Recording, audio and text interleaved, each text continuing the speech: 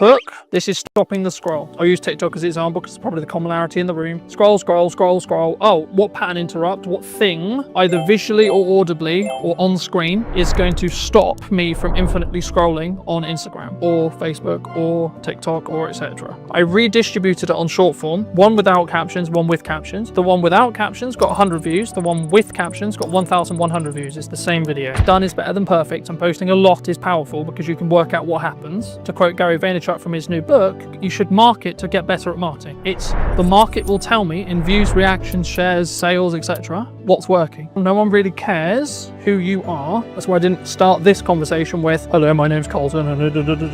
I wanted to get the basics or help you understand the basics of marketing before we start. So can I just get a show of hands? Has anyone read, listened, or watched something on social media or the internet today? This is an opportunity for you to have either marketed what you do, how you do it, why you do it, or been marketed to. By the fact that you've all consumed content at least once today, means you're in that marketing system. Now this is quite basic, but then the question becomes, well, what do we create? How do we create it? The common narratives for me, in 95% of cases, whenever I have a one-to-one conversation, I work with businesses, etc., their hurdles are, in most cases, not knowing what to create, not having the time to create it, or not knowing specifically what to create it about as a whole, right? So the first part of this workshop has been designed in such a way for you guys to really troubleshoot what you feel is your hurdles. So I'm going to apologize ahead of time about spelling because I'll probably get some spellings wrong, but just quickly around the room, what is your main hurdle right now with either creating content for what you do or utilizing AI in that process? So standing out. Okay, yeah. So it has that feel of AI, yeah? Okay. How to use AI. Anything else? Confidence is a really common one, but it doesn't sound like that's really the issue for the room necessarily. So that would be content pillars. So what you're talking about there is content pillars. So what are your specific pillars that you're looking to build? So I'll use myself as an example. For this moment right now, I have two main pillars. Podcast, what's missing in marketing today, and Christmas promotions or service-based stuff. So it's kind of three in some ways. This would be counted under service, right? Because I sell knowledge, I sell teaching, but also I sell the application of that teaching if you don't have enough time to do it yourself. The key whenever you do any marketing, before you start, is firstly have an overarching strategy that will help your bottom line. So that's why everyone does marketing, right? We want to sell more. That's the honest truth. No one's going to be here and go, yeah, I would love to spend £1,000 and then get nothing back, right? But the reason why in most cases, in my experience, why people don't have that is, I would probably say this. So they're semi-inconsistent.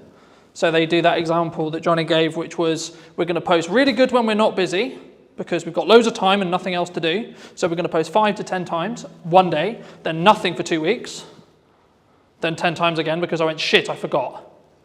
Or life got in the way, etc. Right? But I think the biggest thing for us is the standard. Yeah. Okay. Standing out is, I'll do that next actually. That's quite simple once you understand how that works. So very quickly, this is mostly video, but the same is true of written content, etc. Whenever you format your content, it should follow this structure, right? You've got 3 chunks, okay? Hook, this is stopping the scroll, right? Scroll, I'll use TikTok as an example because it's probably the commonality in the room. Scroll, scroll, scroll, scroll. Oh, what pattern interrupt, what thing, either visually or audibly or on screen, is going to stop me from infinitely scrolling on Instagram or Facebook or TikTok or etc. Right? This in most cases is roughly 3 to 5 seconds of your, again, video. If it was a blog post or something like that, it would be your headline and then your top 2 lines. If you do this wrong, you will not get someone to stop.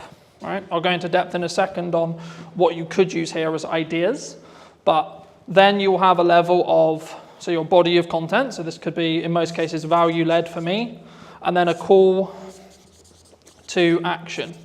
here, right? So when we create content, we want a journey to happen, right? Step 1, get them to stop the scroll. We'll go into depth in that in a second. Step 2, what do you want to talk to them about? What's the objective that they're trying to do? If it's a piece of educational content, like this, for example, then I might have a captivating hook that positions a question that I'm then going to answer. But I'm going to first say, well, this is the solution that you're trying to create. Followed by, as short as you can, because attention spans are dwindling, etc., gets to the point. In the nicest way possible, no one really cares who you are, right? That's why I didn't start this conversation with, hello, my name's Colton, and you don't give a shit, you don't care, right? The bit they do care about is how are they going to make their life, the viewer's life, more entertained, more educated, or both. Hopefully, after today, you'll understand how to do that, and hopefully, I hope, today will be that valuable for you. So you should be entertained, you should be educated, right? Just on that, sorry, Colton. Yeah, of course. Every piece of content you've got on TikTok has to follow that. We've started getting good reactions, say, on funny content. It's got no call to action on it. The only... Would you say that that's still valuable? So if I put my hand here and ignore the call to action, then yes, that would be true. Every single piece of content has to have a hook, because you aren't going to stop the scroll. It doesn't have to be anything complicated. It could just be like, this is my opening line. So the things I'm focusing on for podcast clips, for example, is what's the first line of the clip, right? And because you'll see it as text, you're going to go, oh, so one that did really well was from Maddie's podcast a little while ago, and I was talking about how did I not become a drug dealer because I was dyslexic. So the opening line was, I'm surprised I'm not a drug dealer. So if you saw that on social, you're probably like, hold on, what the fuck? But then I gave the context, right? Straight away, here. So ideally, it should follow this format, yes, in every post. So you would say for us to stop messing around and spending half an hour filming a Jet 2 on trend TikTok with no value? So this is mostly for thought leadership. I will come on to trends in a second, because trends is a little bit different, and it depends on where it sits in the funnel as a whole, overarching, but this is mostly focused around B2B thought leadership stuff, but you could also do it for everything you do as well, because if you follow this format, it's a known format, right? We were talking about marketing funnels yesterday. This is a mini marketing funnel that then leads on to so this could just be, so for example, a lot of the content I did for this event was, here's the thing I'm going to talk about, here's the value I'm going to add, hey, if you would like to see more like this, come here today. Yeah. Happy days. Right? Or try and blend the trend in almost, like the Jet 2, yeah. We could have finished it with, come and grab your pint here, yeah. It's happy hour. So it doesn't need to necessarily be, especially at the start, you don't necessarily need to follow this format.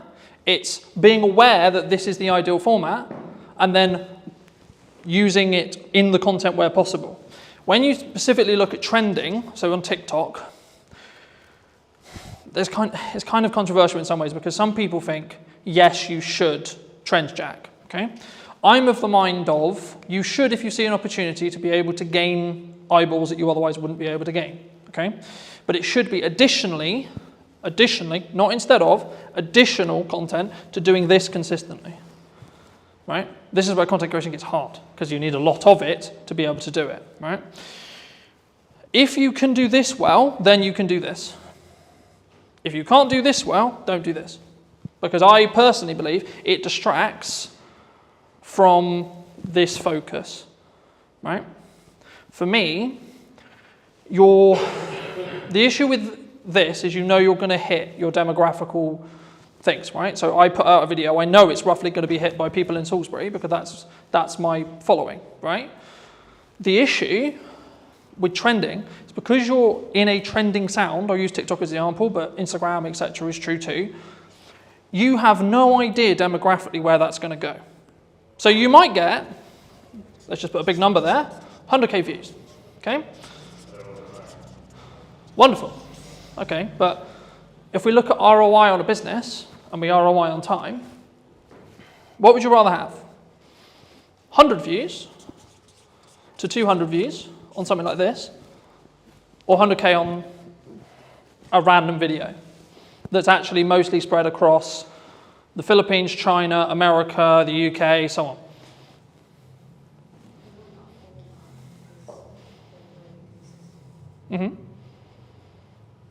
What do you think? 300 real people rather than 100,000. Because 100,000 looks good. Yeah, but 100,000 looks good, right? Yeah. But when we... 999,000 aren't going to become, or probably might not be close to your venue. And that's why chasing virality, yes, it looks fun, yes, it looks sexy, but does it really do much for your business? I'd much rather have consistent of the right people at 200 to 300, maybe up to 1,000, but I know that each one of those views is going to potentially mean that I get more people sat in a room, I have more people to work with, I have more people I can help in my location. When you're... How do you do that location on TikTok? Facebook's very simple, physical business. So social media's changed, right?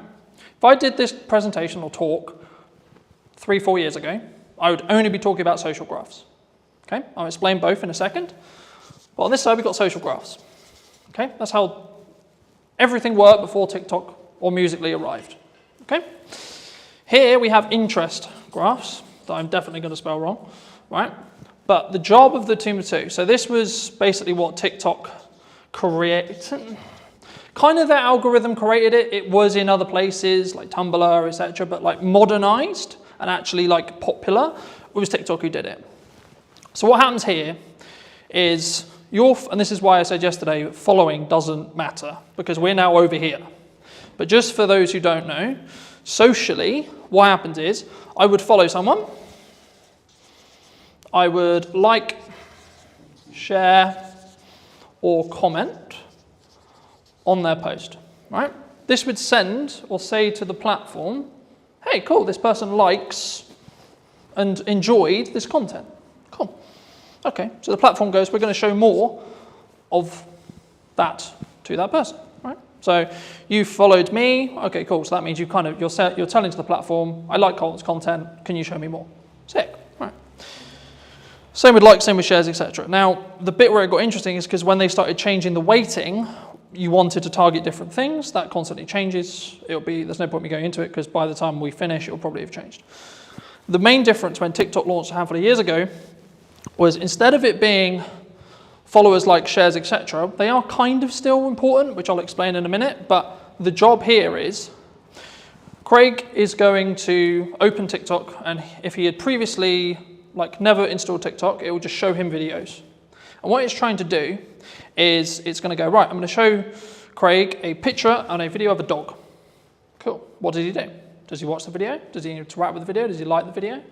Cool. Keep scrolling. You'll find that the more stuff you interact with, the more stuff you give watch time to, the more stuff you like, the more stuff you enjoy, you'll be shown more of it, right? So that's what an interest graph is, right? So is that what the FYP basically is on Facebook Yes. and Yeah. Reels? 100%. That's running that algorithm. Yes. But the main feed is still on the socials. They're moving from this to this. The only place where this is still prominent is LinkedIn. Really? So Every- the same people use the old Georgia example, right? We post on that a lot. We can get the same 30 people commenting like on that. Yep. All the time. Mhm. So they're still seeing it. Because that's interest-based. Lost in an FYP of like TikTok. Because they are interacting on the posts related to that location. Right. So they're signaling the platform to say, hey, I want to know more about this location. So it's not as fully TikTok 100%. The reality of socials, well, it will probably be in this line here for the rest of time, right?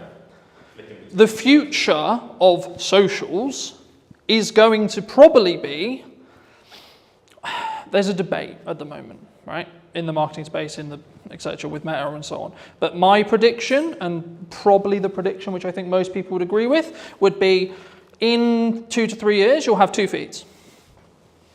One that's like this, and one that's like this. Okay? So this would be your FYP, this would be for you to discover new content.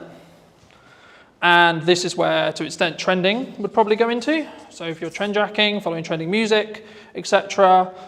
Let's say you like, I'll use the example I used with Craig, dogs, cats, motorbikes, games, pubs, pick your topic, right? This is also where a concept called community talk came from, which was a specific hashtag around a specific thing. So when TikTok launched, everyone thought, oh, it's for dancing. Can I just get a quick show of hands? Who thought TikTok was for dancing? And for kids as well. Oh, for kids, yeah. Yes. That was the commonality, right? Everyone thought, oh, I'm going to go on TikTok and I'm going to do a... Thank God that people laughed at that. But the key is that's when it was Musical.ly. So very quick history lesson. TikTok is owned by a Chinese company known as ByteDance, who used to own an app called Musical.ly, where that was what the app was for. Lip syncing, dancing, etc. They bought this. They then launched it in China, did really, really well, and it was strong from an educational point of view. And then it moved to the West, and it became interest-based. But what they didn't realize was that interest-based would work so well, right? And that's why you're seeing, in the last couple of years, Instagram Reels launched, standalone, short-form feed that scrolls forever. Facebook launched, scrolls forever, so on, right? Even LinkedIn's now doing it. LinkedIn will probably have a video-only feed that's interest-based. The only post that will be social graph-based will most likely be carousel or image posts where you tag. So Johnny came to my event today. Thank you so much, Johnny. Do you want to tag you? Cool. How that quickly works, if you tag someone on socials, on a social graph, so this is mostly around LinkedIn, and they don't interact with it, it will be buried as a post, is the current conversation with the algorithm, right? And the reason for that is it stops people going, I'm going to tag whoever I want because I'm going to tag David Beckham in my post just to get more views on my post, right? Because unless David Beckham actually connects and actually, comments, likes, does something related to the post, it doesn't confirm that that actual connection happened. Because you need to remember, LinkedIn specifically is a recruiting platform. That's what it's designed to do. It's designed for you to get a job. Any questions on anything I've discussed so far? So the next thing I'll go into very briefly is creating a content ecosystem. I'll use mine as an example, and then we can go around the room and see where the holes are and see if I can help fill them. My content kind of evolves around, in most cases, 2 long-form pieces. So it could be an educational piece like this, or my podcast. So for this conversation, it'll be a podcast. So this is an hour to 45-minute conversation between myself and a guest of choice, right? So most cases it'll be talking about marketing, could be talking about trends, could be talking about very similar to this. But you might say, okay, well, who's going to sit and watch the 45-minute presentation? Quick show of hands, who would watch a 45-minute presentation? It was interesting. Okay. It might have been booked, but I'm sure. That's the key. Okay. So what most people do, and the reason why most people don't do it is because they don't have the self-worth and self-belief to be able to put this 45-minute conversation out and it to get 2, 3, 10 views. What 95% of people should be doing is creating this, and then using it to fill their socials, right? I'll show you in a minute. And that's when you get when you scroll through on YouTube. Yeah. So that's called, that is basically about how you structure your short form, right? So very quickly, short form. I'll show you how to use AI to create 20 plus pieces from each one of these, because I do it, right? Every week I do it. For you specifically, you could talk, I'll use an event that you're running for an example, okay? You could talk about every single unique selling proposition and every single thing about the event that you think is really good, okay? So like a Q&A almost. Yeah, with your staff. You get someone to ask you questions. Okay. What's it going to do? Film it, chop it down, and then put it. And you don't have to film it the way I would film it, with multiple cameras and pro audio and this and this. I literally mean, right, a phone on a tripod, looking at 2 people, right, stick person, wonderful, another stick person, you can tell I'm not an artist, right, 2 people having a chat, wonderful, okay? That will fill your socials, okay? Because it's this long piece here. Could be anything. Your long form piece could be, this is how to utilize 1 hour of content, especially if you're time poor, right, and you've only got an hour of content to deliver. You can film it once, then distribute it into short form. You're probably good for a month. And then if you want to hire an editor, like I do, I get a custom trailer made for each podcast. Some of you would have seen them. If not, go on my socials. There's one every week, right? And that is designed for the hook, which I showed you earlier, on the front of the podcast. specifically. So that's meant to hook you in, show the best parts of the conversation, etc. if you come to the whole hour. But also it allows me to be on social media with short form. So by the nature of how the trailers are designed, I'm naturally going to get a higher retention chart, which will look something like this, which means people are watching the whole video, which in 95% of social media cases, if people watch up to 100% of a shorter video, less than a minute, it will then be served to multiple audiences, right? I'll go into that very quickly, but just quickly on this.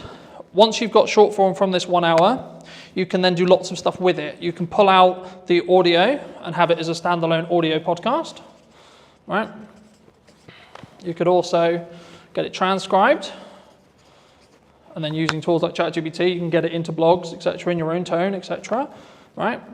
And then also, you can then take that blog, turn it into 20 tweets, 15 tweets, right? Or standalone social media posts on their own. Hey, in this conversation, it doesn't even have to have the video, you can just take some pictures afterwards and say, in the conversation we'll be releasing next week, we talk about X, Y, Z, right? This is a very key example of hooks don't have to be anything. You need to do them to then see what works for your audience. Because what works for me is not going to work for you, and vice versa. So that's a social question. 95% of the time, socially, we watch videos in our breaks, when the kids are asleep, etc., right? So you don't want... Yeah, so or the telly's on or something else is on. So in a social scenario where you wouldn't necessarily want to blare out your reel, but you still want to know what's going on, right? And just to give you some numbers behind this, I re-edited some Christmas content that I did, I think about 3.5 years ago, 4 years ago. I redistributed it on short form, one without captions, one with captions. The one without captions got 100 views. The one with captions got 1,100 views. It's the same video. Okay, that's a 10x difference in views with one change. And this is how I'm starting to test stuff. The one thing people get wrong with marketing all the time is they go, this is our ideal profile, this is the person we're trying to talk to, and I know what they like. Do you? You may have known what they liked 2 years ago, but is that what they're into now? Does your ideal profile change through time? Mine does. Personally, my content consumption habits and what I consume will change on a weekly basis. When I want to go really deep on AI, I'll be watching nothing but AI stuff. Okay? When I want to go really deep into content and delivery and how to do it, shift again. So on an interest graph, my feed is going to change dramatically across 2 weeks. On a social graph, I'll probably get some of the same content. So on the Look into the terms and conditions of TikTok, you'll be scared about how much it knows. Well, this was actually a big problem a couple of years ago where I was aware of it, where people would be watching a specific video. So I'll give an example where like maybe it's a motivational video, or like maybe they're feeling a bit sad, etc. They're watching something that may be a bit sad. And what the TikTok algorithm did, and they got in a lot of trouble for this, but they would then start feeding more and more, and you would go down this loop of negativity, right? Like I don't want to go into detail on it today, but it's the same with like the quote red fill spear, right? You are fed what you watch. So people are like, oh my God, my TikTok's so annoying because it only shows me X, Y, Z. I'm like, okay.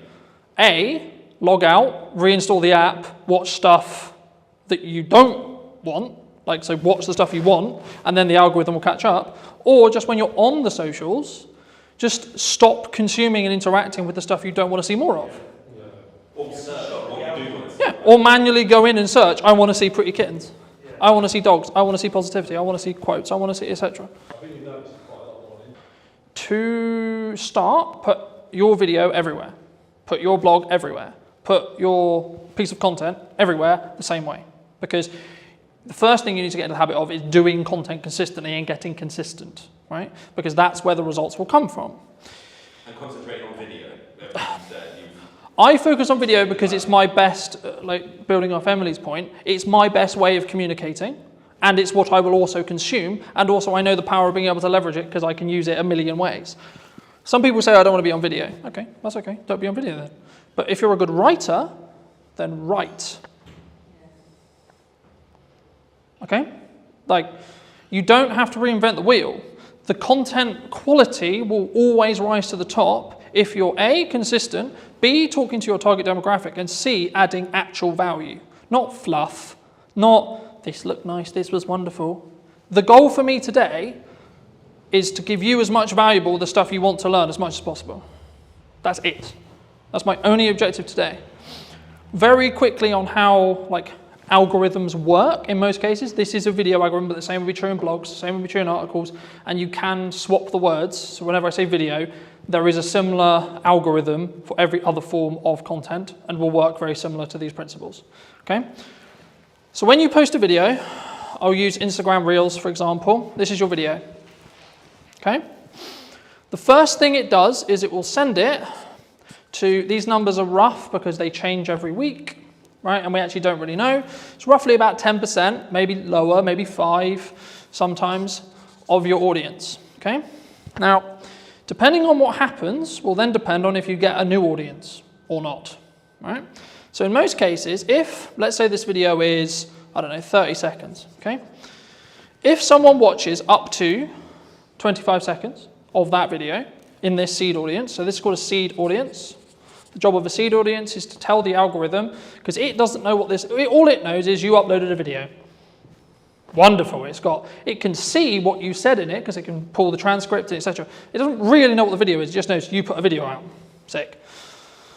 So what it does is it sends it to the 5 to 10% of an initial audience that it believes will enjoy this piece of content from what it learned from the title, the media data, or the post, depending on what platform you're on, and then what's said in the video.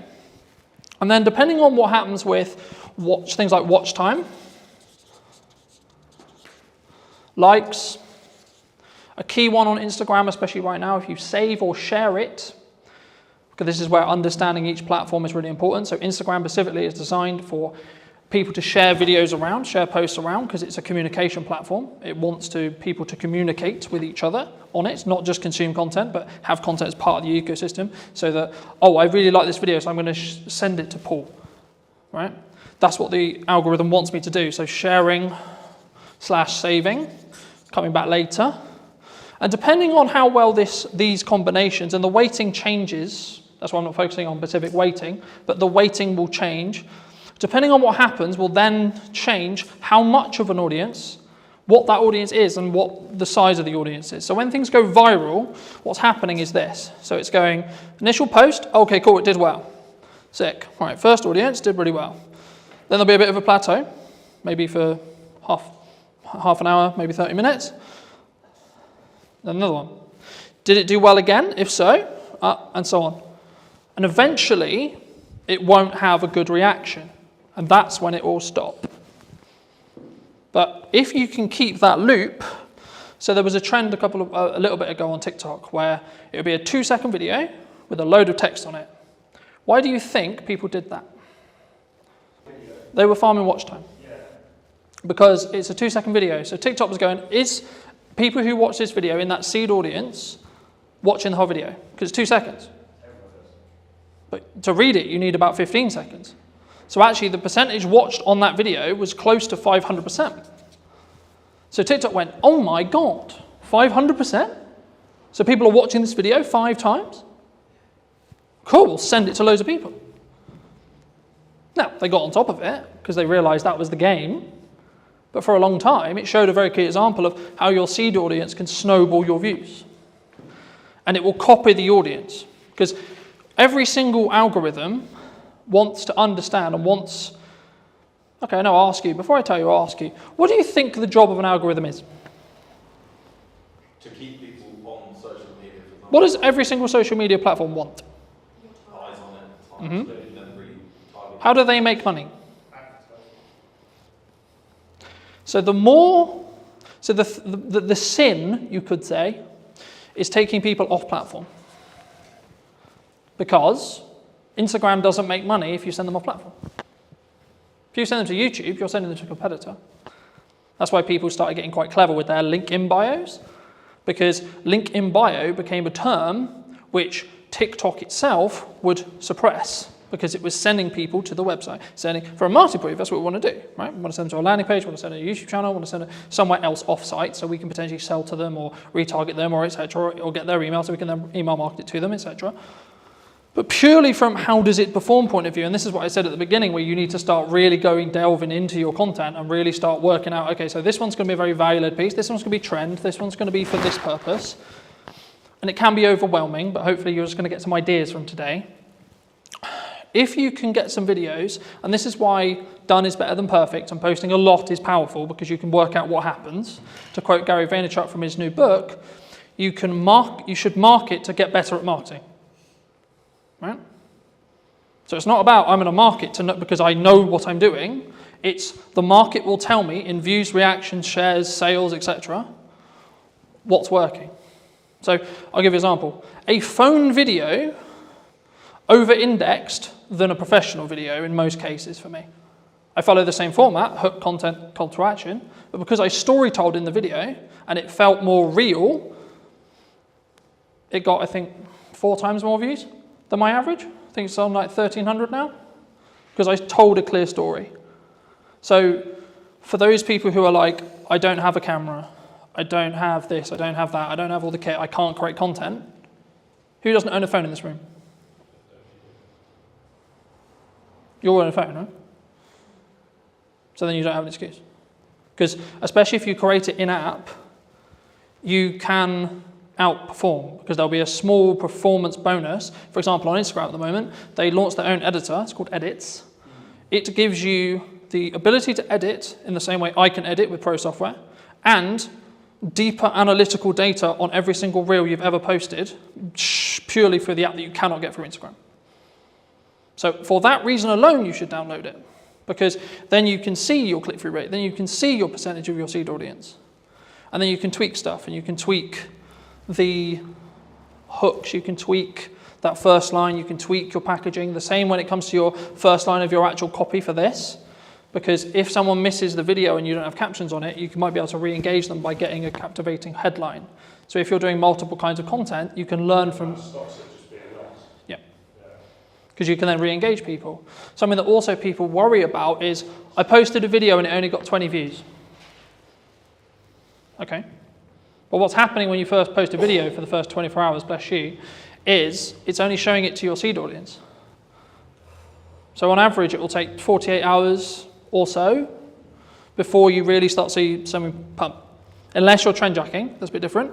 But on the structured content we talked about at the beginning, it will take roughly about 24 hours before the algorithm really understands it. The more content you feed the algorithm, the more it's going to understand what you do and what audience is going to connect with the content you're creating. Does that make sense?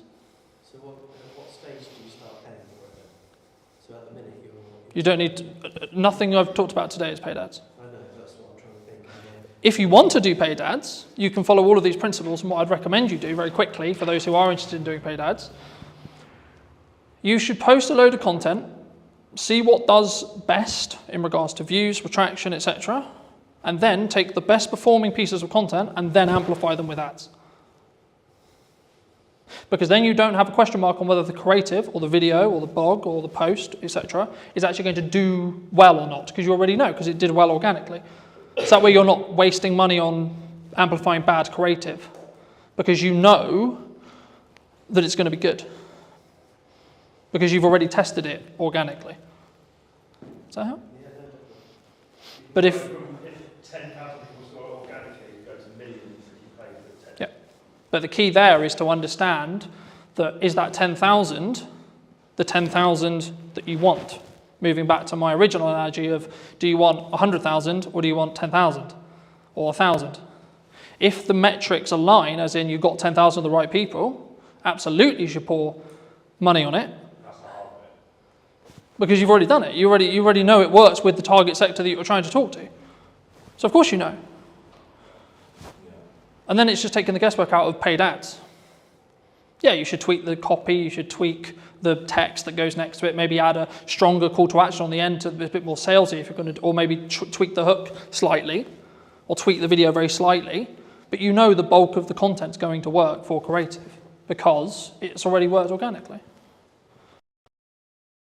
How important is something like LinkedIn for a business owner or a filmmaker? Yes, LinkedIn is essential, I think, for any business owner. I've been posting regularly there for 8 years, I think, something like that. How do they up their prices? Because they struggle to actually put that into practice. So if you're paying a freelancer £300 a day, that's way more than 30 grand salary for a full-time editor. Did you reach out to the brands you were looking to do the spec ad for? Because I think some people, when they look at spec ads, there's kind of like two approaches. One is like, do it, tag them in it, or send it to them and sort of see what happens. How did you navigate that initial process of making that spec ad? Anybody looking to scale their video business needs to double down on the brand. And people want to work with the brand, not necessarily just me. Does speed really play a factor, or is it more kind of standard to think about?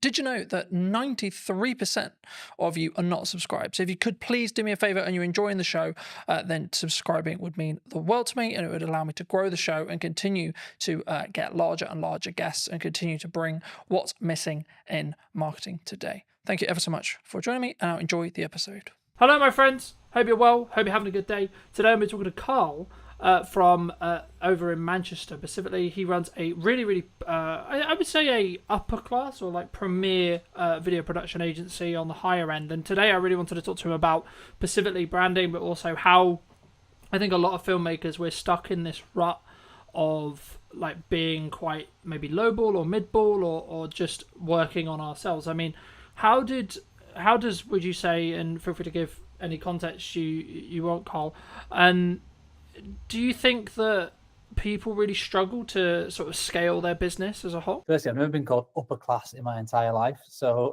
that's really just thrown me off big time. We're definitely a premium offering though, so I get what you're saying there, so thank you for that. So yeah, I run a production company called 10 Pixel Films, doing video and photography for a variety of FTSE 100 clients, online brands, TV commercials, that sort of stuff. And what was your question? How do they differentiate themselves? Yeah, because I think a lot of people, they're very maybe solo space, and they're maybe worried about like how do they up their prices, because I think that's maybe the dream or the objective of a lot of filmmakers, but they struggle to actually put that into practice. Yeah, absolutely. So for context, we're a team of 5. So I'm not a solo shooter anymore. I started off shooting weddings, same as a lot of videographer journeys, I guess, shooting corporate videos, went to universities, then jumped into freelancing pretty early on. So I was a solo shooter for 4 years. I did weddings, corporates, bits of football, bits of TV, all sorts of stuff. And, I made a really good living doing that. And there was nothing wrong with that. And I loved doing it. And the wedding specifically was amazing. I was working with really like happy people, and it was really, really good fun. But eventually reached a cap where there's only so much time in the day I have. There's only so much I can charge.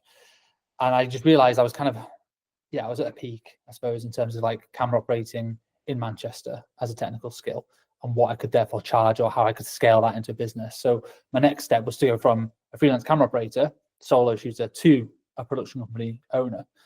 And that was a monstrous leap because I alienated all my clients literally overnight, because all my clients were other production company owners. And so suddenly they're like, oh, hang about, now you've gone from Cal Thompson camera operator to 10 Pixel Films, video production agency.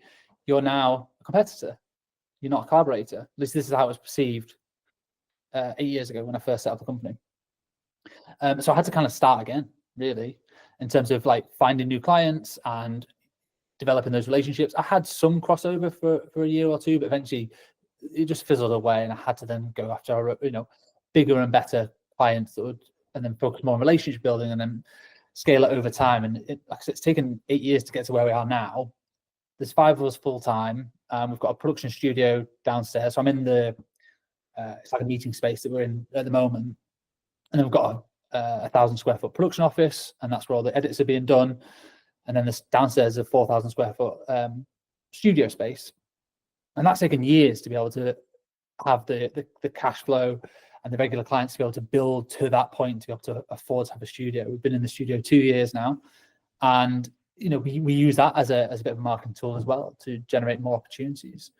It's very challenging because it's very expensive to sort of keep it going and making sure that it's not just burning through cash. But it's all part of the journey. It's really good fun. Yeah, I mean, I was going to ask you about cash because I think, like, as cash flow as a business owner, right? Because I think there's a massive difference, obviously, from a solo shooter who's maybe positioned themselves as an agency, or maybe the traditional, I think, from the sole videographers that I've spoke to about, they're looking to get work through other video production companies or agencies similar to yourself. I mean, did you always have good money management skills, or because the story that I found is people normally get it wrong before they get it right. Yes. I mean, cash is king with any business, and it's definitely applicable to video production and photography services. I've always been good with money. You have to be a business owner fundamentally, but even as a kid, I was always quite tight, I guess, with money. Didn't intend to be. I always did what I wanted to do. And I went traveling all over the world and stuff like that, and I had some great experiences in my 20s. But I've always been quite strict with money. I've never been spending it on like designer clothes. I'm not really fussed about anything like that. No, I bought my first house when I was 27, which I was really pleased to be able to do. Me and my wife got a mortgage together. So I've always been quite good with money. And that has served me well when running a production company. It's like whenever an invoice gets paid, immediately save the 20% VAT. That goes into a reserve account. Immediately save roughly 20% corporation tax. That goes into the savings account as well. And then I've got the cash account of what we actually use for day-to-day spending and paying payroll and expenses and overheads and stuff like that. So there's always been a reserve account. I'll always have a figure in my head of the minimum amount of cash I'm comfortable with. And that's taken a long time to build it up. And obviously, when things like COVID come around, and that is a world-changing experience where you can't have all the cash that you've always wanted.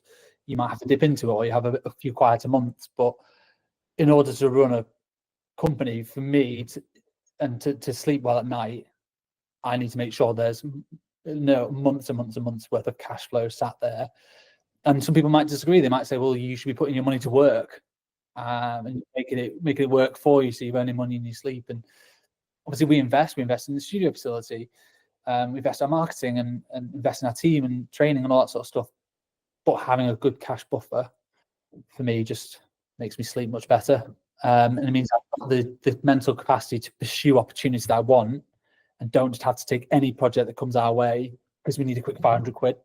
Yeah, I think, I mean, I think that does lean on to my next question, which would be around, like, how does one attract larger brands to work with us either consistently or as like maybe one-off projects in general. But just to build on what you were discussing there, I think it's very key to understand, and something that I have struggled with maybe for the last couple of years, but not this year specifically, has been understanding your numbers, but then also giving yourself a little bit more like cash cushion than you think you're going to need, right? Like, oh, I'm going to be fine on X amount. And then in reality, if you have just a little bit more, then something will end up happening that takes that cushion, I think, for me. But just to reiterate the question, I mean, how, for maybe someone listening to this who's maybe solo or maybe looking to scale up, how would you say they should look at maybe working with, the Red Bulls of the world or equivalent in that respect, in regards to like the size and the scale of the actual brands that maybe they're looking to attract as a client?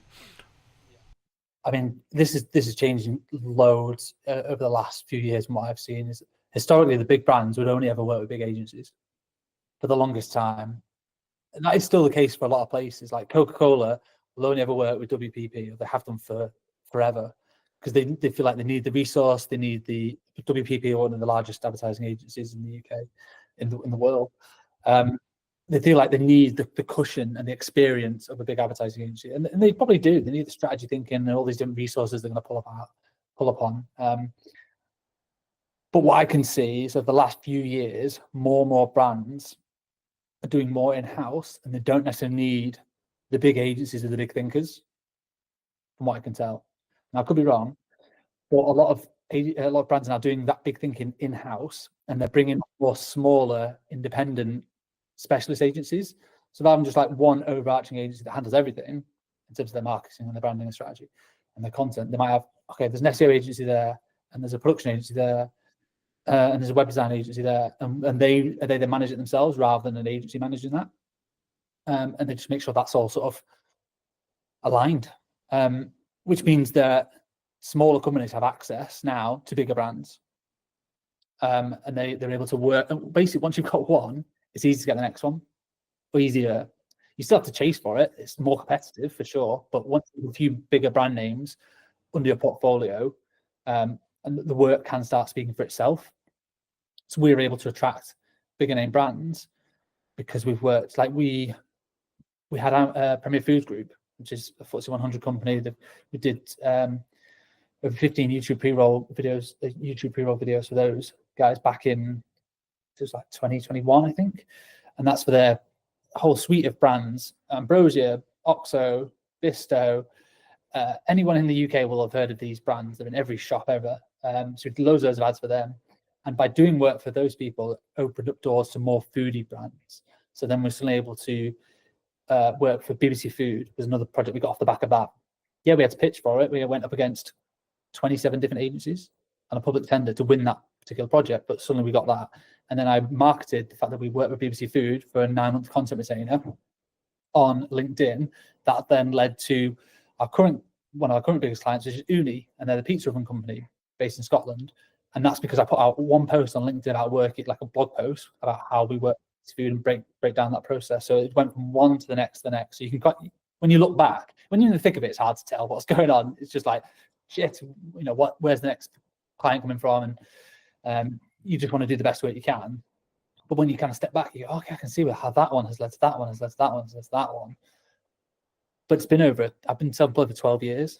It's 12-year experience to be able to get to this point alone. And some people are way further on than me in terms of their career, but I'm really happy that we get to work with like some world-class brands. And just by working with one does tend to lead to working with the next. So I bet your next question is, well, how did you get the first one? Because that is the challenging bit. And the way I would say doing that is work for free, which I know everyone here is going to hate. By free, I mean make a spec ad. Speculative. I don't know if you've ever done it, but you basically need to prove your skills and your services and the quality of your work off your own back. So that's how we won we started getting into super slow-mo. That's one of our core specialisms, which works with food and drink kind of content, is the 1,000 frames a second super slow-mo videos. We shot an ad for free with Whitley Neal Gin in a little corner of a studio. Me and my business partner at the time just kind of messing around, working out how does the kit work, how does the lighting work. This was years and years ago. And we put together a little 20-second montage. We partnered with a kit hire company who lent us the camera for the day. So that was very generous. All it cost us was our time and the ingredients. And then we pieced that together. And we used that piece of work as a marketing asset, piece of collateral, to then go and win the next one, and then win the next one, and then win the next one. And that just snowballed. We then became the specialists in super slow-mo and food and drink, which then led us on to the next project and to the next one. So that's always my advice to anyone looking to get into it. How do you attract bigger brands? Is you can't just go to university, study a bit of film, and then go, well, now I'm just going to either have my own agency or go work for another agency, and I'm going to be balling working on these big bad projects. Like, you've got to prove it. Education, you've got to prove it with your skills and your portfolio and your work. And if you've got to just go out and do it. Yeah, no, I completely agree. And I guess the question that comes from that is, did you reach out to the brand you were looking to do the spec ad for? Because I think some people, when they look at spec ads, there's kind of like two approaches. One is like, do it, tag them in it, or send it to them and sort of see what happens. The other one is like, hey, start building that client relationship, etc., and be like, hey, we would love to work with you, or etc., but can we make one for free? Like, how did you navigate that initial process of making that spec ad? Depends how big they are. If they're massive, if they're like a high street name, if you're suddenly on a spec ad for Gymshark, they've already got amazing commercials, an amazing in-house team. They don't need your spec ad. So you emailing them saying, I'm going to do this ad for free. If you want to use it, use it. They just won't. They don't need it. So in that sense, I would just go and do it and just tag them. Like, massive fan of you guys. I hope you don't take offense to this. We've made our own ad. We want to tag you in it. And if Gymshark will unlikely see that and then want to just hire you immediately, but their competitor might.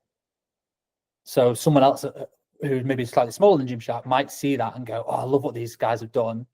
Or you can use that to market to Gymshark competitors. So you can reach out to people directly that made this little piece for fun, just showcase our skill sets. Be really honest and transparent. Don't suddenly try and pretend that Gymshark are your client. You've done it as a paid project. That's the last thing you want to do. But just be honest about what you've done and how you've made it to showcase your skills. and would you be interested in that for your brand or business? We did one for like Innocent Smoothies, massive global brand. We didn't ask them to make that. We just did it as I was building all these like mad rigs because we've got a food studio, we have the space. I built like this test tube rig that when you pushed underneath it, basically it forced all the liquid through the bottom of a smoothie container, and then just created like this volcano effect out the top. I wanted to test it to see if it was even doable. It's just like an idea, and we shot it in super slow mo. It worked. So then we got a few more shots off the back of it, pieced together a little 20-second thing, and then just tagged them and put it on LinkedIn. And their marketing team like commented like, "Oh my god, this is awesome! So glad you enjoyed the product." So from them, it was like free marketing. They didn't really ask for it because they didn't really need it. They were just really pleased for us to make something, and then we use that to then try and win the next food or drink project, or just a couple of little show reel clips to go in. It's in the show reel now.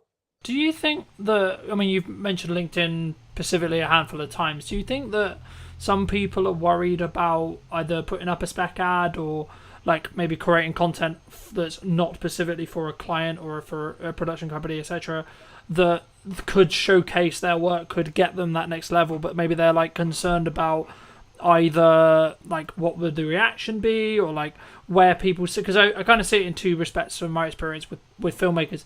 Some that are like really leaning into social media as like a personal branding tool and like as a marketing tool, but others who are maybe slightly more cautious around, I guess, how they post and when they post. In your experience, I guess the two questions there is kind of two-pronged. It's one, how important is something like LinkedIn for a business owner or a filmmaker? But then number two, like, why do you think people are potentially quite cautious? Yes, LinkedIn is essential, I think, for any business owner. It's still quite untapped resource. I've been posting regularly there for 8 years, I think, something like that, and built up a sizable following.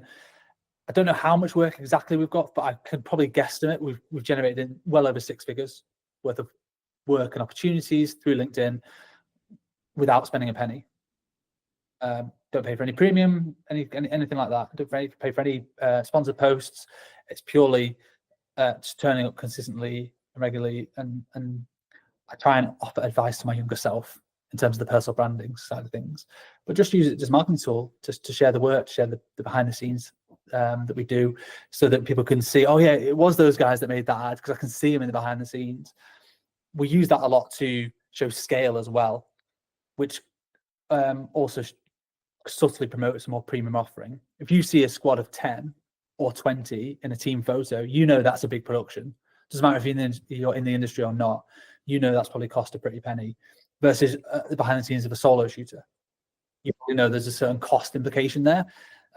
So subtly you're planting these seeds within your feed into your potential target audience, and you never know who's looking on a LinkedIn feed. And it's so different to every other platform, because when your contacts like or comment, it gets shown in their feed as well, and that's how your work can just spread and spread and spread. Literally, the behind the scenes that we did for the Innocent Smoothie spec ad got like 1,500 likes, hundreds of thousands of views.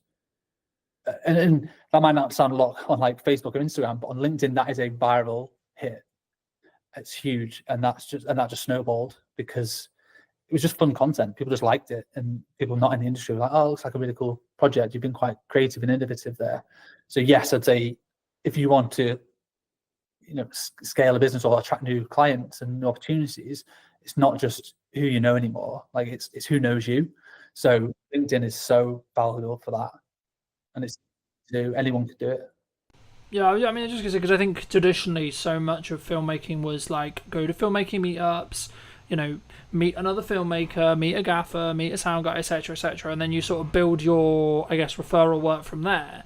But for me personally, I've actually seen it as a builder now, where you should be doing that, absolutely, but you'll potentially get to a scale, especially as a production company, where you actually, and I guess it comes back to like who's your target client, right? So if it's another production company, then actually knowing other people is probably a better use of time. Maybe I'd be curious on your thoughts. But the key for me, if you're trying to get end clients, as we're discussing here, I think you have to put a level of best foot forward, either on LinkedIn or on socials, etc., because you need to gain the attention of the right marketing people. I mean, do you think it's is solely down to like the target person you're looking to talk to? Yeah, 100% that. Like, who's your ideal customer? If your customer is, video agencies or production companies that make high-end TV commercials, then your best job is to network with other crew members. If you're a gaffer, meet as many DOPs as possible. If you're a makeup artist, meet as many producers as possible. And you're a technician, your job is to get on set as much as possible, and you charge a day rate and you get to work on some amazing projects. That is completely different to being a production company, because you are dealing more with brand managers, marketeers who don't live and breathe that specific skill set every single day. They're thinking more wider strategy of the brand. So you need to completely change who you're networking with, completely change your messaging. So, I see filmmakers all the time like geeking out about the latest kit, and ultimately clients don't care. They don't know really what the kit is and what the difference is. They'll be able to tell the difference in the output, the final output, and the results it's given. But fundamentally, technology has got so good that I don't think people need to be geeking out about kit as much anymore. Technicians always will do. Like, at my heart, I'm a DOP, and I'm a technician. I'm a camera nerd. I always have been since I was 13. So I do still love it. Doesn't mean my clients care about it. Really, they care about, okay, I need a super slow-mo shot. How do I get that? Okay, we need a £100,000 Phantom camera that we have to rent for the day. And we need the skill sets to do it. You need high-speed lighting and all that sort of stuff, and a lot of power. So they care about the results of the slow-mo and what it does, not necessarily the camera. They don't care what it's called or how much it might have cost. Yeah, they care about the rental fee. But in terms of like the specs of it and stuff, they're not really fussed. You have to market to your respective customer and who that is. If producers are hiring you and you own a super slow-mo camera, then talk about the specs all day, because they probably will care. But the end I mean, my next question was going to be like, from a delivery point of view with larger clients, does speed really play a factor, or is it more kind of standard to think about like, oh, we're going to give you a 2-week delivery or etc.? I mean, obviously it depends on when they're going to use it, but would you say like a unique selling proposition for what you do specifically is speed related in regards to turnaround, of course quality as well, but is specifically looking at speed really important? We never market ourselves as like the fastest video agency in the West or anything crazy like that, because I think it would just attract a certain type of client which will expect everything yesterday. We do have a lot of clients who still do that, and like they want it as quick as possible. That they usually come to us because they have a project in mind, a deadline in mind, or if they don't, we certainly ask them. That's one of the earliest questions. What's the idea? What's the budget bracket that you're kind of working with, and when do you want it? And then we can work backwards from there and go, okay, well, when can we start it in? We have certain projects that we're producing one now that we're not shooting until September, and the deadline's not until the end of September, and that's marketing for a Christmas ad. So we're talking about that now. Other ones we're shooting tomorrow, and we need it live by 1st of August. So that's quite a fast turnaround, because there's 5 20-second ads, like montages with like heavy edits and a lot of content going into it. So speed is important, but I think clients prefer more like a stress-free production. And are you going to handle the brief? Are you going to deliver on the concept? And are you going to be obviously professional and make them look good to their boss ultimately? People might not say it, but they kind of is what they mean. That a lot of brand managers are sticking their neck out certainly with a new agency they're working with. They're putting their neck on the line. They've said, right, we really like these people. They're going to be great. You have to deliver on that. Yeah. You have to. Yeah, I think the key is you have to follow through on the content or the promises that you have like said that you're going to do, but then over deliver on those. So I've always followed a motto for a long time, and it might be why I'm doing quote unquote okay in business, because I've always under promised and over delivered with every project that I do. But I think it does, to an extent, kind of bring me on to kind of the next question I wanted to ask you, which was about like, how do you justify to a client who's maybe on the fence about spending, let's just say 10 grand or 15 grand or whatever it ends up being, right? How do you deal with those hurdles when it comes to being higher priced as a whole? Yeah, so we don't do quotes anymore. We do proposals. So for every single client, they get more than just a one-pager. So we used to just do quotes. People come with a brief, amateur video. So you go, okay, put it together in a spreadsheet, put it onto a 1 or 2 page PDF. with a breakdown of your pre-production and post, and this is what it's going to cost with a number at the bottom. And people either go yes or no.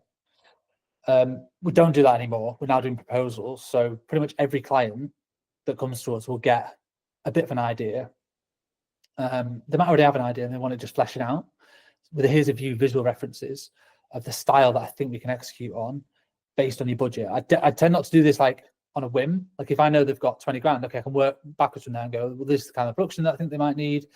You know, it's a couple of days, a couple of crew, there's production value there. I know what to spend, so I can know what the references are going to be. And we put that into like, 5 or 10 pages for every single client with a cost and a breakdown of this is exactly what it's going to cost you. The information that was in the original quote still goes in the proposal, but you've also got a lot of more visual references in there so that people can see you understand the vision. They're just taken from previous work or from the web.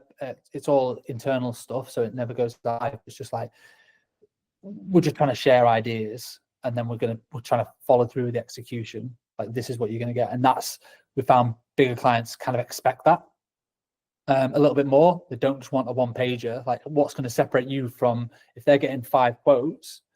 How are you going to stand out amongst those other 4 companies? And you don't want to just be on price. You want it to be that you understand the brief and the unique ideas that you can bring to the table to deliver on that brief. But it's free time. It's a massive gamble.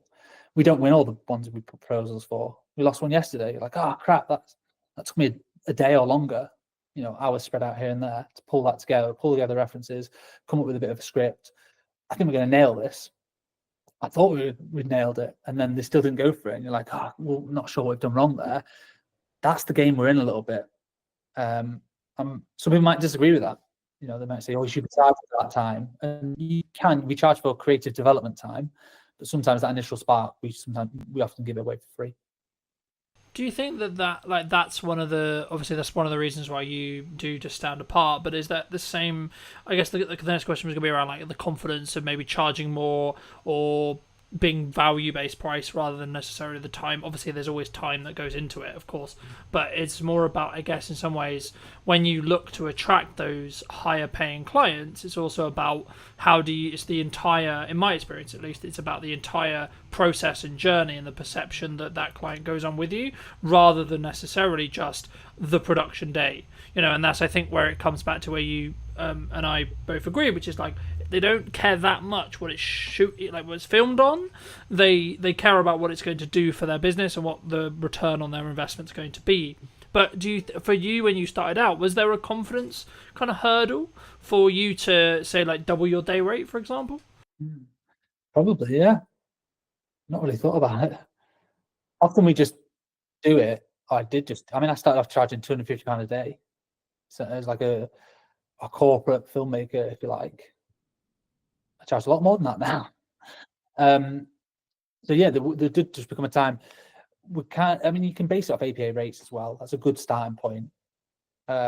Producers Association, it's like a union, not part of it, but they do set rough crew rates, and they adjust them every year based on inflation. So you can roughly see what a crew rate should be charging for those, and it varies between like commercials or dramas or photography or whatever. Everything's slightly different, and communicating with other people in the industry as well, asking other fellow filmmakers like what sort of rates do you normally charge is a good way to at least set a benchmark. And if you're winning loads of business and almost like too busy and don't really feel it in the wallet because you're too cheap, and because you're just saying, yeah, well, here's a 500 quid video, that person will work on it for an entire week, and when you work it out, you're working for less than minimum wage. That's not a very good business model. So at that point, you need to pause and go, what do I need to change here?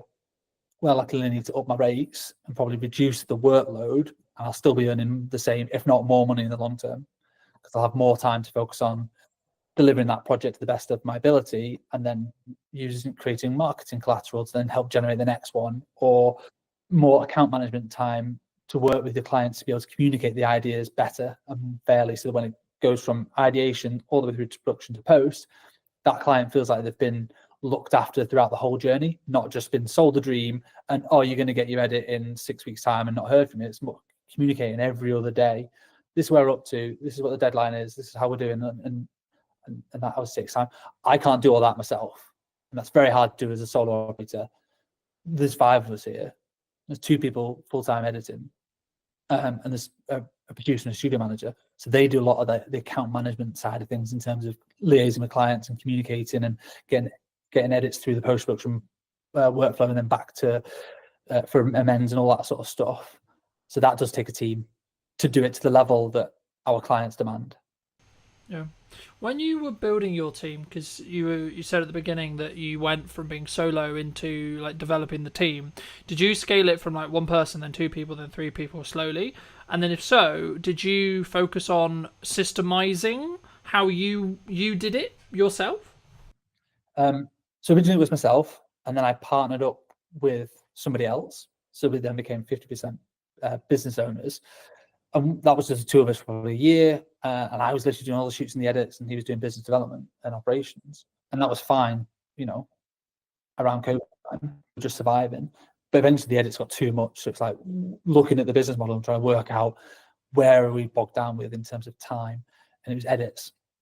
So it made sense to hire an editor. Great, let's work out what the finances are going to be. It can be quite daunting when you look at your first hire, like, oh my God, how am I going to find 30 grand or whatever you're agreeing that first initial salary is? But you tend not to look at it on a yearly basis. You just have to look at it on a monthly basis. Oh, I actually need to find 2.5 grand or whatever it works out at. Because obviously including tax and all that sort of stuff. So that's much more manageable. And it's a bit easier to think of it like that. Or what do I need for this quarter to be able to hit that? Rather than thinking about the larger scale side of things. And editors are amazing, hardworking people. And that is quite an easy way in terms of a business model to, as long as you keep them busy, they will pay for themselves very, very quickly. We did, and then we did just add on to the next one, different skill sets, and eventually the producing was bogging us down a little bit. So we're just like, oh my God, we're just having to, my email inbox is 100 every day. Like, how do we help manage this? Okay, we need a producer to start doing some more of the logistics, booking hotels, doing casting, all the logistics of like sorting crew and client liaison. Right, that can come. Basically, I hire somebody when I get too busy with one thing that I don't necessarily want to do all the time. And then just let them do that, and then I can focus on the stuff that I want to work on. Yeah. Did you, from like a management or money planning point of view, when you were looking to do that, like, did you have the money in the bank to pay for like 2-3 months, or did you have like the full salary, or did you like just have it in like contracted jobs in the respect to like, I know I've got consistent revenue for say 6 months and it's going to be that number, and that actually means that pays for me plus 2 people? How did you sort of plan that when you were scaling? Because I think so many people, when they maybe look to take from a video production point of view, they take it from maybe a solo, what I would describe myself as, which is like solo plus, where they only have budget for project by project basis to bring in people, expand those crews.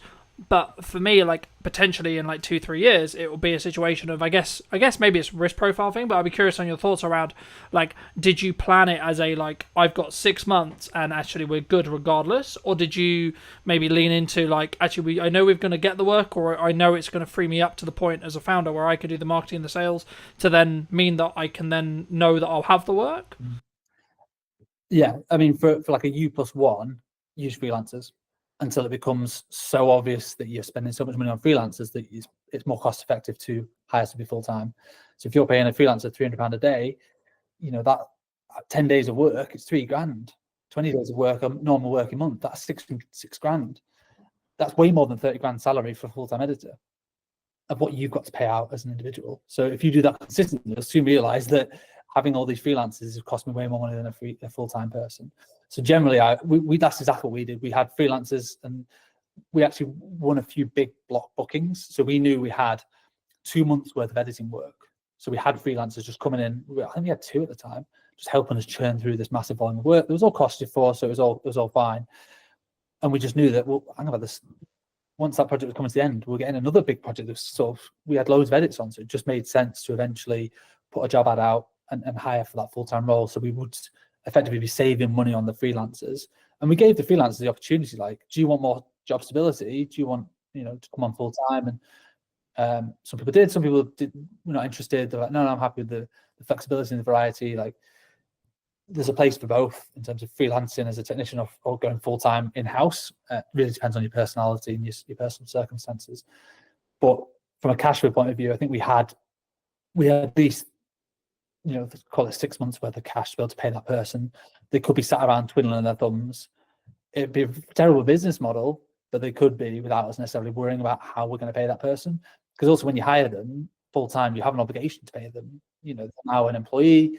You can't just get rid of. You can make them redundant, but that's a failure on your part, I think, rather than just, we didn't have enough work to be able to pay them. Like, you've got to then go and get the work to keep them busy.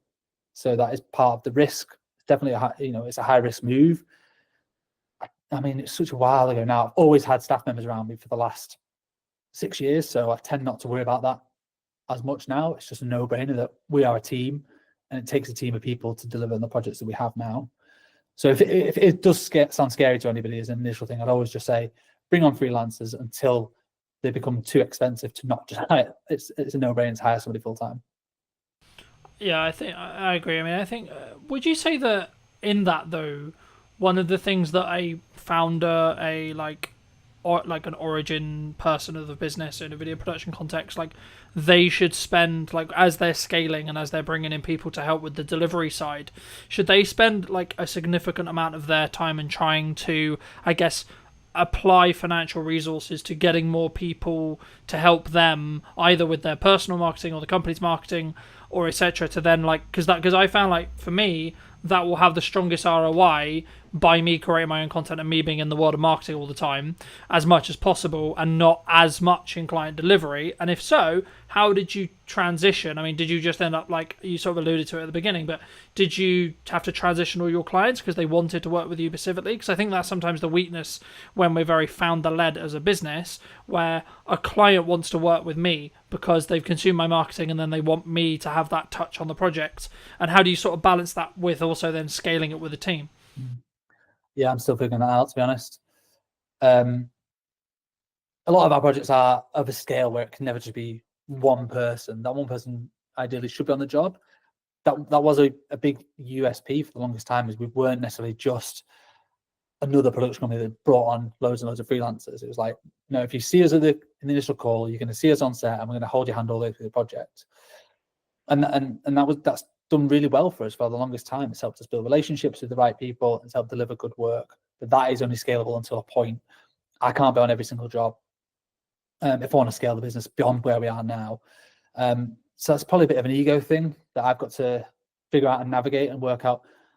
There are other people who can shoot. Yes, technically I'm a DOP, and it makes good financial sense for me to be on the shoot, but also makes good financial sense for the wider business for me to be marketing and spending more time doing business development to bolster the scale of the productions and the bigger business and clients. As long as they are getting a good service from you as a brand, not necessarily you as a person, I don't think they'll fundamentally care that much.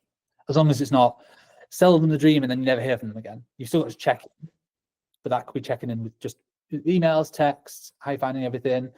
I went on holiday last week and I was like, all these productions are going to fall down. Well, of course not. I've got a team who've been briefed in and they looked after the clients and they did a smashing job, and I came back and I'm like, so what are we shooting tomorrow? It's all been done. I just trust the team to do their jobs. Yeah, no, absolutely. No, I think that's a really important thing for people to think about before they start scaling, which is like how they're going to set that expectation. And at the end of the day, if the client's getting the customer service, the client experience, and the product that they are like they're paying for and they want, then I think that becomes lesser to an extent, right? Like, of course you can't be completely removed from the service or from the entire client journey, but I think it become like, if you have a trusted team and you're known as someone who has a trusted team, I think there's maybe a pivot or a change that needs to happen with marketing. But for those people who are maybe interested in seeing some of your work or looking to see some of these LinkedIn posts, etc., where's best for people to reach out to you or connect with you? I'll come on to that in a second. I just want to echo what you said about, just build on what we talked about in terms of individuals and stuff. And I think it depends on your role. So if you're a photographer, quite often you are hired because you are, Cal Thompson photographer, for instance. Not me, because I'm not like a world famous photographer, but an individual is often hired. From what I can see, people don't necessarily hire. There's a couple of very good ones in the north, but photography agencies where it's a different photographer every time. They just want that individual. Whereas video production, because it seems a bigger scale often, and there's more people involved, clients aren't hiring just one person necessarily, unless they are just looking for a videographer. It depends on your clients. If you're just doing event videography, it is often that, okay, well, I'm expecting you to turn up on that day. If you're doing commercials, which is what we do, yes, I might be there, but I might not be, because there's also 10 other people that are going to be there. So that's a bit of an easier one to navigate, I think. But yeah, so I hope that answers. It really depends what your specific roles are, and you don't go to Amazon and expect Jeff Bezos to be serving you on. It's the brand and the strength of the brand. So I think anybody looking to scale their video business needs to double down on the brand. And I think that's one thing we've done quite well over the last few years, is Dead Pixel as a brand and a reputation, that we just do good work in the North, and people want to work with the brand, not necessarily just me. I am the face of it quite often, but I do bring in everyone else from the team, and I make sure I tag everyone else. Like, the edit was done by Kate, it was produced by Jazz, and we do some culture pieces as well as not just sharing. We go on team days out and we share that, so people feel a closeness to the whole brand, not just to me as an individual. Same with Instagram. Like, we don't just post just my headshots all the time. Like, it's obviously it's the work, and it's okay, it's been with us 2 years. It's a nice little celebration post or whatever. So strengthening the brand will only help strengthen you as a company. Yeah, no, I completely agree. And I think it's about understanding really and being very crystal clear on who you're looking to serve at the time that you're doing the marketing. And if you are looking to maybe shift into going from, say, you work with video production companies and you want to shift into end clients, as in you do a lot of the whole process and you're more perceived as a video production house or video production agency, or however you want to phrase it, then you need to be crystal clear on who that is that you're serving, but also, number two, what content you need to then create, because it will be different to what you were creating in that respect. But for people who want to connect with you, where can they do that? I'm on LinkedIn, just search Cal Thompson, CAL, short for Callum, but nobody ever calls me Callum, not for like 20 years. Cal Thompson's fine, and Dead Pixel Films on Instagram. We're quite big on LinkedIn and Instagram. There are two main core channels, or deadpixelfilms.com. It's our website. Magic. And as a final thought, if you were going to talk to yourself 10 years ago, what advice would you give to that person? Yeah, I love that question. I think about that every day. Not every day, but a lot. Certainly the older I get, the more I'm like, okay, what would I say to the person 10 years before? My advice to anybody looking to get into the industry is network with everybody. Be a nice person and be patient, and don't expect that just getting a degree you're suddenly going to be Christopher Nolan doing feature films. Like, it's going to take time to develop skills, not just in filmmaking, but in like people skills and management and all those other softer skills that make you a better filmmaker, are essential to your growth. So that's what I would say to somebody sort of myself 10 years ago is, take your time, be patient, and be a nice person, and just do good work, have fun. Don't take yourself too seriously as well. We're not curing cancer, ultimately. We're just making videos. Appreciate the time. Thank you ever so much for coming back and joining, ladies and gents. I hope you took value from this video. Leave me your thoughts and comments down below. If you're new, want to be subscribed, and I'll see you very, very soon.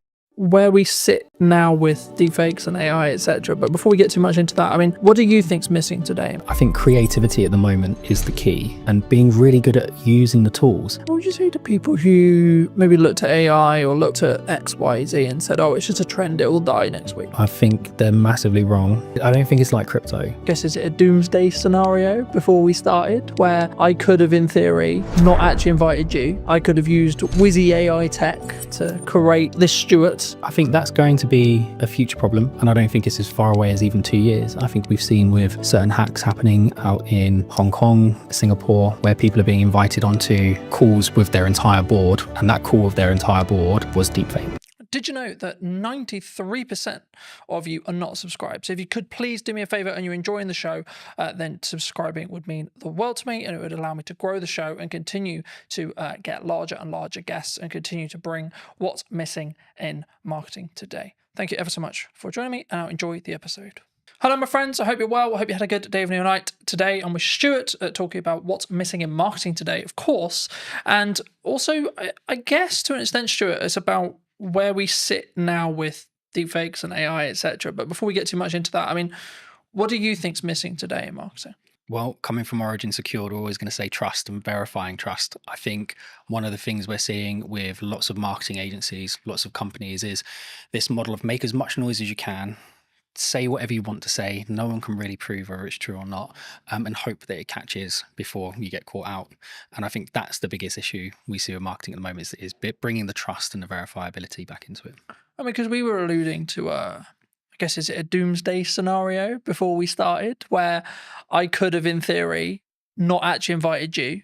I could have used Wizzy AI tech to create this Stuart, you know, which I haven't done, by the way, for the record, anyone watching. But there is going to be a potential world in maybe 5-10 years, or maybe, you know, technology moves quickly, so it could even be as little as 2, if not 1. You know, is that kind of where it comes from? Do you think the lack of trust, like actually confirming that yes, I am talking to Stuart today, and yes, Stuart did actually come on the podcast? I think that's going to be a future problem, and I don't think it's as far away as even 2 years. I think we've seen with certain hacks happening out in Hong Kong, Singapore, where people are being invited onto calls with their entire board, and that call with their entire board was deepfaked, right? And I think they got away with like $20 million. Dollars, whatever it was in that particular one. So I think that's coming. I think that's going to be sooner rather than later. And I think we're seeing that online, where you'll get images of people like Martin Lewis or whoever saying something that just isn't true, or supporting a project that is a scam. So I think that's coming. But I still think just traditional trust, right, is a problem. How do I verify that I've worked with the MOD as an example? How do I verify I've worked with this organization? How do I verify I've worked with this person? And I can make loads of noise and say loads of things about it, but I don't have maybe a podcast to prove that I've done it. So I think that in that sense, we have to find a way of enabling people to verify that information, but without risking all of the personal data that goes with it. I mean, I wasn't actually going to start here, but I think it's important for me to start here. Someone like me, right, who has been on the internet for, I'm going to say, shy 10 years. I might be in deep trouble when it comes to AI tech and AI training and deep fake stuff, right? Like, what can I do in your view? What, to protect yourself? Yeah, I think is very challenging. I think our product will go some way to helping that. But even still, even with kind of Origin secured verification on top, all we're doing is verifying whether something is real, right? We're not necessarily proving something's fake. And I think you can argue that if it doesn't have that stamp of approval on it, or you can't verify it cryptographically, then it's highly likely to be a fake. But it still doesn't stop someone pulling their phone out on the street and recording you. That's still you. But it's going to be very, very hard to detect the difference. More, I guess, as I think about it more, is it actually more down to an integrity and trust thing? Like, someone looking at it, you might look at it and say, well, I know Colin. I've known him for however long, 2 years, let's say 3 years, right? I don't think, my gut tells me that's not him, because he wouldn't come across that way. He wouldn't say it like that. He wouldn't, like, why is he involved in that? That's weird. That makes sense. Like, is that actually maybe the defense? Maybe, but I think if you look at the way things happen in the media and the press, it's typically not the approach that most countries take. It's very much kind of someone's appeared on an online platform doing something they shouldn't be doing, and they're instantly vilified, regardless of whether it was them or not. So I think there's an element of education and adaptation that we need to go through as a community. Absolutely, that will help. I think technology will assist. I think that will go some way to proving it as well. I think it's really going to be education. I think we need to teach people to be safer online, and to be able to identify when something might be a fake, which at the moment I just don't think we do enough. I think we rely heavily on third-party organizations who we think represent security, and in some ways they have been secure, but when you've got trillions of dollars flying around markets every day, if you carve off even 10%, even 1%, right, these are huge numbers. Fraudsters are going for them. So I think we need to adapt and find new ways. Do you think, as marketing, or as like just a medium to small size business, what can I do then? What can you do? I think, again, having things like this will help. I think having endorsements from organizations will help. And again, going back to what Origin Secured is about, it's about having endorsements, right? How do I verify that I've worked with this organization? How would you verify you worked with Origin Secured? Well, you can have my video with you online. But outside of that, it would be a case of you could put my quote up on your website. But again, how do I verify that was real? You might have to get one of your customers to come and talk to me. So I don't know if we actually have an answer to that question at the moment, other than we know with Origin Secured, we can cryptographically prove you've worked with us, and you don't have to pick up the phone and call me to get me to prove it. So it's difficult, right? You know, Absolutely. I think everyone thinks trust and brand, and you know, like I'm a big advocate for trust and brand, and I think that the only really, like to quote Gary, the only thing that matters, or the only thing that will be left, will be brand when everything is commoditized by AI. Yeah. But will even that be left? Because if you look at some of the AI tools that are coming out now, I mean, we're looking at them. We use AI throughout the business. And I know a lot of companies say that, but genuinely, from cursor all the way through to the front end, products like Replit are coming out.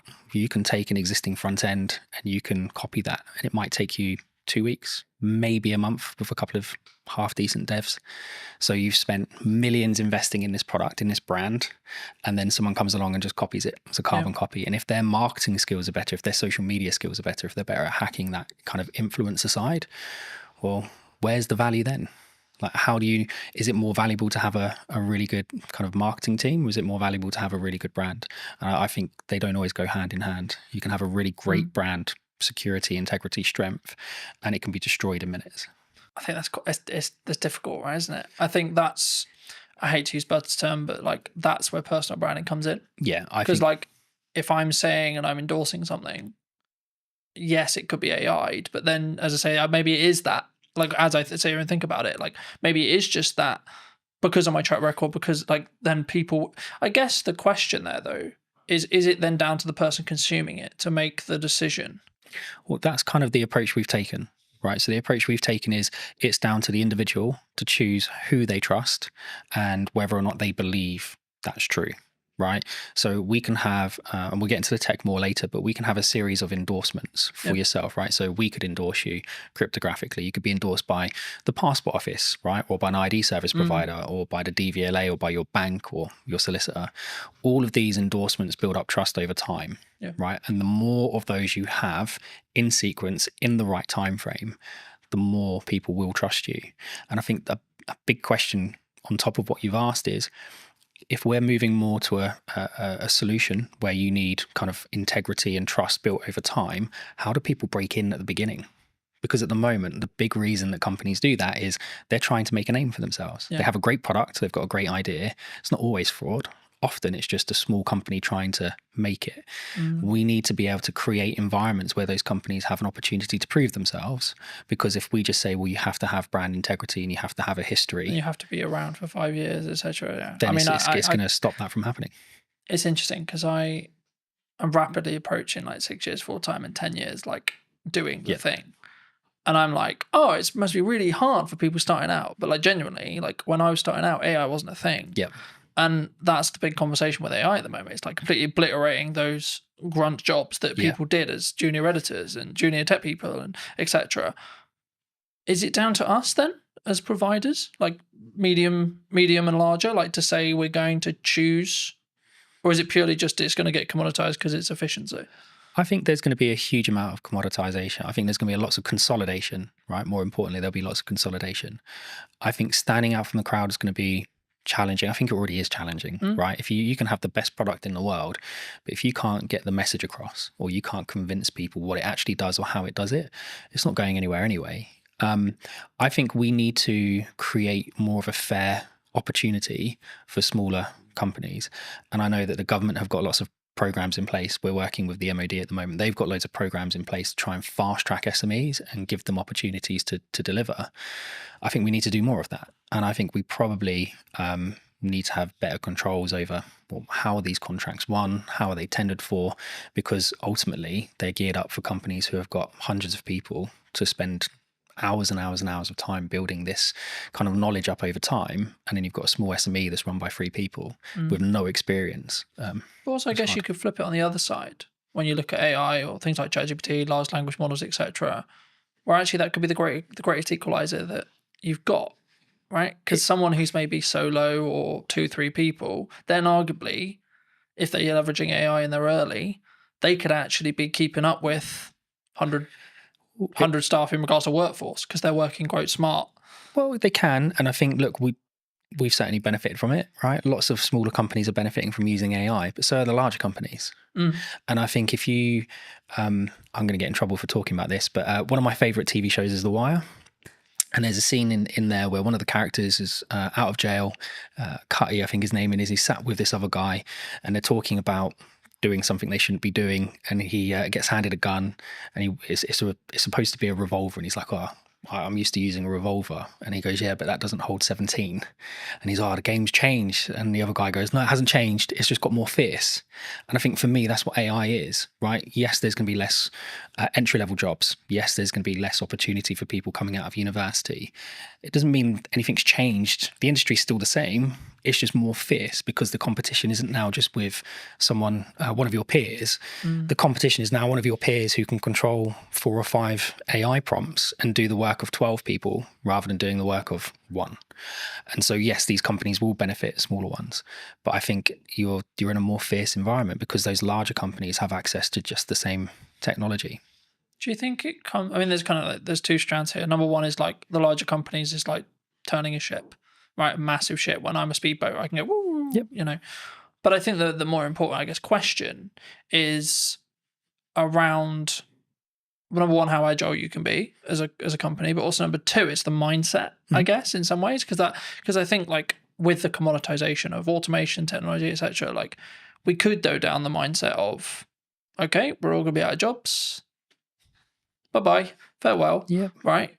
Or we could go, actually, how can I utilize this as a tool? And, you know, I was having a conversation with someone very close to me about another filmmaker the other day, and I was very worried for his model, looking at his business model, because traditionally he's, in this case, brought in as a camera operator for other video production companies. And there's been a large conversation in the space, for those who are listening, about you've kind of got 2 models that you can really like business model-wise that are still profitable and can still work. Yep. Massive Hollywood stuff, which big crews, big money, lots of stress, and then the 1 to maybe 2 at most, like production size, right? The issue is, I guess, the middle-class filmmaker, you could say, in my realm, could be and potentially is going to be commoditized, especially if they're not utilizing or looking how to use AI, how to do prompts, how to, especially if you look at like the AI generation stuff that's coming out and like Google VO3 and etc. Like I looked at it and went, oh, right, okay, I need to talk about strategy more then. Because the idea of filming stuff is going to become less profitable than I think it was. Yeah, potentially. And again, playing devil's advocate to the other side, does it become less profitable, or does it just shift into a different community? So is it now not the middle class filmmaker, right? Is it now opening this up for everyone to be able to access it? And actually you get more creativity out of it because there are people who are learning to use those technologies at a younger age and more efficiently. I think my cousin is doing phenomenally well in Sydney at the moment as a filmmaker, right? She's still going through school, but she's done several productions. She came up with this phenomenal idea about a particular singer, and she's been talking to their team about being able to produce a particular song. The idea behind it is incredible. You won't get AI to produce the idea, right? Not yet. That might come in the future. But at the moment, AI is just really, really, really good autocomplete. Lots of people are going to be really upset with that.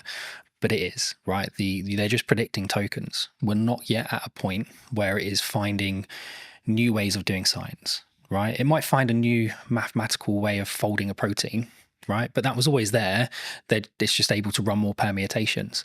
But it's not going, I've got this great idea for this film, and I want this, and I want that, and I want the other, and I want the other, right? That's still really a human kind of product. And I think... Do you think that's where the opportunity lies then? 100%. I think creativity at the moment is the key, and being really good at using the tools, right? I still think there's going to be lots of jobs. I think they're just going to change. I think you'll have less entry-level jobs, not necessarily a bad thing, but you might just have lots of people who are really, really good at doing the prompt engineering.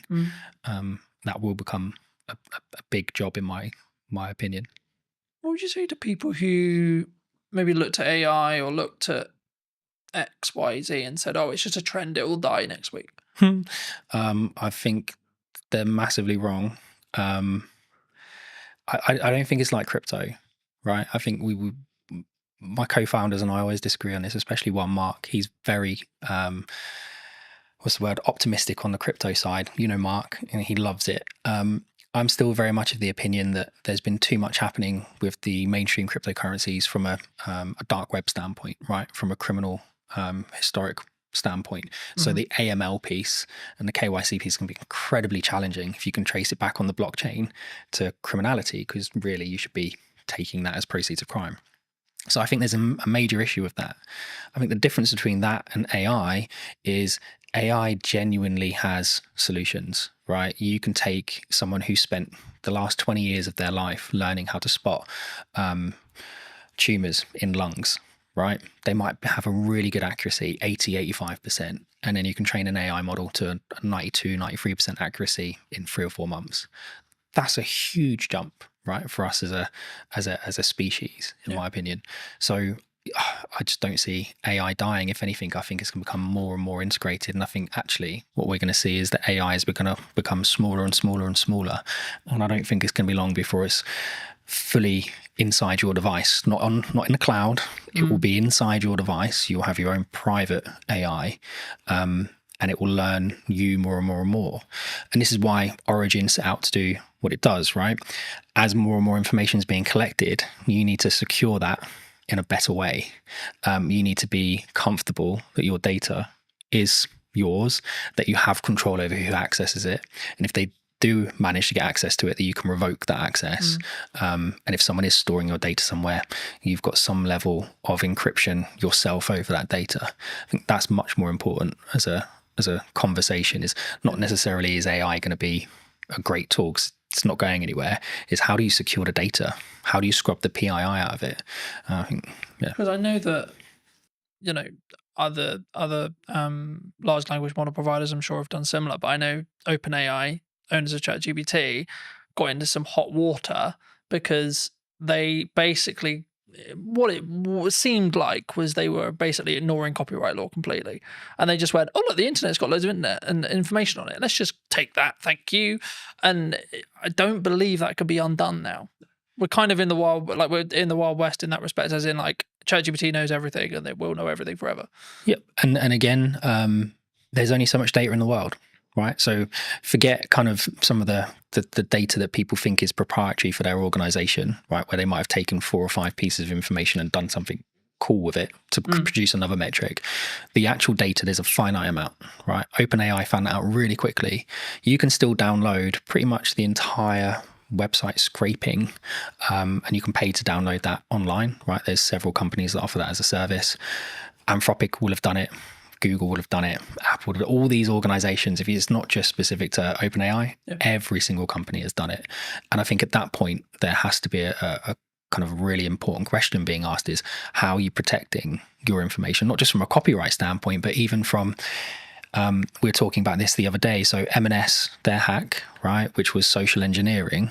Well, how secure is me sending a 6-digit passcode to your phone? The phone's not linked to your identity. It's not linked to anything other than you've told me that's your phone number. And yet this 6-digit code magically makes it secure.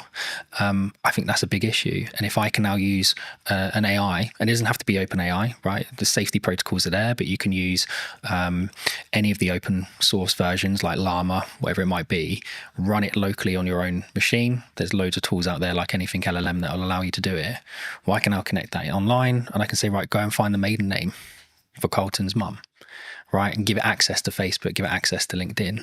And what we were saying before about kind of marketing, whoever makes the most noise, whoever's connected to the most people, well, you don't know who half those connections are on LinkedIn. Yeah. So now if I can connect into you for all of these fake accounts that are being kind of managed and hosted in really not very nice environments, then suddenly your maiden name of your mum is not a security kind of Question. it's actually a security risk, right? First name of your dog, whatever it might be, School, so on. So I think that's really dangerous, and so we need to move away from just usernames, passwords, and security questions, and we need to move more towards contextual permissions. And it's one of the things that we do at Origin, which is create context around access rather than just you've got a username and password and know that my favorite no artist is whoever. One of the things that a lot of people are talking about online right now that I wanted to kind of pick your brain on is AI influencers. Do you think they're happening? And do you think they will be the future? Because a lot of people are saying, well, how would you 95% of people aren't going to care that it's AI, even if they know, even if you can tell. I don't think anyone would be able to tell. I think there's already influencers out there that people have said are AI. I think the big one that I found quite amusing, we had a big chuckle of it. I think one of the adult content creators worked out to be an AI generated model. And I just think that's hilarious, right? That these people are paying for this personalized service and they've got no idea that it's not even a real person. And I guess the question, like you said, would they even care, right? The illusion is there that they're receiving that personalized service. And I think it's the same for all of us. If you had the choice between ringing up the bank and them saying, press 2 for this, describe your problem, and just go around in that never ending loop, or would you like to talk to an online chat agent that's an AI model that you know is not real, is not a real person, but at least is conversing with you in real language in real time? Which would you choose? I think, I mean, as someone who uses AI, and we both I'm sure do, in depth, I think for me, I think it's about understanding what the contextual relevance that you want from it. Like for me, if I want to analyze information and data quickly, AI will be a better solution in me asking you to, so I have all this data, Stuart, can you create this and this from it? Well, you're gonna go, no, that's totally a pain in the ass. But when it comes to like emotional or creative decision stuff, that's where I think human connection will still come in, and I think that's going to be the thing that people maybe need to focus on. And that's why, like, I found it really interesting since launching the podcast and it having a hybrid element. People are, I guess, if you want to go like strategically around it, like the show up rate is higher for in person than it would be online, right? And I think the same is going to be true when it comes to like in person events and stuff. And I can see kind of this two camp book, which is like people utilizing AI, good idea, but also a constant want and drive to have that human connection, online events, online person, podcasts, online conversations, etc. And actually, from a marketing standpoint, if you don't have a podcast, I would say now is the golden age to have a podcast, because this is the kind of conversation people really want. They don't want you having a conversation with a robot necessarily. Do you think? I think there's a lot there.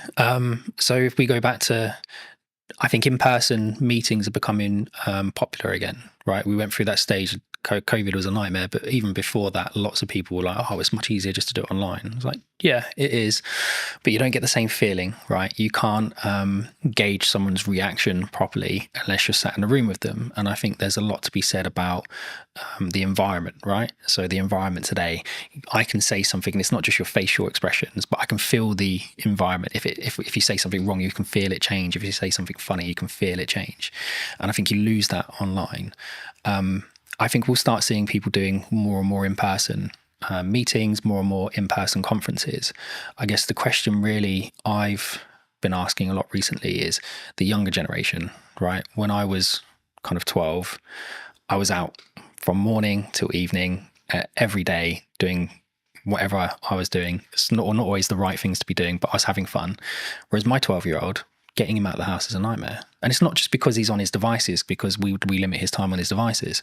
He does lots of exercise. We do Muay Thai together. We train together. We do loads of stuff together. But him and his friends don't go out. Like there aren't loads of kids in our area playing outside. And it's the perfect area to be doing it because it's quiet. There aren't many cars. There's loads of open spaces. So I don't actually know where it's going to go, if I'm honest. I think it really comes down to this next generation and the generation after. How do they interact with each other? And if we don't keep encouraging people to maintain the social aspect of it, I think it will be an issue. And again, the trust side of it, I can trust you more if I meet you in person most of the time. But even then, you still have people who are really, really good at kind of convincing people of things in person that aren't necessarily true. I remember a handful of years ago, I did a talk as part of a business panel at a local college.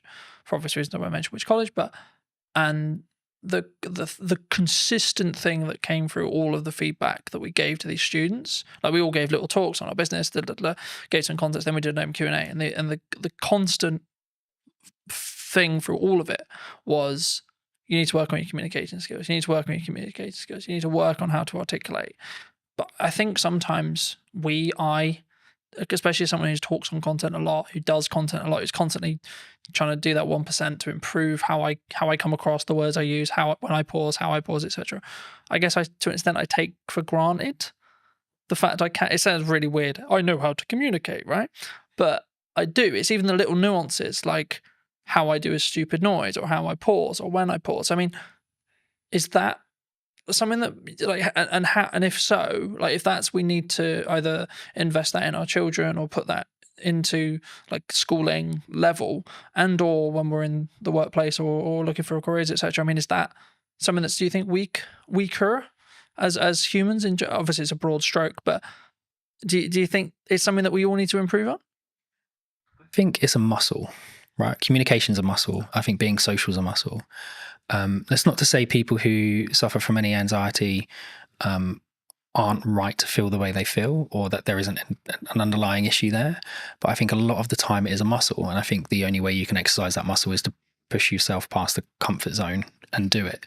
And we aren't pushing people to do it, right? I think we've got to an age where someone can self-diagnose as having a problem, and then we go, oh, okay, well, we won't talk about it anymore. Like, it suddenly just stops the conversation, and suddenly it's not, well, that's the end of it, right? Well, I think that's a problem. And I think that goes back to what you're saying before around kind of school-age children. Yeah. I think my wife and I foster, right? And we've just had a 2 and a 4-year-old that will be leaving us shortly, and we've had them since March.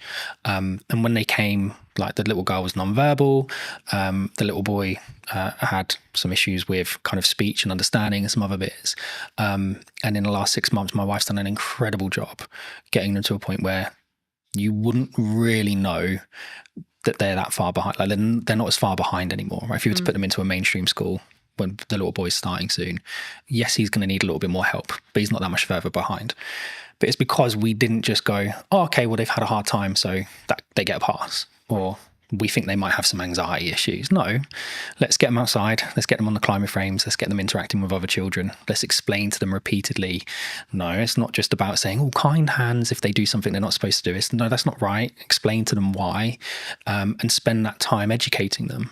And I think we don't do that with kids at the moment, right? There's so much, people talk about it all the time, but there's so much power with the kind of the child.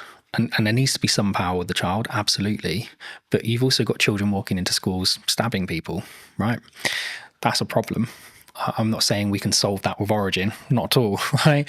But I think that's how far back we need to go. I think we need to start at schools. I think we do schooling wrong. Does that come from boundary settings? I mean, like the statistics from like a quote broken household is ridiculous, you know. Like, mine is true in that respect. You know, I didn't have my dad around for 20 years, and since about probably a month ago, 2 months ago, I spoke to him for the first time in 20 years. Mate, congrats. Right? How did that make you feel? Big deal.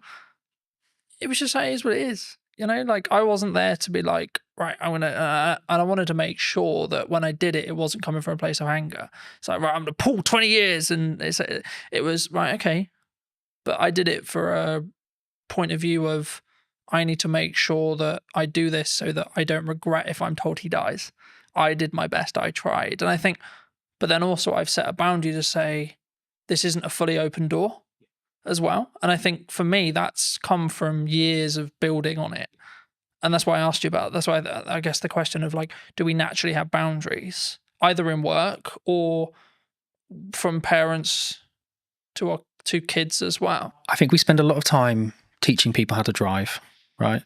Lots of time teaching people how to drive. We spend a lot of time teaching people how to communicate at work, right? You can't say that. You can't say this. You have to say it this way. You have to say it that way. We don't spend a lot of time with children teaching them boundaries because sometimes the parents haven't been in a position to learn those boundaries in the first place, right? Not everybody has the same start. I had a similar experience with you. Didn't see my dad for a long time. and I did go in different directions, and I was lucky enough to meet my wife who kept me on the straight and narrow.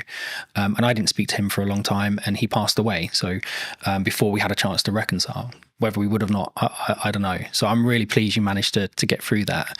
But there's a lot of people that don't have that kind of, they don't know themselves enough, right? They don't have the same strength of character. They haven't gone through the same experiences the same way and come out the positive side of it.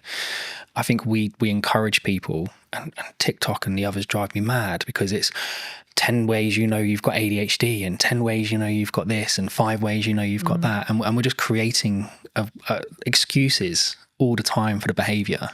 And so boundaries, I think we all know where the boundaries are. I think a lot of the time we just choose to ignore them. Is that personal though? Because my boundaries and your boundary may be different. They should be, right? Otherwise it'd be boring. They absolutely should be different. But I think there are some basics that we should be able to agree, right? Certain spaces are private. Yeah. Certain words shouldn't be used. Certain things are unkind. Certain things are kind.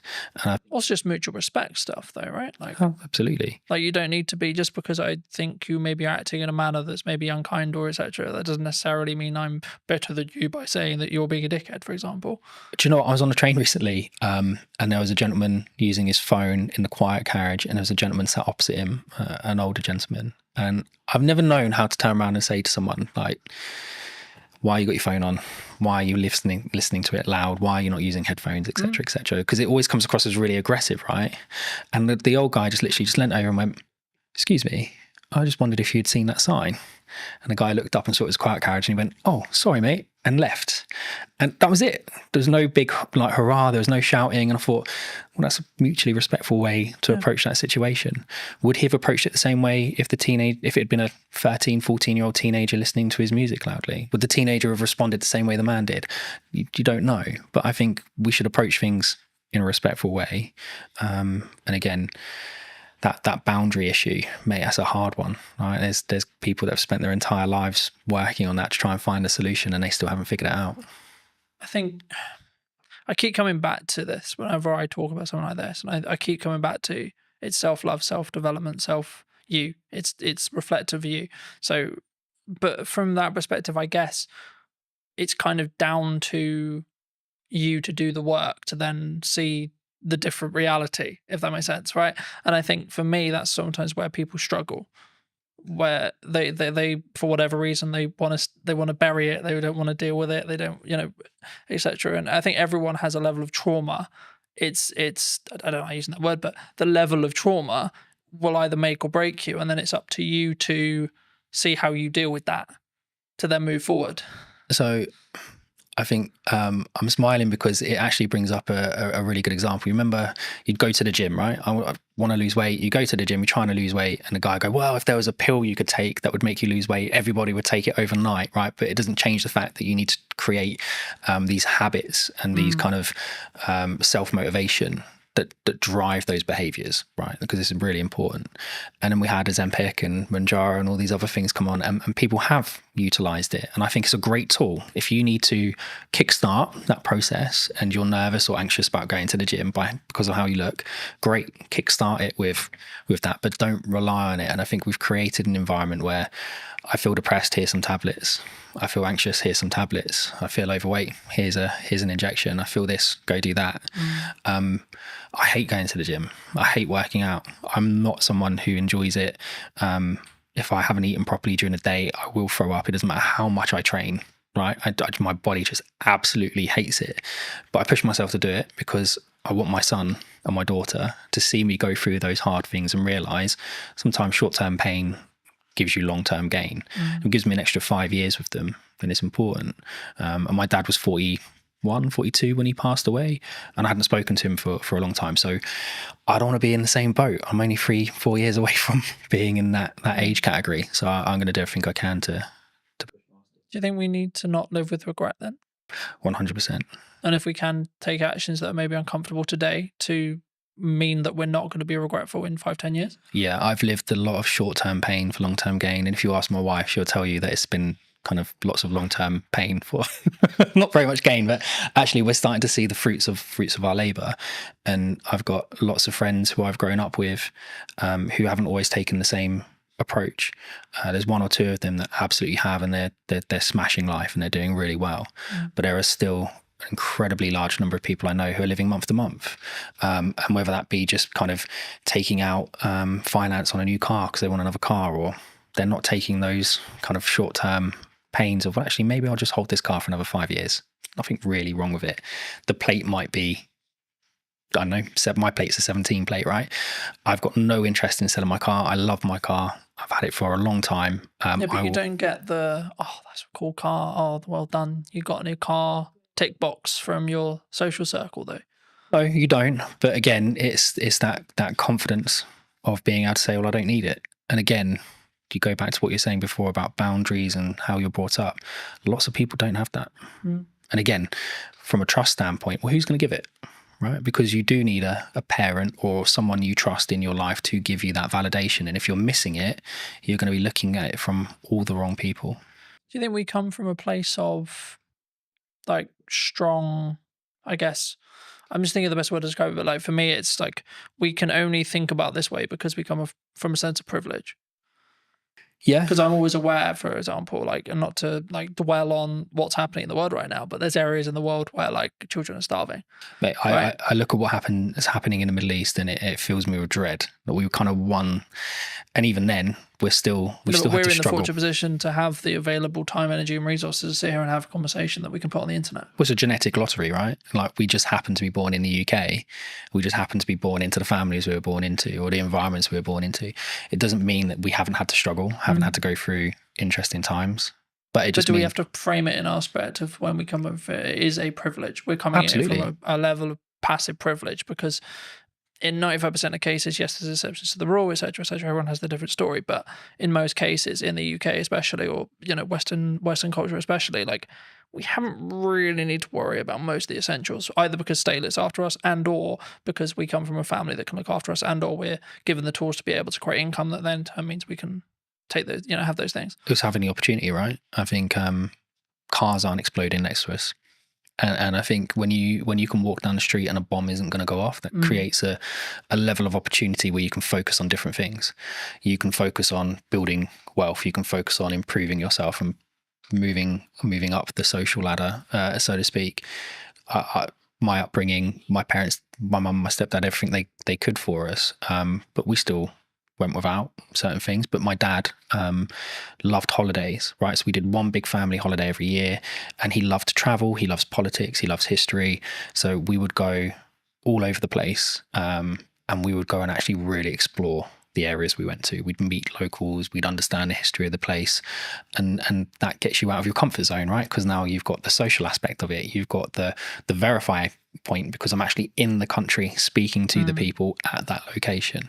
And I think that kind of shapes you as an individual. Whereas if you spend your entire life just seeing everything on TV, you can just turn it off. And it's not the same. So I think we absolutely are very privileged. Even if you're going through hard times, you're still not necessarily worrying about the same things other people are. But it doesn't mean your story is any less challenging. Though. And I thought that's why I've always, for as long as I can remember, I've always talked about the fact that I don't have to walk 3 miles to get 50-50 chance if I die from drinking the water that I got, like I have clean drinking water, etc. And it sounds slightly ridiculous, but like also just the odds of being alive is 1 in a trillion, right? Yeah. Like, and being alive now, and if you look in this age as well, with this level of opportunity, etc., which is maybe why I can sometimes come across quite brash, because I'm like, I don't have time for people who maybe victimize themselves. Cause I'm like, you don't understand how lucky you are.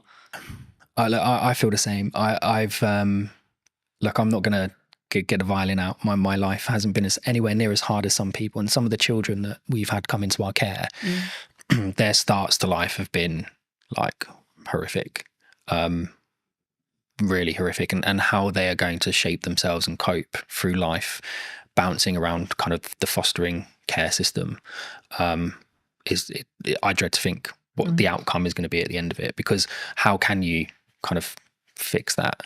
But then there are a lot of people who haven't gone through those experiences quite like that, who, like you say, kind of want every excuse under the sun not to be doing something, not to be doing this, not to be doing that. Why can't I just have a pill? Why can't I just have an injection? And I think that's one of the things that AI can't do, right? AI can't solve that. That's a social issue that we need to solve together. And I don't think we're going to solve it by all being in our homes tapping away on AI. We have to be out with people, meeting people and doing it ourselves. Moving back to what you do. That was a bit of a detour. Nice detour. But Yeah. digital licensing, where does that sit? We've discussed this at length. So one of the key things we wanted to solve of Origin was how do we verify information about something without revealing the underlying data? And I think a really good social example of that is when police do stop and searches, right? I experienced it quite a lot when I was younger because of the environment I was in. My friends did as well. We'd get stopped and searched by the police lots of times. And sometimes it was okay, and sometimes it was really not a nice experience. And I think it always started with what's your name, what's your date of birth, what's your address. And even if I give you my name, date of birth, and address, how do you as a police officer verify it, right? Does he have any tattoos? Does he have any markings? Does he, I don't know, look a certain way? But you kind of become generic. Guessing, right? Lots of guesswork, right? And lots of gut feel on the police officer side. Whereas we wanted to try and find something that would, and it wasn't just for this specific reason, but it lends itself really well to it. We wanted to be able to provide technology to the environment, to the world, that kind of removed that friction. So a digital license isn't like an ID card. There isn't a centralized database of all your information in one place. That's ridiculous. If that gets breached, it's going to be horrendous. The fraud will go through the roof. What we've done is we've used kind of a decentralized approach. So we've taken some concepts from blockchain, but removed the blockchain because it's inefficient and doesn't really work for this context. But the idea behind it is you can have an ID service provider, right? So it's a government approved company, verify your identity and give you a cryptographic endorsement that sits on your digital license, which you can carry on your device. It could also be hosted in the cloud, but the idea behind it is you've got control of it. So now if I was to come and stop and search you, you would be able to present that credential to the police without revealing your name, your date of birth, or your address. But the police would know to a degree, he lives within a 5-mile radius. There's no outstanding warrants. He's verified that is his identity because he's done it with a biometric check on his thumbprint. And we can see that biometric check that's linked to that IDSP hasn't been changed on that device.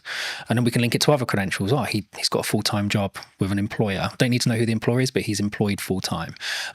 We can see that he is part of a charity, or he does this, or he does that. There's all these different aspects we can start to build into that check. And it all comes from, well, I still haven't revealed any of the data underneath it. These are all independent cryptographic proofs coming from third parties. But that police officer is now sure that individual doesn't have anything outstanding.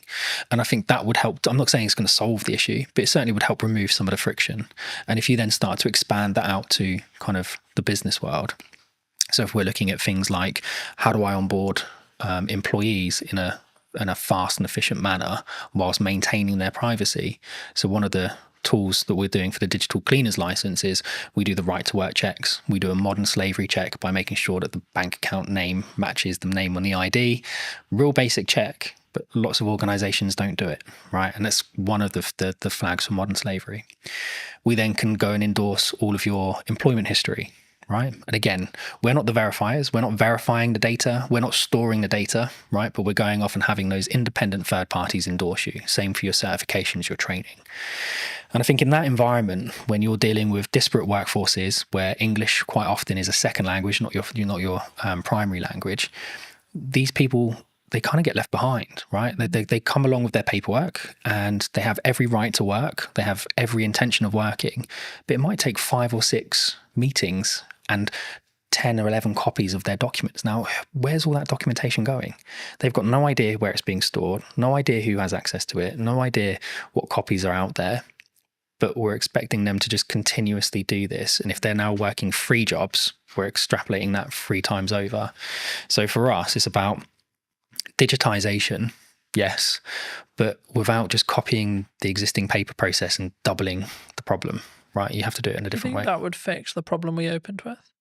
What, going for back? Someone like me, for example, who, let's be honest, if deepfakes become mainstream in AI, someone points an AI with that mindset, I'm screwed.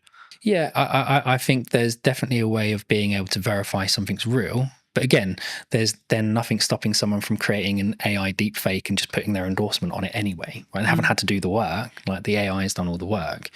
I think it will become more important for organizations and in fact probably more important for creators to be able to verify that's their work. Right? I was the one that created that first. It's Here's kind my of in endorsement. some ways from a maybe not a legality point of view, but kind of a copyright plus Yeah. model, I guess you could say. Yeah, absolutely. And I think one of the things we've seen with the endorsements is, and you'll get it all the time with correspondence from the BBC, right, or for Sky News or whatever, our person on the ground. Well, that's great, but I don't know who that person is. I don't know their credentials. I don't know where they're from. I don't really know if they're from that country. I don't know what their background is. Whereas if you were able to say, here's the credential that's been lent to this article, well, now I've got, well, yeah, he's got an IDSP verified in that country that he comes from that country. He's got a university credential that says he went to that university. He's got an employment credential that said he was employed there at these points in time. That's not to say people can't build those profiles up at a state level if they really wanted to go to that level, but it becomes much harder to do. Right, the threshold for access to fraud becomes really, really high, because when we're actually taking these interactions and monitoring them, we create an encrypted hash of the interaction, and that gets stored on what we call event chains. So not blockchain databases, but the event chain is a point in time. And so you can't go back in time and put something on the event chain in the past. It has to be done in time. It's temporal. And so in order for someone to perform a high degree of fraud, it's going to take them 5, 6, 7, 8 years to build that profile up.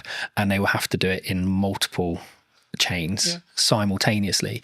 And they're just not going to be able to do that. And I guess it comes back to that like point, which is like, it sounds horrible whenever you say it, but like you're making it less likely that you're the one who gets targeted, because the burden of likelihood that your stuff gets stolen, etc., is so much higher than Barry, than Sally, Correct. than James, so on, you know. And that's, I hate to say it because it's like, oh, go and steal their car, not mine, because mine's a pain in the ass to steal, for example. There is that, but again, from our standpoint, I mean, we want to give it to universities for free. Right? We want to give it to schools for free. You have the Online Safety Act that's happening at the moment, and I think you've probably seen some degree of access to adult content reduced. But it's seen VPN usage go through the roof, right? Because we know how people are accessing it, just going around the issue. And I think they had, was it Keir Starmer's driver's license got leaked online, and people using that and a picture of him to be able to skirt around the sides of it.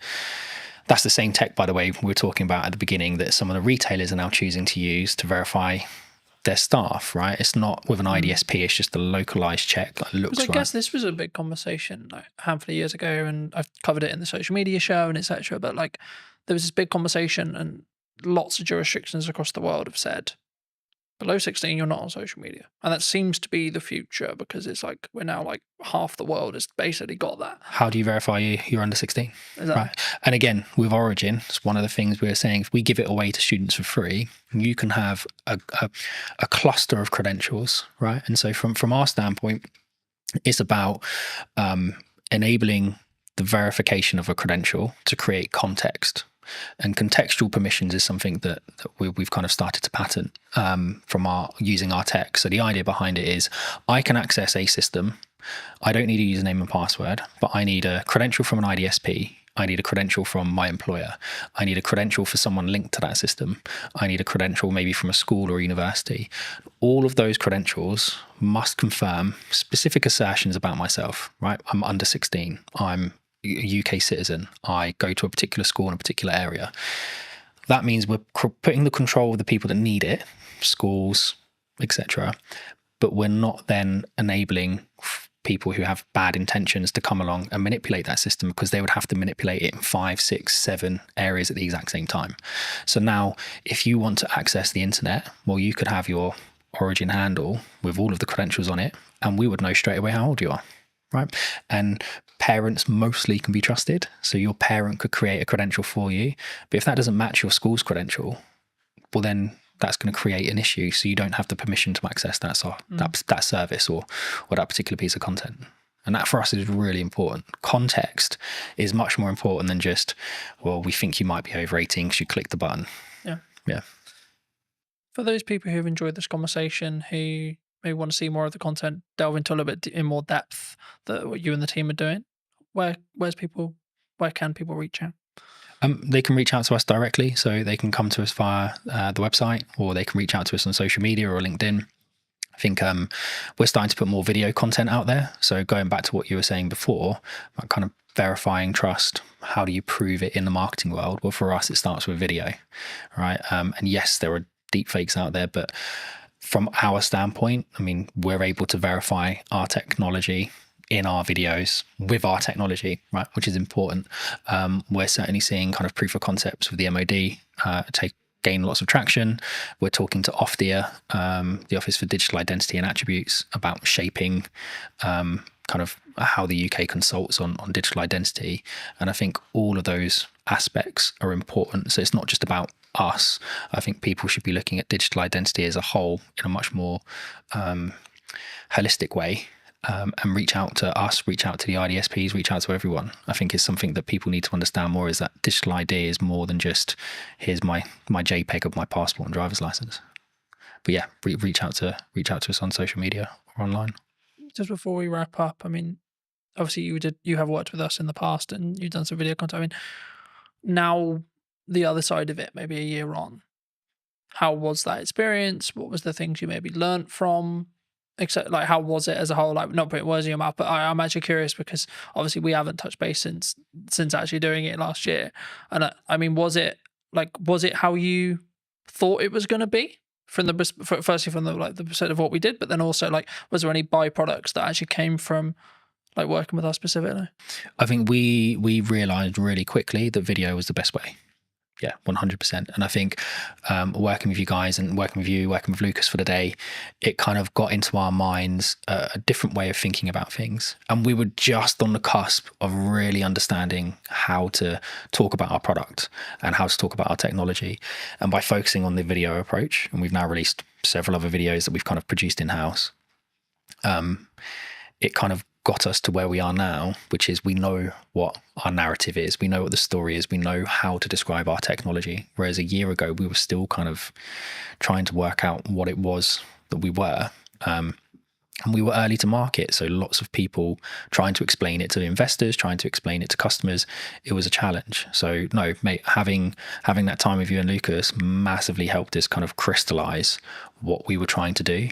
And then over the next kind of 2-3 months, I think that's when we nailed it. But it come off the back of the original filming we did, which was phenomenal. What would you say to people who are maybe looking at what's going on in the economy or etc., and they may be on the fence about maybe utilizing marketing right now, or like, because the traditional kind of known thing is like when things get hard, you cut marketing. Yep. Honestly, I'm probably not the best person to answer it, but I'll answer it as best as I can. I think you absolutely have to have a presence, right? You have to. Unfortunately, at the moment, it's about noise. Right, we spoke about it earlier. The more noise you make, the more you get noticed, the more the algorithm picks you up and the more it promotes you to the top. And it goes back to what we were saying as well about the SMEs, like how do you get spotted? How do you get noticed if you have to have that kind of credentials proving you've done something? I think consistency, right? And we had this chat about podcasts a year ago. I think it's something like most podcasts end after 11 episodes, something along those lines, right? So 11 weeks, 11 months, whatever it is, that's the kind of podcast limit. And people go, oh, it's not growing, right? You have to push past it. And it's the same with the marketing. And yes, some people are really fortunate and they do growth hacking and all of a sudden they're a viral sensation overnight, but that's not the norm. And I think the only way you can build your message is consistency. You have to be in person at events. You have to be putting stuff online. You have to be writing articles. You have to be talking about it. You have to be meeting new people and spreading the word. So I don't think marketing just stops with video. I think it's something much more holistic, and it's something that you have to consistently do every day. And we have a great marketing team, so Hannah does that for us, and she's excellent at it. If you were going to wind the clock back to speak to Stuart 10 years ago, 15 years ago, what advice would you give that Stuart? It would probably be trust your gut. I think we've had hiccups along the way with everything that we've done, right? Whether that be businesses my wife and I started, with raising children, with kind of investors, whatever. There's always going to be a hiccup. Something's always going to come up that you weren't expecting, but you have to trust your gut. And even if that is completely in the opposite direction to what everyone is telling you, sometimes you just have to go with your gut, because at least at the end of it, you don't have the regrets, right? If you listen to everybody else and they turn out to be right, that's great. But if you listen to everyone else and it turns out to be wrong, you're going to spend the rest of the time going, oh, I wish I'd listened to my gut. I wish I'd trusted my gut. So I think take people's advice on board, listen to it, kind of take the best strategies, build them together, but ultimately trust your gut. Yeah. Thank you so much for the time, Stuart. You too. Cheers, Carl.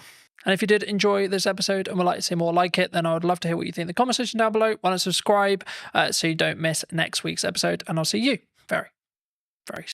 When you truly become comfortable in your own skin, that's when you become a more potent, authentic, and influential communicator. Why do you think storytelling is important? The storytelling is 100% something I focus on. It's just a part of a larger puzzle now, or a larger body of work. But stories are important for so many reasons, man. What is the excuse that we make for the reason why we don't do the thing? Have the podcast, write the book, run the business. So the 5 habits. Number 1 is transform your internal story. The second is ask conscious questions. The third is unearth your charisma. I think it's really interesting, right? Because a lot of the conversations I've been having the last couple of months has been around done is better than perfect. I'm a multifaceted human being. I'm not just one thing. And often labels can lead us, man, to shrinking, playing small and saying, I am this. But what if you're more than this? Did you know that 93% of you are not subscribed? So if you could please do me a favor and you're enjoying the show, then subscribing would mean the world to me, and it would allow me to grow the show and continue to get larger and larger guests and continue to bring what's missing in marketing today. Thank you ever so much for joining me, and I'll enjoy the episode.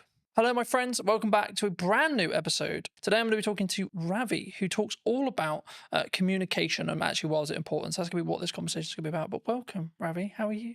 Good, man. I feel like we should have started rolling about 10 minutes ago because we had some good conversation about marketing, communication, books, all that good stuff. But I'm feeling good, man. As I told you in the green room or the coffee area, this has been a minute when it comes to me being on podcasts, given I've been focused on writing my book, being a dad and all that good stuff. So it feels good to be here, man. It feels good to be here. Well, thanks ever so much for coming down and for the time, of course. I mean, it would be wrong to not open the show with what you feel is missing in marketing today. I mean, we touched on it in the pre-show conversation a bit, but just to reiterate for the audience's sake, I mean, what do you feel is missing today? When you asked me this question beforehand, giving me the material to prepare, I had to sit with this. And I had to sit with this for quite some time because I didn't want to give you a generic answer or one that's been heard before. And the one word that came up for me was intentionality. And actually, that's not just in marketing, that's in life right now. Intentionality. I mean, if you just scroll on social media, log on to LinkedIn, log on to Instagram, whatever it could be, there's an addiction to instant gratification. Meaning, okay, I want to grow my follower account now. I want to achieve X, Y, Z now. And as a result, I may put out AI content, which feels perfect, which feels like it's going to connect with people. But the truth is there's a disconnect because perfection doesn't exist, man. Perfection doesn't exist, and imperfection equals connection. And our intentionality behind things, our death grip on our desires, and the instant gratification that comes with it, it's just leading us to this place where, and it's funny to say this, the bar is so low in some senses that the number one way to stand out is by tapping into human connection. I think it's really interesting, right? Because a lot of the conversations I've been having the last couple of months has been around done is better than perfect. And I think that sometimes we look at the podcast idea we have, we look at the event idea we have, we look at the business idea we have, look at the book idea we have, etc. And we think, yeah, I'll add that to the list. Yeah, I'll put that on my to-do list. Do you think people need to actually, is there a level of just you need to start doing stuff? Like you need to just choose one of them or two of them or three of them and say, I just need to do that? Because I think sometimes we kind of pin it up and we go, yeah, I'll get to that. but then we never maybe do. Hmm. What's the question behind the question? I'm curious. The core, I think, is do people. So I guess what I'm actually asking there, and this isn't planned, so I've just come off the fly, but I think it's what is the excuse that we make for the reason why we don't do the thing? Have the podcast, write the book, run the business. Maybe someone's watching this and they're in their 9 to 5 and they're like, I've got that really business idea. I'm really passionate about X. But they don't start working on it in the evenings. They don't start because maybe they're worried about what people think, etc. These are the common answers I get. But is it just that? I'd say it could be many things, and I can't answer it from everyone's perspective. I can only answer it from my lens. And I would say the two things coming up for me are number one, fear, like we spoke about, where I'll give you an example. I know of somebody who has a specific idea that they knew in that season of their life was in alignment. But there was always a reason why they couldn't pursue it. There was always, for lack of a better word, an excuse as to why they couldn't pursue it. And that excuse gave that individual the reason why, oh, I can't do it now because of X. I can't do it now because of Y. But what those excuses and what that narrative was grounded in was fear. So there is definitely fear. There is definitely fear. But as the old saying goes, fear stands for false evidence appearing real, right? So yes, there's fear behind it. The second thing is, do you actually want the thing that you say you want? Or have you just logged onto Instagram and you've seen that Jamie is doing incredibly well now that she's left her 9 to 5 and is in this job and seems to be crushing it? And actually, you like the idea of that. You like the concept of that versus the actual reality. And is it your ego saying, hey, I want a bit of that? Or is it actually your authentic self? Is it driven from your authentic self? I don't know. But I think those are the questions to ask ourselves, because the truth is when you, this is my truth actually, when I'm deeply aligned with something, it has a meaning behind it, which means the imperfect action, the work or whatever it takes to achieve that. The excuses, the fear, it starts to move to the sidelines because you know that not taking action is going to cost you more. I think that's key. And I think people listening need to consider, is it keeping up with the Joneses, looking at the trend, etc. And that's why you want to be an entrepreneur. And I'm fortunate where I'm wrongly or rightly rapidly approaching 10 years in business, which is crazy in my head, and I'm looking at it going, right, okay, so the odds here are like, I've kind of done quite well, because the odds are that I think I looked up yesterday, I think about 25% of business, like 25% of businesses don't survive longer than 5 years. Really? Yeah. And I'm just thinking, why? And like, from listening to how you just answered the last question, I think for me, the key is they weren't in line with, like, they weren't true. They weren't willing to die on that hill or put the flag in the sand or etc. I think entrepreneurship before COVID was cool, right? Because, or even during COVID, when there was loads of money floating around and it was, quote, easier. I think that's when people looked at it and went, yeah, that's cool, let's do that. Oh, work-life balance. Oh, free. Oh, I make lots of money and I get all the time and I get all the freedom. But now we're in a world where what most people I talk to, and I'm sure you've had it as well, which is like, well, this is just normal. This is what real business is. Things are harder, you maybe lose a client, or things are harder in the economy, etc., etc. That's just another day at the office, And I think for me, I think that's where the true entrepreneurs will stand through. What do you think people get wrong, though, in either that step or then how they communicate that step to their friends, their family, maybe the clients they want to work with, the market? Because obviously a lot of what you do is about communication, right? And that's why I want to focus on that, because it is your unique skill of expertise and etc. But I also think it's the most underrated one, because it's like, well, there's not much to it, Colin. You just have a conversation, right?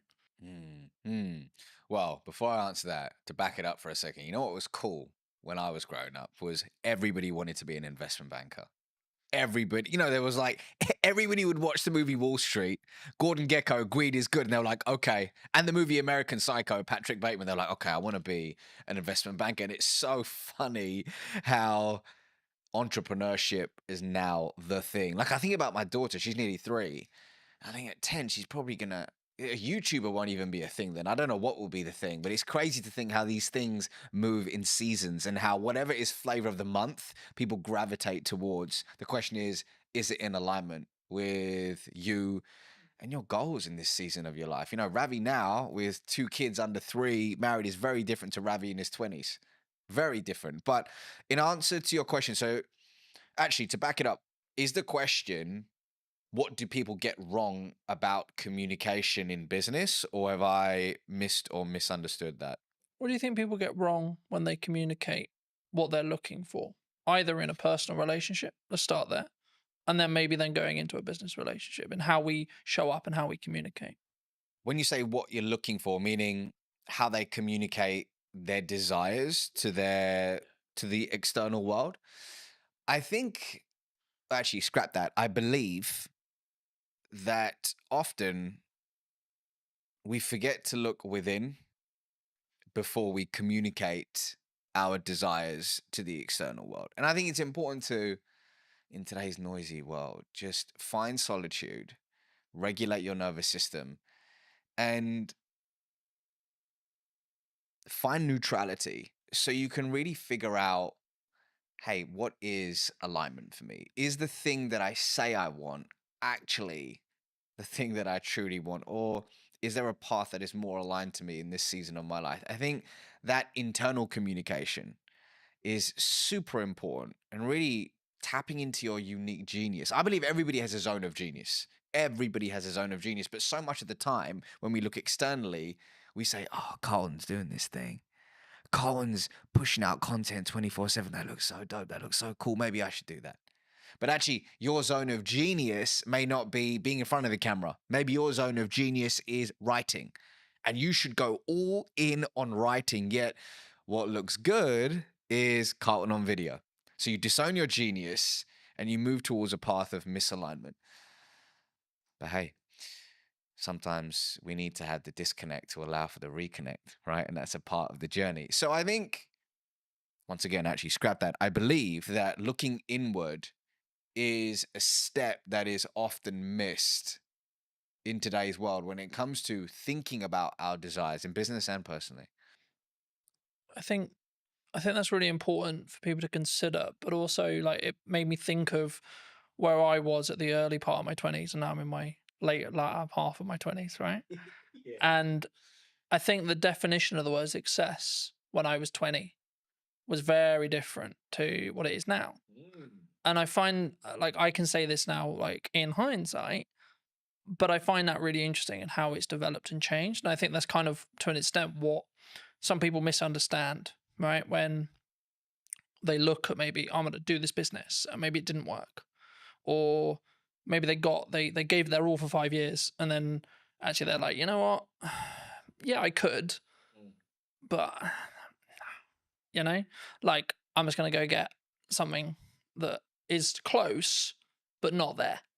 Right. And it's a job and it does what I need it to do, but then I can focus on everything else. And they're putting that first. Do you think that people sometimes struggle to, I don't want to say the word abandon what they used to call success or what their definition of that used to be, but do we need to, as we move forward in the seasons of our life, do we need to constantly readapt and constantly be okay with changing what success means, do you think? It's funny you say that, because if I think about the version of me in my 20s and what I defined as success, so different. And it's wild.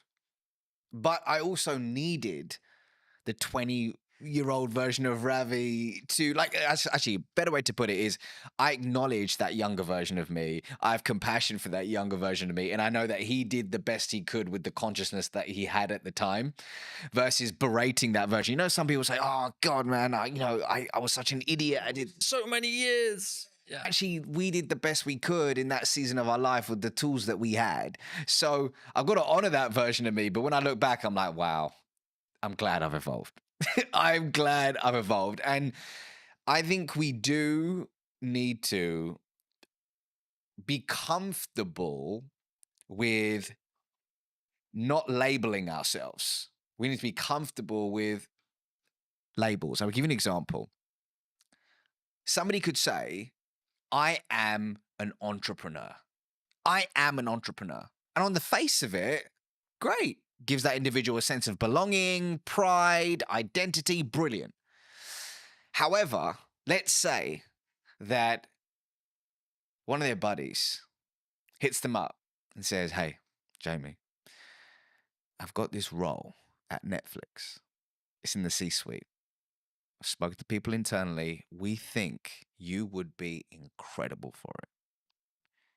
But Jamie's like, hold on, but I am an entrepreneur. But actually, it's not working for them in a way that they would have hoped. And actually, being in the C-suite at Netflix could be more expansive and abundant for them, but they reject it. And they say, no, but I'm an entrepreneur. So the labels that we give ourselves can often create these mental cages where we shrink our desires, we play small, and we often reject abundance. Versus, instead of saying I'm an entrepreneur, we could say I'm somebody who runs a business. Instead of saying I'm a podcaster, is I'm somebody who has a podcast. So when we expand our identity, we expand our being, and we allow abundance to organically find us. So for example, when it came to writing my first book, this was a first for me. I haven't written a book before, so I intentionally thought about embodying the label of I'm a world-class author. I am a world-class author. So I could embody that identity to write something I'm deeply proud of, but quickly switched it to I'm someone who writes books. Because does that mean I say no to speaking? Does it mean I say no to coaching? Does it mean I say no to consulting? No. I'm a multifaceted human being. I'm not just one thing. And often labels can lead us, man, to shrinking, playing small and saying, I am this. But what if you're more than this? I think for me, and what I was thinking of as you were like explaining that as well, I think you can have your definition of success in the correspondence to the season you're in, right, as well. And I think I understand why people would like, I need the X, whatever it is, right? I need the car, I need the house, I need the wife, I need the lifestyle, whatever. But I think you can undo what's possible if you stay true, like if you only solely focused on that, rather than saying, I want to go north. Yeah, but Colin, you're not being specific on where north. Okay, but I know I want to go in this direction, and then see what opportunities then arise from there, and then reflect on what happens. So at this moment, yes, I run a marketing company. Sure. Okay. But if you had this same conversation nearly 10 years ago, I would have said, I do video production. Right. And if I had just locked into, no, I only do video production, that's all I do. I work with other video production companies and I help them create content. Cool. Then it would have pivoted or changed what horizons I could have met or gone to. And what I found was that people, they tie what they're doing and their self-worth to it together. And I think that can be sometimes the issue. Massively. Because then you're tied to, like using your entrepreneur example, then you're tied to, oh, what if I'm not an entrepreneur? Now I'm lesser, right? Because that kind of implies you failed. And then to you, that means actually me as Colton has failed. Not the company has failed, or not the company served its purpose and got me to the Netflix role, or etc. Colton has failed. Colton will not be able to win. Colton will not be able to be, quote, successful. Do you think we need to, is that a inner work thing that we need to do? If someone is listening to this and going, shit, that's me. They've tied what they are to them and their own kind of self-belief, self-worth, self-love. Two things are coming up for me. Firstly, picking up on something you said earlier. Something I talk about in the book, inside of Habit 1, is about being fixed on the desire, but flexible on the path. So let's say somebody says, I just want to generate more revenue, broad, but more revenue, okay? And they have the idea that the path to get there is landing net new business. They build this whole team around it, but all of a sudden, this beautiful opportunity arises with their existing client base. If they are fixed on the path and go, no, we're just going to acquire net new business, and they reject this abundant opportunity, they may not reach that idea of more revenue. But the idea of pivoting, being open to the infinite possibilities to reach that said desire, which will evolve, and it's okay to evolve it, is super key. Yes, that requires inner work. But going back to your question about self-worth, I used to work in investment banking. And one of the reasons why it took me a long time to hand in my resignation notice back in August 2016 is when I left that world, was I had pinned so much of my identity and self-worth to I am an investment banker. I'm somebody who works in an investment bank. So much pride, status came from that, which stroked my ego, and it was beautiful until it wasn't. But that experience, I'm so grateful for it, man.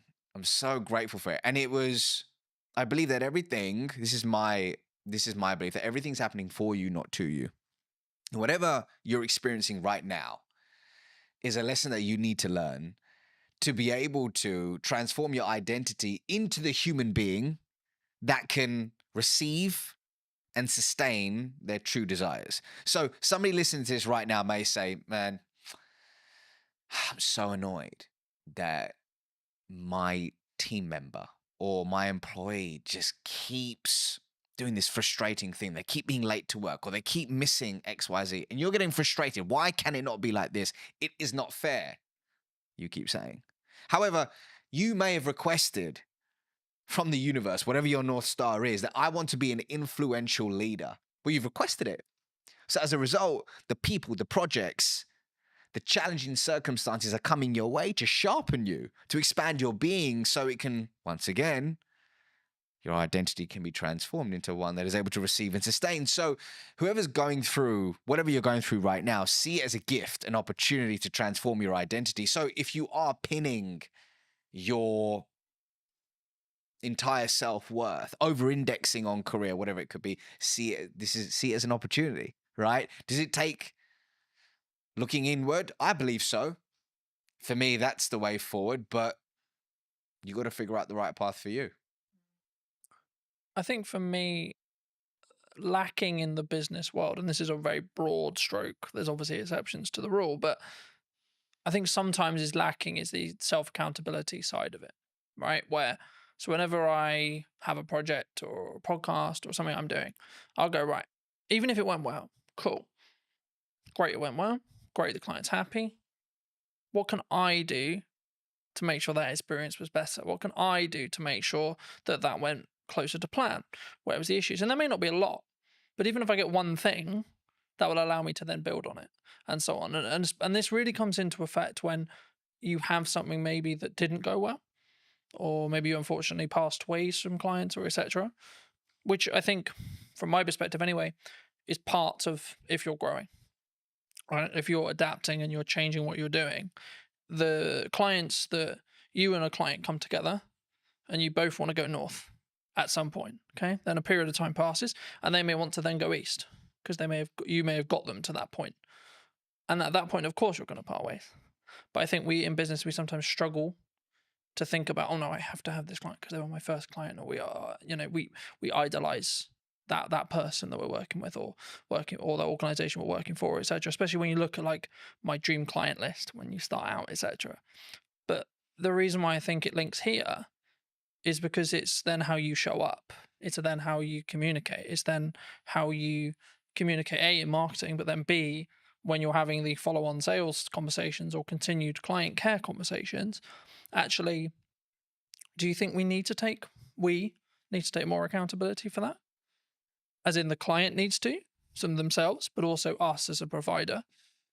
Accountability for what exactly? You mean that? What we've done, because I think it's very easy to go, oh, it's your fault. When something goes wrong, it's your fault.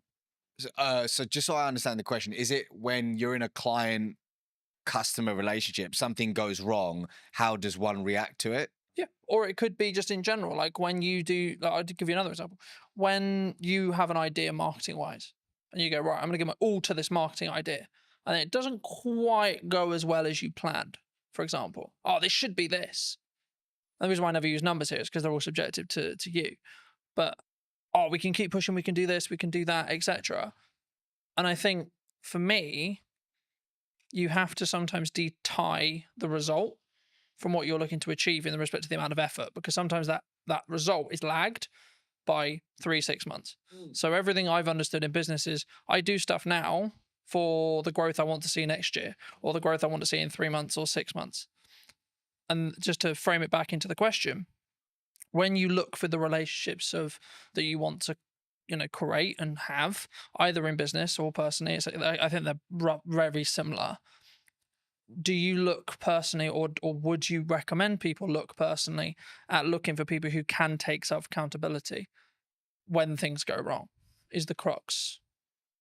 So just how I'm receiving that question, it's in business, when you're finding strategic relationships, is accountability an important Is thing it that an you look important for? element, do you think, moving forward? I'll give you an example. Inside of my business, something happened in the past 4 or 5 days, and there was a mistake made. And I spoke to a team member about it, saying, can you help me understand what happened with XYZ? Now, they could have got defensive. They could have deflected, and they could have completely disowned the part that they had to play in that situation. But you know what this individual said? They said, I'm really sorry about this mistake. I truly own it. And here's what I'm going to do to ensure it doesn't happen again. And they provided a solution. Now, here's why I'm telling you this.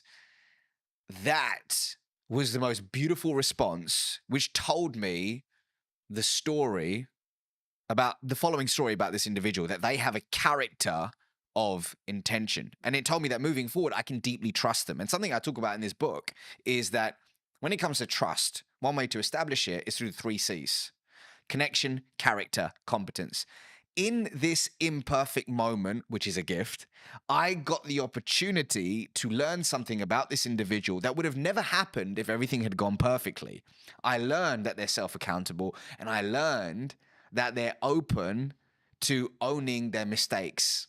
And they showed up with a character of integrity. It was brilliant. Simultaneously, I had another challenge, or gift, shall I say, in the business that happened about 2 weeks ago with a third party. That didn't occur, which told me a different story about the individual in question. It told me a different story about that company. And it really has left a sour taste in my mouth. And I probably won't be partnering with them in a different season of my life once this project in question is over. So it's everything, man. Accountability in that sense is everything, because it leads to trust. And I don't know about you, but I don't have a meaningful relationship in my life that isn't built on trust. Yeah. I think for me, of course, everyone's really happy when it goes well, right? But the reason I wanted to go there is because of what happens when it goes wrong. Yeah. And I think what someone does, what a person does, what you do, will tell you a lot about A, the person, or B, where they hold that relationship, right, with you, if it's someone else. And I think that's why I always look at, okay, let's look at what I could have done better, but then let's maybe look at where the other elements, because everything is a two-way dance, right? But I think in some ways, whenever we bridge that across in business as a whole or in personal, maybe we don't necessarily go into each relationship when it's a new business relationship or a new partnership, etc., without I don't want to use the word baggage, but the residue maybe from previous relationships. I mean, do you think that people don't give themselves the time to reset sometimes? Like when it comes to either like you had a long-term relationship with a client and maybe you've got some other clients, but in that sector that you don't step back and say, okay, well, kind of building off that accountability question, you think sometimes we need to take that time to step away? Can you give me an example? Yeah. So let's say, for example, I worked with a client for a year, Okay. and for whatever reason, our relationship has ended. And I could, and again, it's kind of a level of privilege, of course, that can come from it, because if you're in the position where you can step back, it means you've got enough financial resource to survive at least for a period of time. So there's nuance to the rule, of course, but if you can do that, do you think you'll show up better for the new clients in your next season, or the new business, or the new opportunities, or the new content when you can take kind of step back? Because I think I talk a lot about self accountability, but it comes from a place of I can give myself that space to say, okay, this is where I went wrong. And maybe if it was because I'm trying to mend a relationship with a client, perhaps, or maybe it's actually a relationship has ended, or a new one is about to begin, and I want to look back and see how I don't. Maybe the issues were, okay, how can we set up this relationship so it's more likely to be successful by learning from the past? The definition of reactive behavior, in accordance to the spiritual wisdom of Kabbalah, is engaging in any behavior that is grounded, and I'm paraphrasing, in fear, lack, or scarcity. So if we are operating consistently from a place of fear, lack, scarcity, we're engaging in reactive behavior. And I think, rather, I believe, a lot of our day to day, especially when we're flying through our day on autopilot, meeting to meeting, doing X, Y, Z, we can unknowingly slip into reactive behavior. We can unknowingly and unconsciously end up having unconscious conversations, and we don't leave the space to look within. So in your example, let's say if somebody has lost a client and they haven't really sat back and said, okay, let's look at the facts here. And what part did I have to play in that? And truly owning it, then they're going to make the same mistake over and over again. And they won't have the opportunity to transform their identity into the person they need to become to achieve said desire. So your point about self-accountability is important, but it's all down to the fact that, if your calendar is just, there's zero white space in it, and you don't have a personal practice in the morning or whatever it is in the day to ground yourself, it can lead to this unconscious behavior, which is a problem in today's world. Because in our conversations, one of the biggest problems is engaging in short-term behavior that kills long-term reputation. Do you think that people have too many busy things happening? They take too many meetings. They take too many opportunities. They don't know how to say no.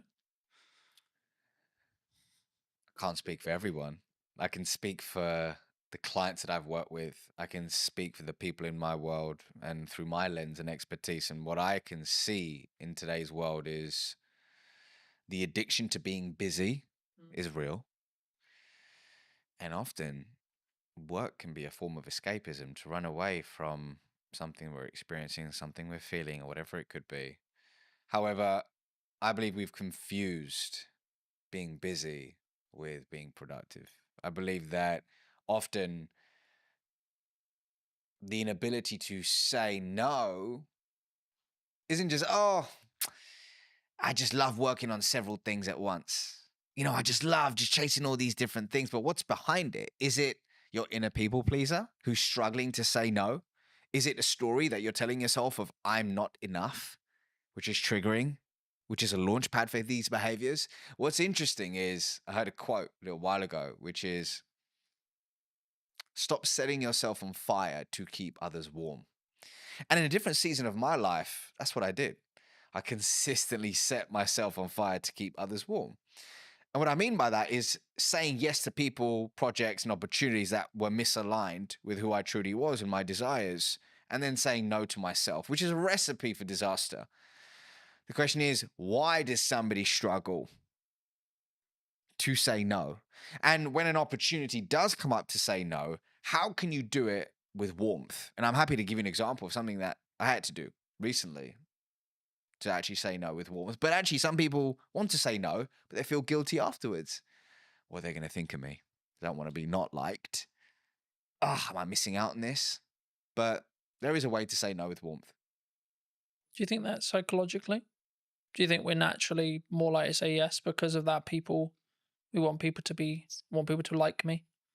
I'm going to say yes to you because I want you to like me.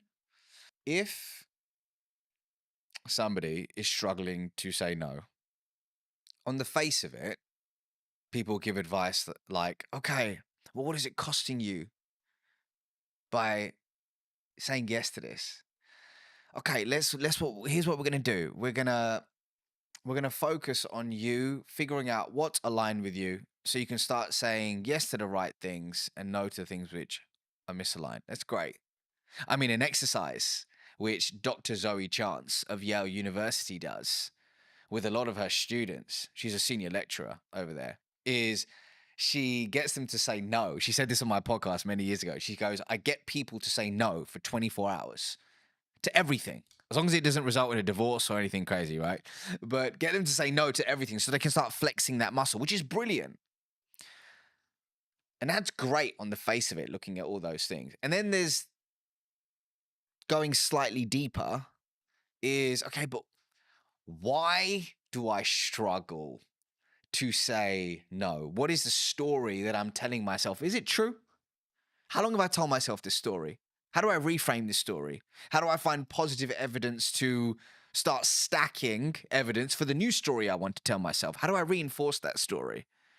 And is that work, that messy inner work that often people don't want to do? But for me, when you commit to a journey of introspection, that's when the beautiful things happen. And that's when organically becoming no doesn't necessarily make it easier, but it feels aligned.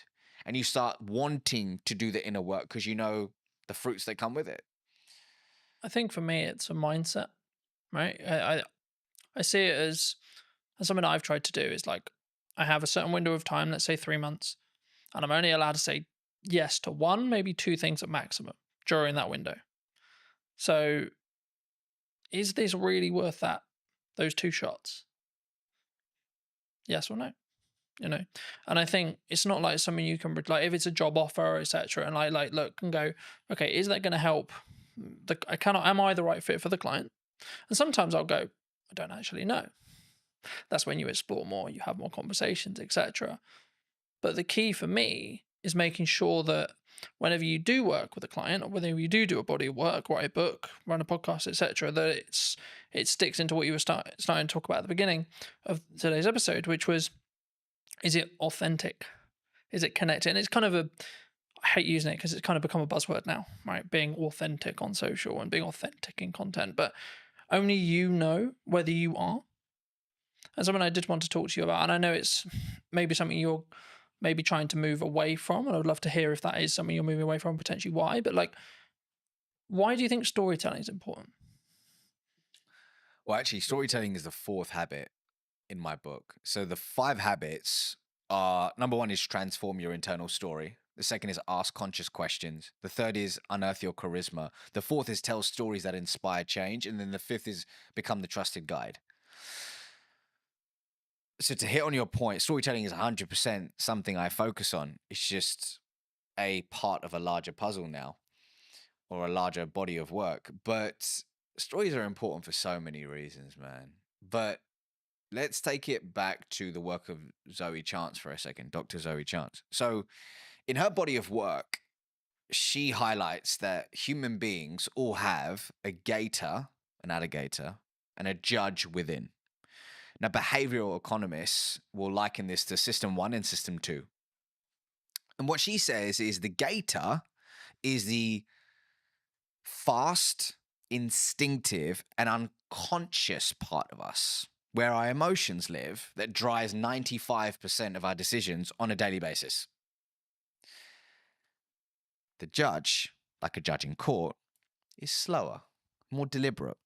It requires conscious effort to make rational decisions. So the judge, or rather the gator, is automatic. The judge requires conscious effort, and the gator is more dominant. Interestingly, the gator is the first responder in Zoe's eyes. The gator is the first responder. And what it's doing a lot of the time is actually filtering what information we should pay attention to. And it's rationalizing, or rather, the judge is rationalizing the preferences of the gator. Here's why I'm telling you this, is that a lot of the time we lead with facts, we lead with figures, and we lead with data. And it's not about not using them, it's about understanding the context and when to lead with them. But for me, what we need to think about is how can we prioritize the needs of the gator so that we can then appeal to the judge. And one of the most potent ways somebody can do that is through impactful storytelling. But the $1 million question is how do you tell a good story? So from a lot of the work that I've done, whether it's training teams at Oracle NetSuite, T-Mobile, Sherwin-Williams, they all want to know, how do I tell a good story that inspires prospects, customers, and people to take action? And through my work, came up with a checklist. I call it the Acorn checklist of what really a good story in a business setting needs to have. There's several things. There's hundreds of things that it could have. But if I just had to pick 5, it would be these things. So A of the Acorn checklist is actively interrupting somebody's trail of thought. So that's through an effective hook at the start of the story. C is your story should contain a story arc. And the story arc that I traditionally teach is the 4 C's: context, conflict, change, conclusion. And we can talk more about that in a second. O stands for organically adding business value. Does your story organically add business value? Because this isn't this one time at Bandcamp and you're telling a story and it spirals off to Pluto and it adds no business value. It needs relevance. It needs relevance. And then R stands for, does your story revive a 2-way dialogue? Not just talking at somebody, but does it spark a 2-way conversation? And then N, which is very important, does your story naturally, noticeably make the main character the hero, not you? And when you embody these ingredients, it really paves the way for somebody to tell a great story, which moves people. And hey, what are we trying to do when it comes to our prospects, our team members, our customers, our partners, or shareholders? We're trying to inspire change, moving them from a current set of series of behaviors, to a new series of behaviors. And change is hard and change is messy, but storytelling can start that process and make it stick. Do you think, because something that I hear from people who are starting out on video a lot is, yeah, that's great, but my story is really boring. My origin story is really boring. My day-to-day is really boring. I'm an accountant. I spend my life looking at spreadsheets. I spend my life looking at tax returns. I spend my life looking at paperwork. Is that true? It might be that person's truth in that specific moment. Is it, we gotta honor that that's their truth. That's their truth in this season of their life. However, is there validity in it? I don't know. I don't think so, right? I'm sure we will be able to find cracks in the story that they're telling themselves. So I was recently speaking at an event called Atomicon. Incredible event, really cool business conference. And at the end of my keynote, this individual came up to me and they said, it's really interesting when you were telling stories about your kids and this and that or the other, there was humor in it. There was fun in it. It wasn't like, oh, I went through this immense pain and this happened and that happened. And that's what I struggle with. I was like, what do you mean? Tell me more. And they said, well, I'm struggling to craft my origin story because I don't have this huge moment in my life where, oh my God, I was down and out. I was at rock bottom and look where I am now. And for me, that's a recipe for disaster because it can leave you in analysis paralysis and forgetting that often the beauty is in the imperfect moments, the relatable small moments. When I came out on stage that day, I told a story about my daughter and how she was mimicking breathwork that I was doing in some season of my life. And as a result, it made me realize that how I do whatever I do in my life, she's going to mimic it. And my job isn't to tell her what to do, it's to show her who to be. That was the crux of it. But that came from a seemingly insignificant moment in my day-to-day life. So I think what it boils down to is creating a story bank. And I have a process for that, but creating a story bank where you're collecting these insignificant moments, figuring out which one of them can be transformed into a story and testing them versus sitting there trying to think of that one story and then going, I don't have it. I'm going to wait for it. And just doing nothing.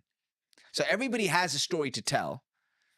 The question is do you have an intentional, going back to our question at the beginning, do you have an intentional approach to finding them, identifying them, and then delivering them in low stakes scenarios to test and tweak and iterate for high stakes scenarios? It's a real process.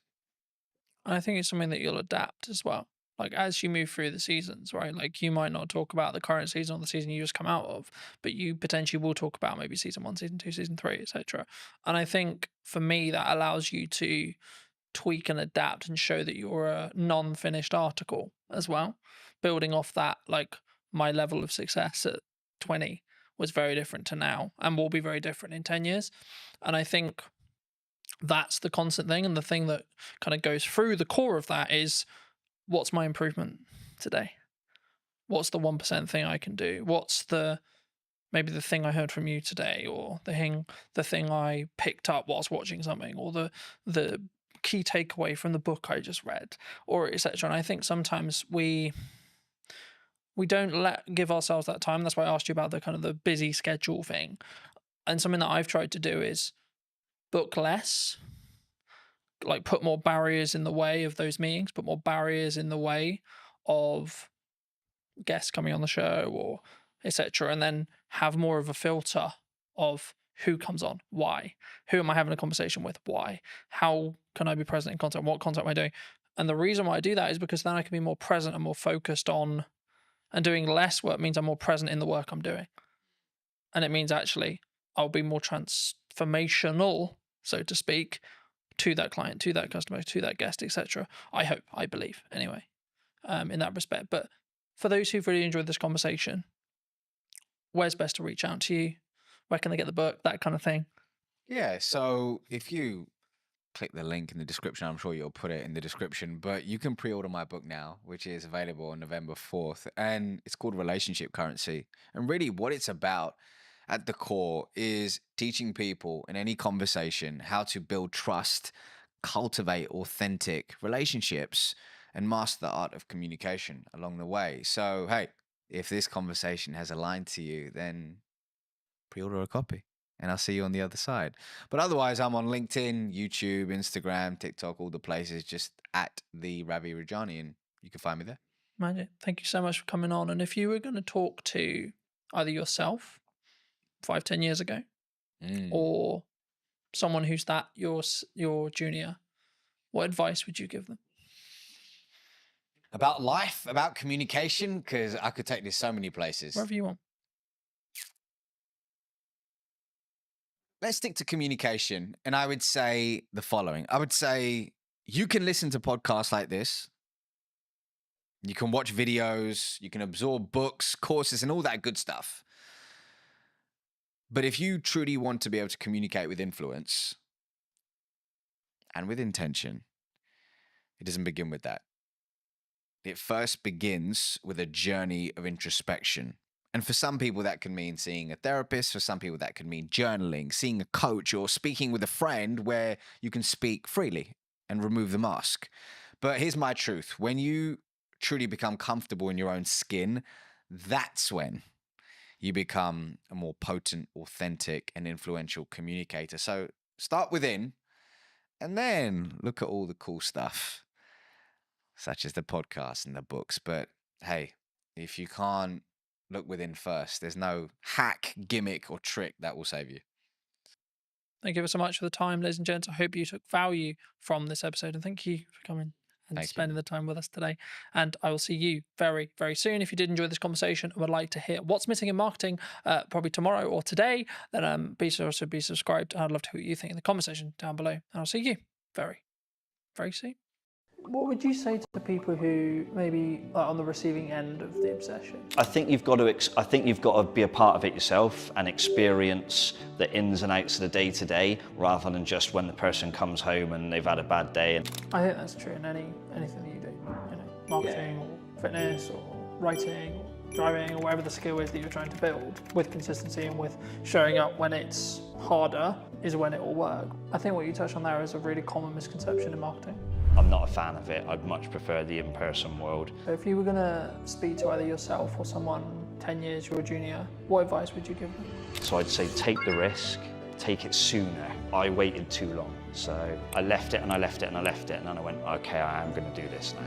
Did you know that 93% of you are not subscribed? So if you could please do me a favor and you're enjoying the show, then subscribing would mean the world to me, and it would allow me to grow the show and continue to get larger and larger guests and continue to bring what's missing in marketing today. Thank you ever so much for joining me, and I'll enjoy the episode. Hello, my friends. I hope you're well. I hope you had a good day, evening, or night. Today, we're filming a brand new podcast, as you have seen, with Matt from Involved Health. Thank you so much for coming on. My pleasure, Colton. Thanks very much for having me. No, you're very well. Good to be back. For those who don't know you, Matt, how did you get to sit in front of me today? I'm sat in front of you today because I've sat in front of you before. We've done some work together before. You've helped with some of my social media marketing.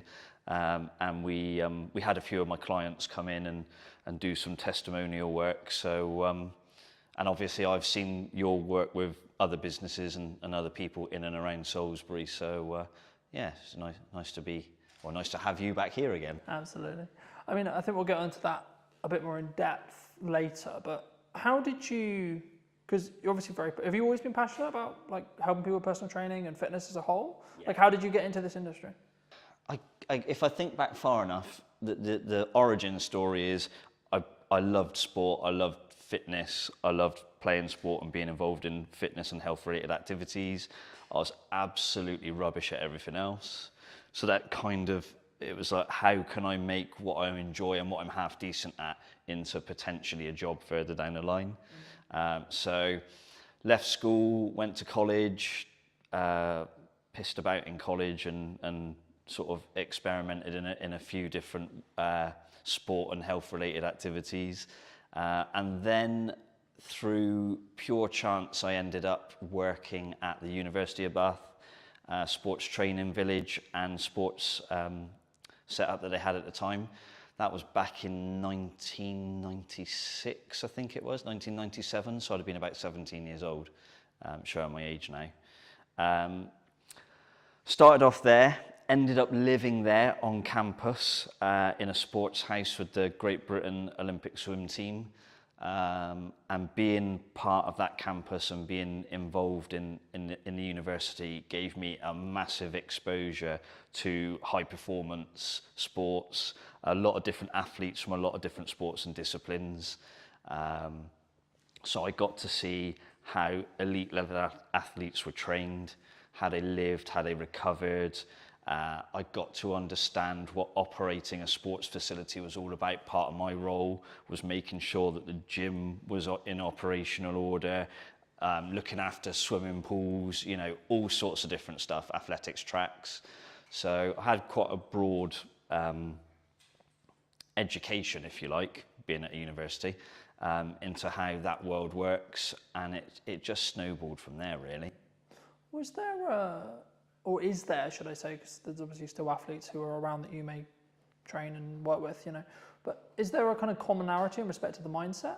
Because I think athletes and high performance people, I think there is some standard traits. Maybe it's like the cliche wake up at 5 a.m. kind of morning routine stuff, or it's actually their mindset as a whole, would you say? I mean, I couldn't comment for everybody because everyone's got their way of doing things, but I think there's dedication, there's discipline, sometimes obsession, and I think all of those things are quite interesting to me.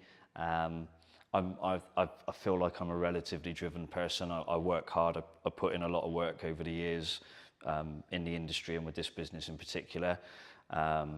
Some would say potentially sometimes I might be a little bit obsessed, but I think that's a good thing. But Would you say certainly that's necessary for high achievers? yeah. You can't be a high achiever and not be obsessed. You have to throw yourself into whatever it is you're wanting to do or build or grow or be a part of. And if you're going to deliver a highly successful business or an environment, depending on what aspect you're working in, I think you have to be obsessed. I don't think it works if you don't. Not at that level, anyway. What would you say to people who maybe are on the receiving end of the obsession, right? So maybe they're with someone, their partner, their mother, etc. Like maybe when they're starting out and it's their parents, or maybe as it develops into a full-fledged business, what kind of can that support person do? Because I think for obsessed people who are very driven, like we get it, but sometimes that they don't get the attention or the thought process when it comes to, I wouldn't say how to deal with an obsessed person, but how to support that's a person in that respect. Of course, in your own experience. Yeah, I mean, first off, I'm not a parent. I don't have any children. But what I do know from the backgrounds I've worked in is sometimes the obsession starts from the parents, and the kids or young people are pushed into something, and the parents, I mean, you know when people used to say pushy parents? I think actually sometimes those parents are just obsessed with creating an environment for their kid to thrive, and sometimes that's awesome, and sometimes it can be, sometimes terrible. So in terms of how to support someone who is obsessed in trying to deliver high performance, tricky one. I think you've got to be a part of it yourself and experience the ins and outs of the day to day, rather than just when the person comes home and they've had a bad day and they, Is use the phrase uncomfortability kick and the cat stress almost. that kind of comes from that? Is that normal though, for a high achiever? Is that a sign or a byproduct of them being high achieving? Stress. Yeah, like so from a partner's point of view, or etc. Like in that respect. I think there's elements of stress for sure.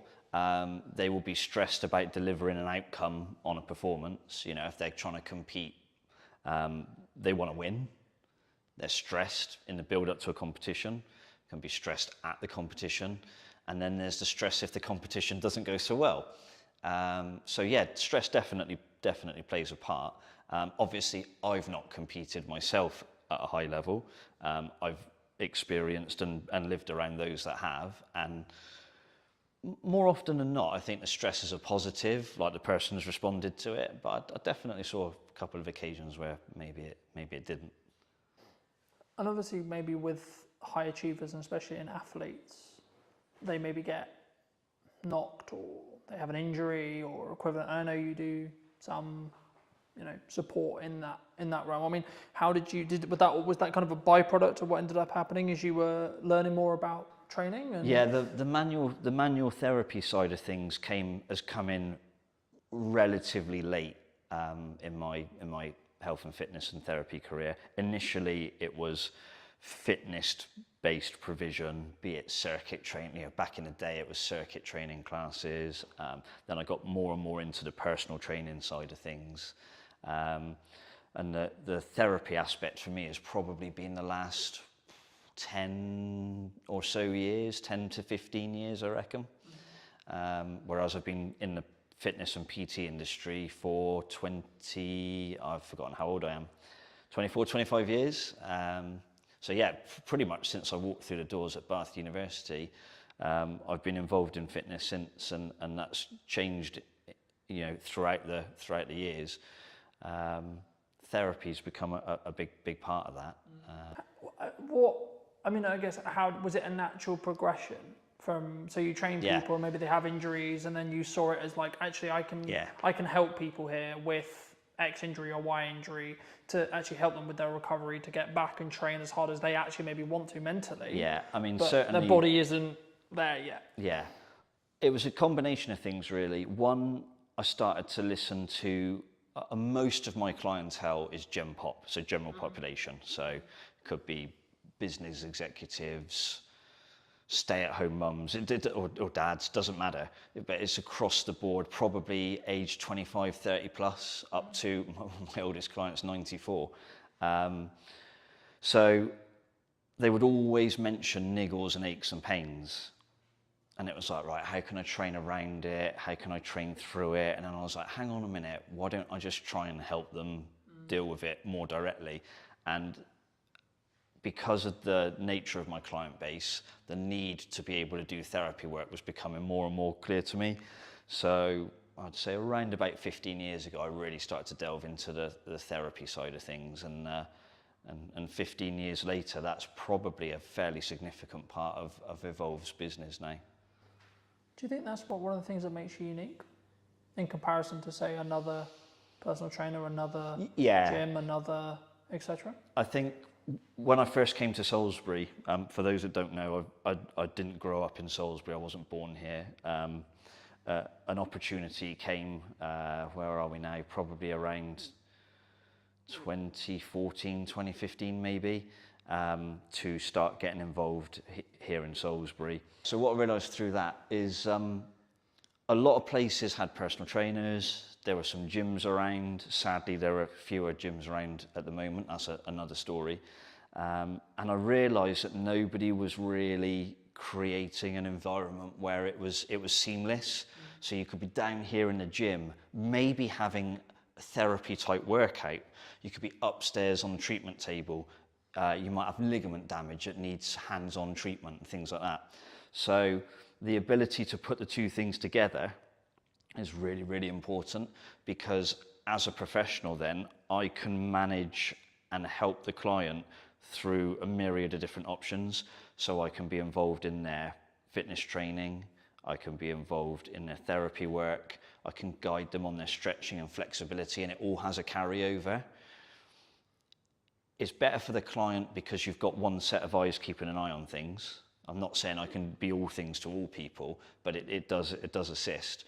But also from a finance perspective from the client, you know, if you have 1 or 2 PT sessions a week, then you've got to go to an osteopath, then you go to somewhere else for a massage. Most people know what these things cost these days. That's serious money on a weekly basis. Whereas within a visit to here, they can have a PT session. They might need just a few minutes of hands-on work or some help with a stretch. And they've spent a fraction of what they would spend if they had 4 or 5 different professionals helping them. So it's almost trying to create a multidisciplinary environment, but the one person is delivering that multidiscipline. I think for me, like, that's maybe the unique selling proposition of what you do, but it allows that synergy. So if there is an injury that happens, either unfortunately with during training or like outside of training, and then when they come into training, then it can be maybe tackled like faster or potentially better, you know, in that respect. But do you think, I mean, I guess then, the next question I was going to go into was like, how consistent or like how focused should the average person be on fitness? Because I think as a whole, it's always been a part of my life, but I think maybe I'm unique. I mean, we're looking at, like, I don't know the figures off the top of my head, but the numbers are like constantly changing, constantly adapting, and I don't think for the better in respect to obesity and other such concerns in that respect. And I think, is it a shift? Is there a like from what you're seeing, or is it still maybe it's upper middle class? Is the people who can afford it? It's, you know what I mean? Is it because from my perspective, it was always quite snobby. Oh, you work out. Is that it was always that for a long time? I think what's changed is the media. So you look at anything in life now, the media get their claws into it, and that can be good or bad. There's definitely an increasing problem of lack of physical activity in schools. I can remember when I went to I can just about remember when I went to school, primary school and secondary school. I was lucky. I had great PE teachers. I enjoyed sport, and the provision was there to do it, and we did it for a few hours a week. But talking to clients now who've got kids in certain schools, and they barely get an hour a week of like taught physical education or the chance to just explore different sports. And I think these days, a lot of that seems to be happening outside of school. And then it becomes choice. Then it becomes, can the parent potentially afford it? If you're in a school environment, it's kind of delivered for you, to you. But to have to choose to go out and take part in a sport, it's not just the kid's choice, it's parents going, I work 3 jobs, I can't take you to wherever you need to be 3 times a week, or I can't afford for you potentially to have all the kit you need. I saw some kids walking along, I'm pretty sure it was hockey, and the stuff over their shoulders and what they were carrying and what they were wearing, I'm thinking, if you've got 2 or 3 kids, that is costing you some serious money. So the chances are you are in a slightly higher class. I don't like this class differential that people have, but yeah, it's definitely a problem. And I think, you know, I understand from my perspective what I charge for the work that I do is reasonable, and it certainly isn't affordable to the masses. Do you think the key is the educational piece then? Even if it's just like having resources or having more people talk about bodyweight workouts, calisthenics, etc. I think it's good to get the message out there that exercise is good for you, and sitting on your backside all day eating, you know, chips and whatever else is probably not very good for you. But I think the key thing is the provision of facilities that are free and accessible to anybody. These parks now where they're starting to put exercise equipment and like bars that you can do pull-ups or hang from and stuff like that, they're awesome, and we need more of those, but we also need people to understand how to use them. So we probably need to find some sort of community scheme where people who are big on calisthenics and outdoor workouts and almost like parkour and stuff like that, if you've got people like that who are helping kids from quite a young age get into that, then there's probably going to be a natural progression as the child gets older to, I want to carry on doing stuff like this, I want to go to the gym, I want to play in a team, or I want to partake in an individual sport, but I'm prepared to put in the work to do it. These are all the things we need. They're not being provided, not at the level they need to be. I'm quite lucky, I'm fairly well travelled, and a lot of places I go, you go to places and they've got outdoor, again, environment comes into it, climate, things like that. But even countries where the climate's a lot like ours, they've got outdoor parks, they've got outdoor physical activity. We're a long way behind in this country in certain areas, and that needs to change, and fast. Do you think, like, because for me, it's like, number one, it's a priorities thing. Number two, it's a mindset thing. Like, there's one thing having the education. Once you've got the education, you've then got to have the, oh, I'm really busy, but I need to do it anyway, right? Because I look at it from a perspective of, I'm very fortunate where I'm younger and I've had a level of fitness in my life for a very long time. But I understand that if I want to continue to be able to do the job I do, I need to be in better physical condition than... Yeah. So I can continue to do it for 10, 15 years. Absolutely, but what I'd say to that is, if you get the exposure from a young age, and it's a positive exposure, not, oh, I hated PE, they made me do PE in my pants and socks or whatever. I can remember, you know, back in the days when I was at school, if you forgot your gym kit, it was plimsolls and pants and socks and off you go. There's no way that's happening now. It wouldn't be allowed. You know, it's if you expose somebody to a positive health and fitness related activity from a young age, and you can do that consistently for a while, then the likelihood is you don't have to worry about mindset, motivation and things. It's almost inherently in there, ready to go. There will be people who went to school and hated PE and hated exercise who have grown out of that and some will have gone, actually, I need to look after myself and my health because I've got a family now. And there'll be other people who go, well, I hated it at school and I hate it now. And we've got to get those people back then. If you were going to give advice to maybe those people who hated it at school, who maybe haven't done what they should have done, maybe they know they're not, like, because I don't think you say to anyone who's like not in good shape, I don't think helping the problem is, haha, look, you're fat. Or, oh God, no. That's not, you know, that's because they know. It's not like they see themselves every day, you know? Sometimes you've got to have hard conversations. Part of my job as a personal trainer is sometimes you have to have very difficult conversations with people, and in the best way possible, you're trying to explain to them that the situation they're in is not a healthy one, it's not a good one, and there's a desperate need to change. In terms of mass information, I think you've just got to say to people, like, hands up if you want to die young. Not many people are going to chuck their hands up. Yes, please, Matt. Yeah, do you know what I mean? You know, I can't speak for everybody, but most people are going to, well, of course I don't. Who wants to live as healthy and as long as possible?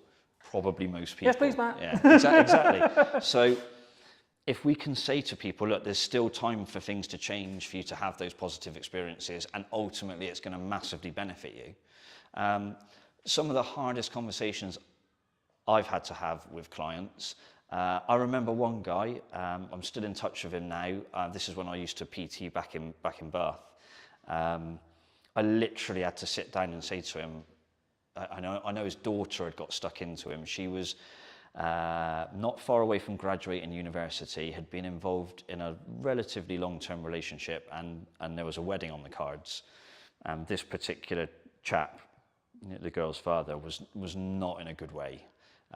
Very successful, but very highly stressed executive. He owned a very particular international business, and he was flying all over the world, you know, airports, long hours, eating all the wrong foods, a lot of client hospitality, so a lot of drinking, and he'd got himself into a real mess. And he'd had a heart attack. And the daughter had sort of said to him, look, if you want to A, see me graduate, and B, see me get married, you need to sort yourself out because you're going to die soon. And I think when it comes, you know, if you're a father, I can imagine your daughter looking at you and saying that, that's got to be a gut punch. So he came to me and he said, Matt, you know, I need you to help me. And we did a lot of good work. And that was 10, 12 years, probably even 15 years ago. And even now, he's still out running half marathons, going out for big bike rides. It completely changed him. But he said to me, the turning point was his daughter saying those things to him.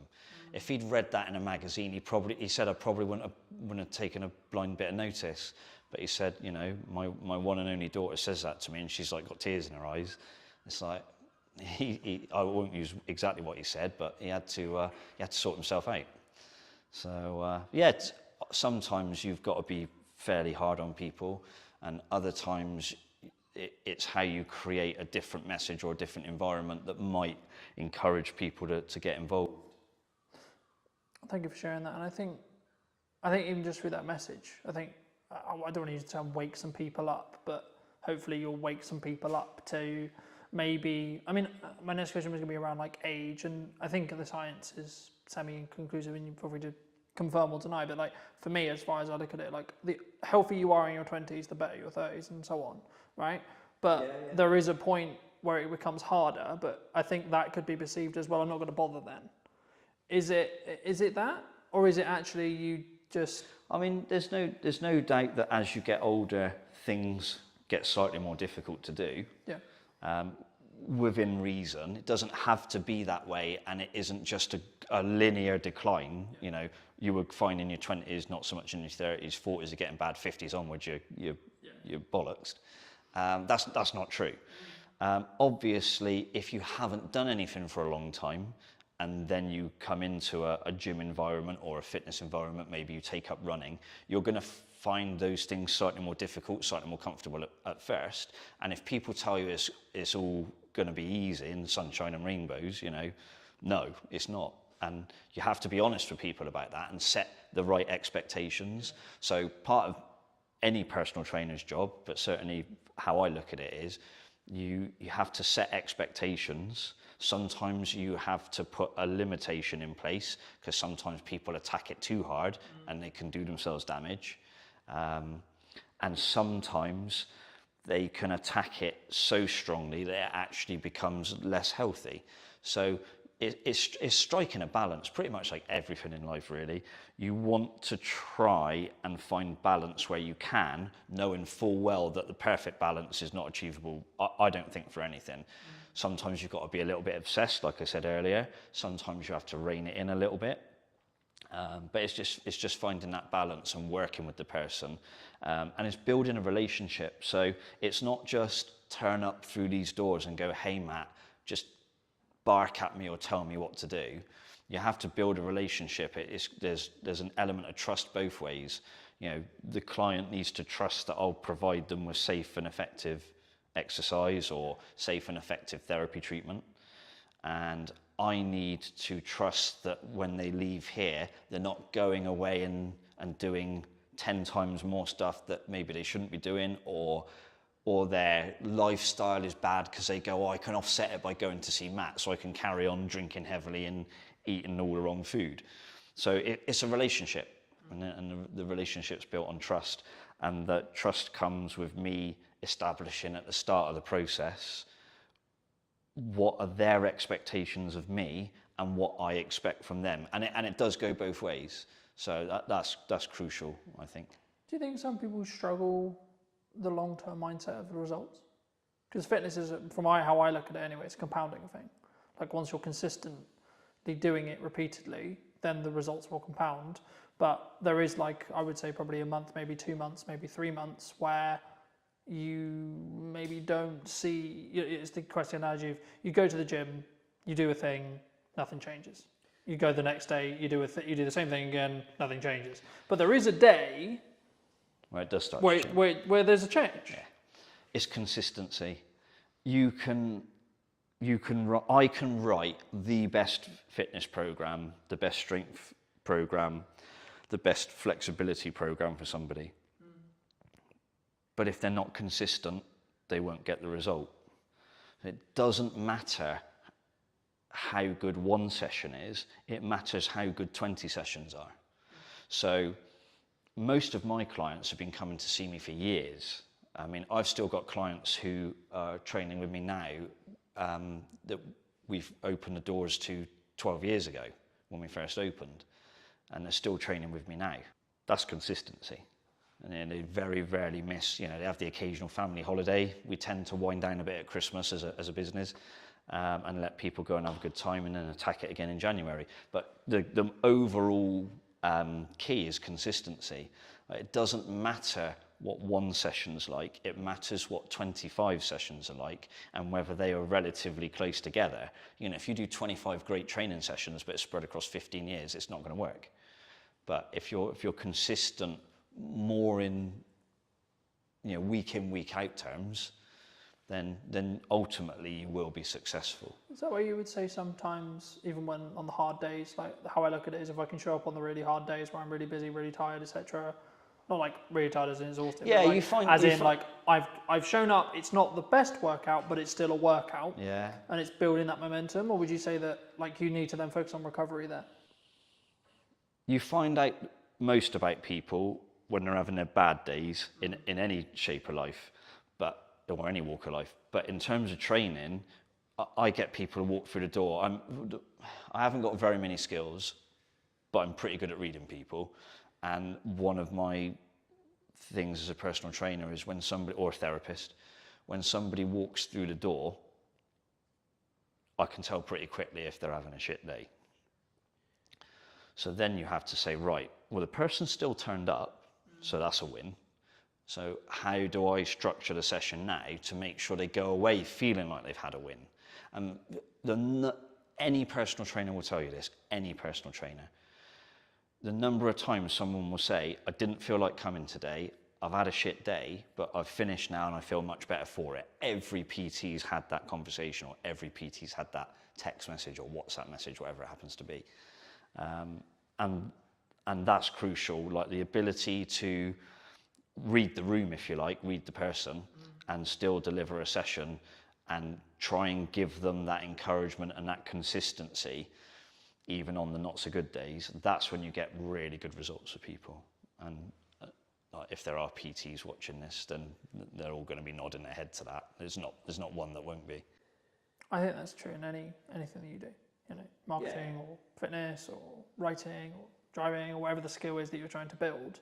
I think that's with consistency and with showing up when it's harder is when it will work. But you mentioned at the beginning roughly that obviously we worked together before today and that respect. I mean, how did you, if you can recall, it was a while ago to give the audience some context, but like what were you looking for when you reached out to me for that project? I think it was, how do I deliver the message of how we can help people, but through the lens of another person?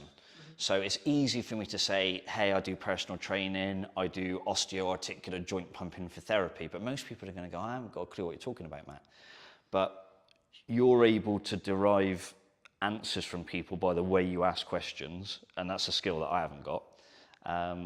So I think that was one of the key things, is it developed into a conversation with you and some of my clients, and that conversation brought out some interesting answers. And it was an interesting experience for me, actually, because they said things to you on the camera in the interview that they hadn't said to me.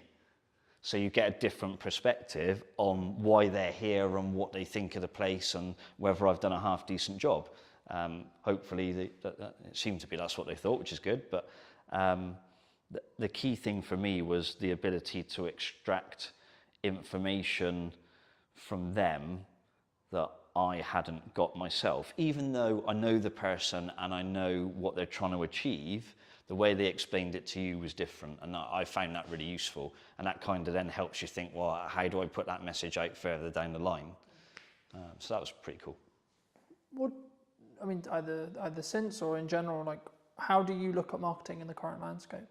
What do you think people should do? What do you think people shouldn't do? Is it a time, obviously it's nuance related to the business, of course, but is it a time, I mean, a lot of people are saying the creative industry is struggling, people are saying the economy's hard. I mean, in the nicest way possible, I've heard that for nearly the 10 years I've been in business. I've always heard that. So I don't want to be this way, but I'm like, but what's really going on? You know what I mean? Because for me, there's always something going on. There's always something going on in politics. There's always something going on in geopolitics, etc. But right now, at the time of filming, what are you looking at from a marketing point of view that you think is really going to work, or are you leaning into more referral-based stuff? Are you maybe like keeping your costs lower because you are seeing the climate, or are you going the other way? I'll try and unpack that. I think the key thing is be transparent and be honest and upfront about what you do and how you do it. Don't bullshit people. Like I can't deliver, I don't know, think of someone who's in incredible shape, who's on TV a lot. Can't think of a name now. But if I said to all of my clients, you can have that in 3 weeks, I'm telling some porkies, yeah? So be honest with people about the process. Explain to them that, yes, you can achieve some brilliant results and sometimes life-changing results. And it might not just be the way you look, it might be the way you feel, it might be the way other people view you, it could be all sorts of stuff. But be honest and transparent about what you do and what you can deliver. Most of what we've got here at Evolved has always been referral based. I mean, because we've had this conversation previously, I'm not a big marketer. I don't do, what is it, sponsored ads or Facebook, whatever it is. Wouldn't even understand how to set one up. So on that side of business, I'm probably not very good. But I came here to Salisbury, I knew two people. And we've built a business that does 80 or 90 sessions a week between myself and my colleague Charlie. We've been here 12 years. That's referral, that's not marketing, that's referrals. It always has been, and I suspect it probably always will be to a degree. I think the challenge for me and how I grow Evolve now is I need to market to the people who don't know I'm here and that people can't refer to because they don't know we exist. You know, you can only get referrals from people that know you're here. So I should probably try and get more people to understand that we're here. You know, if I had a few quid for every time somebody comes and said, I didn't even know you were here, Matt, till someone told me about you, I'm like, oh, I really need to do something about this. But yeah, I think marketing for me now is being able to explain to people what we do and how we do it, and saying to people, do you want to come along on the journey, as opposed to come and get fit in 6 weeks, which I hate that message in the fitness industry. It's rubbish. I think what you touched on there is a really common misconception in marketing, that people think it's either referrals or it's word of mouth or it's ads or it's content or it's this or it's that. The reality is all that content's going to do, all that marketing's going to do is apply fire to your word of mouth. Yeah. If you have good word of mouth, happy days. Yeah. If you've got bad word of mouth though, you can kill your business very, very quick because it's just going to make things better or continue things moving faster in whatever direction the business is currently going in. So what I say to clients when I start working with them, and I think we had this conversation when we initially started thinking about working together, I said, okay, well, are you moving the trajectory you want to work in? One, and then two, how can we utilize video content that's scalable that allows you to then do that upon scale, right? So instead of you having to trade one-on-one time with each person, you can say the stuff you want or get your clients to say the stuff you want on camera to then be like, okay, cool, this is what real people think. And social proof, which is what you're talking about, getting your clients to talk about it, is infinitely more valuable in a marketing context than you saying it. Yeah, exactly. In the nicest possible way it is, because in the same way with me saying, I'm going to say video is a good idea because I have a monetary tie to whether it's good or not. Yeah. In the same way you're going to say PTing is a great idea because you have a monetary tie. We don't even necessarily do this deliberately, but we're naturally going to because it's our natural sales process, marketing process, however you want to articulate it. And that's why hearing from clients, that's why we ask people about marketing, is really interesting and really important because then to an extent they're making the decision all on their own. Yeah. And I think for me, as the landscape changes, as the economy does what it will do, I think and it's more of a mindset thing and seeing how people either want to shift or don't, because, and I guess actually this is a question of in your case, do you actually need to market? I would argue you don't even need to market because from what it sounds like at this stage right now, at the time of recording, you're close to full capacity, if not full capacity. Yeah. And you don't really have enough space or staff or both to scale. No. So actually, should you market? Yeah, tricky one, isn't it? Yeah. Maybe, finding maybe good... if you want to create a waiting list and you're trying to develop another product and you want to keep things going, but you wouldn't market in the same way as if you were trying to fill a new class, for example. Yeah, finding good people in the industry locally is quite difficult. So it is something to factor in. Because I think for me, it's a key on whether it's a scaling issue. And that's why I think any marketer listening to this, they need to ask the clients they're talking to and the people they're talking to, what does their client, the person they're doing marketing for, helping with marketing, what do they actually want to get out of it? Yeah. Because there's one side of it is like continue with the reputational gain that you can gain from doing video, sure, but that's a way of doing it. And then it's a bit more punchy or a bit more maybe paid ads or etc. would work if you were trying to fill a class in quick time. But actually in the position you're in, for example, you wouldn't want to do that necessarily. I mean, again, that also kind of changes to an extent of what stage you are in business, which we'll come to the next question, which is like, do you think businesses like have stages? In the respect of like when you're starting out, you're constantly looking at growth and then you maybe get to a size and you're like, oh, actually, hold on, maybe I don't want to grow beyond this? Either speaking about what you've done or in general? Yeah, I think it depends on the type of business. This is a people business, it's a service-based business.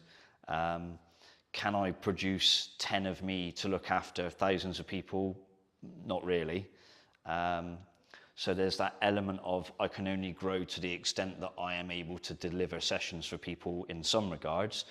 Could I bring other people in? Potentially, yes, but there's challenges with that. Could I go online? Possibly, but I'm not a fan of it. I'd much prefer the in-person world. One of the things that COVID taught me was I don't like Zoom very much. So I would be keen to avoid that. So yeah, it's a tricky one actually. So I think in terms of stages for a business, I think it does depend on the type of business you have and where you want to take it. You know, do I want a franchise evolved? No. Way too much stress, way too much money involved, way too much leverage. What are things about stages and where you are in your life as well, right? Yeah. I mean, I'm 45. Yeah, 45. Do I want to be franchising a business at this stage of my life? Probably not. I've certainly got a fair few years left doing what I do, and I feel good. But I'm not sure I'd want to put that sort of pressure or stress on myself. Yeah, I'm pretty happy with where we are as a business. So in terms of growth for us now, it will be, I think it's improving what we do as opposed to doing more things or trying to be more things to more people. I would like us to go in a slightly more medical direction, and I am looking at maybe bringing a medical professional into the business, whether that's as a part of it or a service that is available to people. I won't go into the exact details of that because I know someone else will just jump on it anyway. Yeah, that's one of the things I might do.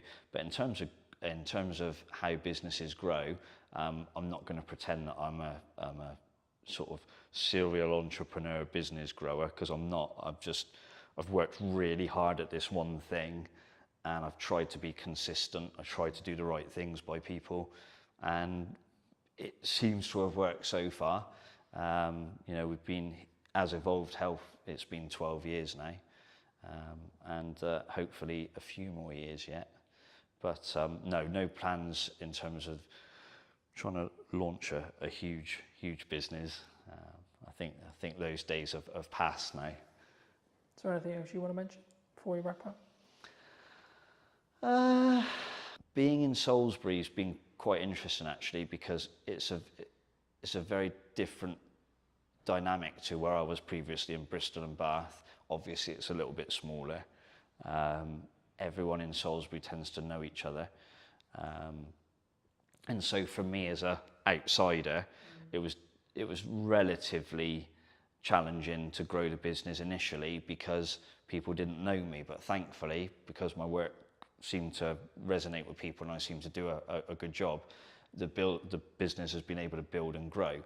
But I think if you're a young person trying to start a business in Salisbury now, I don't think there's ever been more opportunity, but I also don't think at any stage it's ever been harder.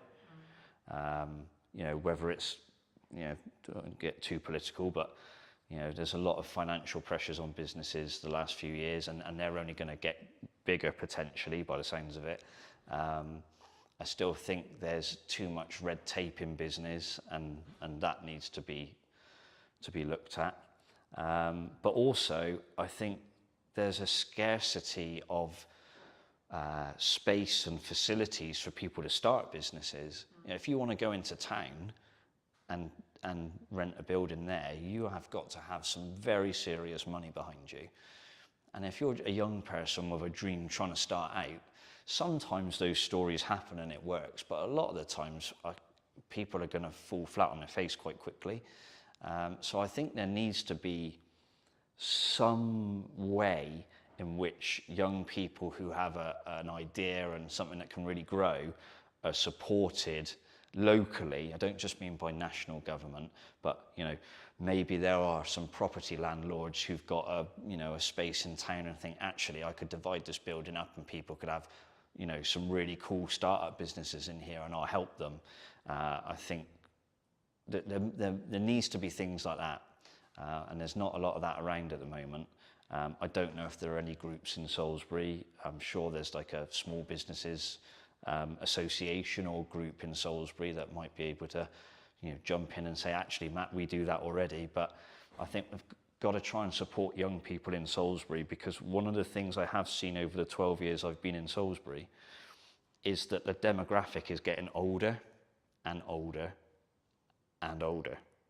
And young people now leave Salisbury, and I've seen it in the time that I've been here, they disappear. They go to Bristol, they go to Southampton, they go to London, wherever it is they've gone, but they're not here. And that's because they don't see opportunity.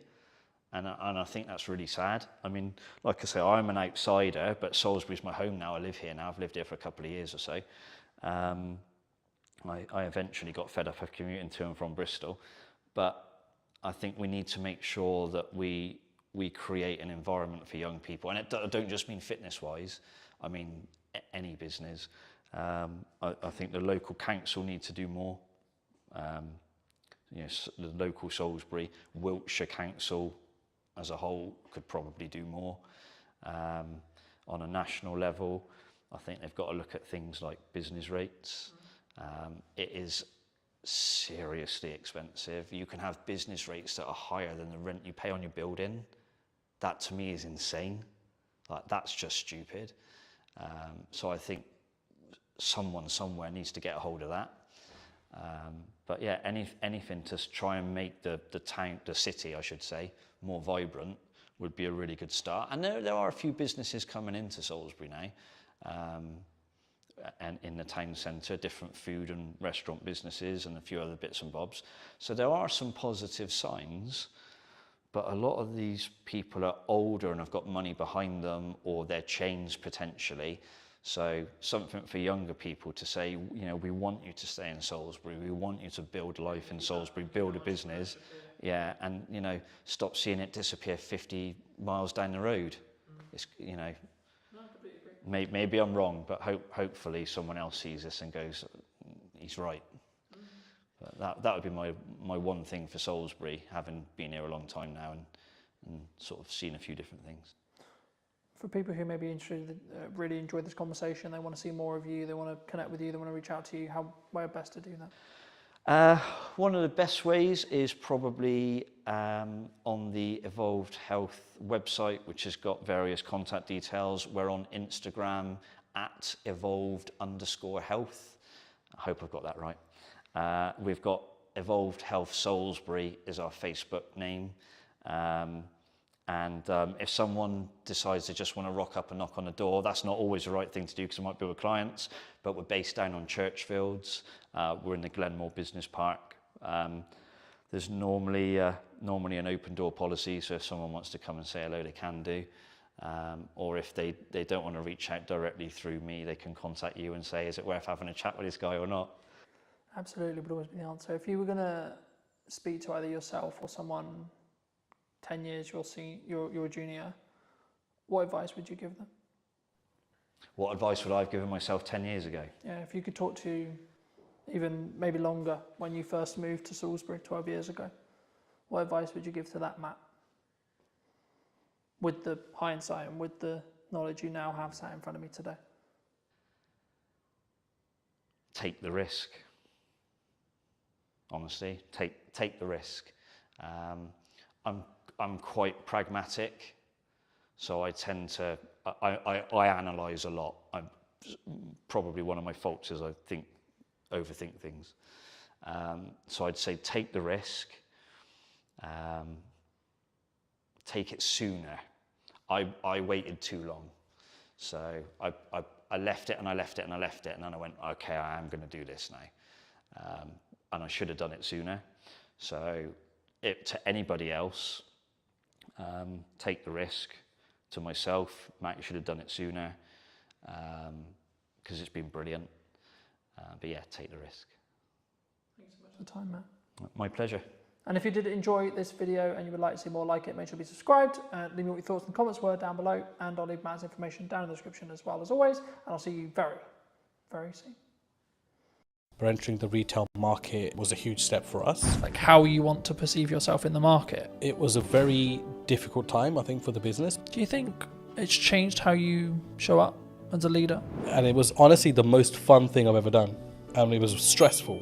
What do you think's missing in marketing right now? When somebody rebrands, the general question is, has the company been dissolved? Like you want to, in some ways, make him proud first. I think if you've built brand loyalty, and by that I don't mean you're selling millions of products, but if people trust in you, I think as a person, you'll automatically gain respect within the market.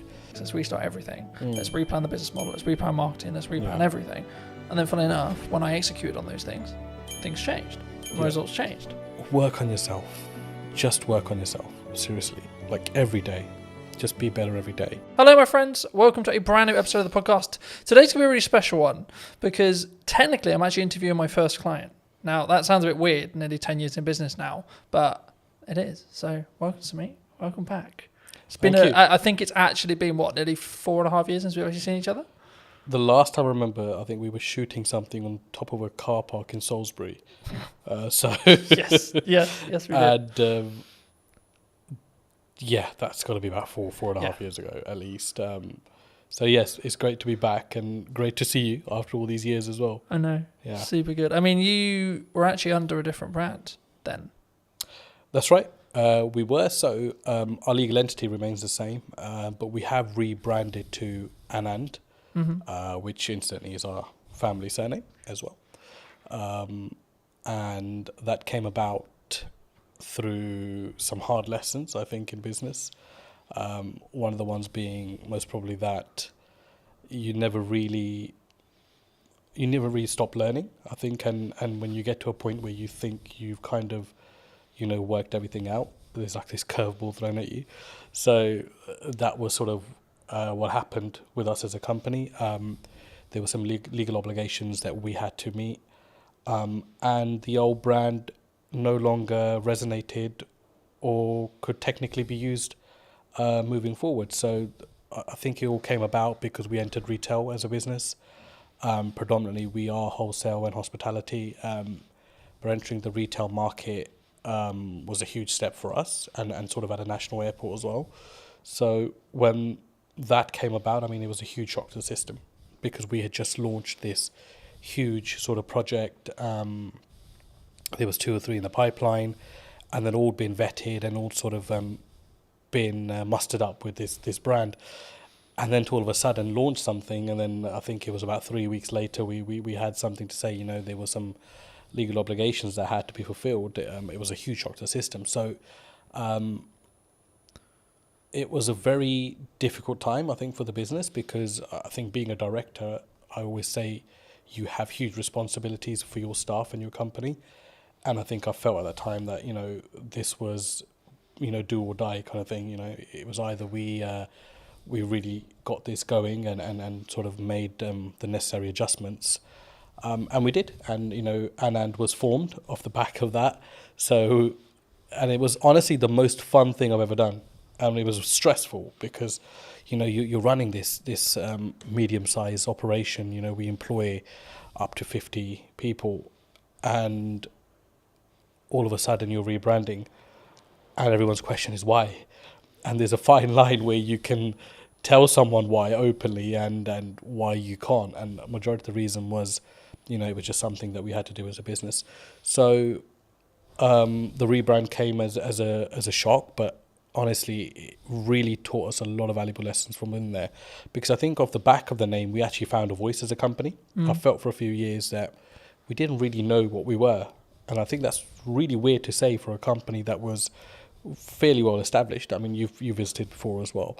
But I felt with Anand, all of a sudden, we're back to this blank canvas, right? And we're creating everything in reverse, which is the worst way to do it, don't get me wrong.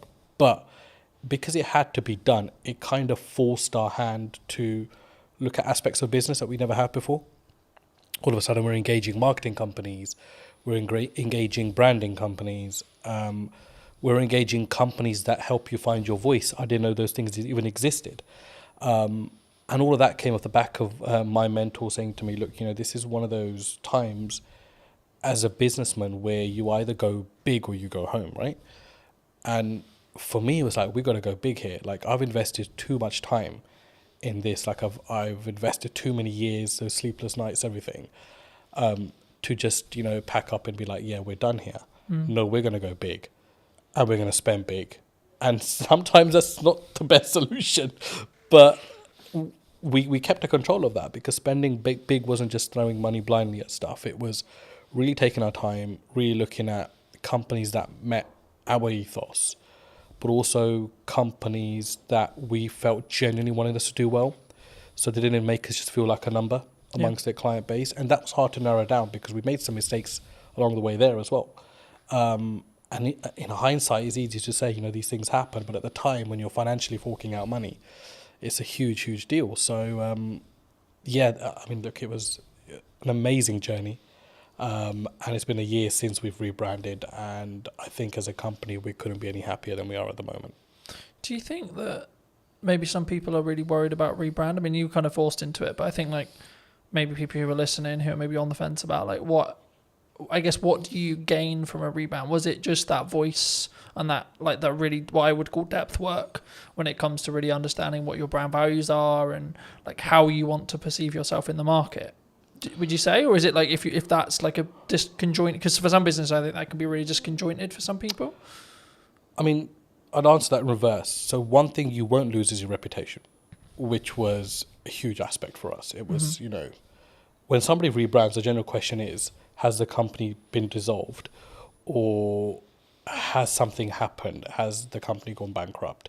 Has there been a huge gross misconduct from somebody? And the thing is, you've got to get past that, because naturally as an individual we would think that, and you've got to put yourself in the public domain as well as a director personally yourself and think from both sides. So for me, I think if you've built brand loyalty, and by that I don't mean you're selling millions of products, but if people trust in you, I think as a person, then you'll automatically, especially a small to medium-sized business, you'll automatically gain respect within the market. So we didn't realize how much respect we had amongst our clientele until the rebrand happened. And I think that's what carried us through. So I think there's this illusion that if I rebrand, I'll lose customers. And that's a general worry because, of course, you need your finances to run a business. And your clients are your clients. You spend years and decades working with them, whatever, right? But those relationships can be ruined at the drop of a hat as well. A split-second bad decision.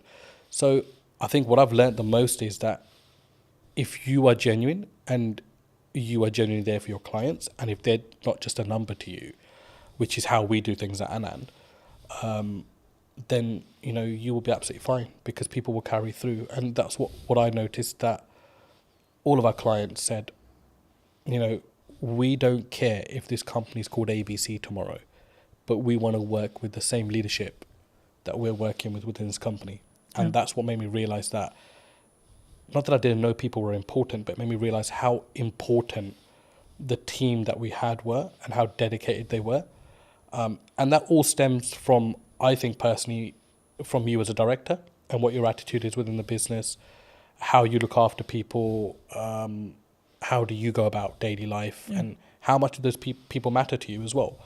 And that kind of proved to me that, those things mattered a huge deal to us as a company, and it filtered right through. So I hope that answers your question. No, absolutely. I mean, I think for me it's important to appreciate where you've come from, but also then understand sometimes we have a growing pain, right? Yeah. So it's we're shifting into a new brand, we're shifting into scaling up, etc. But one of the quotes that you gave me very many years ago that has really stood apart, that I wanted to remind you of, but also ask you to apply some context to, is people are loyal to their needs. Yep, absolutely. Do you? I mean, how did you I guess that's a life lesson for a lot of people. But where's the story behind that? So, I think I've been in business for about 10, 15 years myself, and I can't put a number on it now, to be honest with you, but it's been a very long time. And one of the things that you realize very early on is that it's very much a dog-eat-dog world. As much as, you think you might be out there to set the agenda straight or to start this new, loving relationship with every single person, it never works out that way. And we realized very quickly that as a business, after surviving the first 5 years, a lot of people are just loyal to their needs. When those needs are met, they will either move on or they'll no longer engage with you. And I mean, that's absolutely fine. It's a natural thing to happen as well. But to put it into context, I mean, if I look at how we operate with our clients at the moment, I don't think there's a single client that can say that, if their volumes drop with us, that we change our attitude towards them. Mm-hmm. Whether it's the smallest client on our sort of, accounting system, or it's a big renowned sort of company, it makes no difference to us. We work personally with every single client and every single person that we work with. And that might mean along the way you have to accept that once their needs are fulfilled, that they no longer will engage with you. But to put into sort of context, that quote at the time came from, it was one of the things that we've always steered away from as a company. Don't be those kind of companies, or that company that is all over a client when it's hot. Yeah. And when it's not, they don't want to know, or they don't want to help them out with anything. And there are some clients that we work with that, we did millions of pounds of business with before. And all of a sudden, they have engaged another company. But there are times where they still engage us when there's an emergency, and we would never turn them down, because you've got to remember that whether they've moved on as a client to another supplier, they were also once your client and made up the DNA of your business to be what it is today. So yeah, I mean, it's something you have to get comfortable with, I think, in business, and grow some thick skin around that, because people are loyal to their own needs, and it's just the way of the world. For me, it's something that sort of, at the time, I think when you initially told me, I didn't really get it. Yeah. Right? And now I can say 6 years, 7 years down the road, I get it. And I think for me, it's one of those things where it may not even be deliberate from that person, that client, customer. No, yeah. I think it's more around, actually, sometimes you just, there's only so much value you can add to that customer, client, etc. Absolutely. And people have personal lives, and it's it's easy to say, don't involve your personal in your work life, but it's a very difficult thing to do as well. So sometimes we do forget that people might have stuff going on in their own lives. People move on, and all of a sudden a new person comes into that role in the company and doesn't see your business to be as valuable as the previous person. So there are elements of that as well. Yeah. But I think I've always found that there's no use keeping hatred and negativity about somebody moving on. I think you've got to accept that and look and think, how can I learn from this? And how can I get better from this? And there was times that, clients left us on a very bad note, completely unexpected. Some that didn't even pay, the thousands of pounds they racked up in accounts, not to mention any names. And, that didn't mean that we were not going to look at what we could have done better as a company. So I think it always starts with what's going on at home before you look anywhere else. Yeah. Do you think, because I've been fortunate enough to be in business and grow and scale and adapt and be in a position where I think there's always some people who are saying there's something going on in the economy or COVID or et cetera, et cetera. I mean, is it a mindset thing as an entrepreneur, as an owner? Because I've always been of the mind of yes, there's stuff going on, but actually your output can then fix your like if it's a revenue problem, then there's a solution for it. If it's a marketing problem, you can fix it. It's down to you to fix it, regardless of the economy's in bad shape. A lot of people have said to me the creative space is challenging right now. In comparison to maybe when COVID was really good, for example, where there was loads of money flowing around. But it's actually, I think for me, you've got to focus on what you're doing, and I think that's the key. But I mean, in your experience, have you? Is it kind of a catch-all kind of? Oh, they're just saying it because the economy's hard, or as maybe as an excuse. Look, I mean, there's no doubt the economy is very different to pre-COVID, but then it's also very different to 2009, when there was a huge crash, right? Yeah. So I mean, that's just a constantly sort of evolving, situation. Yes, I do believe it's very difficult now to do business, no matter what field you're in. But there are some fields which feel legislation change particularly, they feel it a lot more than some businesses.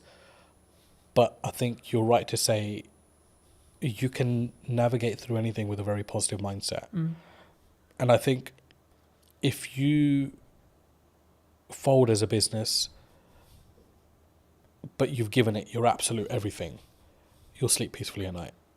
And that's for me personally, and I felt that in a situation. I mean, 2023 to 2024 financial year was our worst performing year as a business, and it was also the year that we rebranded.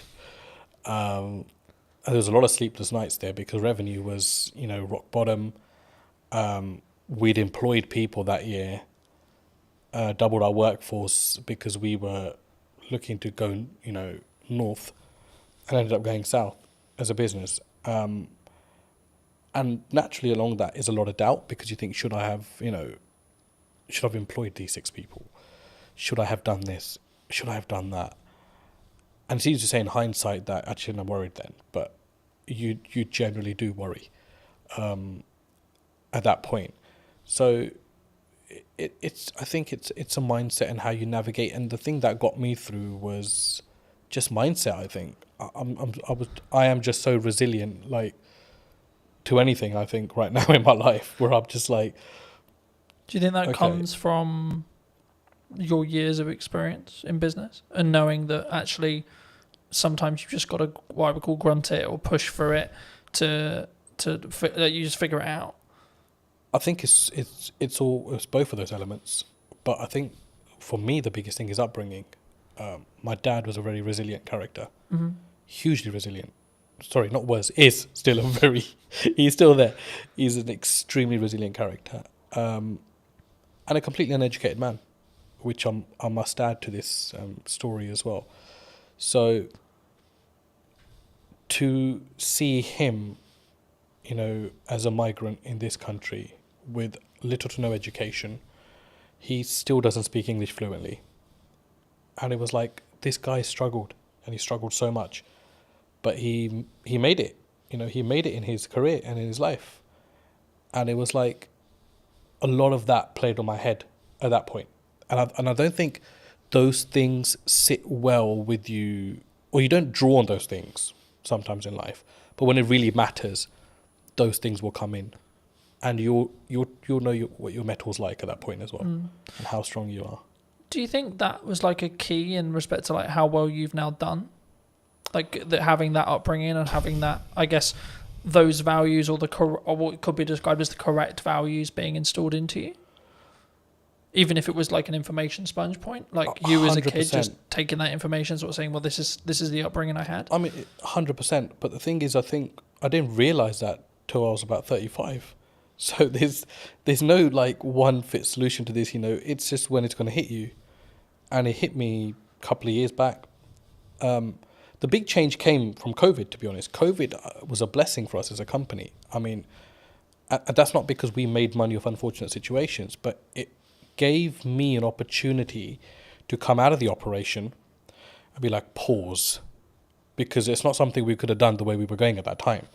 We were climbing as a business. There was no structure, there was nothing, and it was just like, this is gonna be a massive train crash one day.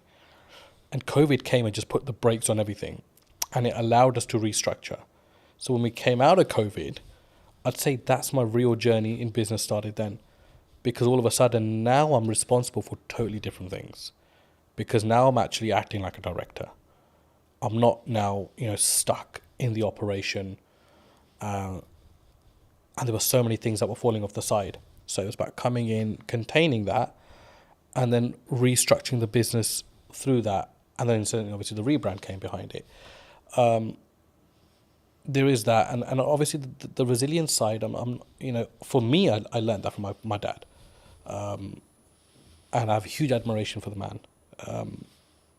And that's to say, I rub shoulders with a lot of businessmen, but I take my dad's advice very seriously in life. I always have, but I don't think you as a child or as an adolescent at the time, will particularly understand that. But if you're exposed to that environment, I think it does rub off on you at some point. And for me, I want to be like him. Yeah. I look at him and I think, just the way he stands and acts and stuff, right? So, huge influence on my life, yeah. Do you think it's changed how you show up as a leader as a, or even in your marketing maybe as well? Like that core, like you want to in some ways make him proud first, is what I'm sort of hearing from you. Would you say? I think I don't really think in that way, to be honest. Like for me, it's not about making other people proud. Like I think as long as you know you're on the right journey, I think honesty is very important in business. And I sleep very well at night, no matter what the situation is on the day. Everybody knows me, knows that once this guy is out, he's out for the night. So, and I think a lot of that comes from your ethos, and there are many shortcuts you can take, or there is the difficult untraveled routes that you can follow as well, or create yourself along the way. And I think I'm more sort of on that journey of testing my limits and also just not stressing out, along the way. And there are times where you obviously get stressed within business, right? But I think as a director, you've always got to have that sort of facade where everything's okay. And sometimes it's not, but you need to have that because you need to always give your staff and your company the assurance that you've got it under control, because the buck does stop with you, the director. To install that confidence into the team? I'd like to think they're confident without that, but I think what's your problem as a businessman should not rub off onto your team, because it's for you to deal with and put those things right. And I'd like to think we've created enough leaders now within our organisation that those sort of mistakes won't be repeated again. But that, again, is no one's fault. That's your responsibility as an owner or a managing director of a company. As I say, do you think people struggle with taking accountability for themselves? Like when things go wrong in business or when things go wrong, like they're more likely to go, oh, it's your fault, rather than it's my fault and it's what I could have done better. I think it's an easier route these days. And society kind of allows you to get away with that now. Do you know what I mean? But I think in your heart of hearts, you always know when you could have done something better. And I'm that kind of person where even if something has 0% my fault within it, I'd be thinking, what could I have done better? Or what could I have done to negate this issue? Is there anything? Do you think that what makes you stand out though? Because if you're going to say the culture of maybe the country, or like the and on average it's externally. Surely the unique advantage could be, actually it's my fault. How can I do it better? What can I do? I think any great leader, let's go back. I don't consider myself great in any sort of way, I don't think I stand out in any sort of way there. But one thing that I've noted is like great leaders, whether they're businessmen, politicians, war generals, whatever, there's a lot of accountability. There's a lot of responsibility they take. And I don't think you can really take responsibility unless you hold yourself accountable. I know that might not make sense, but in my head it does. So I think that's really true, and I think that you have to take a self-accountability to what goes wrong, right? Like I've spoken in content quite a lot about last year was really hard. Economically, business-wise, etc. Now, I could go down the approach of, well, it was a harder year, and it was financially this, and there was political uncertainty, and this and this and this. Or I could say, well, what am I doing? Yeah, right. Exactly. Like, how am I showing up? How am I leading with value? Am I leading in the right way? What's my office structure like? What's my business structure like? And then what I did was actually go, okay, right. So clearly something isn't working. Right, so let's go back to basics. Let's restart everything. Let's replan the business model. Let's replan marketing. Let's replan everything. And then, funnily enough, when I executed on those things changed. My results changed. So I think for me, especially something that you can't overly control, right? Like who's in the government, what the government policy is, etc., etc.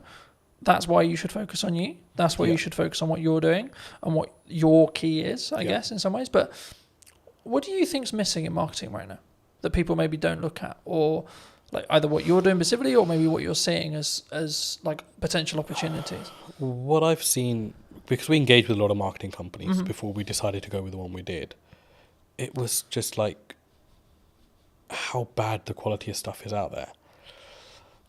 And I don't know whether it's just that people settle for, whatever's kind of fed to them, or don't challenge back enough on things.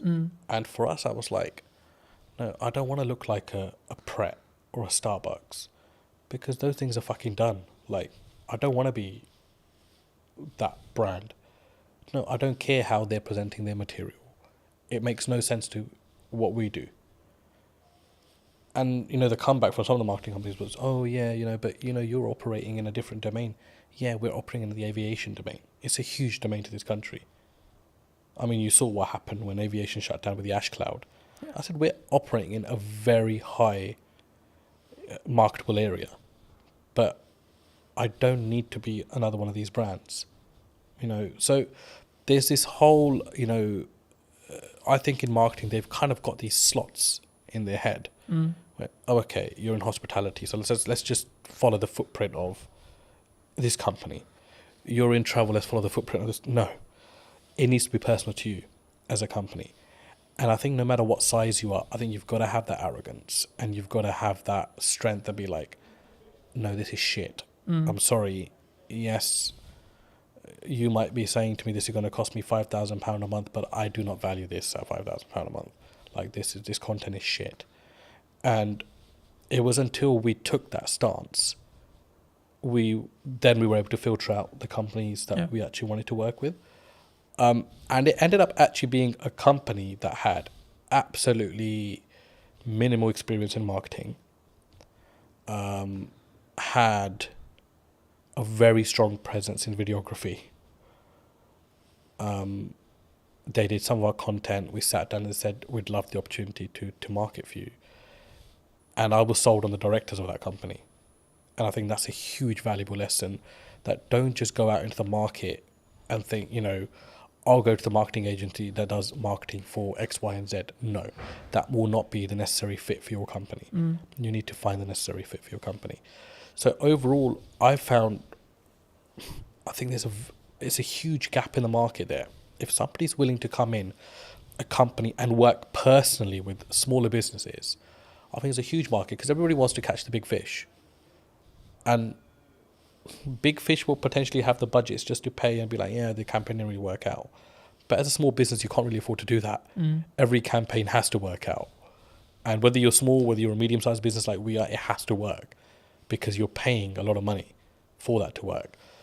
So, huge gap in the market. I think there aren't many companies that I would look at and think there's a good reputation there, even though they work with big brands, because they will just consider you a small fish and think that they can pull the wool over your eyes. And I think it's very important, no matter what size you are, that you're the captain of your ship. Yeah. No matter how small it is, how big it is, you've got to lead by example there. And if you have to have the loudest voice, then you've got to have that as well. I'm glad you mentioned video, because I think sometimes people, they're overwhelmed by it, they're concerned by it. Yeah. They're like, well, I mean, why do you use it? Right, was the key of the question there. But I think there's so much that there's from my experience, there's psychology around oh my God, I sound like a dick on camera, or I don't like the sound of my voice, or this is how I look. But there's also then the tactics, or the tech side, right? Now, obviously, if you're bringing in a videographer, you don't need to worry too much about the tech side. But I still think you should, at some principle, you should understand it. I mean, why did you? Because you mentioned that you leaned into it. I mean, why did you lean into it?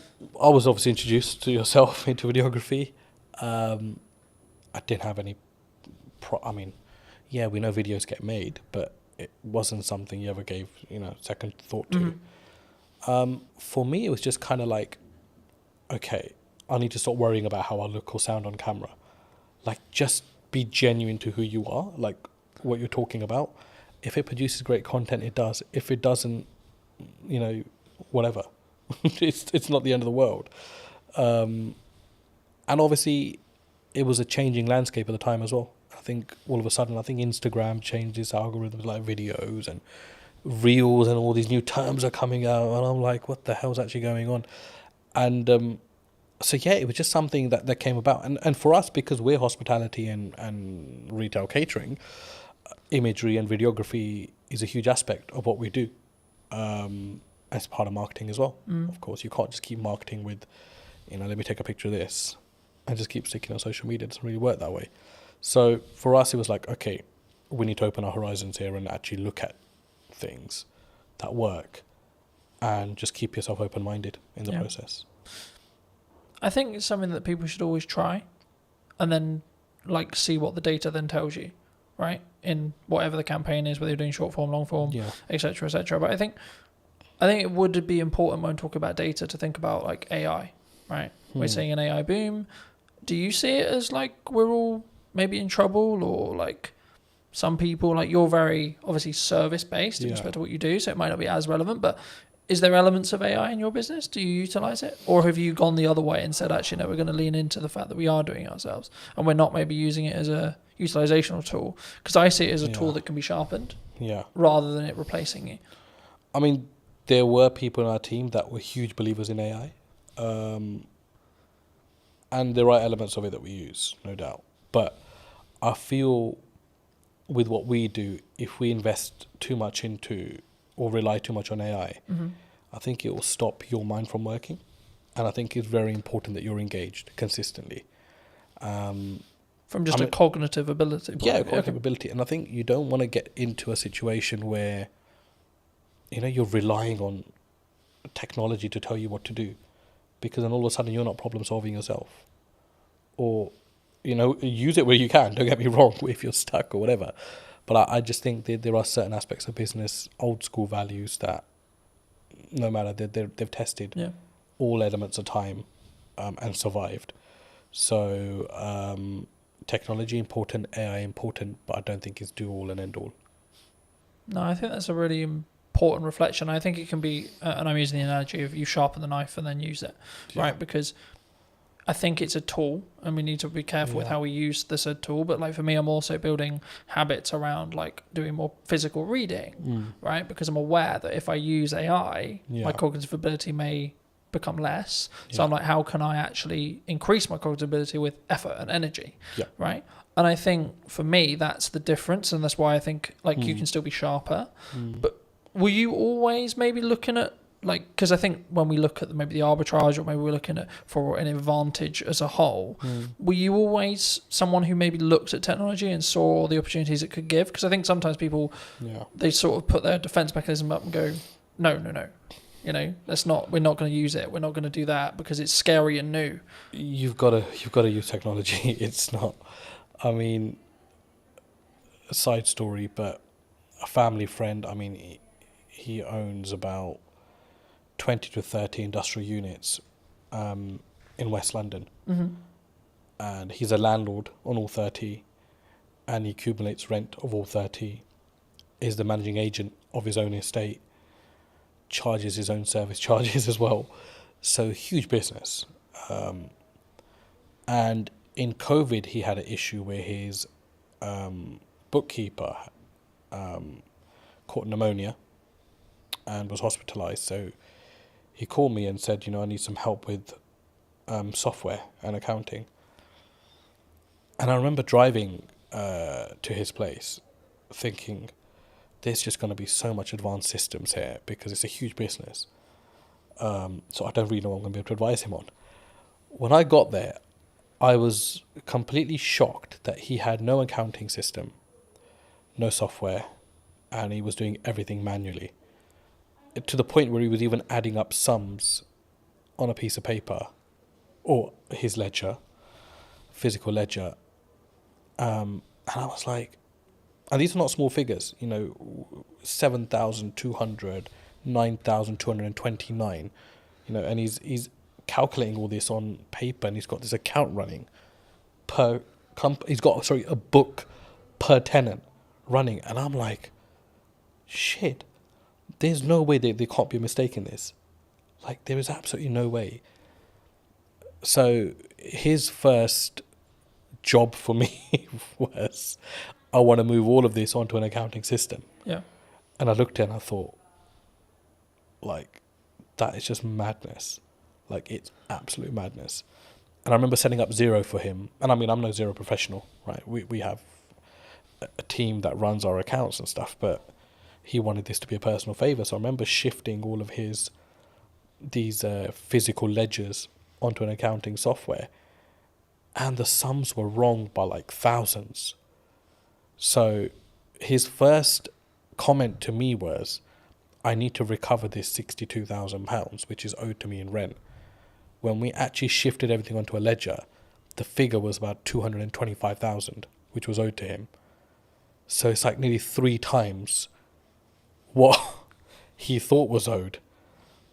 And that was his change at the age of 62 towards technology, that I need to adapt.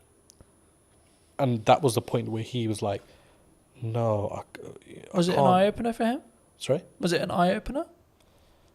I think it opened. Like, how did he react? I think it when opened everything that he had within him, because he was just like, he goes, I don't even know how many years I've been losing money for, which is the main thing. And he always had tenants, I said, and came to him like, this rent figure is wrong. And he was like, no, he's adamant it's right. And I was like, an accounting system will put all that to bed. All of a sudden, the queries went down by like 90%. People stopped querying their bills because it was all automated. Each tax code was set. Every expense was set. And I mean, that was like, okay, there's also no time limit to when a person can wake up and see that they need to adapt to technology. And coincidentally, he got very ill last year himself. So he had his son come in and take over the business. And it was a very seamless handover because everything was sorted. So you could easily, you'd have to spend some time kind of understanding what's going on here. But it was handed over with something in place that you can just pick up and go with it. Yeah. Opposed to like, why is this or why is that or why is that? Everything was annotated. So yeah, look, you have to adapt. I don't think you can as a business. I mean, we didn't start using software till quite late into our life, business life as well. It was like 3 or 4 years in, we were creating invoices off Excel and that kind of stuff. And I was like, this can't be the way. And then slowly we've adapted to stuff. There are things that I think are really unnecessary in business as well. You don't need technology for absolutely everything. But yeah, basics like accounting and stock management, staff management, telematics on vehicles. You've got to have that. I mean, we had one of our drivers had a terrible crash last month, and the police wanted to know, what speeds were both vehicles travelling at, and we were able to prove that because we had the telematics. And the third party wasn't able to do that, which, favoured us as a business because we were able to prove that we were within, or our driver was within the speed limit. Didn't harshly brake. So technology is a lifesaver in certain places, and you've got to have it for the basics of your business. Yeah. You're specifically, obviously, a very niched business in Yeah. regards to the sector that you serve. Have you always been that way? And if so, was that a very conscious decision from day one to be like, I'm going to serve this? Nope. Aviation just came about, to be honest. Well, I say it came about, but I kind of think you set your own destiny in some ways. We were so busy trying to survive as a company, but it was just like customer focus. Yeah. Make sure the customer gets everything they can from you, even if it means you're losing something. Just give your customer absolutely everything and make them feel special. And we do that till date. So in some ways, business is a funny thing because you can never say, I set out to do this and it happened. Because I think you've got to, like, a lot of things happen around it and you end up taking a different route. So, I mean, I discuss aviation a lot, but we work heavily with construction. We work heavily with tech companies as well.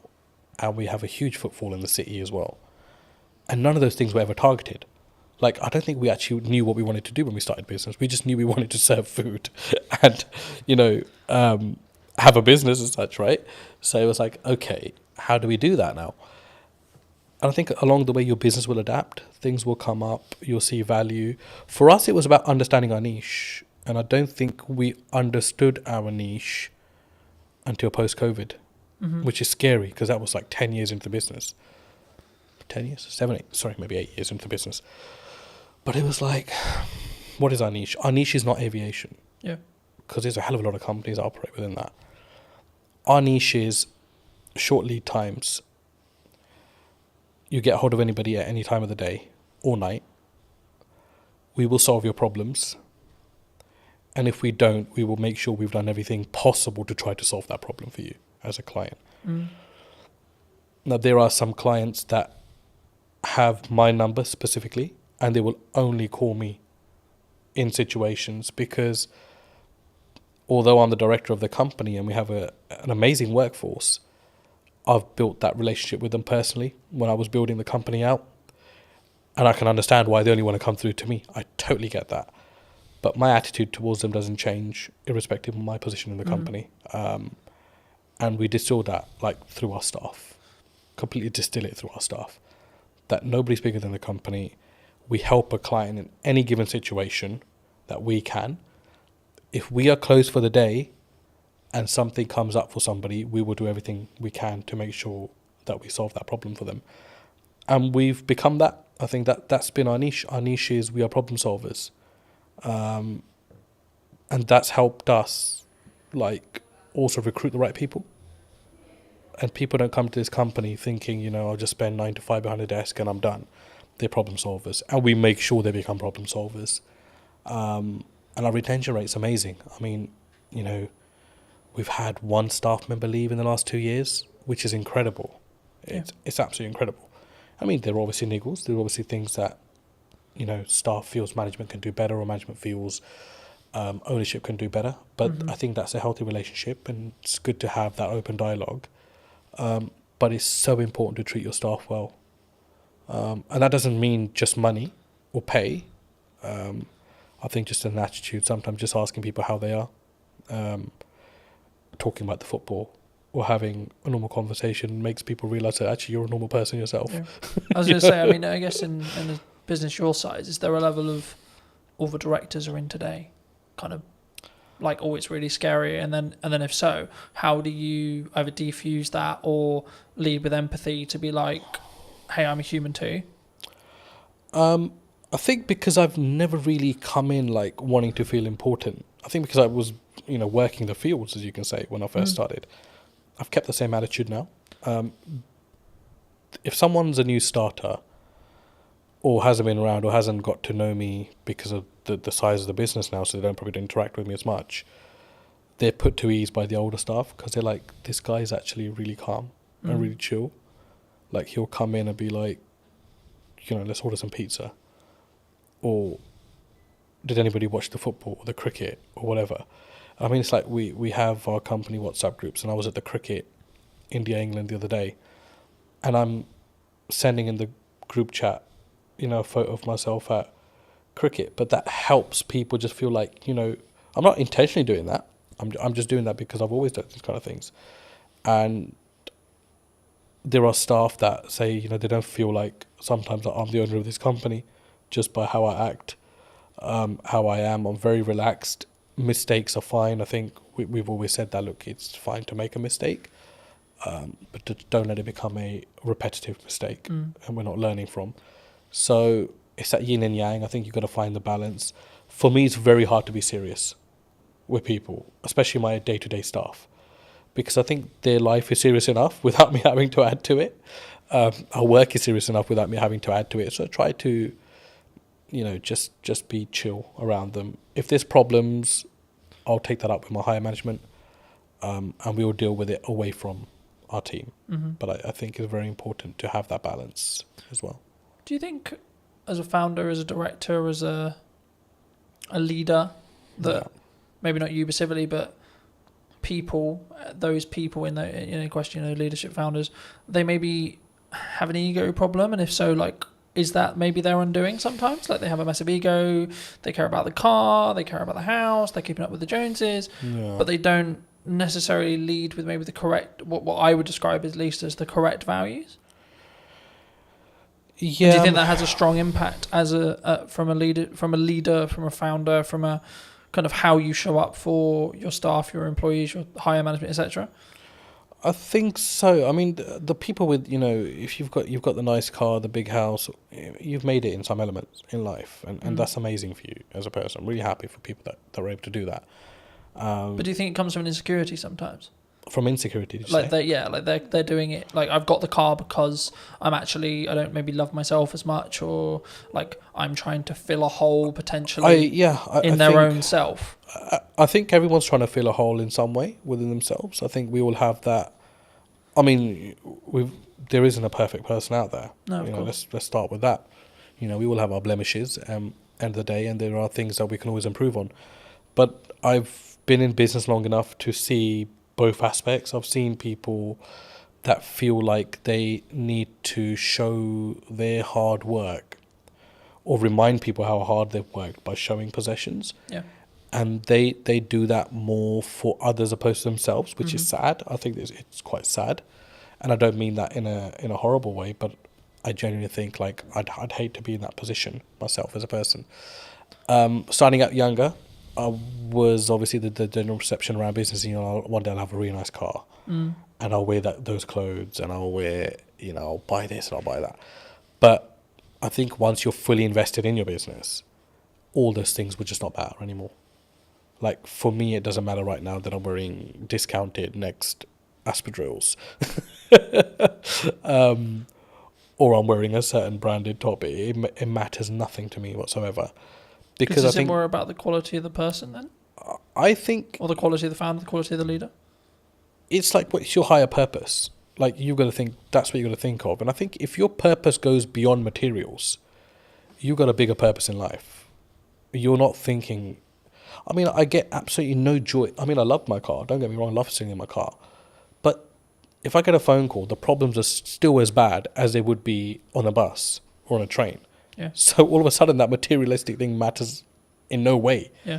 Right? So for me, I think it's like, you've got to be like, okay, why am I in this? But what am I about as well as a person? And people lose one of those two aspects somewhere along in the business. They either forget why they're doing what they're doing, or they'll forget who they are.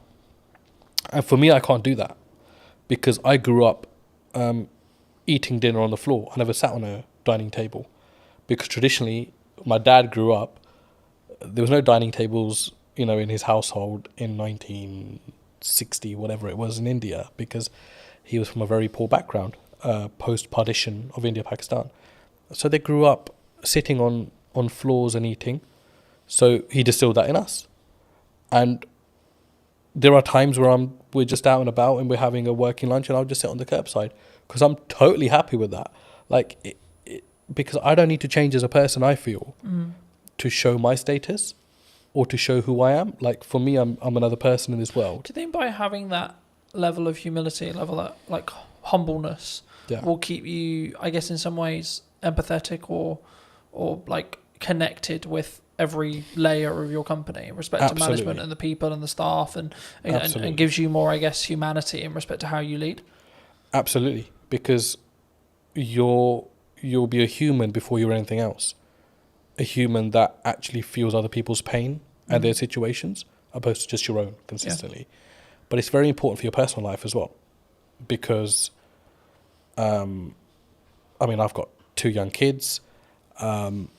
I was at sports day yesterday with them, and my he's just four now.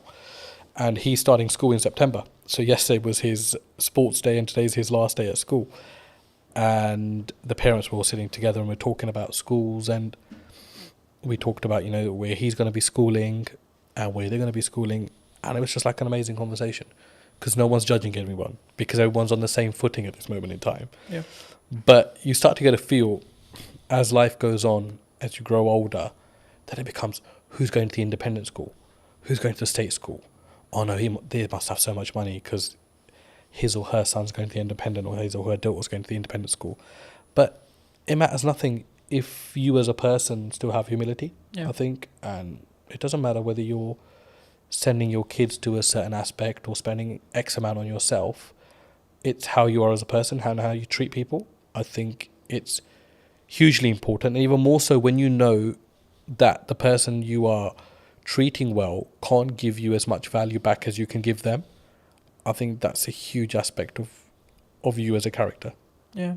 I think also it's a pay it forward mentality to an extent, right? Like, I think what you output will also reflect back on you in 3 months, 6 months, 12 months, etc. At some point, it will definitely reflect back on you. Whether you believe in karma, whether etc. Right? Whether maybe don't go with our belief system, but like whatever your belief system is, there's always a crossover there. And I think, especially when we go back to business, I think that's true in marketing as well. Yeah. Right. A lot of the work I'm doing at the moment is actually how can I scale out what I'm doing and then build systems so that it allows me to be more present for clients. So then in turn I can do a better job, which in turn means then when I take on new clients, I can ensure that the quality is the same, right? And actually, I think partly because I will say no to certain projects or certain clients or certain things.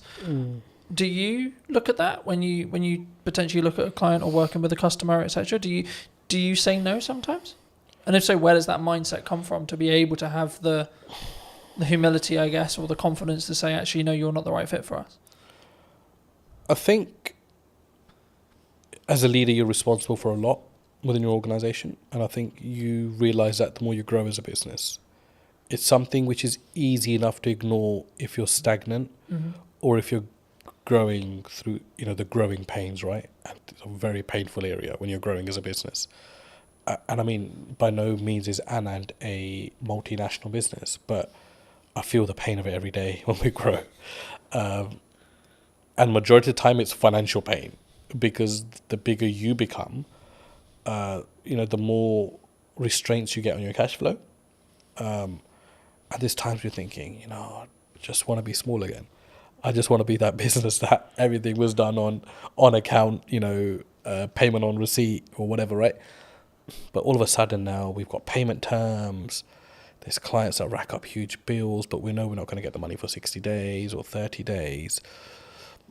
And, there's clients there was a client that came in, and we're absolutely wonderful with each other now, but they started and they, said, we won't pay you for 90 days, but we'll give you this much business. And everybody was like, oh, that's an amazing deal to be done. And it was somebody from our team, actually, because when I consulted him, and he said, there's absolutely no point to take this business on, because if this client's going to be giving us £150,000 a month, we won't have that for 90 days. So all of a sudden we would have racked up something like $500,000 in 3 months. Or this business would have racked up $500,000 with us and that's a huge risk, because we only get paid 150,000 out of that 450 after 3 months. Yeah. And then it becomes that again. And then it becomes that again. And if that goes down tomorrow, we're going to be losing $500,000 as a business. And that's not just the revenue, there's the cost that comes with it as well. Yeah, because you have to pay out the cost anyway. I think sometimes when people look at business, they maybe don't appreciate it, right? They'll see them with the nice car, they'll see them with the new studio, whatever it is. But I look at it and go, oh, that's a lot of money. Yes. Oh my God, that's a lot of costs. Yeah, of course. Right? And I think it's how, I guess in some ways we develop as people to stomach those costs as leaders. Definitely. And I think it's got to be your attitude as well. Yeah. I think you've got to, I do not think that there is a company in the world, I do not think there's a single company in the world that should ever come to you and try to take advantage of the size of your business. Yeah. Or play on the vulnerabilities. But unfortunately they do, because that's the way the world works. And that's where I think you've got to show your mettle. Like, how much do you value yourself as a business? How much do you value your services as a business? But be able to back that up with quality as well, which is a fine line, right? And that doesn't necessarily mean you've got to have the best product in the market, but absolutely deliver on everything that you say you're going to deliver on. If it costs you to deliver on it, you deliver on it irrespective. You don't just shortcut and then leave yourself exposed in the market for having a bad reputation. But I think it's self-belief. But I know that doesn't come when there's no income or little income, because only self-doubt's there at that point. But my last 2 years in particular in business have taught me, got to value yourself. Yeah. And that doesn't mean you go and shit on people's parade, or you go and mistreat clients, or if somebody comes in trying to bargain with you that you mistreat them. You've got to hold your firm in a polite way, but you've got to know what your business is about, and you've got to know where you're strong and where you're weak, and you've got to be able to make the right decisions. And sometimes the first decision is not always the best decision. Yeah. But leave the ball open where you're still able to have dialogue with clients. There's times where we made, mistakes. We've misjudged. and we wouldn't be human if we didn't. But it's how do you react to that? Yeah. How do you go back and manage that? How do you have the humility to say, we got this wrong, but still be able to have that relationship with your client? I think as well, and I had a very fortunate conversation a couple of weeks ago about this, and it was like we just worked with a brand new client, and one of the things they said to me about why they chose us or me, however you want to perceive it, is that because I was the most expensive out of the ones they were talking about, and for like maybe a newcomer or etc., that sounds weird, right? Because it's like, why would you win the work but you're the most expensive? And I think from what they told me, it sounded like it was like, well, I've got the gonads, I've got the balls, or whatever you want to call it, I've got the confidence to say, no, this is how much my work, this is what I'm going to commit to price wise, but then also I'm going to follow it up with the value that I'm going to lead with as well. Huge. Do you think sometimes people get really like challenged on price? Always. You're always going to be challenged on price. And then how do you deal with that? I guess with them with the conversation, like, is there certain scenarios where you're like, no, we're gonna maybe negotiate by this much, but our final price is non-negotiable here?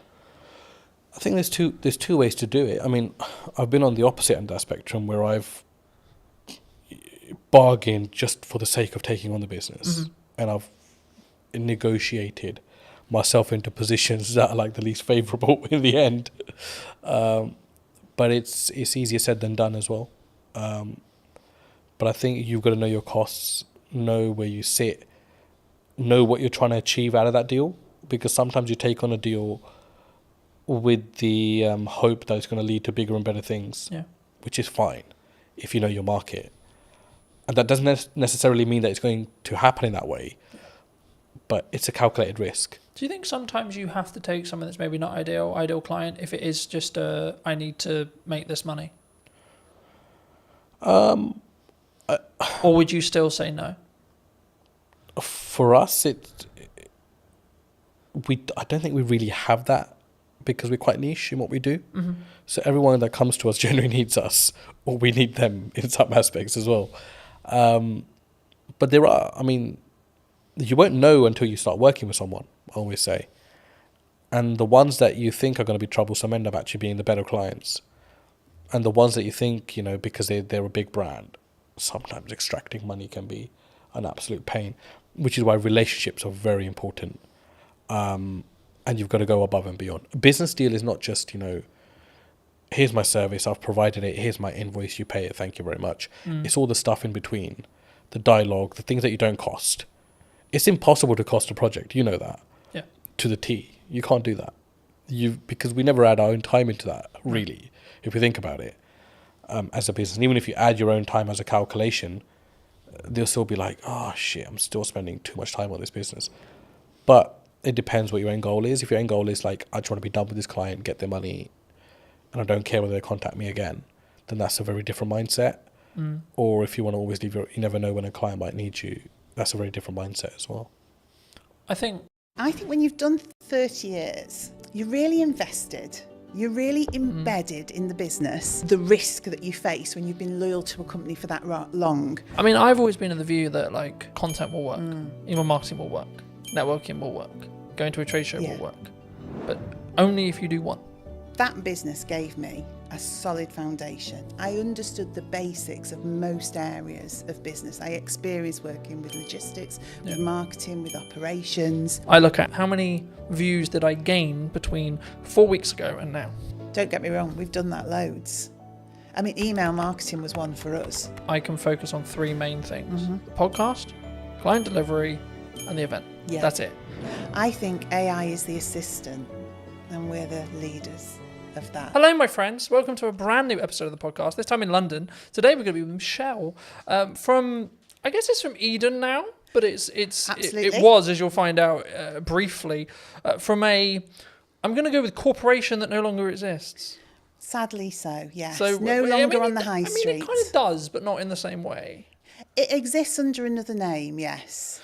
Should we stop being elusive? And should we should definitely stop being elusive. It's W.H. Smith's. For those of you that didn't guess, it's W.H. Smith's, yes. I'll start here. How did it feel? Because obviously you were, correct me if I'm wrong, but you were a regional manager. Yeah, so I looked after the north of the country for WH Smiths, yeah. I mean, I was with them for 30 years, so I grew from being a Saturday girl on the till to that position of looking after all the stores in the north. But yeah, at the point I finished, I looked after about 304 stores in the north.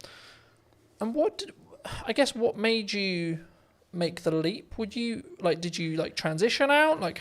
Because I think when you're in a position like that, maybe the money's good, or was it just like, oh my God, not this again. I hate the inside of my car. I don't know really, because I think when you've done 30 years, you're really invested. You're really embedded in the business. You are earning really good money and you're super comfortable. And the reason you're comfortable, and this to me is the sort of the risk that you face when you've been loyal to a company for that long, you've kind of got into the zone of corporate muscle memory. So I didn't really have to think that much anymore. Yeah. So I was earning a good wage. I was doing a job that I liked for a company I was really invested in. But ultimately, I'd kind of lost the ability to be myself. The company had changed, I'd changed. And it was just time, I think, to find something that was me. I guess there's a natural kind of, sometimes there's maybe a disconnect. Like, you were who you were then. You grew 30 years and then you wanted to go this way, but they wanted to either downscale or go that way. I don't know if it was a case of they wanted to go this way and I wanted to go that way. Because in all honesty, I could probably have done another 20 years for them. Because genuinely, I was really embedded in the business and I loved it. I loved the people. I mean, you literally know everybody when you've done 30 years. You know every store, you've been to every place. But I just sensed that it wasn't going to be right for me in the future. You know, I think you just get a knowledge of, I've got all this experience, I'm getting my own mind, my own voice more, and that needs to be somewhere else for it to develop and grow. Yeah. It's not going to develop and grow here. Or I can stay and carry on doing what I've always done for another 20 years. So was it, I guess, in some ways a personal development shift for you? Because we were talking just while we were setting up about, you know, the difference that you now have with where you are with Eden. Yeah, I didn't know it at the time. I honestly didn't know it at the time. So it was a leap of faith moment, really. And then the weird thing for me was COVID literally happened on the Friday of the week that I left. So I gardened for about 12 months. So in that period, I really did start to think, well, what's going to work for me now? And do you know what? It is not an easy thing. I now see people going through that same process of leaving something really big and corporate that they know well and then trying to find their way. It's difficult. Do you think that it comes with because we were talking before we started, that I'm going to find it very hard to go into corporate now because I've got the freedom of self-employed. I guess you could say I know what works marketing-wise, especially right now. Yeah. And I would have to fit perfectly into a team culture-wise for it to work. It would depend what you'd want that for. For me, that business gave me a solid foundation. I understood the basics of most areas of business. I experienced working with logistics, with marketing, with operations. It taught me to be resilient. You know, they were a company that was adaptable. I mean, they survived on the high street. So it did give me an understanding of how you support a business to survive, to protect its people, to protect the brand, etc. But yeah, on the other side of it, the thing that you're talking about, having your own voice, that freedom to shape a culture, shape a business, shape the dynamics of what the team are doing. For me, that didn't exist in that type of business because I think they have to have really clear communication, real clear clarity of message. Yeah. And if you're someone who wants to divert or disrupt that can be very regardless difficult. Of maybe how good the idea is. Regardless of how good because the idea is. Because it is a triangle in that respect. You know, you have to follow the top. And I always found I was always in a box. I think so. And as well, and you can have, and also it's the ability to push that idea through, because some ideas do make it through. But what do they say? It's like steering an oil tanker, not a speedboat. Yeah. So it's the perseverance, it's that just ability to doggedly slog through with that idea till somebody says, yeah, we can make that work, and you get people behind you. But you learn so much from that. So I could see you going into corporate and learning a ton of stuff. But because I know you, I can't imagine you there, because you're more entrepreneurial. Yeah. You shape things, you do things that you believe are right, not what people tell you is the right thing to do. So Smiths was all about just execute, and deliver. Whereas now I get to shape and change and mould and mentor and support elements of that in a business like WH Smiths, but now with a lot more heart and my own voice behind it. Do you think, I mean, obviously, for those who don't know, you've moved into Chief Strategy Officer. This is the first time I've heard of it. I mean, in a nutshell, what is that? What is it? What does actually your day-to-day look like and feel like? I guess it's about, ultimately, it's having the long-term plan and strategy for that business, so the growth plan. So looking at quick wins, middle term, long term. So saying, where is Eden as a business going? But then from that, understanding, I guess, some of the fundamental change. So what are the operational and robust things we need to put in place to get it there? But also having the freedom to be inventive, to work with the team, to generate ideas. So I would say I'm the person who knows the long term, but I'm also the person that wants to generate all the bits in between that move us in that direction. And some of it is quite simple. Some of it is really quite complex. It's about building teams. It's about building roles and responsibilities and processes. But then it's about looking at innovation, deciding what we want to do, NPD, all the fun side. And I think for somewhere like Eden, Chief Strategy Officer is because we want to scale up and grow the business, but we don't fundamentally, well, I don't believe fundamentally we can lose the heart of what Eden is. It started in somebody's house with the founder and his partner and a couple of people working for him. And it's grown now into its own HQ, its own warehousing, employing 26 people.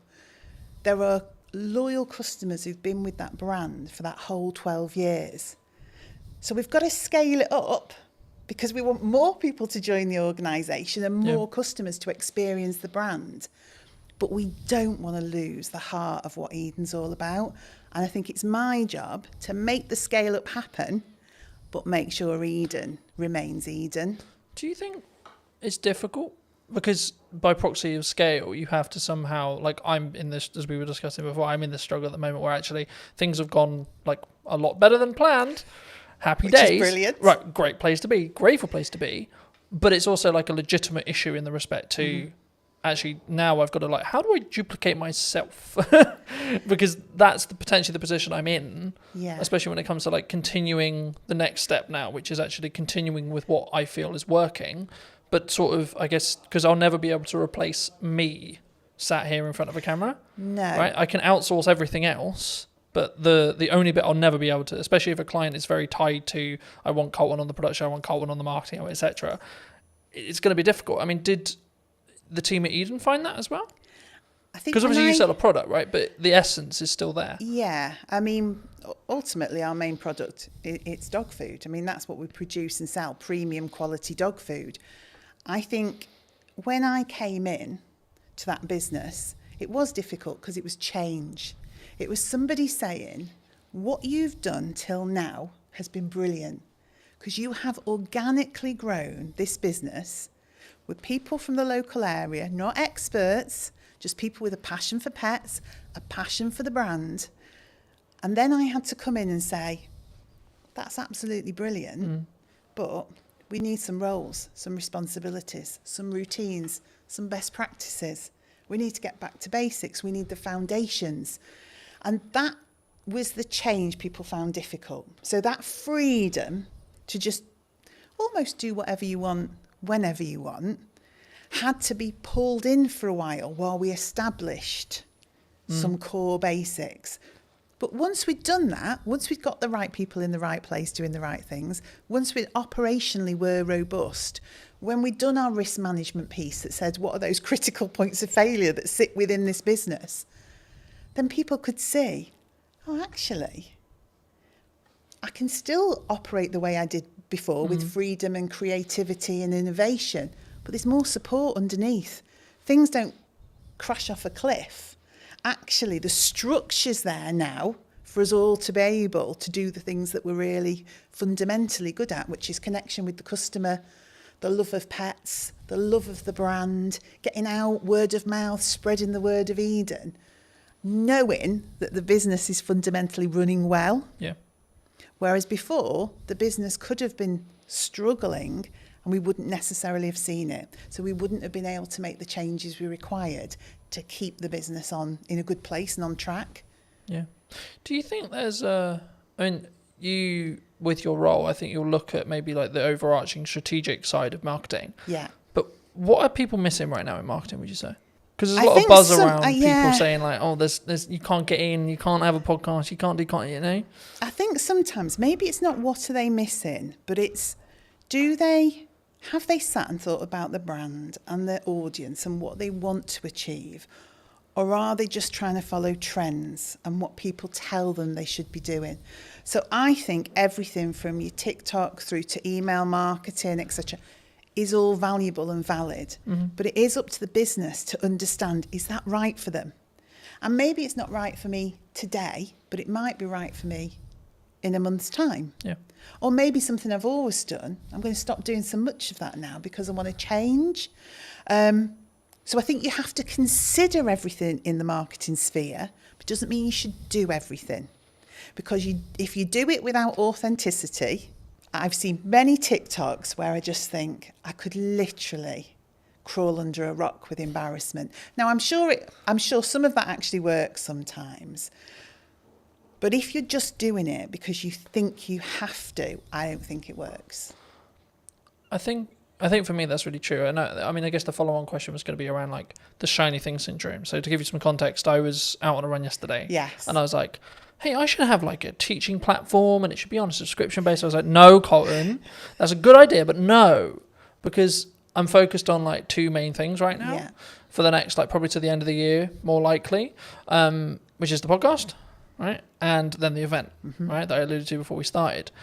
And the event's in September. So the reality will be like after September, I'll just be planning the next one and continuing with the podcast. Yes. Do you think people run into a challenge when it comes to like, they get some momentum with something and then they go, oh yeah, but this shiny thing over here is really cool. Yeah. And it's and also if you're looking at your competition quite heavily, if you're looking at the marketplace and seeing what people are doing, you don't know if what they're doing is actually successful. But internally you go, they're doing that. It looks great. I mean, of course it looks great because they make it look great. Yeah. It doesn't mean it works. It doesn't mean it's successful. But it's so true to say you can just be pulled off. I mean, I say to my team, I know it's a really old analogy of all of us pushing the boulder up the hill. If we all run off in different directions, we're going nowhere and probably going to get squashed. Yeah, who's going to get squished? Who's going to get squished? And that's what I say. Look, we've got some key pillars. Let's stay focused on that. Let's consider the opportunities, but don't run off and do it and just leave this hanging over here. And don't get me wrong, we've done that loads. I mean, email marketing was one for us. We wanted to do it. We should have been doing it. We kept running off and doing shows and events and sparkly fun things, never actually nailing some of the fundamentals, because it's more appealing, isn't it, to go to Crufts and meet dogs. Do you think there's a level of ego that comes from that? Like either from a founder or from a team? I don't know whether it's ego or it's what personally turns you on, what your own drive is, what do you fundamentally want to do? People do gravitate towards the things that do it for them, don't they? Yeah. I mean, I've always been in the view that like, so for example, content will work, email marketing will work, networking will work, going to a trade show will work, but only if you do one. Okay. In my view, right? From what I've found personally. Yeah. When I've really focused in just depth on how do I make the podcast as best as it possibly can. Yeah. From a viewer's experience point of view. That might be how it looks, how it sounds, how I come across.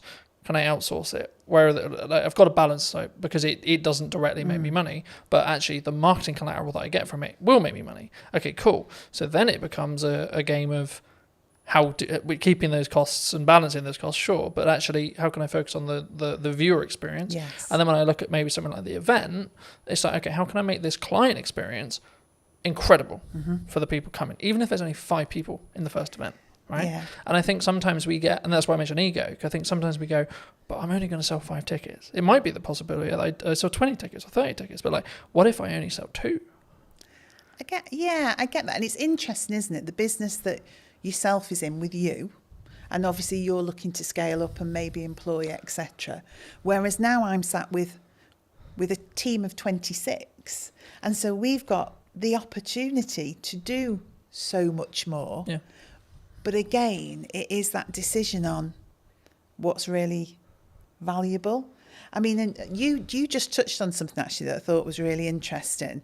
Doing things really well, you know, making sure that the experience for the customer is, well, I mean, we were in a whole cycle of wanting to be perfect and never actually do. So we had 20 things we should have been doing. So we were going to a show, we were doing email marketing, we're creating a newsletter for B2B, we were doing, but actually all of those things had to be, to us, absolutely flawless. Yeah. And we were not delivering anything. So now I'm in the world of accept 80% sometimes, but execute and get it out there for the customer and do it consistently. Because I think sometimes, and maybe it is a bit of ego, you want to look at a piece of work you've done or something that you've done that the customers see and comment on. And when you're getting all the praise and, oh, that's so beautiful and that looks amazing and your brand is absolutely, but you've achieved very little, it's not really worth anything. Yeah. All that praise and adulation about something when you could have delivered on 20 things but done them at 80%. No, I completely agree. And there's a very quick psychology study. I've done longer videos on it, but like just a very quick synopsis here. There was 2 groups. Sometimes it's pottery, sometimes it's painting, sometimes it's sculpturing, etc. The lecturer says one half can only create one piece across a window of time. Sometimes it's 2 weeks, sometimes it's a month. And the other half can create as many pieces as they like, whatever the metric is, so pottery, painting, etc. And the result of the study was that the group that could repeatedly create something had a better piece objectively than the group that had only that window of time to create the one thing. Completely agree. And that's where done better than perfect is better. Yes. And when I say I'm looking at, like, I think it's a focus point for me on how can I create the journey or the viewer's experience or the customer's experience or the client's experience as a whole to be better across a year, not per episode, not per event, not, it's the overarching strategy. So I don't look at this reel got 1,000 views. I look at how many views did I gain between 4 weeks ago and now, right? That's the metric I track, not what when I go into what's working. Sure, I'll look at specific videos, but on average I won't. I just focus on the output and then focus on how can I build each one to be 1% better than the one before. Yeah, and I think we do similar. I would say we start to look at consistency of communication. Are we building a community? Do people feel like we're engaged with them and so that they're engaged with us? So it's a similar sort of metric but in a different way, because if you're brilliant once, those people soon just disappear. But if you're constantly there talking to people, engaging with them, they're able, you're responding to them, then over time that just builds into we call it a community. We're trying to create a community. And we're always trying to draw people in to that community. So the end result is growth. But I think we sometimes get into the world of we need it all to happen in one day, 2 days, 3 days, 4 days, 10 days, etc. That's me sometimes. But actually in reality, if we just focused on, I can't remember the exact quote, but something along the lines of, we underestimate what we can do in a week, but we completely over-egg what we can do what we can over-egg in a week, but what we can do in a year is really underrepresented mostly. And I think for me, actually focusing on that 1% is what that matters overall. Yeah, because then you're building that compounding effect. You're pushing the snowball down the hill a little bit faster, a little bit faster, a little bit faster, a little bit faster. Yeah, and also I think people can understand more. So if you are constantly jumping from one thing to another, your team just cannot grasp where we're going. They can't grasp the brand. What is the message? What is the strategy? So that continued delivery, that momentum that builds, you onboard the team.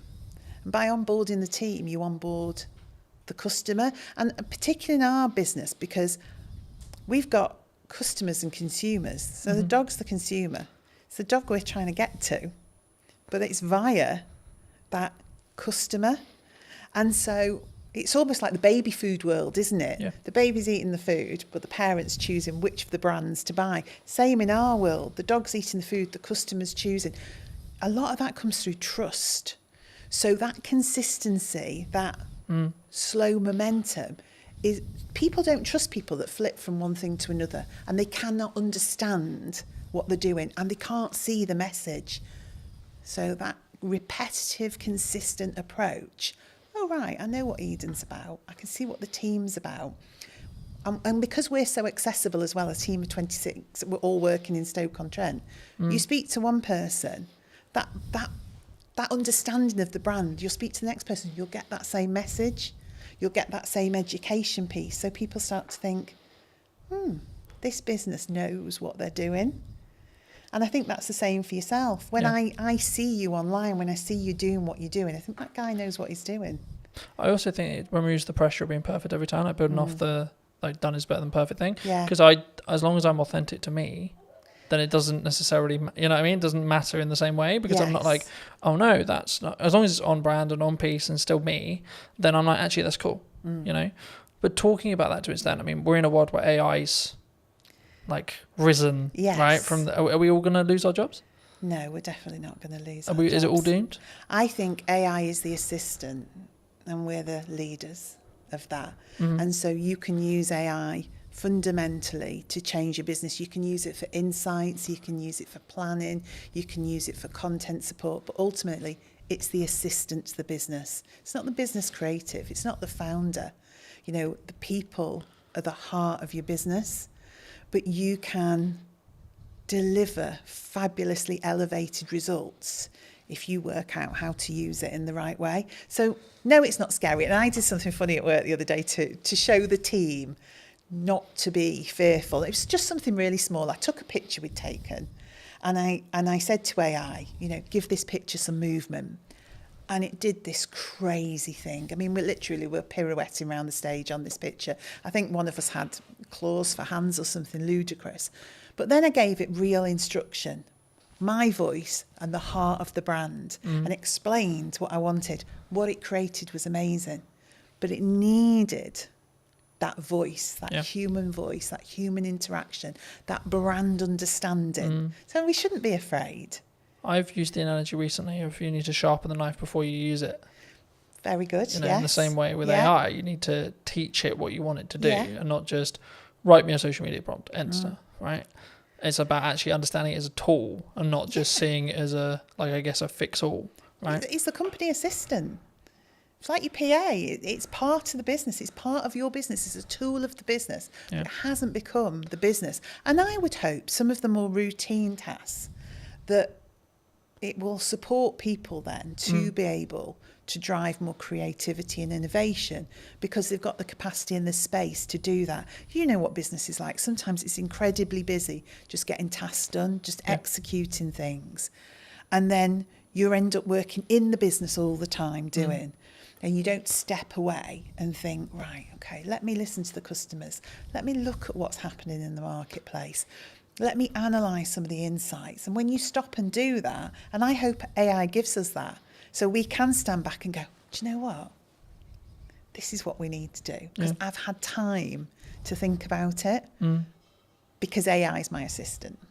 Something that I found really interesting, and I'll be curious on your thoughts as I'm bringing it up here. I mean, I'm rapidly approaching the end of Mel Robbins' the 5-second rule. Okay. I don't know if you know it, but it came out a handful of years ago, and the crux of one of the things I read on the way here was procrastination is actually a reaction to stress management. It's nothing to do with like not getting the work done. It's how we cognitively distract ourselves and have that stress break.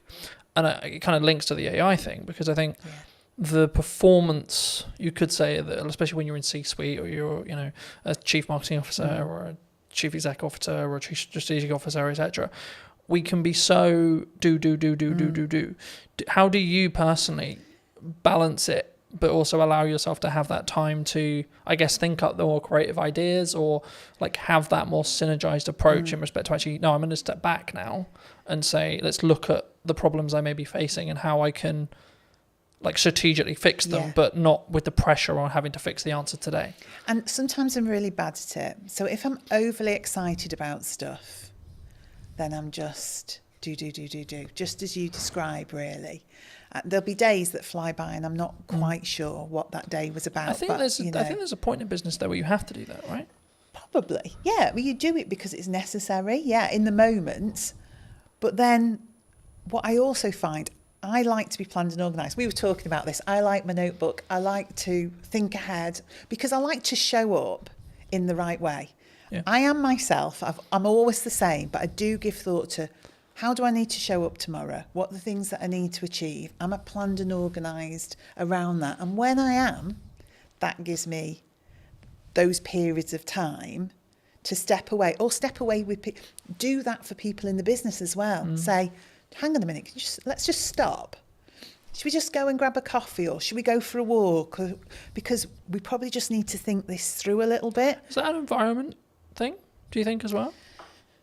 Like you need to physically remove yourself from the office, the home, to get a change of scenery? For me it is.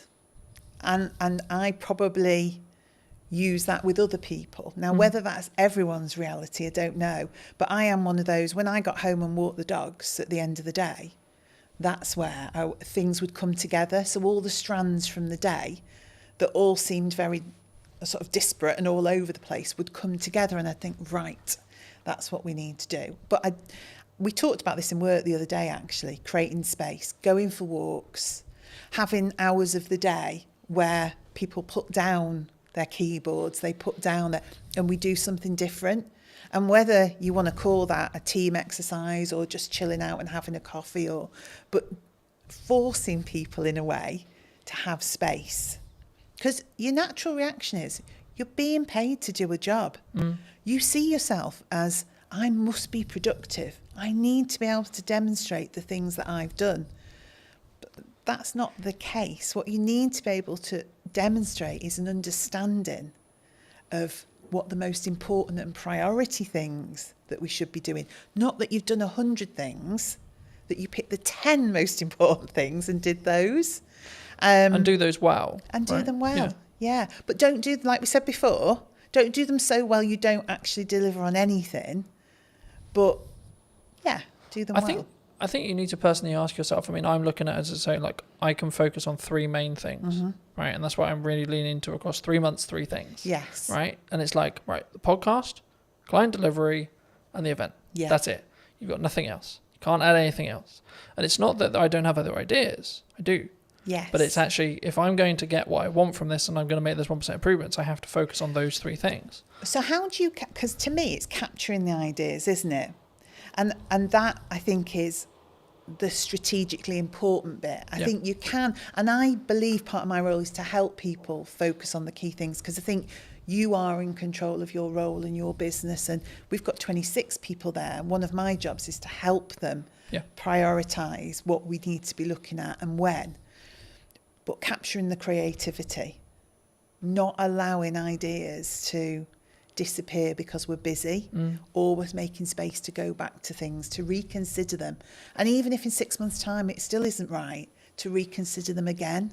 Because what do they say? There isn't any bad ideas. No, it's just about timing. Yeah. And, I mean, the simple answer of like, how do I do it? I have a set of like what I call my command notes or like top end notes. Okay. Whenever I have an idea, I put it down.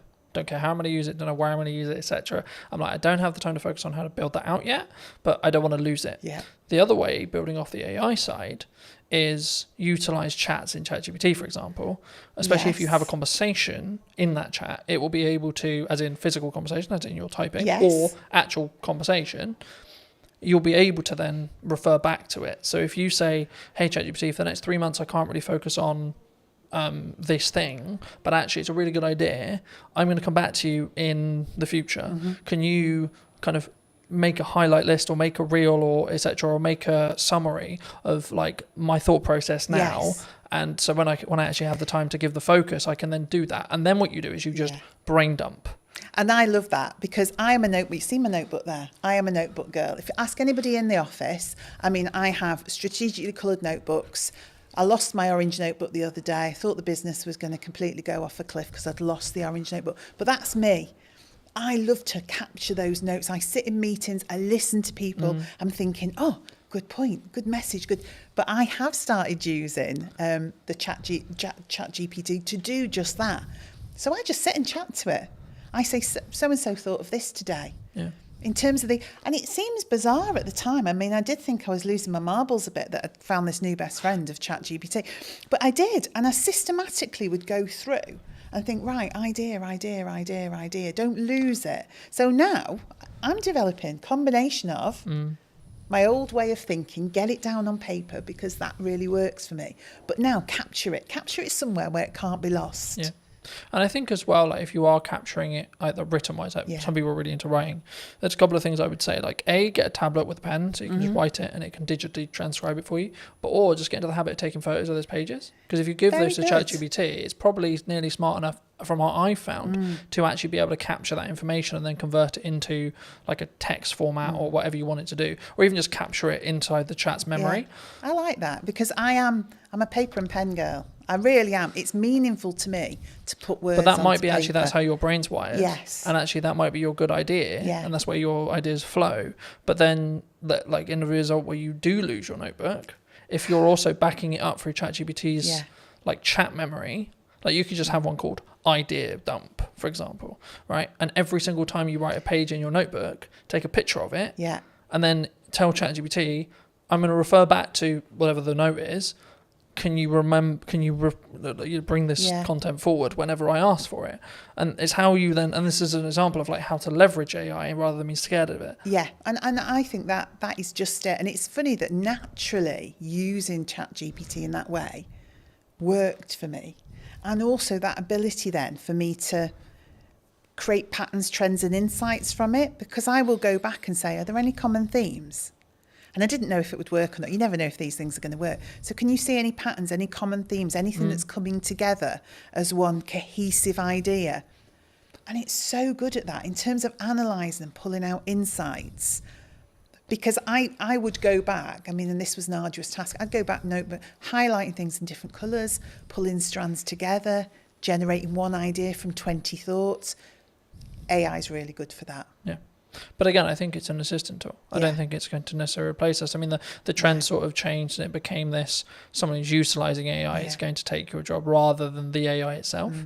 And I think that's a more positive or more real reality of what we're going to have in the next 10 years, I think so. to be honest. And things change, don't they? Things always evolve. You know, industries change, the way we work changes, but our minds are amazing. We've just got the power to adapt and do things in a different way with the support of that new way of working. But I found because it's taking the grunt work away or allowing me to document things, etc., I then can have the more creative thinking process because my bandwidth is like opened up in that respect, and I can sort of play around a little bit more with what works and what doesn't, and like what ideas work and what, and I can ideate them a little bit deeper. Yeah. I think one thing that came to mind then, and this is why I think being the strategy officer is important, is probably one thing we need to think about. One thing I think about is everyone in the office is using ChatGPT or something similar, but I have to keep our voice as the Eden voice and the Eden brand. So that's what then becomes important in terms of us and the team. Because again, we could all go off with our voice thrown into ChatGPT. What it gives you back then starts to become... But I think it's a mirror, right? Yeah. And I think when we blame it, oh, it's a bit robotic, oh, it's a bit this, oh, the words aren't... It's like, well, you did the prompt, you did the... Yes. But I think, I mean, as a more generalised question, I guess, do you think that we don't look at ourselves, accountability-wise, as an over... Not even necessarily AI, but as an overarching Kind of don't like know. as a person when we see something maybe goes wrong, like more generally, like What, that people as a whole we don't take accountability or- themselves, or do you think that's rarer? It's I think we easier to don't go, always- it's your fault. Yeah, we don't always want to take accountability. If you're asking if we do, I think you know when you're accountable for something. That doesn't mean you don't try and deflect that accountability. But normally, if you work it through with somebody, you can get to a place where you understand what role you had in that. And again, that's something I have to do, because I think part of my role is clarity. And I think clarity is caring for people. So getting people to a place where they do understand their accountability and they do understand. There's also needs to be a proven place of safety, right? Well, yeah, definitely. But that's how it should be, isn't it? It should be a place where Because people it isn't can like make hands up, I made a mistakes. mistake. Oh shit, my job's gone now. No, It's actually no. Hold on, we're all going to make mistakes, and that's okay. Yeah. How do we learn from it? it's we've made a mistake. You know, we have done. We've put tons of effort. We're relaunching it again, but we did a try before you buy campaign, and we got quite a few little bits wrong in that. Mm-hmm. So that campaign did not deliver as it should have done. Now we've learnt from that and we're relaunching it. But at the time, nobody wanted to hands up where the... So I just said, we've made a mistake. This team here, we're the project team.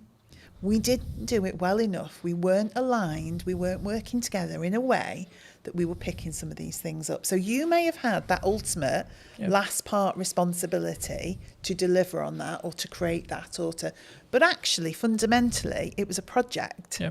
So we all bear the responsibility. But let's go back and say, what was your part? What was your part? What was your part? So next time we do it, we've got clarity. Yeah. Clarity is a form of kindness. If you don't give people clarity, what you're saying is, I want you to keep making mistakes. So ultimately, at some point in the future, this is going to blow up and you're going to be in a whole heap of trouble. Where it's much better to say, oh, that's not quite right.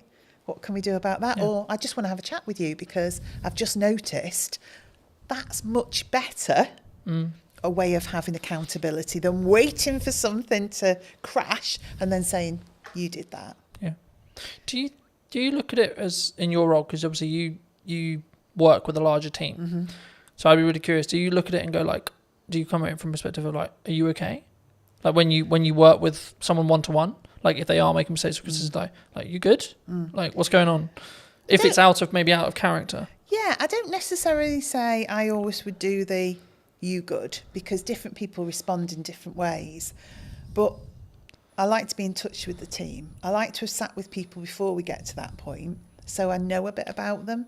So some people want to share more than others do, but fundamentally, you know the dynamics of the team, and you can see if they're having a good day or a bad day, if they need a bit of space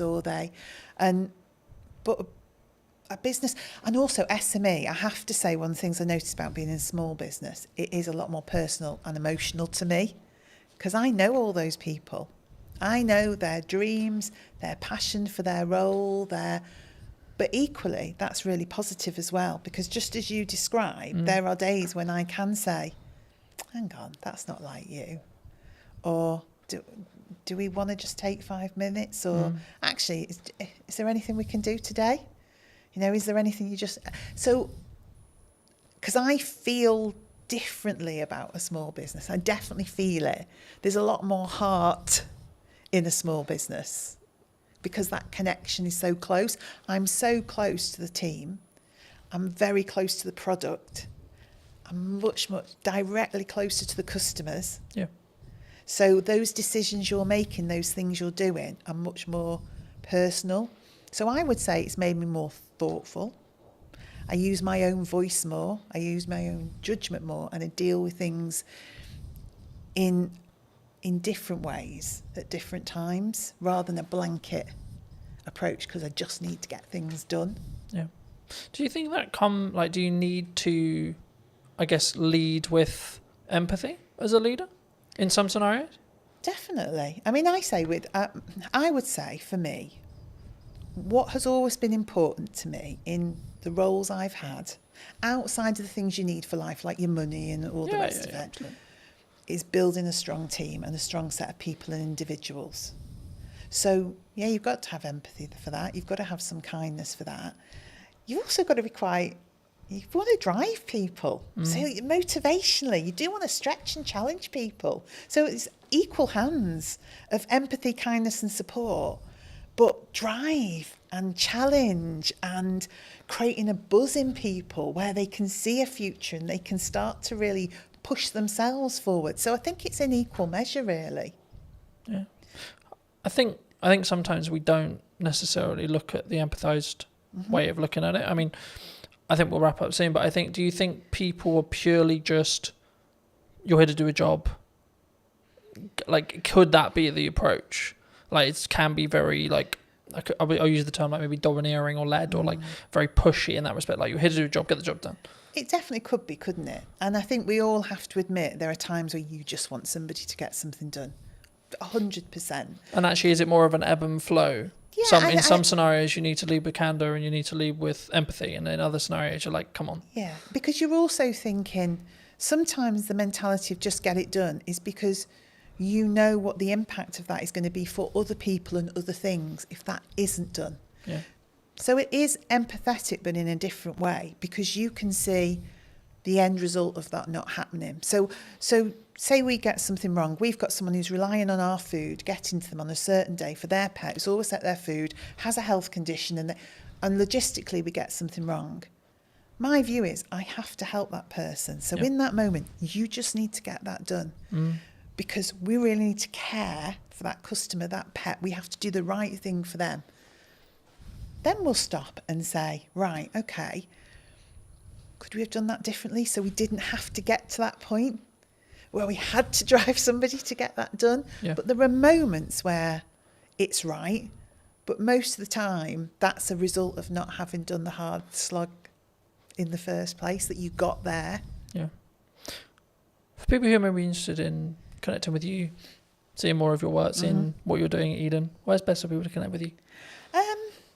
I guess I would say social media, Eden-wise, and then message me via there. So if you go onto Instagram, Eden, throw a message out. Because we're all in the office together, I will pick that up and see it. We're so easy to contact. I am on LinkedIn. I have to say it's not my favourite forum. So I'm much happier to see messages come through on that social media platform, and then I'll be in touch.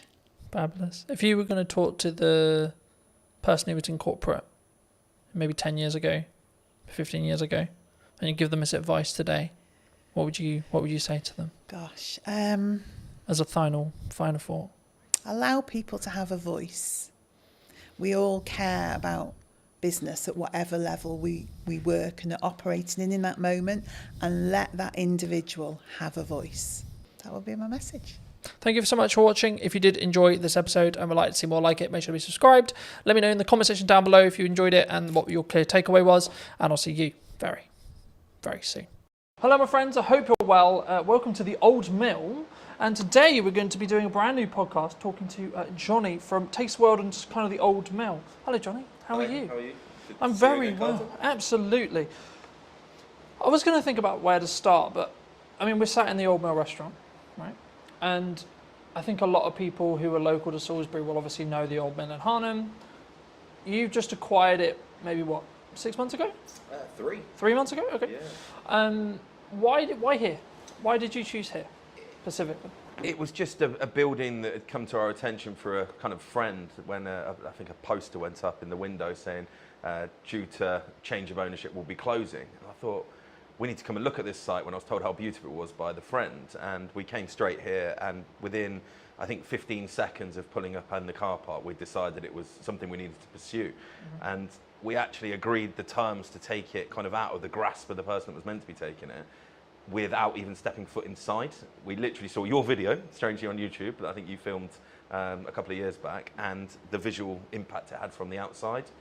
And that was the decision we made. It was just something we almost kind of fell in love with. It's not something I normally do, to be fair. I normally think with my brain, not my heart, but I just fell in love with it. And then when we came inside, it was actually better than we'd imagined, which is always a good thing when you've already made a decision like that. But yeah. So, I mean, we were talking just before we started about the ebbs and flows of hospitality, maybe the ebbs and flows of any business. I mean, in your experience, how have you looked to target, how have you looked to frame creating a business that can be sustained through winter, through slower months, rather than, like, how do you look at that from a hospitality? Because hospitality, in my experience at least, is known for do really well in the summer, do really well at Christmas, but then you have those other areas where it's maybe tipped down a bit. I mean, how do you look at it in your other venues as well, which I'm sure we'll get onto, but either here or in general, how did you strategically think about it? How do you sort of create that demand throughout the year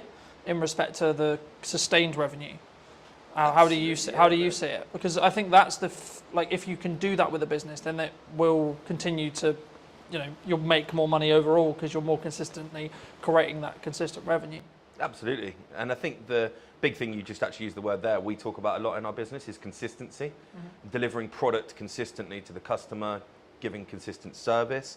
That helps to kind of get people to come to you more regularly, which obviously helps stem that kind of peaks and troughs you're talking about. Now, obviously with a site like this, I would say we have the best beer garden, cocktail garden, cider garden, whatever you want to describe it as, sat 100 feet from us currently. It is a beautiful spot down by the river, and we get a lot of passing trades from people walking from Harnham obviously into Salisbury. We also get a lot of trade come from Salisbury up just to come to our beer garden. Now, that is something that we aren't going to be able to change necessarily, but what we can do is pivot on that garden and not just make it into a garden. So come September, we are completely covering it over, and it's going to become an event space for probably the next 6 months after that. So all the way through till April. So we've got a Halloween kind of pumpkin picking experience thing lined up. There's a Santa's Grotto, a pre-bar ready to go in November time that will go all the way through to December. We'll probably have a quiet downtime in January just because the team are going to work really, really hard. And then come February, we're going to do a really cool Valentine's themed month out there. Really cool stuff. Again, we'll share all this on socials when it's finalised. I'm being tentative what I'm saying, not to kind of ruin the marketing spiel when it comes out. But then coming into kind of March, April time, we're going to have obviously a big space where we could Mother's Day out there. So we'll maximise the real peak moments. Mother's Day obviously being the busiest single day in the calendar year. We'll have a potential extra 130 covers out there to what we would normally have. And then we'll have an Easter experience out there. And then we're back ready for the summer. Again, with kind of how we bring people into this space, the beautiful restaurant we're sat in with the river flowing there behind me. I'm sure you can probably pick that up on the mic. It really is a stunning feature of the building. We really want to drive people to want to come here for an experience. So that will come through kind of the level of food that we're trying to aim for, using sustainable local produce. And the big USP is the fact that we are either already or can be 100% gluten-free. So that's something we're really going to be targeting over the next sort of 3 to 6 months, is doing packages wrapped around the bedrooms and dinner experience for those with celiac disease or those avoiding gluten. Now, the figures on that at the minute in the UK is around 6 million. So it's about 10% of the population are either actively avoiding or for medical reasons cannot consume gluten. Now, these people have birthdays every single day of the year, right? So 365 days a year, I've got a potential celiac that I can target with some marketing, go, come and stay at the Old Mill, have an amazing stay in our beautiful bedrooms, and by the way, we can do dinner for you as well, which is celiac safe. So that's something that we really will be pushing hard. As soon as we get the main kind of summer bulk out of the way, wasn't the best time to take a pub like this, kind of going into the busy period already, should we say. So we're very mindful of not trying to overload ourselves. So layers to a cake, layers to an onion, however you want to look at it, we kind of stack on top. When we get one thing right, we'll do the next thing, the next thing, the next thing. So we're hoping if I sat here this time next year, I'd be able to say to you, everything I've just said, we've done it, and it's great. So, do you think there's, I mean, you mentioned like that being one of your unique selling propositions, but do you think that's one of the reasons why maybe your locations will be successful in comparison to someone else's who maybe isn't thinking that forward ahead, isn't doing those outdoor events, turning in their beer garden into things? Because I think people sometimes they look, because you've got to spend quite a bit of money to do the beer garden stuff, right? It can't be cheap to convert the beer garden semi-consistently and then convert it back, and then I imagine if it works, you'll do it the following year and you'll flip and you'll continue to rotate it.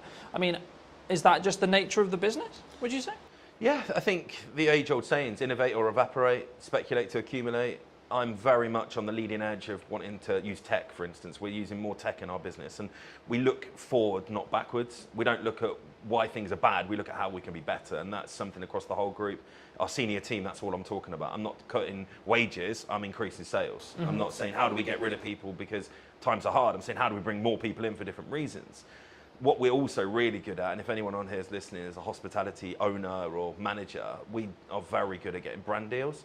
So all the cool stuff I've just spoke about, we'll be approaching brands. And so the pre-bar, for instance, we'll be selling a shed load of Bailey's hot chocolates, I'm sure. So I'll approach Bailey's and say, look, I want some support. They will give you money to support their brands with the right streams and for the right events, similar to your festivals. When you see the big festival bars and stuff like that going on, that's got brand support behind it. And it's having those conversations that really help us, and we're very good at that, to be fair. We've got great relationships with all of our suppliers, both local, national and international, to kind of help with that.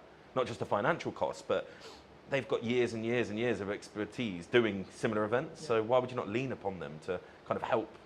It might be a supplier they use that can cut some costs that we didn't know about, or just simply going, have you thought about this? Like we had an event a couple of weeks ago that we used Thatcher's, a very local company, obviously from Somerset, but they are fantastic, just gone to #1 cider brand in the UK actually last week, that was announced, and they supported fully. They paid for the live music, and they came down, gave us a load of free stock, and had people down here giving out samples. That was just because they wanted their brand to be seen in a beautiful pub like the Old Mill. Yeah. So it works both ways, I guess. Thatcher's has got exposure from being able to use us as kind of a staging post, and we've also got kind of the use of their kind of expertise as well as paying for our live music. So yeah, I think that's a really important thing, and a lot of what I'm hearing about that is a very modernized touch, right? And I think the concern with some, would it be, I don't know, I don't like saying like, oh, it's this person's fault or etc. But there's a lot of people in my industry, like I had a conversation yesterday that was around like the creative industry struggling, right? And I've been very honest and very fortunate where actually I'm in a very different place. I'm in a very fortunate place with the kind of work I'm doing and how I'm doing it. And like actually like looking at the bottom line of my business, it's actually doing really well, right? Yeah. So I'm not feeling that, oh, it's difficult, right?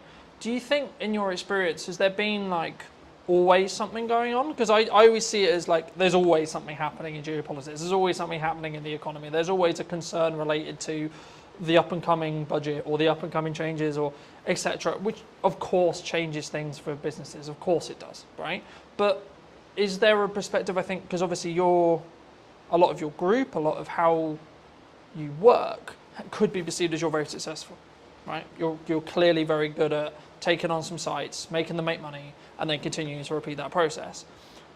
Is that from a mindset from yourself specifically and the rest of your exec team of we've got to keep being aggressive, we've got to keep moving forward, regardless of what the doom and gloom is, would you say? I think absolutely.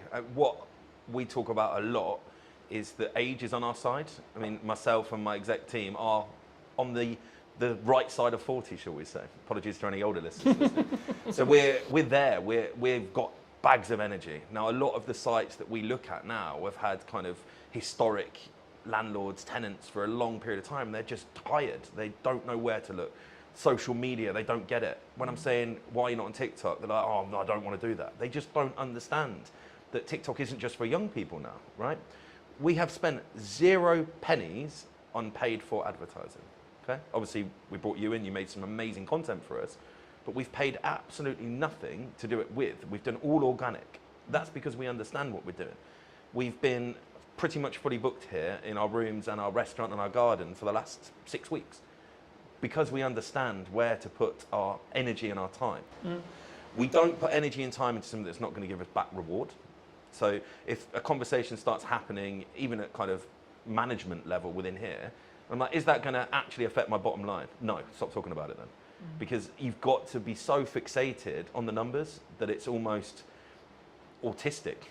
I mean, there is definitely traits of autism in me, but sometimes I wake up in the middle of the night and all I'm doing is thinking about those numbers, how we can trim 1-2% on this cost base, how can we then put that money to work in increasing sales. I think the old saying is the good places, the good people will always do well. Doesn't matter what the economy does. I think without blowing your ego too much, the reason you're doing well is because your content's bloody brilliant. There is plenty of people out there doing similar stuff to you that are probably complaining, moaning it's not great, and you look at the quality of their work and it's just not there. They haven't got the adaptability, for instance, without throwing anyone under the bus, we dealt with another content creator doing very similar to yourself. And they were just so slow to react to us. Whereas yourself, Colin, this is what we need to do. Can you be a bit more flexible? Yeah, cool, perfect. We can do this, we can do that. And you said yes more than you said no. And that's very much what we talk about in our business.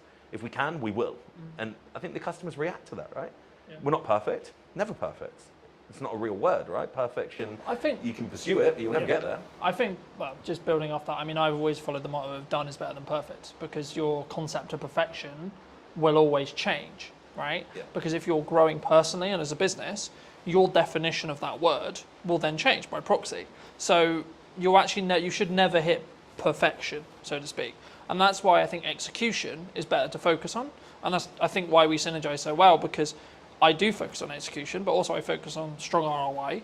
I'm so glad you mentioned TikTok, because so many people think it's what it was when it was Musical.ly, right? Which was dances. Dancing for kids. You know, kids are social, but I think it's more around the attracting of attention to then make the byproduct be sales, right?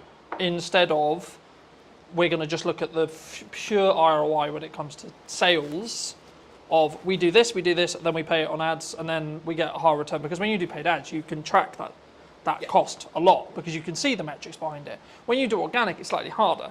I mean, how do you look at either TikTok or your content strategy? Because one of the first things we talked about was actually like, you're really strong at marketing, right? So I was like, okay, absolutely fabulous. How can I then add value on top of that? Because I wasn't then going to have you need to post on social media. I wasn't going to, because it was like you had it. I didn't need to have that conversation. With some clients I need to, because they're new to social and we need to get them up to speed. But with you, it was like, okay, cool, what do you want? What do you want us to do? Yeah. You know, I mean, is it just TikTok? Is it just Instagram? Is it socials? Like, how do you tackle marketing from your perspective? I mean, we approach each venue with different purpose. So we've got a competitive gaming venue, for instance. So targeted 21 to 35-year-olds that want to go out and play interactive darts, shuffleboards, that kind of thing. Now, our marketing strategy there, very different to here.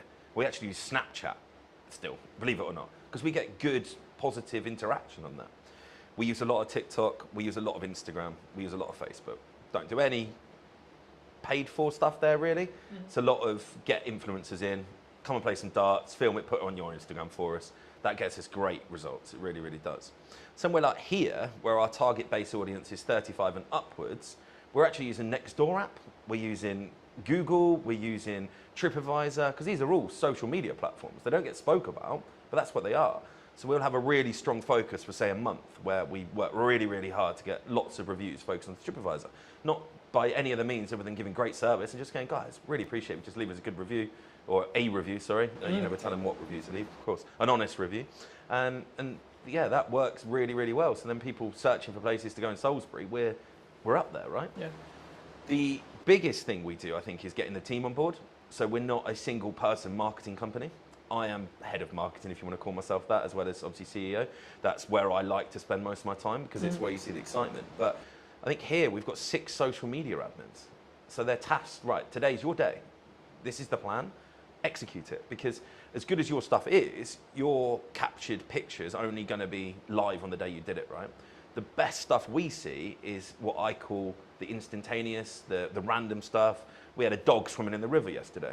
Unless I ring you up and go, Carl, can you come and snap a picture of the dog that's now swimming in the river? You're never going to get a picture of that. Yeah. We post that online and we get such good interaction. We're not into just posting food. You'll probably see that from our marketing.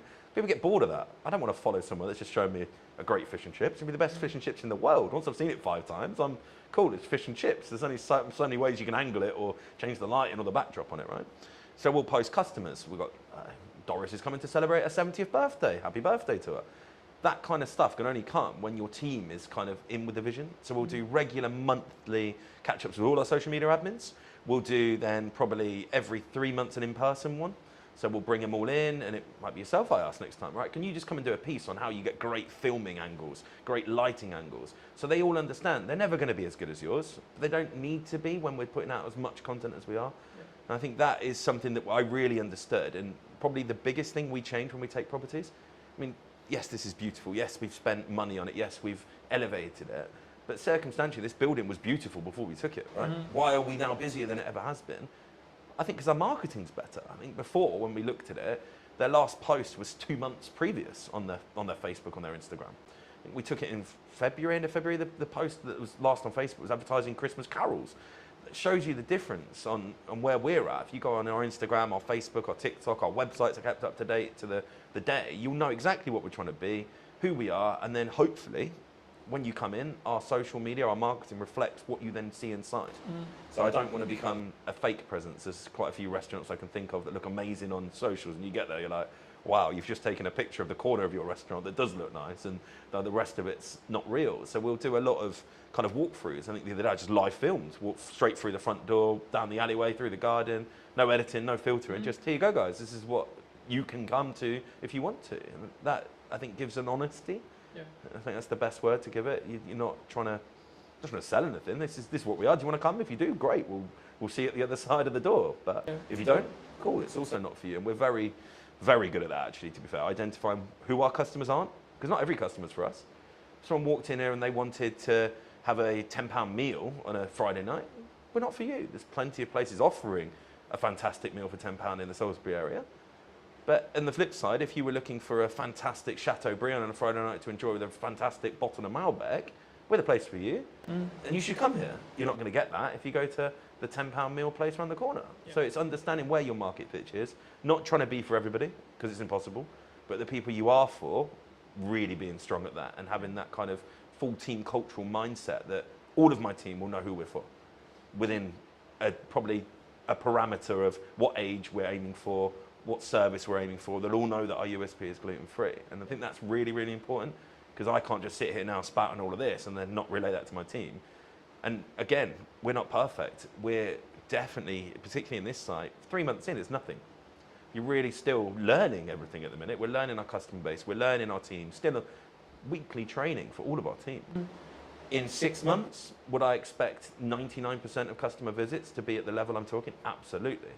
And anyone watching now that came here and didn't have that, please contact me on the Facebook, and we'll put that right, because that's another thing we're very good at. If we're not right, let's put it right. If we know it was something that we did wrong, we need to do everything we can to put it right. If someone came, they just didn't like our menu, that's okay. Really sorry we weren't for you. Hope you find somewhere that is, because we're not going to be for everybody. But if something's kind of not to plan, shall we say, identifying that, having the touch points during the visit to identify it while you're here is best practice. But having then the touch points after visit, we have feedback emails that go out. I've got business cards that go out with my personal email on it to everybody. If you've had a great time, let me know. If you've not had a great time, let me know, because we want to know. Even at the scale right now, when we employ 165 people across 10 venues, we are relatively big. I still understand the importance of being customer-centric in my role. And that comes through marketing, coming back to your kind of original question, I guess. That is all part of it, right? Marketing is understanding why something went wrong and how you fix it. Yeah? That is marketing, yeah. Do you think there's and this is more general, like broad business question, or like it could be your business, could be my business, could be any business.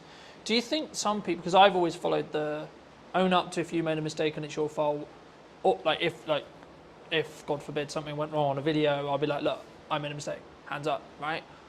And I think that put, in my view, from client feedback and etc. that I've got, that puts me apart from other people who are just going to sit on their morals and go, well, actually, no, it was because of it. You know, I don't sit and, it's not about necessarily making an excuse. I don't like to use that term, but it's more, the question I was going to ask right now is, do you feel that one of the reasons why you're quote unquote successful is because of how in touch you are with the marketing, with the customers, with the key question there is honesty when it comes to, look, we're potentially going to get it wrong, but actually this is how we're going to try and fix it for you.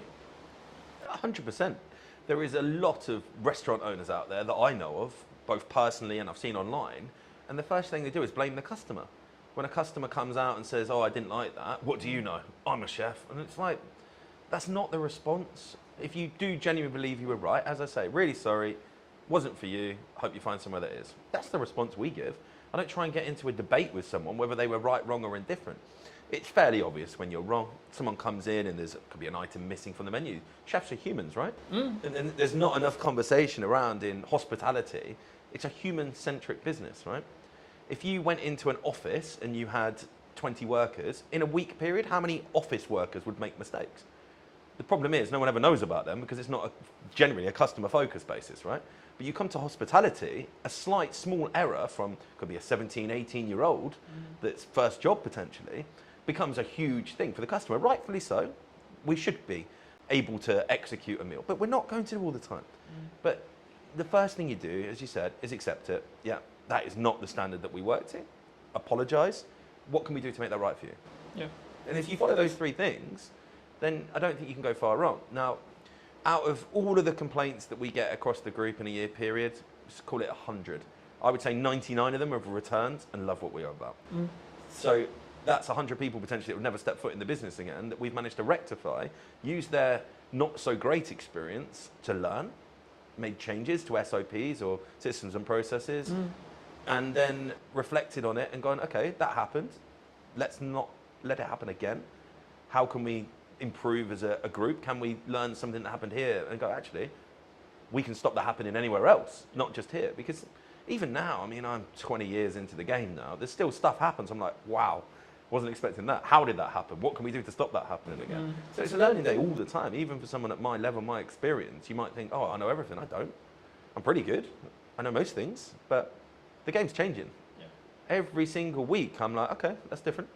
10 years ago, did I think that I'd be talking about being a gluten-free centric company? Absolutely not. Now, it's our USP. That's our single biggest drive for us. Because most places don't want to do it. And I think that's identifying what you can do to set yourself apart. Whether that's you can be cheaper, don't like doing that. I think that's the easy way up, being cheaper. Being better, what quantifies better. But if you're totally unique and you're the only place in the market doing something, then you're always going to have a market for that. I mean, riches and niches is another saying I like to use, right? We're in a niche that's not even that small. It's quite large, 6 million people. But it is a niche in this area because in Salisbury, we're one of the only places. Probably the only places. Can be 100%. I think that's really unique. I think it's sort of, to an extent, it leans back into what do you want to do incredibly well at, right? And I think I've always tried to pride myself on, I may not be the oldest videographer in respect to being in the game or the biggest marketing company or etc., but I will give as much effort and as much energy as I can to create the best content that is tied around what you, whoever it may be, the client, is looking to achieve from that video, that set of videos, etc., whatever we're doing. But from your perspective, why, maybe not necessarily just me, but why do you look to invest in video as a whole or marketing as a whole? Because you said earlier in the interview, your team does a lot of marketing, right? So I guess the question from potentially the audience is then, okay, well, why do you then spend money to get a professional in to create those, what I'll call showpieces? So it's long form. Stuff that's going to be around for a long time, I will always invest to make it professional. I think it makes you stand out from the crowd. So our long form content will live on YouTube. Our long form content will be housed on our website. Our long form content will be posted to the top of our grid, pinned to our grid, technical term there, on our Instagram. So some lands on our Old Mill Salisbury Instagram. Right at the top there will be a pinned post of, oh, okay, that's what that's about, really professional. And I just think it adds to that level of experience. The customer sees, oh, okay, that's a serious place. And I think that's why we do it across our group. From probably the second or third month, we'll get it in. Once we know we're right, we'll get a videographer, a photographer in, and we'll get everything kind of framed up, and then we add it onto our websites, and we've got then a bank portfolio of stuff, like the stuff you've done, we'll cut that down. We'll do 10-second clips every now and again. It just kind of helps remind people that we are, okay, these guys are serious. They might be posting a dog swimming in the lake, but actually, cool. Look how nice that restaurant is. Look how cool that video shot of the garden and the pizzas is. So I think it's so important. You can't have a website with a photo taken on an iPhone. It just doesn't look right. If you landed on a website and you had a choice of, particularly for our hotel rooms, I guess, a choice of hotels, and the first one you landed on had a phone taken photo, and then the next one you was like really nice professional photos, where are you going to book? If everything else is the same, you just feel more qualified to take that booking, I guess. I think it's I think what we talked about there was a perception thing, right? A lot of when people maybe start out in business or they want a hero video for their website, or especially if they're service-based, they maybe want to give their best foot forward, right? And I think that's the perception. And of course it has to be backed up with the sales, it has to be backed up with everything else. But I think we also, sort of what we touched on earlier about the volume of marketing. I mean, we're in a world where AI is a thing and etc. I was going to ask you a little bit about that as well. But I mean, what role do you think volume in regards to output from a marketing point of view actually has? Because a lot of people say to me, oh, you output like too much, right? Now, I can tell you categorically, sat here today, I've won 3 or 4 jobs in the last 4 months related to the fact that I am actually one of the only people who posts for 3 to 4 times a day, 7 days a week. You know, so I know it works because I can show the ROI behind it because I've won jobs solely off the back of the client telling me you won the job because you're always on I always see you know, in that respect. But just to reiterate the question, what role do you think volume has on marketing as a whole in your industry or in general? It's ever present. As long as That's it's what we go good, for. it should be online. So we don't wait for perfection, we wait for good. So if you take a photo and you go, yep, that's good, so 6, 7 out of 10 quality, it can go online. Now, that, I think people get stuck in, oh, not many people liked it. Now, likes don't pay your bills, okay? And I think that needs to be spoke about so much in our industry particularly, because I hear it all the time. Oh, if I post once a week, I get 100 likes. And if I post 10 times a week, we get 10 on each, so it's the same likes, and I only have to do, I'm like, but you're not looking at who's seen it. You're not looking at what that then does. Now, I think we can tell how good our marketing is because we're busy, right? I look at my diary and I go, we're full, right? That tells me that we're doing something. We sold out our garden for a cider and sausage festival by posting 7 times on social media. I didn't do anything else. There was not a single poster printed outside the front of this pub, right? I didn't do a banner, I didn't do any flyers, I didn't go to the newspaper, I didn't do anything. So social media is working because there's people coming through the door. I don't get fixated on how many people like my posts or how many followers I've got, because I could have 1,000 followers. If all 1,000 of those come to my pub, I've got good marketing. I could have 20,000 and only 500 of them come to my pub. Yeah. Have I got better marketing just because I've got 20,000 followers? You've got to understand what your marketing's for. Who do you want to see it? Are they going to do something useful with it? Building that community online through volume. So I look at some of the best creators that you look at, right? You follow them because they're putting out volume content. If you only had one video from a creator to watch every week, you wouldn't subscribe to them. You wouldn't follow them. And consistency as well. If you follow someone and then all of a sudden for a week they haven't posted, you kind of forget about them, right? You switch off. If you're always ever present, now we get people unfollow us. That's fine. I don't worry about that. It's like sending out an email marketing, right? Without kind of jumping around too much. We do a lot of email marketing. I had one of the managers go, well, 300 people unsubscribed last week. It's like, yeah, out of 15,000. So that means that 14,700 are still reading my email, right?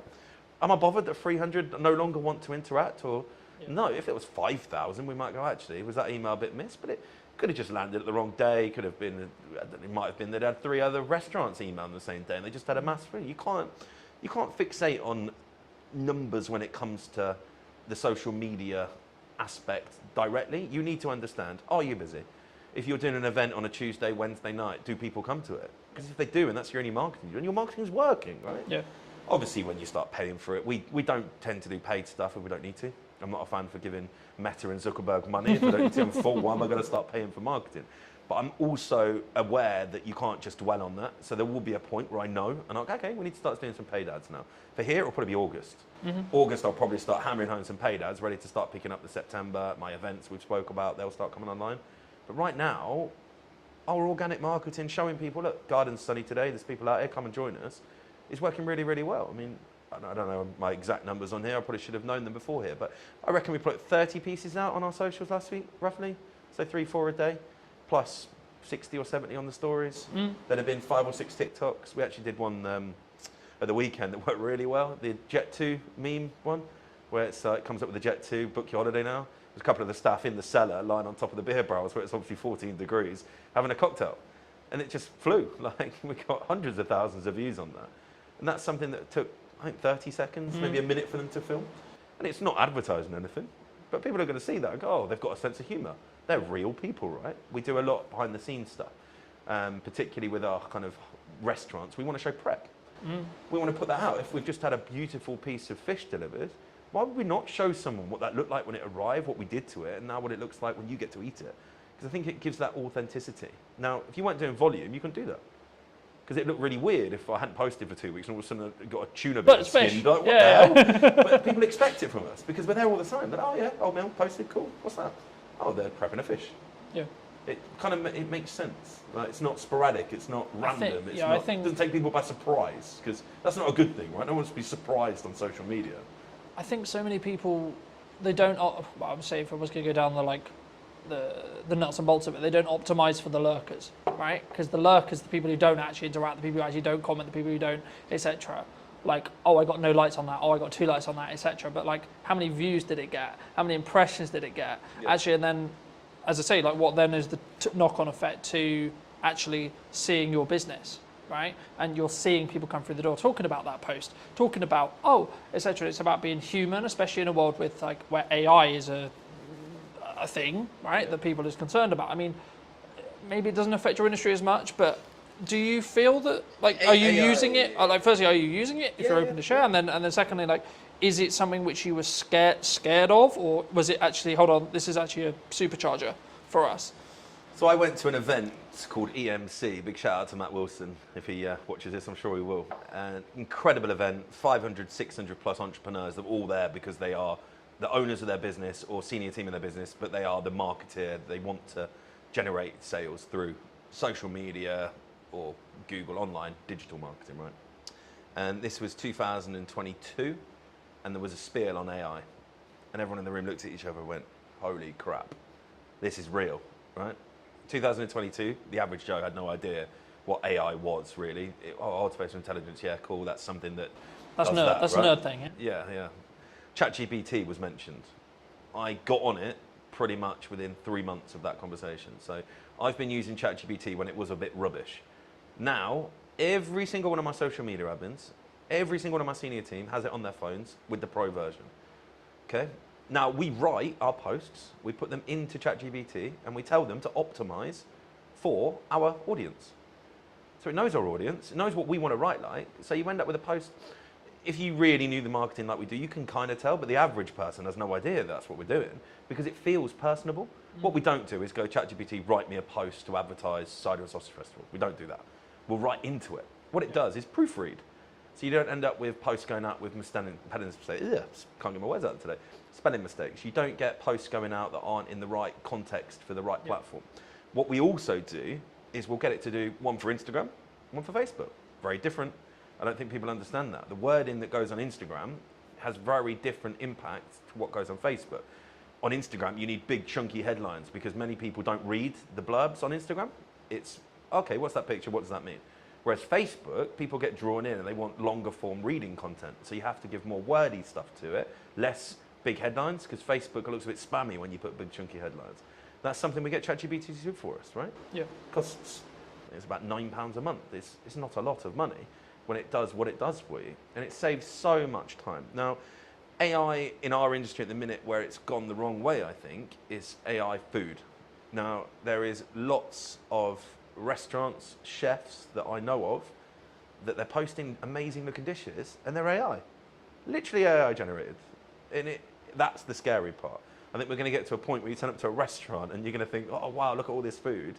And it's nothing like what they're preparing because it's all generated by AI. Now that is scary for me because it's that good. But surely that would be a disconnect from the authenticity side of it. It will, right? but Like, it will drag if people I see in. someone on social and I see this dish, and then when I sit here, maybe actually literally here, I'm like, hold on, that doesn't match. Yeah. You know, like, is that because would that be the, or do you think it's going to get so good that actually people, by the time they've sat down, they're like, shit, I'm kind of in now. Already, I know it's getting that good. Now, visually, you can't tell, but if you save it and throw it back through ChatGPT and say, is this AI? It will say yes. Yeah. So you know it's AI, but it doesn't look like it's AI. It's that good. It looks like a really good dish of food. There's one particular chef, and I think his last 70 posts, 50 of them have been AI. But it's like really deceiving almost. I mean, video AI, let's not get started on that. I think that's very scary. I'm sure at some point I'm going to be able to CGI Channing Tatum walking through my front door, taking his top off, having a cocktail at the bar, and people will think he's actually at my bar, right? I think that's the scary part. Where the authenticity is going to lie with that, you're almost going to be able to, if you got really good at it, simulate a fake restaurant where celebrities hang out and none of them have ever been there. And you know what celebrities do when you put their name to restaurants? It's interesting how it's going to play out. I'm sure some of the big boys have already started doing similar things. I mean, there's a lot of talk in the marketing space about like what AI influencers was kind of what you were hinting at potentially, these are completely artificially generated people that are developing an audience, right? And I think it's about, to an extent, from my view at least, yeah, you can run a business that way, but then you're not trying to be an authentic person behind the business, right? Yeah. I utilize AI to help with editing, to help with scripting, with help with posts, etc., in a similar way to you, but I'm still the one sat here talking to you today. Yeah. So it allows me to do the other things that actually I have to tangibly do, right? Regardless of how big the business is, you're still going to work with me. I'm still going to be the one who has the conversation related to what we're doing with marketing, potentially what you're looking to achieve, how you're looking to achieve it, etc. But you saved 2 hours last night. But I saved 2 exactly. Write out, well, without jumping off marketing, job descriptions. You can go onto ChatGPT now and say, can you write me out a job description for my new assistant manager that I've just employed? Please use all relevant sources online to give me a relevant job description. It will then send it to me. All you have to do is then read it through, make sure that you are happy with it, and then you've got a job description. Yeah. 5 years ago, it had taken me 3 hours to write out an assistant manager's job description. We're doing it now in 10 minutes. Yeah. Like, that's the big thing, I think. We're probably slightly more protected as well. Sorry to jump in again, but in hospitality, if you are really good at hospitality, you're never going to replace that with AI. There will be a point in some fast casual food dining settings, a robot will serve you. It won't be long. It's already happening. We went to Japan for my honeymoon last year, and a robot served us. Really odd. I didn't see the human the whole time I was there. Took my order, brought my food, cleared my table. Literally came over and said, have you finished, sir? I said, yes. Said, please put your plate on me. So you put the plate and it goes off. Really odd. That is not too far away. But no hospitality. Hospitality for me is escape from AI, escape from technology, escape from digitalness. If we go out for a meal, myself and my wife both have very high profile jobs, working very hard. We want to get away from our phones, get away from our laptops, and go and connect, go and have a human, have a conversation, see someone, do something different, not be served by a robot. So it's certainly not something that everybody's going to do, but you're going to end up with this real kind of interesting space where those that are in the mid sector to low sector will get gobbled up by the big boys because they'll just put robots on play, right? Our biggest cost in this industry is wage, by a long way. 5-6% more than what we spend on food and drink is spent on a wage on a weekly basis. Yeah. So if I could have loads of robots running around and I felt it wouldn't affect my business, then of course I'm going to do that. I spend 10 grand on a robot. It never phones in sick. Never tells me he's got a hangover. Never tells me he can't come to work today because his child's had to come off school, right? That's going to have a big benefit for some of the big boys. But then that's going to leave a really interesting space for people like ourselves that will never go down that route to be the personal touch to the industry and really have that as kind of a hyper differentiation to the main kind of norm is actually, I don't want to be served by a robot today. Let's go to the old mill. We're going to have a human service. I think that's only 5 years away. I know it sounds pretty crazy concept, a human carries I think 5 years away, your big chain fast food places, maybe not the full service, but I imagine the food will be brought out. I imagine the tables will be cleared by them. It will be kind of a little system running around with little lines on the floor, and all the tables will be symmetrically placed in square grids, and there'll just be robots running up and down, and you'll probably have a few humans to oversee and maybe say thank you when you leave. And that's scary.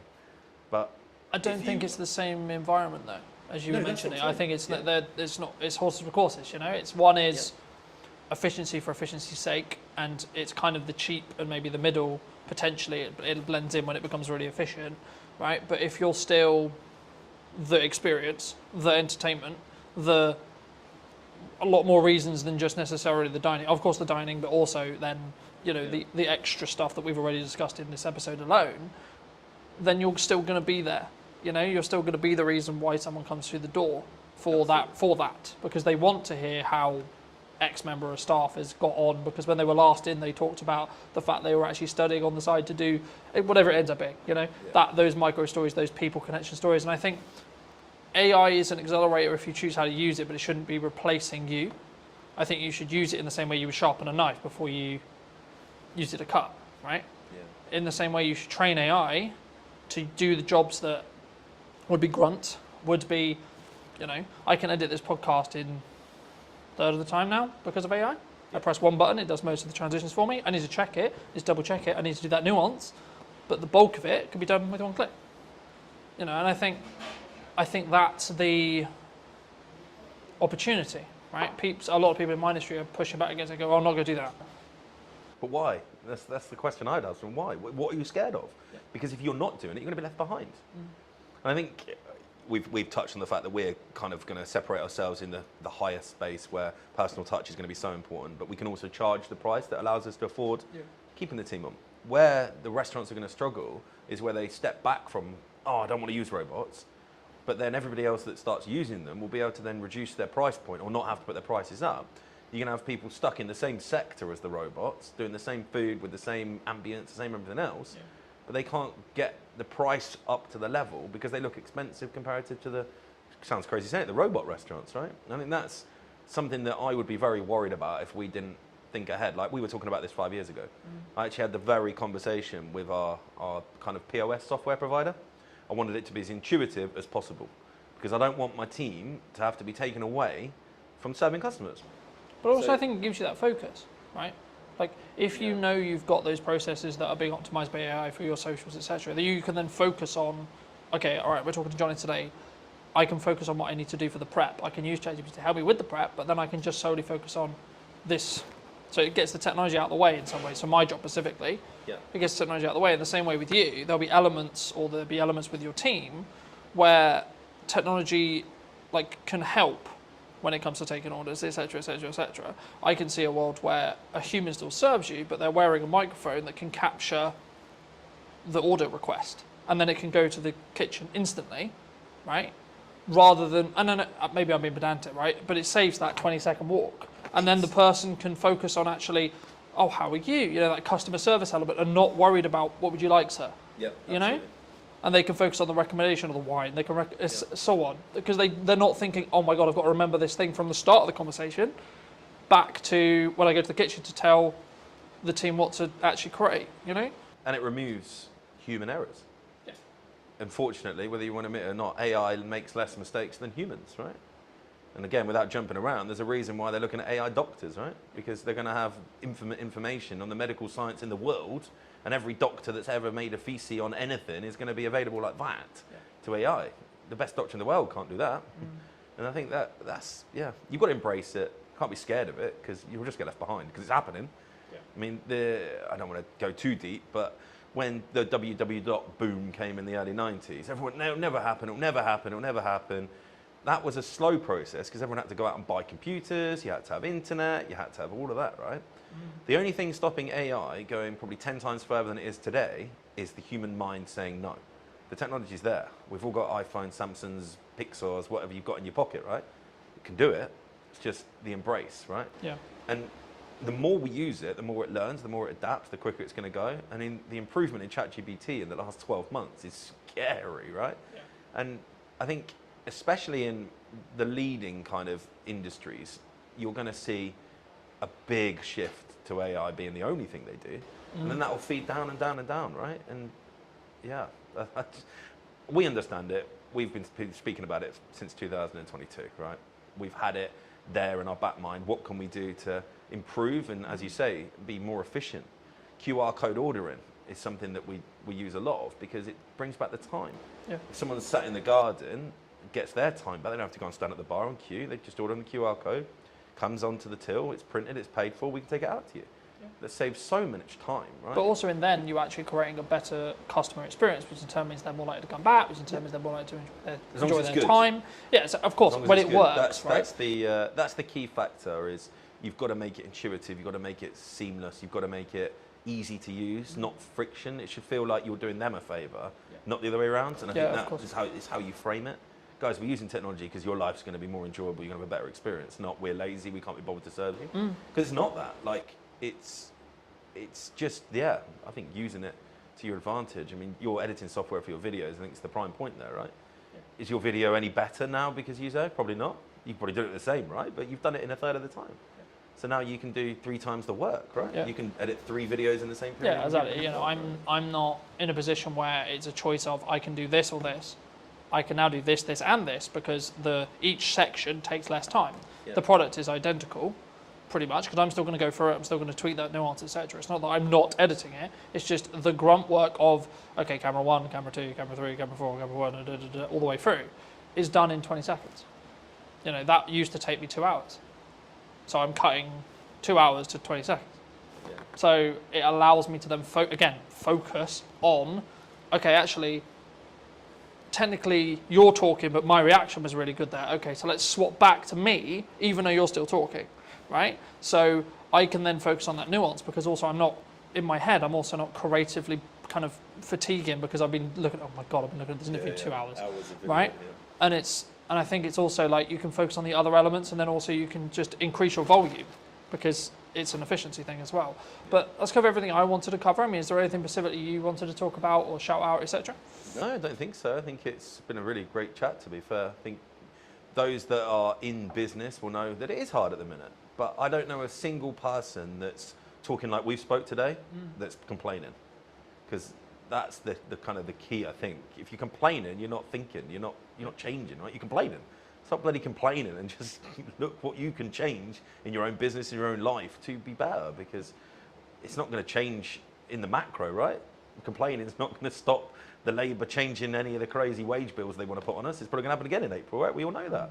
But we're already factoring that in. We're like, okay, what can we do different in 12 months? What can we do different in 6 months, 3 months, 2 months? Not, oh, it's happened. What am I going to do now? Because it's just too late then, right? You get to the point where something's already gone wrong. It's what can you do, right? It's, you know, I think it's also about focusing on what you can control, outside of like the government's going to change what the government's going to change. Yeah, cool, it affects you, but you can't control what they're going to change necessarily. Like really, yeah, you can write to your MP, yeah, you can try and lobby, etc. But like tangibly day to day, all you can do is focus on your output, focus on your marketing, and focus on your costs and your sales. Right, they're the four sectors of business that you should focus on, and you should continue to focus on those. Right? Yeah. How can you provide more value to your customers or your clients? How can you increase the likelihood that you're going to get more clients or customers? And then how can you retain or make more sales from the ones you have, right? So whether it's adding more value or thinking about a model differently or adding a retainer service, so you've got more, as we just opened the episode with, looking at a returned income rather than project gap, you know, and actually if you've got some retainers, especially as a marketer, then you can take on the odd few projects as well. So then you've got an even better month, but your baseline is going to be at a certain level because of those retainers. But then also it removes the stress, so you can do other elements, like you can focus on your marketing more, you can focus on your systems more, etc. I mean, what would you say to people as a final passing bit of advice, maybe who are, or yourself 10 years ago, what advice would you give to that person if they were going into business today? As a business owner, I think it's very easy. Put all the systems and processes and people in place so that you don't have to work in your business. Because if you're in your business and you're doing all of the stuff, there could be AI that gets it to do all of the stuff you don't want to do, but you need to be having conversations that bring sales in. You need to be having conversations that are getting new customers. If you're not doing that as a business owner, you've got a job. You're not in the business. That's, yeah, I think my biggest advice, and something I've been able to do in the last few years, and why I think we're where we are now. I don't pour pints, I don't cook. I know how to, but I don't. I've got people that do that, because as soon as I start pulling pints or I'm in the kitchen, I'm not marketing, I'm not growing, I'm not out there looking at what we can do to be better in the future. It's a lot easier to find a chef than it is to find someone that can do all the stuff that I know I'm brilliant at. And most business owners are going to be the best salesperson in their business, the best marketeer, because they know it inside out, right? Yeah. But they just get so tied up, and I get it. You're a, I don't know, one-man band plumber, but you're only ever going to be that level. If you've got aspirations of being a full-on business owner that can be on a beach 4 or 5 times a year and not having to be worrying you've got income coming in while you sleep, which is the dream for everybody, right? You've got to put the people to do the job that you are currently doing, and then focus on how you bring customers and sales in to pay their wage. If you do that, game changing. Easier to say when you run a pub, because you have to employ people, right? Yeah. I think the biggest challenge, even for yourself probably, I don't know where your growth map sits, like it is the biggest challenge for most people, is the mindset, oh, I'm going to employ someone, I've got to find their wages every single month. Yeah. But that's ultimately what makes you a business owner. I think that was a real kind of shift change for me, that brought an ops manager in, brought an exec chef in, brought a head of marketing in, brought all of these people in. I went, wow, I can now concentrate on the stuff I really enjoy doing. Yeah. I'm not having to sit there and get like fixated on the pot washer didn't turn up on Tuesday night. Although it is my problem, ultimately it's not my problem. You need to make it someone else's problem, those little minute details. But then again, it's that focus, right? It comes back to that focus, and I think you have to build financial stability within yourself in answer to what my growth plan is.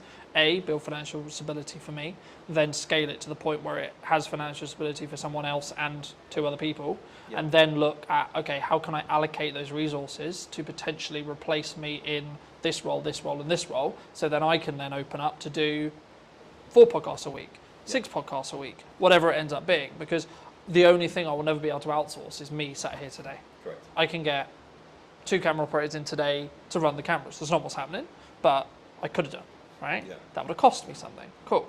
But then I don't even have to think about, is the camera recording, etc., etc. Yeah. But then I can focus on our interview, right? So it's about removing those hats when you can, but building them, in my view, especially as a creative industry that's very this and always been this, and it's been very you're always very fortunate and should be very grateful to be able to work in the creative industry as a full-time career. It's not a obligation or a thing you can do. And I remember a YouTube video saying, for a long time, especially during COVID, when there was a really strong boom and there was lots of creative work going, everyone was very entitled about being, oh, I'm a creative and I do this and they do all the pay my day rate or whatever it was.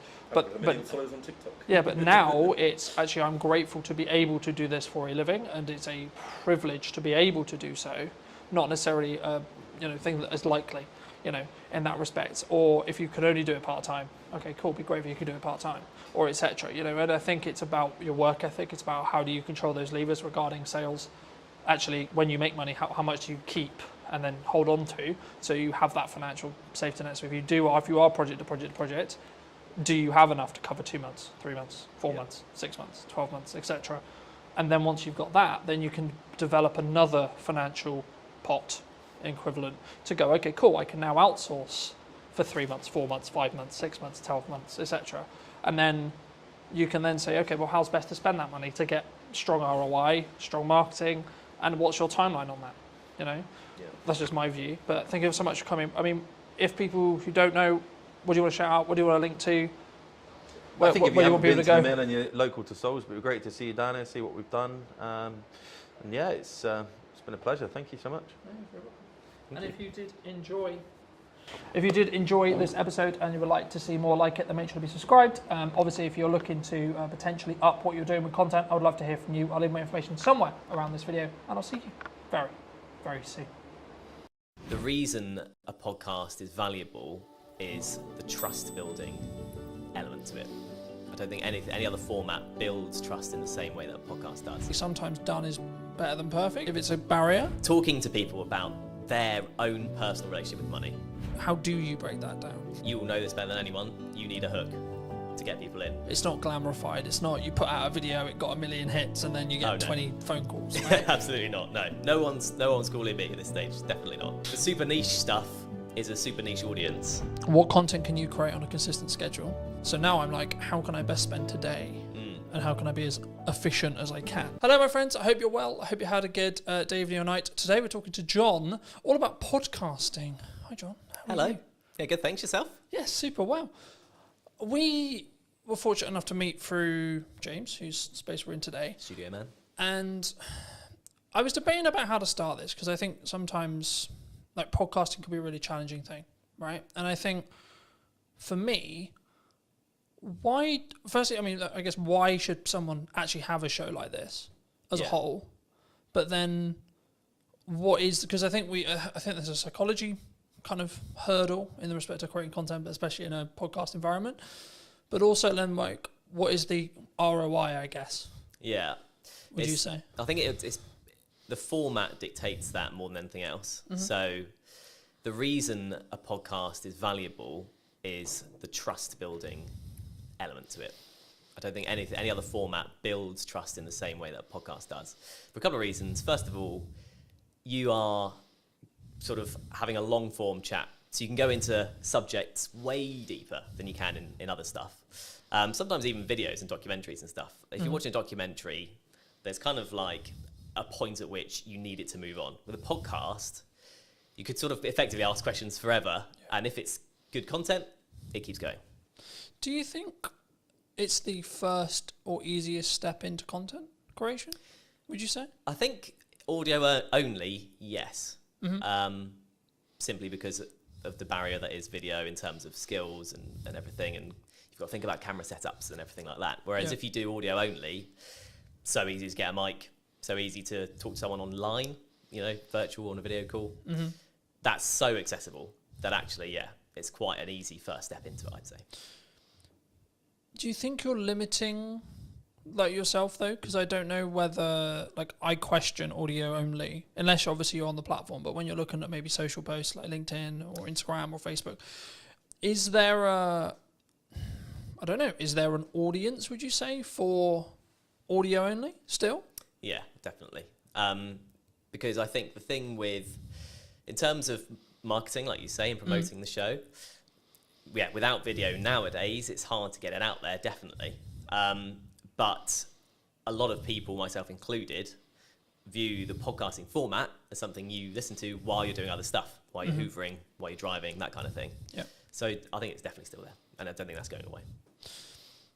Would you say then it's more of a step by step? So someone could start audio and then where's step 2? I think so. Yeah, I think so, because,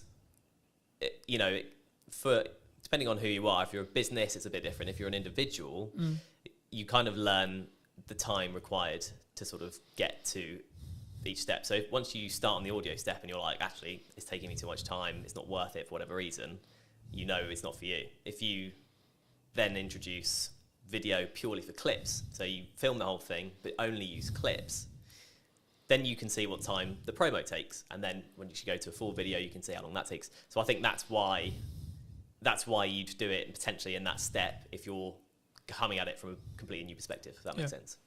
And then, I guess you then can grow to the Diary of a CEO style full form trailer-esque piece, right? And I think sometimes we get so, and this is true for any marketing, not necessarily a podcast, but it could also be true of a podcast.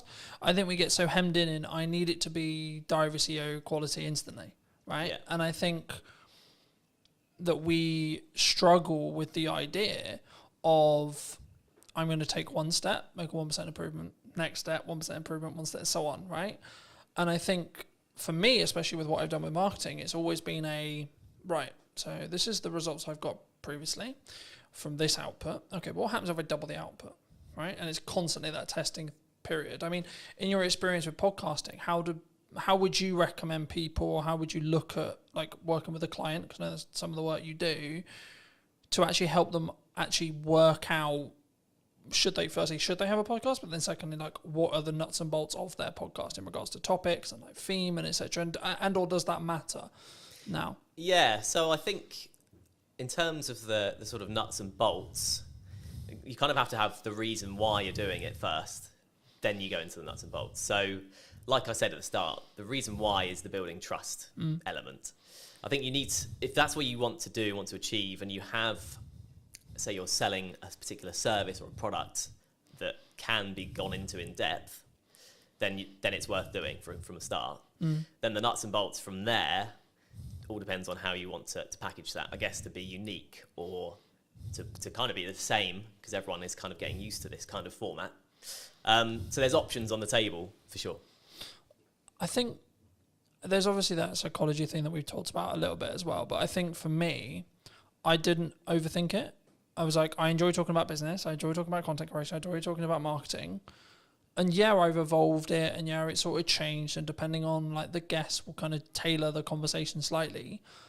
But I also don't overthink the conversation, because I trust in myself as an interviewer to ask, I guess, poignant questions, or like what naturally comes to my mind.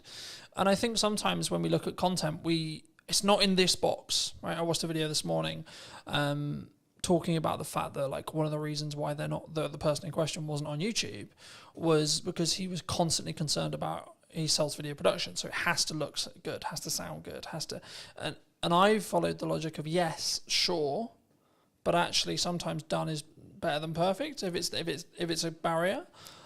Do you, like, how do you, when you look at either, and I'm sure we'll get onto the podcast you're launching, but like when you work with clients, or when you're maybe looking at your own podcast, like, how do you balance that line of, okay, it's done, but actually there's these things that that could be better? Do you hold a podcast back? Would you reshoot a podcast? Like, where's your line?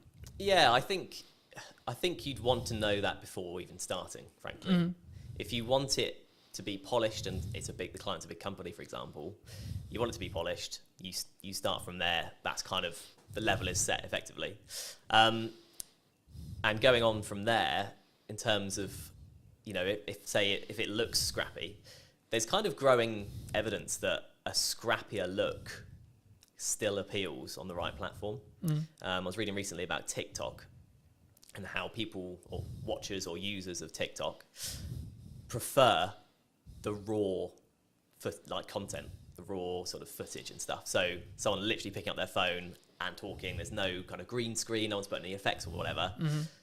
If the content looks like that on TikTok, it sells on TikTok. Yeah. Whereas on YouTube, like you were saying, people kind of expect a bit more of a polished thing. But I think authenticity is quite a big thing these days when it comes to content. And like you were saying with your questions and it just coming off the dome and stuff, that's in some ways kind of seen as a more better or nicer to watch compared with a completely polished, you've gone through 20 questions with a fine-tooth comb and you're only asking 10 because they're like the best ones only.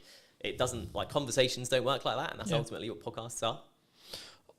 I think that's an important point. I think that there is obviously a line when it comes to the quality of especially if it's what you sell, like what I sell is video production. So there is a line, but I also think that there's an opportunity cost of refilming a conversation that isn't the first one, for example, right? So to give you some context, last week or so, I filmed a podcast with my mum, and that post, me announcing the fact I did it, did really well, which kind of doesn't surprise me to an extent. It doesn't, but there's actually a tech challenge with that podcast because one of the cameras isn't in focus. So my camera isn't in focus. So I was in a position last week, and I think I pretty much made the decision I'm just going to work around it.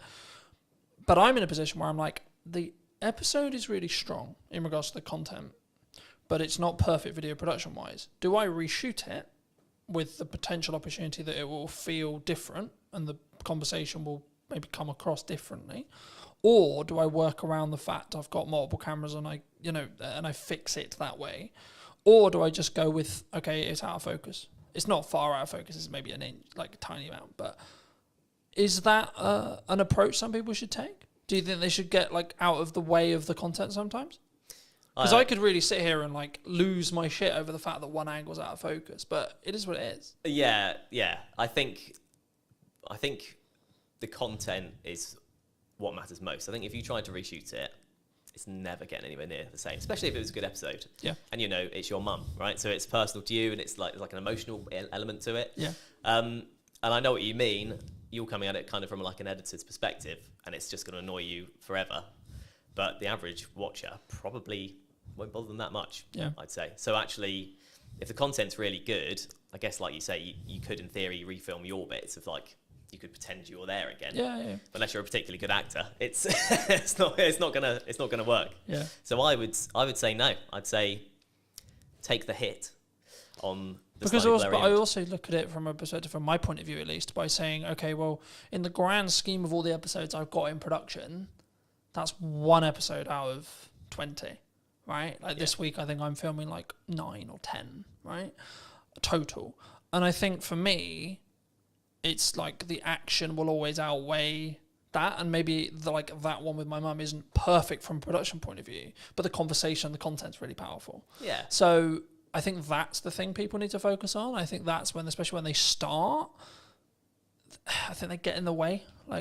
They get in their way sometimes, and they're constantly it needs to be £40,000 of production. It needs to be this, and I only need £45,000 because Stephen Bartlett's known for what he did with Direct Every CEO and how he then scaled that to the point he did. But I think we don't look at the journey sometimes that Stephen went on specifically. If we're going to use him as an example, anyone with a big podcast, we don't look at the micro testing that happened through the journey to then get to the point where they're at today. I mean, have you confirmed where you are with the podcast? Where's your podcast?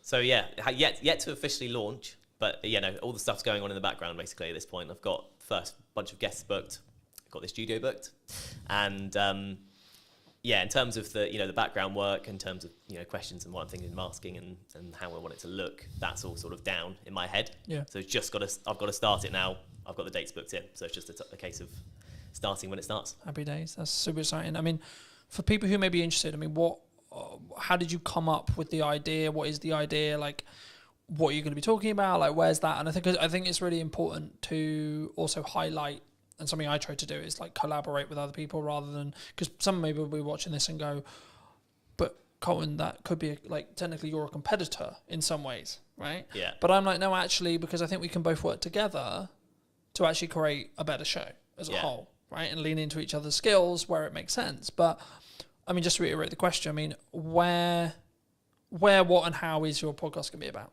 Yeah, so it's called How Do You Money? And that's that's the idea. That's the sort of opening question somewhat. So it doesn't actually make grammatical sense, obviously.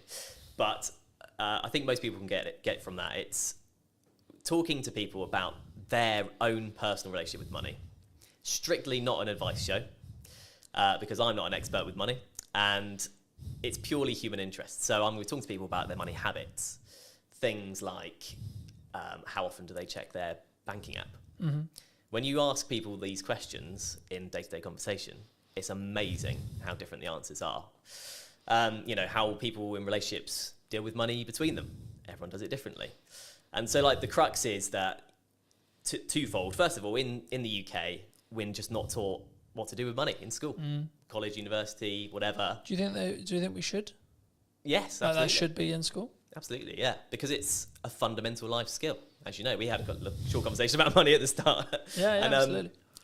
So yeah, I think it definitely should be. But at the moment it's not, right? And so I think as a result, two things happen. Number one, everyone makes up their own way. Second of all, people are too scared to talk about it because there's no official like guidelines. Do you think from the start? Do you think that's an insecurity? Do you think like if I say that I nearly lost the business in 2024 or previously, that you're going to judge me? Do you think it comes from that? Absolutely, yeah. Do you think that I'm going to think that you think I'm a failure? I think that's a big part of it, definitely. And then let's flip it. Do you? Absolutely not. No. And I don't think anyone would, because, well, the main thing being everyone else will have their own story along the same guidelines. Because we're not taught about what to do, because life is a challenge anyway with money, because there are so many ways you can trip up with money. So it's very much the sort of low budget psychoanalysis of money, and it's kind of an accumulative thing. So no, it's not about the one episode or one particular episode or what one person says. My idea about it is looking back at the first 10 episodes and seeing all the different answers. I've got a killer question that I ask at the start of this podcast that everyone will definitely have a different answer. It's a one-word question. One-word answer. And I hope that kind of sets the tone for how the rest of it is going to be. Yeah. I mean, looking at your planning stage then for your show, I'm curious, because obviously I plan mine in the way I do it. How have you looked to plan it? Do you completely pre-plan it? Do you have an idea of questions in your head? Obviously, you've already said you have the opening question there. I mean, what do you have the rest of it? Like, just break most of the audience's case, but also I'm curious as well. I mean, like, how do you break that down? Like, how have you broken that down? So I have kind of set it into 3 or 4 kind of different sets of questions that relate to specific things. So like I'll have 4 main topics, let's say, and then questions that come underneath that. One of my sections is clickbait questions. Okay, fair enough. Just being really honest about it. But are you doing that for the clip that you're going to extract from the show? So partly to do with that, Okay. Absolutely. You will know this better than anyone. You need a hook to get people in. That's just the reality. Yeah, 100%. But as well as that, those questions often come up with the best answers. There's a reason they're clickbait questions, because they're the big questions. But it can't just be all of that, because it's like me going to you, what's the biggest mistake you've ever made with money? What's the best thing you've ever done with money?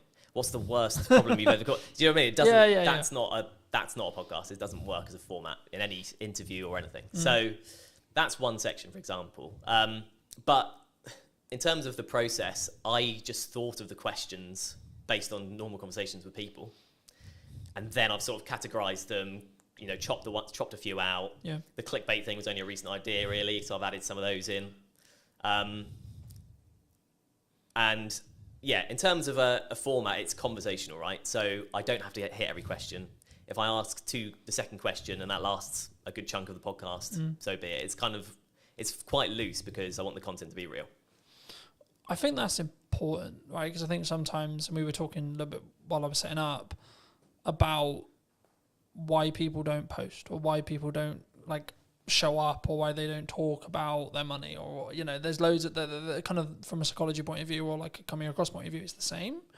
And I think that for me, I've been very fortunate that I've always sort of taught publicly or built in public, and it was interesting because about a month or two ago, I think, I personally, so I don't know when the trend started, but the trend of building in public really started taking momentum.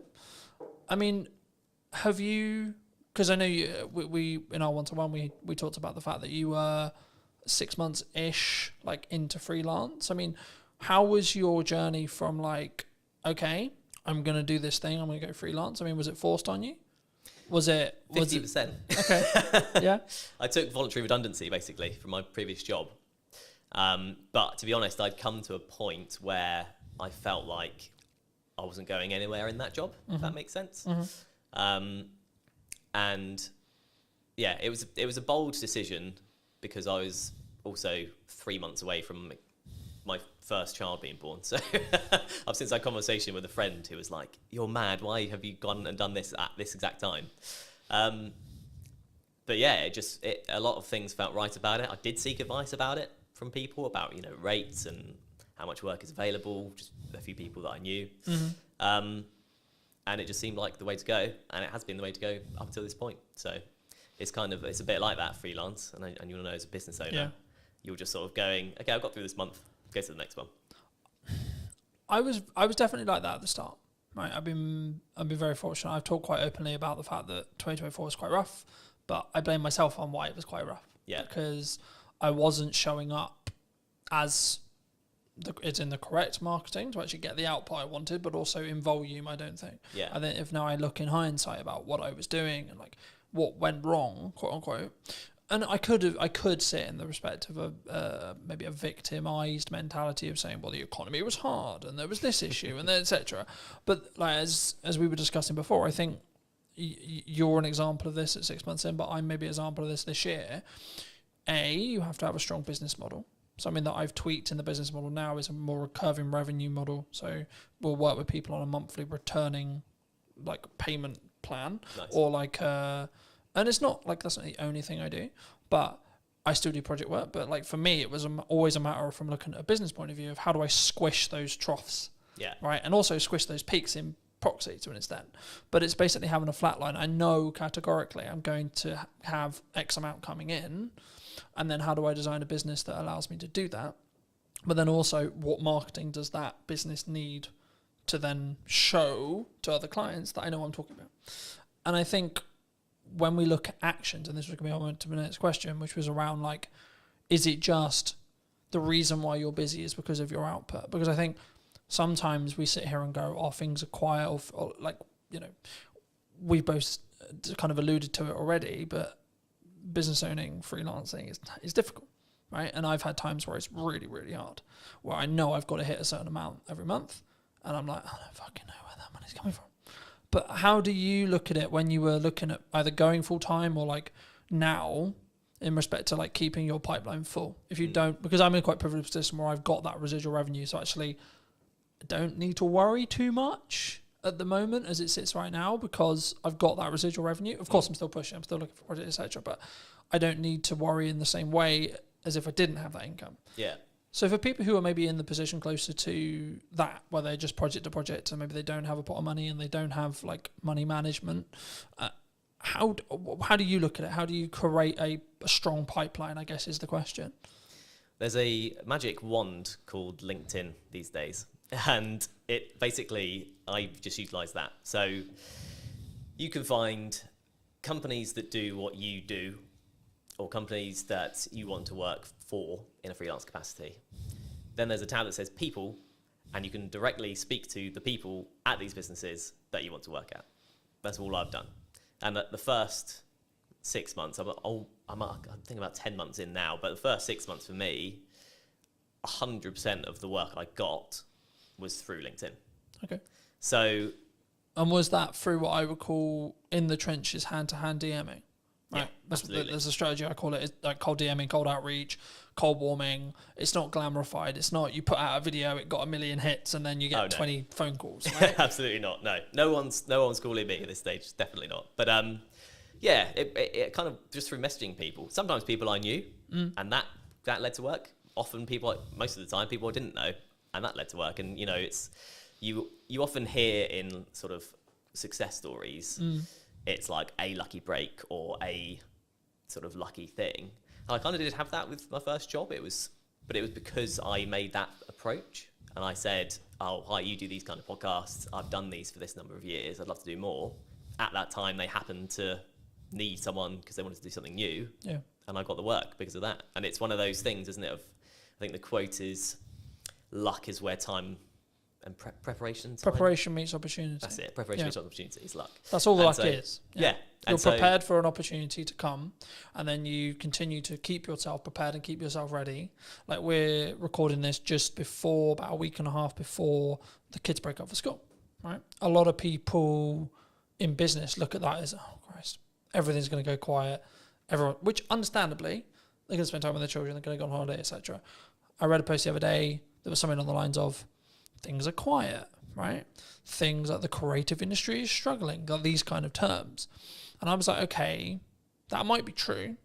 And it might be actually we're coming into the summer holidays, etc. But that's then an opportunity for you to A, output your marketing, B, look at maybe cold outreach or what you're doing there, and then try and set some stuff up for September. I mean, do you see, like, are you, because I remember when I was just project, especially when I was like tighter on cash flow, it'd be this rush to get money in because I knew I'd have 6 weeks where things would be a lot harder. Are you either financially planning wise or pipeline wise or etc., are you planning for that to be slower, or do you expect actually there's going to be a percentage of businesses that actually just keep going and work around everything? Yeah, I just feel like at this stage, I don't think I can really plan for it, if that makes sense. The planning is outreach. Yeah. Just message people, talk to people I know, people I've worked for before, people I don't know, people I want to work for, all that kind of thing. So yeah, I'm not at that stage yet where I could do that, but there are opportunities sort of on the horizon where I may be able to do that. So it's one of those, really. I don't know exactly how that planning would look like for me right now, if that makes sense. Yeah, no, absolutely. I mean, I think, and this is kind of like a bolt-on question to marketing or networking and how you tackle those things. For a long time, people have always looked at maybe traditional marketers as, I'm going to go to an event, I'm going to network in the room, and I'm trying to get work from that room. What I've always understood is it's networking through that room, right? But nowadays, because of time and because of what I do less of the in the room having a conversation stuff, but I'm still leveraging either the network that I have and then their connections that they're making potentially, or you as an example, or I'm actually just trying to utilize the network I already have to then lean into either creating more content or creating opportunities to have conversations in one-to-ones with very targeted people.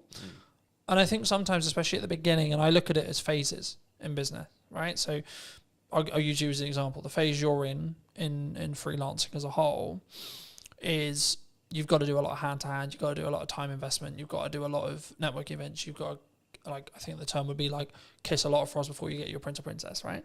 And I think for me, it's then about like maybe looking at scaling. You may not have thought about this yet, but like how would you then look at, say, you're 3 years down the line, 4 years down the line, and actually you've got, like, not that you don't have a reputation now, but you've got more of an established reputation.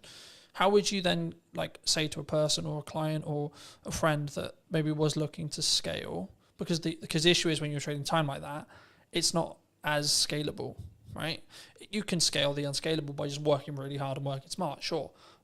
But would you look to do content? Like how would you look at it from your perspective, and or what are you planning to do? In terms of content, how do you mean in terms of content? In respect to like, would you continue to network and would you continue to lean into your own podcast and see that, because I expect what will end up happening, of course we don't know, it hasn't launched yet, but I expect what will end up happening is you'll get inquiries solely because you have a podcast, right? That's kind of, yeah, and that's part of the strategy, frankly. Yeah. an ultimate goal for the podcast would be sponsorship eventually, right? Mhm. Very hard to get, notoriously. Very long time to get there. So I'm not particularly holding my hopes up for that at this point. But that's kind of my best bet in terms of something like you say that isn't just working and getting paid for the work, if you know what I mean. Yeah. You are getting paid to do the podcast, but it's not directly, I do this hour, I get this pay. If that Yeah, makes sense. yeah, absolutely. I mean, I'm glad you mentioned sponsorship because I think it's something which people really struggle with. Do you think, because normally it's audience size based, right? Yeah. But I would actually say it's value. To an extent, it's audience size, but also it depends on who you're asking to sponsor it. Okay, Yeah. if you're trying to get Coca-Cola to sponsor it, you probably should be pulling like a couple of million, right? If you're not trying to go for Coca-Cola, you can probably do it on a lesser scale. I mean, at what point would you, from your experience, would you say that even entertaining the idea of a sponsorship is a good idea?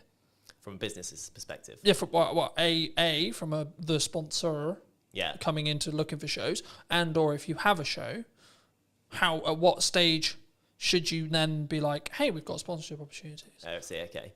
Well, from the sponsor's perspective, there's a lot more talk these days about the power of niche podcasts, basically. Mine isn't very niche, so maybe I've missed the mark there and I have to relook at it. But the super niche stuff is a super niche audience, and super niche stuff brings a super dedicated audience in a lot of cases. Because if you love barefoot shoes, I'm particularly interested in them, you're looking about barefoot shoe stuff all the time. People will look about, how to strengthen your feet, what to do with toe spaces. You can go into mad detail and mad depth. And if you're a barefoot shoe brand and there's a podcast with 1,000 dedicated fans, you can put yourself in front of 1,000 dedicated fans. It doesn't sound like huge fry, compared to small fry, but it's dedicated people that if they like your brand will keep coming back. So it's kind of like a repeat customer concept. And also it's super niche. So if you're a barefoot brand and you go on the biggest podcast that's out there, you'll get lost among the noise of, the big brands like Coca-Cola. Yeah. So I feel like it's for a business, you want to look at the niche communities that you want to target. And then once you're in there, you're in there. As a show then? As a show, I think you have to know what you are able to do with the show. If you're committed to it week in, week out, because I think sort of weekly is what you need to be doing really for it to be worth sponsoring, maybe bi-weekly. Yeah, you could go for it from day one. I could be chasing it now, but I haven't got anything to show. I can't say, here's the podcast. I can say, here's the idea. Yeah. I think if you have something that it looks good and sounds good and the content is good and a community are reacting to it or people are reacting to it or you're getting a good amount of, if there's a value proposition in there, you're ready to sort of offer it up as long as you're committed to keep it going. Because then otherwise there isn't a sponsorable thing, right? Yeah. Do you think, I'm glad you mentioned like rhythm as what I call rhythm of shows. Do you think that you kind of alluded to it maybe weekly or bi-weekly, like, because I know there's some people who may be listening who are like, I can only do once a month. Yeah. Right? Would you say that would stop them doing a show, or do they need to organise filming in such a way or producing in such a way where when they launch, they've actually got enough to do weekly, for example? Yeah, I think it kind of probably depends on the content, what the podcast is about. There's a lot of complicated algorithm stuff with YouTube and stuff. You definitely know more than me about that. But that kind of dictates that you need things to be weekly or you get lost. That's what I've sort of read. I think the buzzword we could use here would be you have to be consistent, right? You have to commit to what you're saying. For me, I do weekly because it can work. And how I do that behind the curtain-esque is I just film a shit ton. Yeah. So then I've constantly got content, right? So for me, I've kind of got content buckets. Like, so I'll have stuff that's just me involved. For that, I'm about 6 weeks ahead of schedule in respect to like what I'm editing, in respect to what I'm filming. And then from a podcast point of view, as I alluded to earlier, I'm filming 7 episodes this week. But 7 episodes won't go live this week. No, right? Of course not. In the first week, when I relaunched the show, 7 episodes, like close to 7 episodes did go live, but that was a deliberate marketing plan that was, we're going to push the podcast really hard. Now, I'm doing clip generation through AI.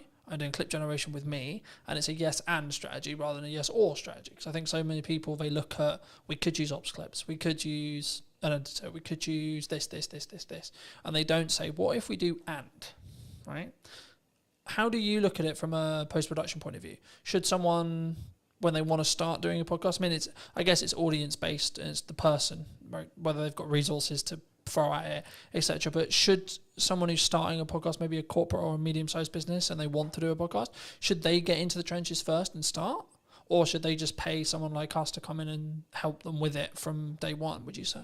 Yeah, I think if you're taking it seriously, you need a producer of some kind, an editor of some kind, realistically. To do that exact strategy, as you mentioned, have X amount ready to go. Yeah. And then it just kind of mitigates against all kind of problems coming up. You know, the studio isn't ready, you know, available. Studio isn't available, someone doesn't show up. Someone's sick. Yeah. You like, for me, there's client delivery weeks where I cannot fit it in. Yeah. Physically, there's no gap in my calendar, it doesn't happen. Yeah. Right? But then I also have the week after, the 2 weeks after, where I'm like, this is podcast filming week. Yeah. Then I'll have a month where like I don't have that, but because I've got a load of bank, and that's why I constantly try and bank as much content as I can when I can film it, that I can then be in a position where actually it's fine, right? So if I do fortunately get really busy with work, which is a nice problem to have, I guess, right? Which is actually the reality I'm now in, because I have an abundance of content, an abundance of, I guess in some ways it's a mindset thing around like, I don't need the work. So to an extent, actually the work's more there because I'm showing up differently, I think. But I think for me, like, especially as I'm doing a clip strategy as well as the YouTube, like the YouTube is a focus, sure. But for me, and just quickly, as we're talking algorithms very quickly, the way YouTube's algorithm currently works, basically, in a nutshell, is you'll be served a piece of content that you like when you open the platform. So it'll pull, not push, it'll pull the content for you. And what will happen is when a piece of content goes live, so I put a new podcast out, I put ours out, etc., it will send it to a specific audience sector, okay? And then it will say, okay, cool, this audience sector watched X amount, Y amount, it got number of views, etc. If that is, and the threshold changes, right, and it's the unknown bit of the algorithm, but if it hits above a certain threshold, it will then be served to a similar sized new audience. Then it will check the threshold again and repeat. So when something goes quote viral, what's happening is the watch time, the likes, the views, whatever it is, whatever metric they're waiting on at the time, is basically scaling repeatedly into new audiences, and the reaction from every new audience is great. So it's greater than the next one. So it then serves it to a larger audience, and so on. That's how it gains momentum. But even virality videos will lose momentum eventually. Yeah. Just because it will be oversaturated to the market. It will go into a different part of the audience, etc., etc. TikTok's known for this. And then people will start clicking off or not watching it, and then you'll just watch it sort of drop off. Right. You know? But then there's also the reason why like YouTube's so powerful. So you can have a video that's been it's got 5 views. 6 months, 12 months time, for whatever reason, triggered by the algorithm, 1,000 views. Right? I've watched it happen. I'm sure you have as well.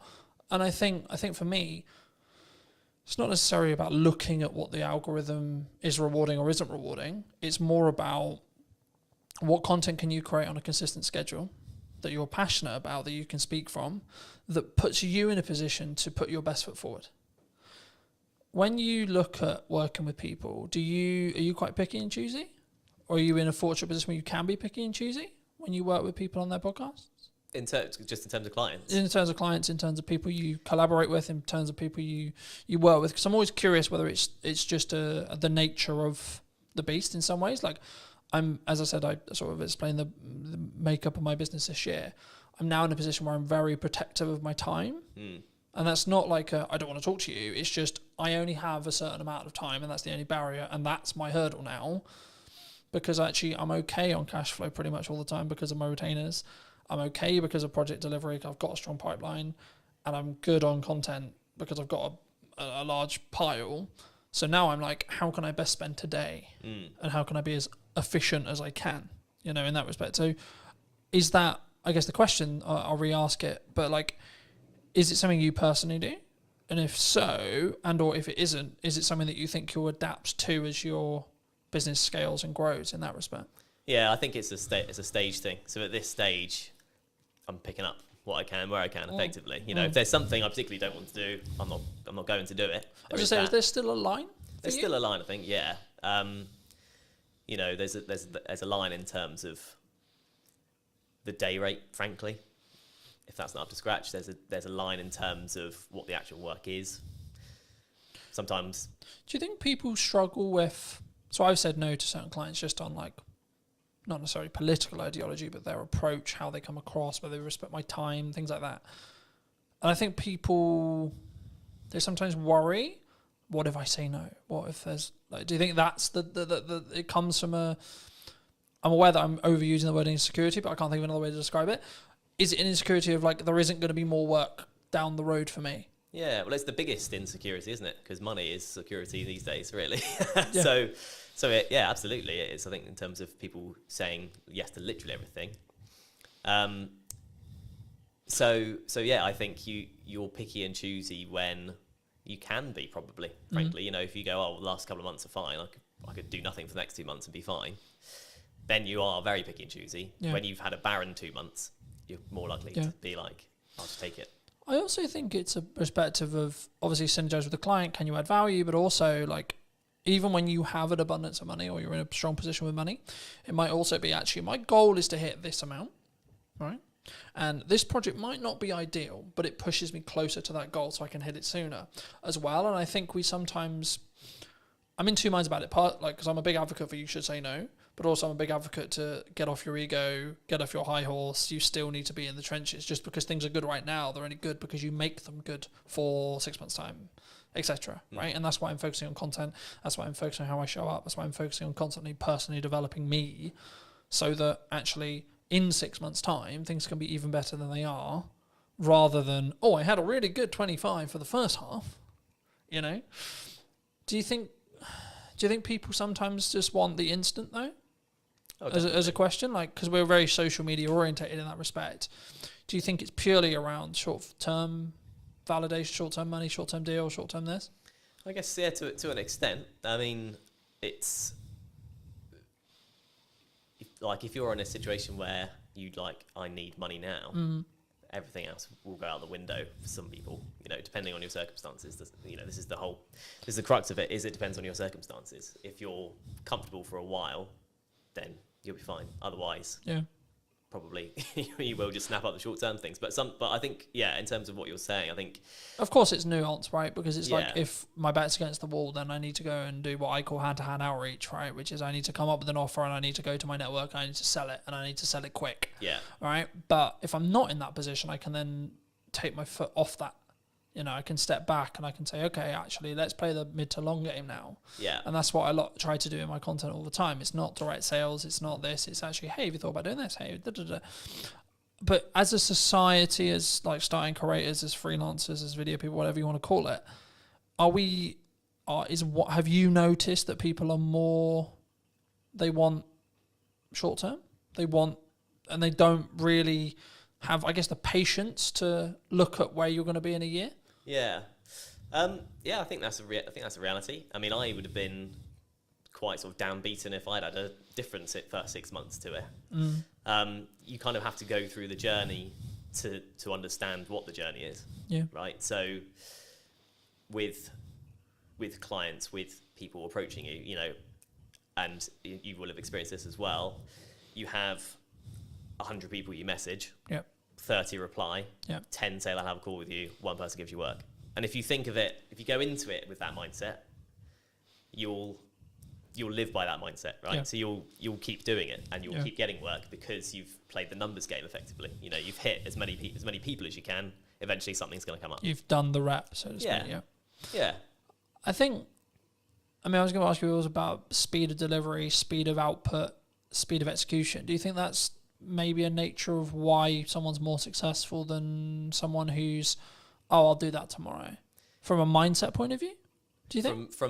So I'll give you an example. Like for me, when I came up with the idea to relaunch the podcast in the format that it was, so on location, in person, and or remote, and then within a week, I had filmed 3 episodes of the idea.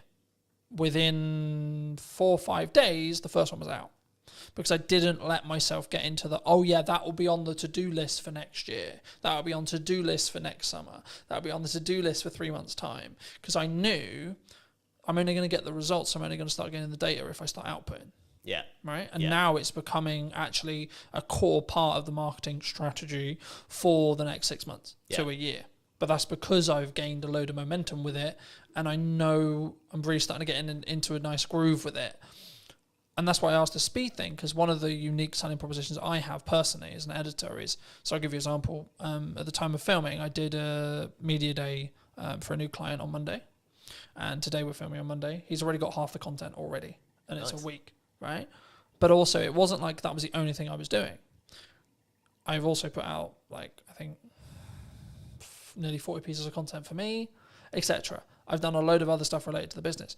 So for me, one of my unique selling propositions, or one of the things I do is I work really smart and really hard consistently with no result, plan no result. But for me, from what clients have told me, one of the reasons why they continue to work with me is the speed. Yeah. Right? One of the things that comes up in conversation all the time, and James mentioned it a couple of weeks ago when I came to do 2 more podcasts. He was like, your speed's ridiculous. And it's because I've built a strong system to be able to work smart, but also just work really hard. And that's where I kind of come from that point of view. I know it's really important, but I know I'm willing to put the graft in and continue to put the graft in for 10 more years or more, if that's what it takes. But do you think that's uncommon in entrepreneurs as a whole?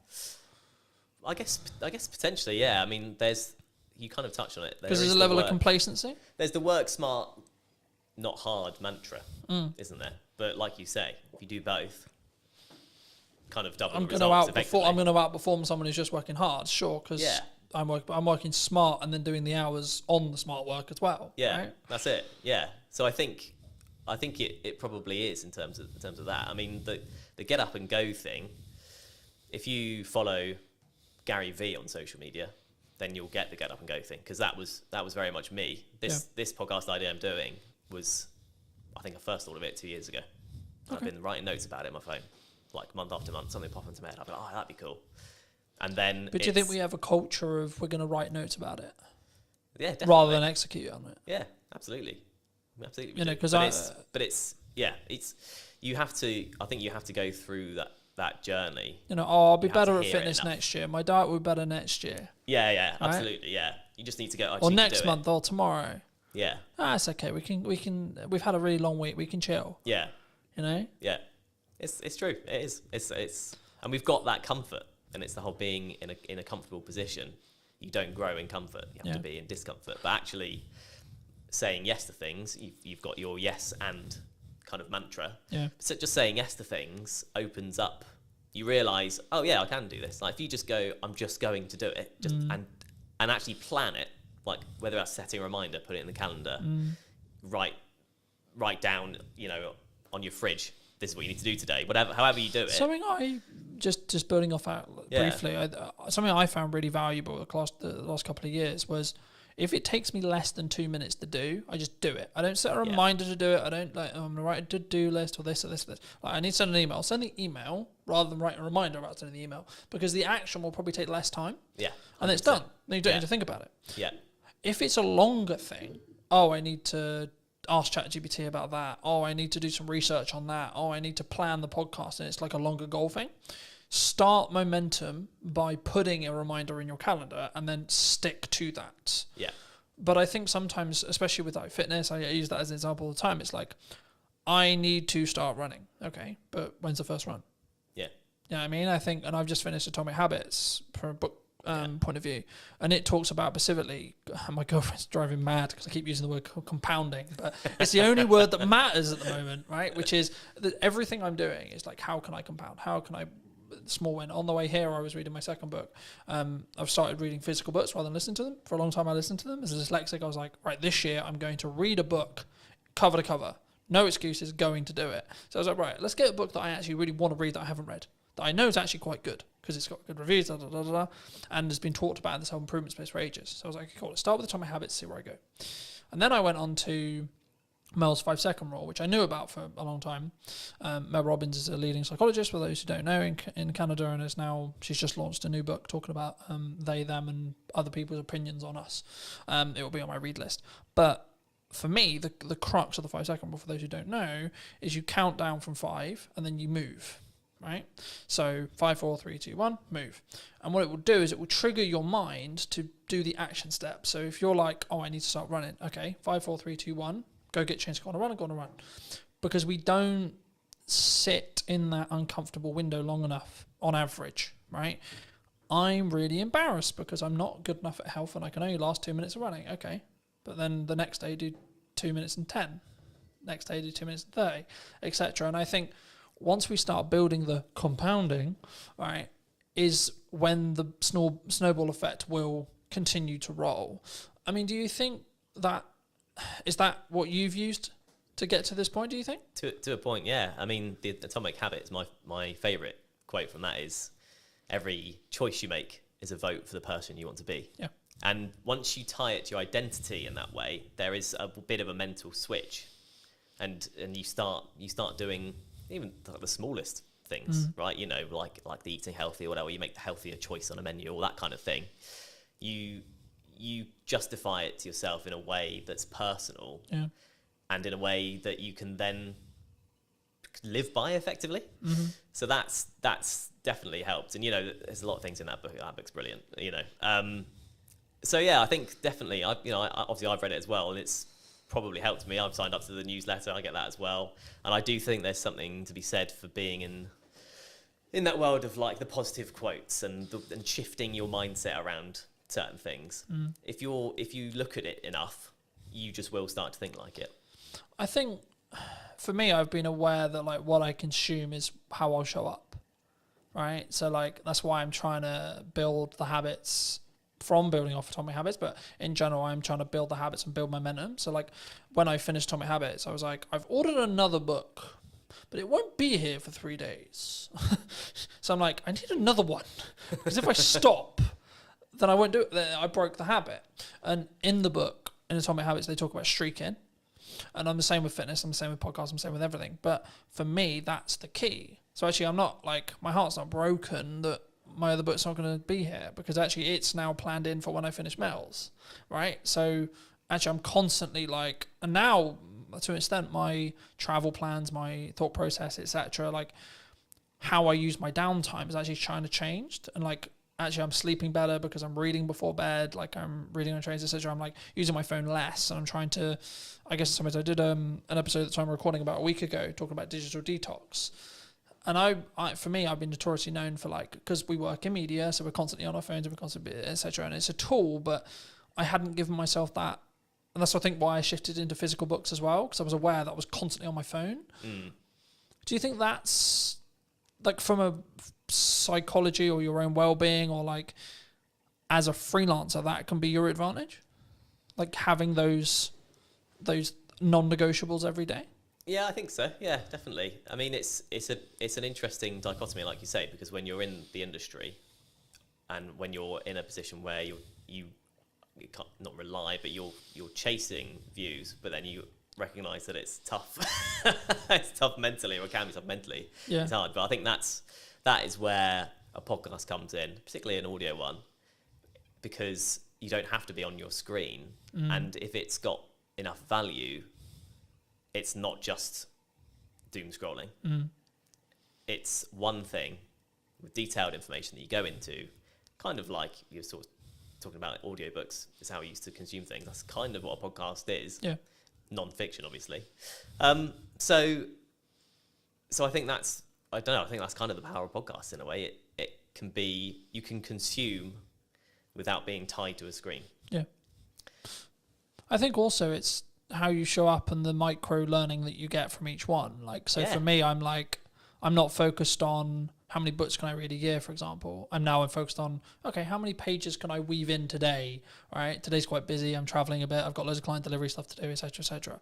But it's like, actually, I've got this window of time, right? So actually, how many pages can I get in that window of time?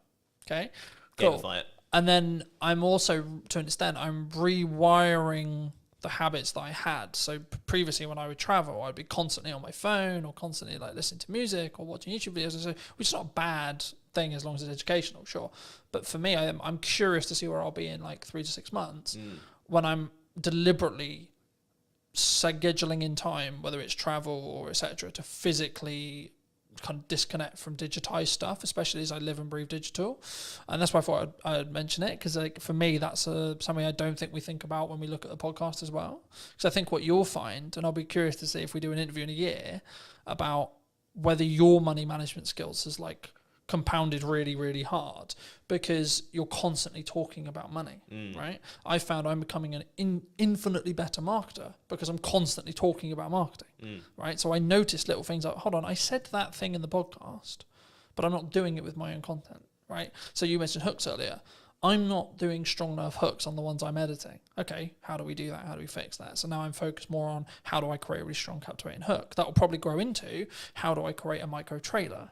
Yeah. I expect as an editor, but also the knock-on effect for my clients will be they'll get a better product. Yeah. Which in turn means I'll be able to charge more, which in turn means I'll have more money to either give myself a longer buffer or outsource to do other things and scale the business that way. Do you think, like, I don't want to specifically like steal in some ways a lot of your podcast, but if you could rate yourself on money management right now, where would you rate yourself? 10 being incredibly good, you know where every single pound's going. 1 being, I've got no idea what's in my bank account. Yeah. There's a psychology fact about ask someone for a number between 1 and 10, everyone says 7. But that's kind of where I'm tempted to land on that, really. You know, I've been on my own journey with it, definitely. And, you know, I married an accountant, so that's helped me quite a lot. And, you know, just being in a relationship, she's super savvy. She's closer to the 10 mark than, you know, most people I know. But just being with her has helped me probably come up from a 5, frankly. Okay. In your 20s, you're in like a 3, you know, generally speaking. Yeah, there's a question that's going to be on the podcast, which is how often do you check your bank account every day? And in my 20s, it was as little as possible because I just didn't want to know. You push it away, right? You go... Does that come from you were anxious about it? 100%. I was at university, but it's... Shit, how much money have I spent? Exactly, yeah. How much has gone on beer? I don't want to know. How much I spent last night? I don't want to know. So I don't remember last night, but I remember there was a card involved. Shit. Yeah, exactly. But once you sort of learn to look at it regularly, it empowers you, I've found. Empowers you because you go, okay, well, actually, I'm in control rather than just letting it all just slip and hope for the best. And if it's overdraft, it's overdraft. So I've kind of been on that journey, which is a small thing. I'm not trying to claim I've been on an epic money journey. Nothing dramatic's happened either way for me. But that one thing, kind of going back to the mindset thing, has helped massively. But again, you ask everyone. I'll ask you, how often do you check yours? 3 to 4 times a day. Right, there we go. Since I was in business. Right. For business, same as you. Just hide fucking away from never it. fucking terrified of it, right? That's it. In business where I know I've got to pay for shit and I need to work out where that money's coming from all the time. And I'm doing a technique at the moment where I'll hide a significant amount. Whenever I get paid, I hide a significant amount of my money away into an account that happens to have 4.1% on it. Happy days. Yeah. But it's actually the point of I deliberately, yes, I'm doing well, but I deliberately live on a lot less. Yeah. And I deliberately keep, in regards to what I see every day when I check my bank account, a lot less because it allows me to keep pushing forward and keep thinking I need to find another way to invoice something or have more money coming in, A, but also B, when there is an emergency, I can go, I'm actually good. Yeah. You know, I can fix that problem. Hidden account will fix. Yeah, because so this is an example of how I use AI. AI is currently tracking for me the books I'm reading, what my takeaways are, how much am I showing up, what my fitness is, where my money is being allocated and how and why, and how well that's doing and how in line I am with the goals, how the podcast is doing, how many episodes I've filmed, how many episodes have gone out, what views are going on, what views are likely to happen in the future because it can extrapolate the data from, okay, you're here now and then in 6 months I think you'll be here. You're following the growth rate. So people, and I wanted to talk briefly and I'm aware of time, so I think we'll wrap up soon, but I wanted to talk a little bit about AI with you. Yeah. Because I think it's, people are either going to use it to be more efficient and have a lot of those things being monitored for them, as I mentioned, or they're going to sit on the moral of, I don't want to. You know what I mean? Yeah. I'm not doing it because it's the world's over. Yeah. You know, and we're all going to lose our jobs. Do you think we're all going to lose our jobs? Not necessarily. That's what I'd say. I think it still has to come quite a long way, because, and you know, people will reference the manual jobs of, you know, an AI won't fix your sink. Yeah. Maybe a robot with an AI brain could do one day. Mm-hmm. But actually, anything that involves a human at this point, largely, you need to be able to talk to someone about. Yeah. And you can have a conversation with AI, but it's slow, like, compared to talking to a human. If you just want to get to the bottom of a problem, because of the way LLMs work and how they're programmed, you can't get there quick enough. Yeah. You can't relate in the same way. You can't. It also has ask, a "Oh, why don't bias you do this?" towards being positive as well. So if you want constructive criticism on something, it's not very good at that. Yeah, Right? exactly. But I always use I've used the analogy recently of like, you need to sharpen a knife to be able to cut something, right? Yeah. So you need to sharpen the AI, tell it what you want. And that's what I mean. When it comes to data analytics, which is everything I basically just discussed of how I use it, it's actually really good. Yeah, absolutely. Because all I'm getting it to do is do the thinking for me. Yeah. But I'm also aware that I may lose my cognitive ability. That's also why I shifted to reading physical books. Yeah. Because it keeps my cognitive ability high. Yeah. Right? So actually I've got the best of both worlds now. Because I'm building more time because I'm being more efficient to then utilize my brain more in tasks which are more challenging, you could say, to then be able to utilize AI better, and the snowball effect goes that way. Yeah. You know? Do you think people are naturally scared of it because it's the new thing? I think there's an element of that, yeah. But I think it's seeped into normality. Hello, my friends. Welcome to a brand new podcast. We're here with James in his wonderful space. Hey, thank you. How's very it going, much. James? It's going very well. Very busy though. The space is launching very soon. We just started kind of putting the idea together for Hampshire Podcast Studios, and it launches July 1st. So I'm sure by the time this is out, it might already be launched. But putting together an all-purpose space for content creation, video podcasting, audio podcasting, anything you need, one-stop shop. Walk away with your footage. So it's going to be fun. I think it's an interesting space, right? Because I think so many people find podcasting really hard to do, to know how to do it. Yeah. But also, not even from a tech side, just being in the psychology around creating content, but especially having a conversation. I think maybe it's slightly more natural with the conversation element, but like, yeah, I wasn't actually going to start here, but I think it's a nice place to start. Like, why not? How would you say right now to people who are maybe watching this, who are looking at this and going, I kind of know I need to be doing content, yes, but it's terrifying.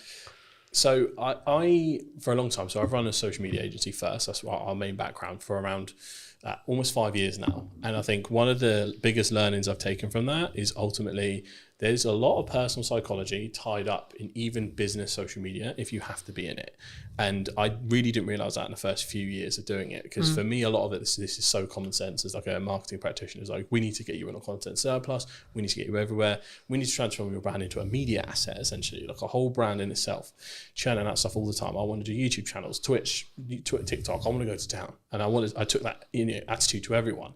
And I obviously had to kind of bring everyone through baby steps. I had a lot of pushback all the time. So what's going on?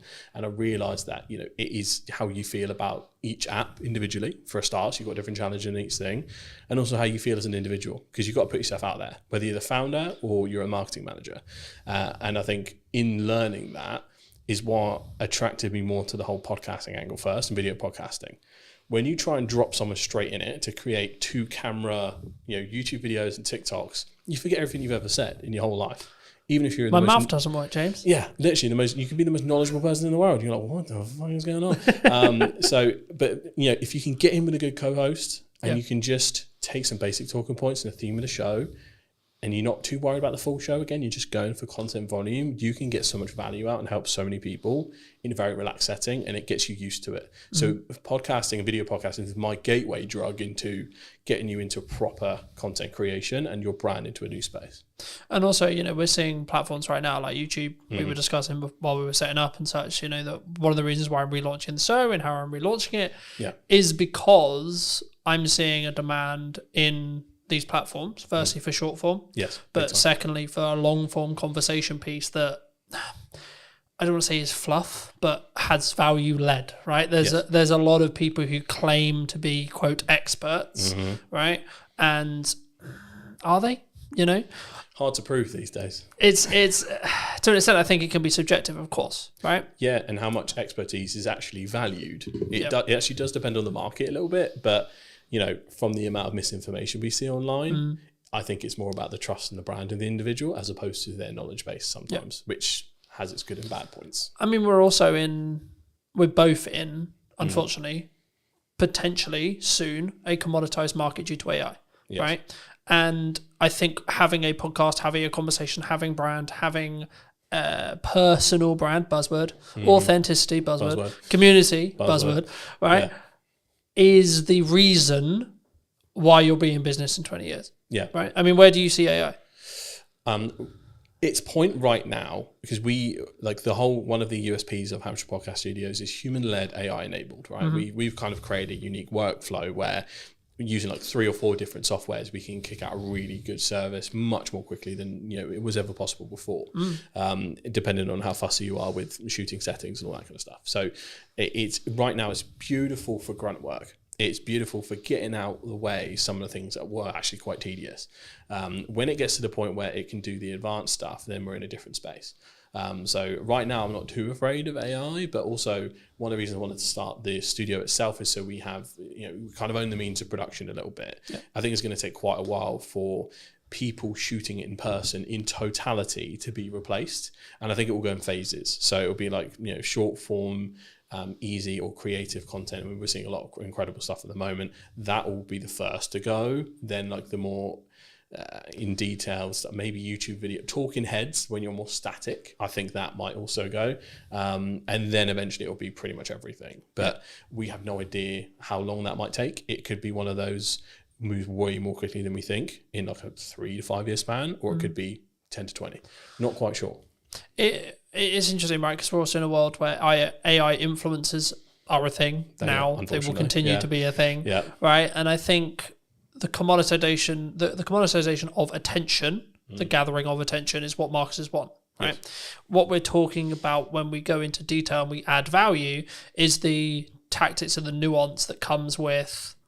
Like when we first met, we were talking about TikTok as an idea, right? Now, fast forward, 3-4 years? Yeah, you'd be surprised how many people still haven't picked up on that one. Yeah. But again, just for those who don't know who may be listening, right? Like, can you explain what you explained then, in layman's terms, the difference between a social graph and an information-based graph, or something which is more TikTokified in that respect?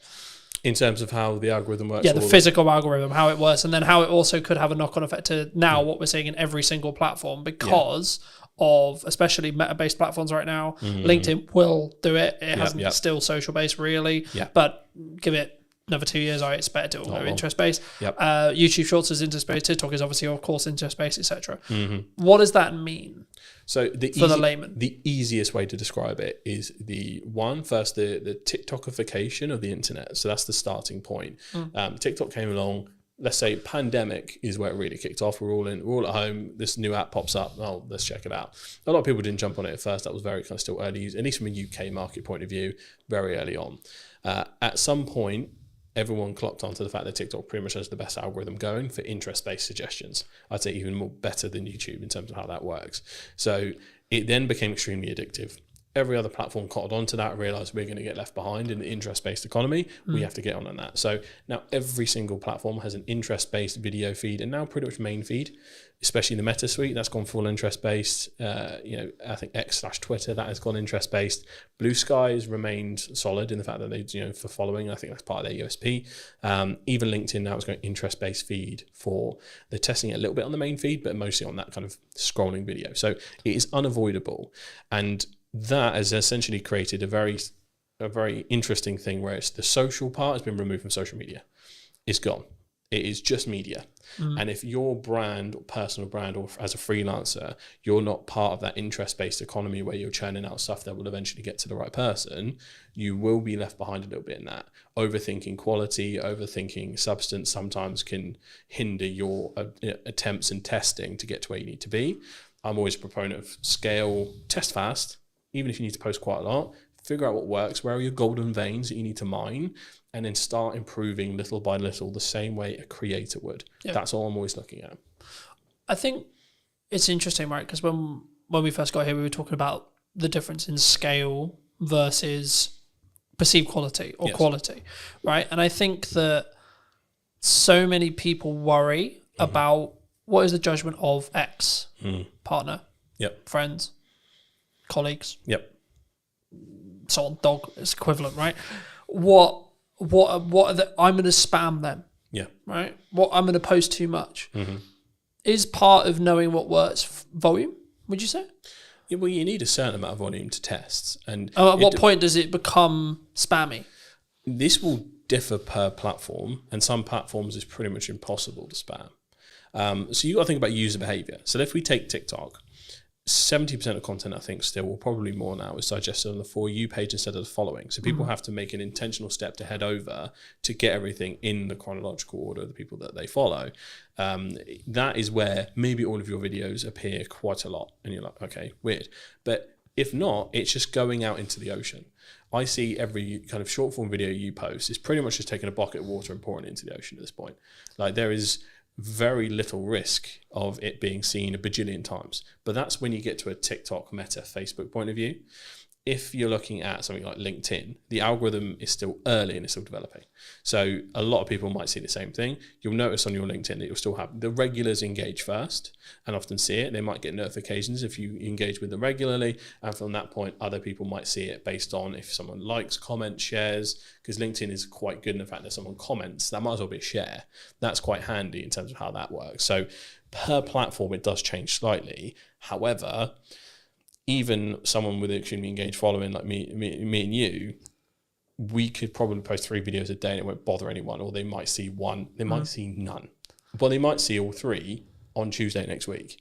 You can't quite tell where that is at. So I'm of the opinion that you're never going to lose out by posting more often. What most likely is going to happen is someone's going to go, bloody hell, you're everywhere, mate. That's the place I want to be. I'd rather be top of mind and someone be slightly miffed. I'd rather take that risk. I was going to say, because that's the main trap for me. Like, you're probably the 5th person, 6th person I've met this week in person. And every single one of them's first reaction when they first meet me is, you're fucking everywhere. That's the way. Right? Yeah. And for me, I'm like, that means I'm doing something right. Because it means you're seeing me. Now, it might not mean necessarily you're consuming 100% of that video, that one video, but then my heart isn't, oh my God, James didn't watch my whole video. Yeah. Because ultimately, if you start knowing that, and especially that there is a massive silent lurkers user behavior on LinkedIn, I think goes underestimated. There is a large percentage, and I'm not sure the specific number, of people that watch video without sound that just kind of watch it without checking in. Now, if you don't click that video, I don't think it actually classes as an official like engagement. I think after a certain point in watch time, without kind of clicking the unmute button, that will then class as a view. But you'll have a lot of lurkers, which means your actual statistics won't show the true success of what you're doing. So this is where like you get into the debate between reach and impression numbers and which one you should really focus on. I'm quite focused on views at the moment. Views and watch time are basically the most essential KPIs now. But in terms of how you need to look at LinkedIn specifically, I think you just go nuts. But if you're going to make those slight improvements to really focus on the quality element, again, quality is subjective. For a lot of people, our content will be quality because we have good equipment, good knowledge. And a lot of people within our industry will look at quality as how good's the edit? What are the things that grab back attention? So there are nuances to the game, and it does depend on your audience. So I often just optimize for the silent watcher. Title that lingers for like the first 5 to 10 seconds, put the best bit at the front, and then let the rest of the story play out. Because you still got to manage your own resource. Even if you have a team behind you, they've still got to manage their resource. You can't do a full diary of a CEO trailer for everything. And often, if you're not already quite big or have a large following, we have catching up to do compared to others. So different spaces for different places. I think, again, and it's one of those things where I think this should be a yes and not a yes or. Right? So for me, I'm like, that's a good idea. Let's do that. And a podcast, and short form, and talks, and in-person events, best, right? and this, and that, and that. Because I don't then worry or care about this specific video has got X amount of views. I have absolutely no interest, to be honest, in what that standalone video does. What my views are as a whole across Meta, across Instagram, across LinkedIn, across... So, yes. Yeah. Okay. As a whole. Yep. Specific video, don't care. Yeah. Because I don't know what's going to go well or hit. The only way you can do that is test it, right? Yeah. Test and it something and look at which the spikes on your graph. Yeah, and something when you're specifically creating content around a targeted event like an in-person event or a service you're trying to sell, etc. Yep. A strategy that's worked for me in the past and will work now is put out a load of short form stuff, see what happens, see what works, Yep. and then media buy, ad, meta, Yep. placement, etc. against the stuff you already know works. Yep. Because you've already got the viewership, you've already got the metrics. Yep. And that way you're not then potentially wasting pounds or figuring dollars, out if it's a good ad figuring out principle. going, is this good? Now, this is one of those things where you might want to tweak the copy slightly because it's an ad and not a post, Yep. etc. Things like that. Yep. But overall, it's going to work because you already know the creative's good, you know? Absolutely. And the thing is, for me, I think people, they use the I'm trying to create one polished video on LinkedIn as an excuse not to be working. Yeah, because a lot of people will take that out. Again, this is where we come back to the personal psychology point. We know we're supposed to go to the gym. Do we all go all the time? Some people do. Most people don't. That's just the reality of it. It's Gary Vee that made the point originally. You know, social media is like going to the gym and eating healthily.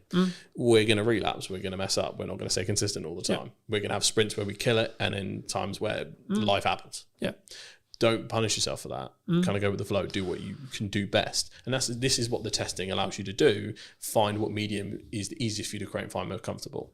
Because I've noticed that I'm a big proponent of TikTok and its uses and how it works. In terms of me creating TikTok content, I'm actually quite bad at it. In terms of the pacing, in terms of how you need to deliver it, sometimes some of the memes and things like that, like I personally struggle. That's why we have a good team behind us. Whereas in a YouTube or podcast setting, I thrive, and I think that is sometimes a matter of age. Sometimes I'm 28, so I'm either the oldest Gen Z or the youngest millennial. So I'm right in that center point, depending on what blog you read. So, but I grew up with YouTubers, so that is how I often visualize and say my thoughts and verbalize them. And some people will talk as TikTok because, for example, if you got your phone out, the viral hook is as you're putting the phone down. Guys, the other day I did this, right? And they'll prop their phone down. Yeah. That That is the telling the story or popping the phone down in the car or talking in the car or the quick flip up. This is stuff that is derived from TikTok and is done really well. And it's something you can learn, but it's not something that will come natural to you if it wasn't your first port of call almost. So you do have to adapt to where you're at. Once you test, once you get used to it, because you've got the barriers of editing, you'll hear yourself, you'll see yourself.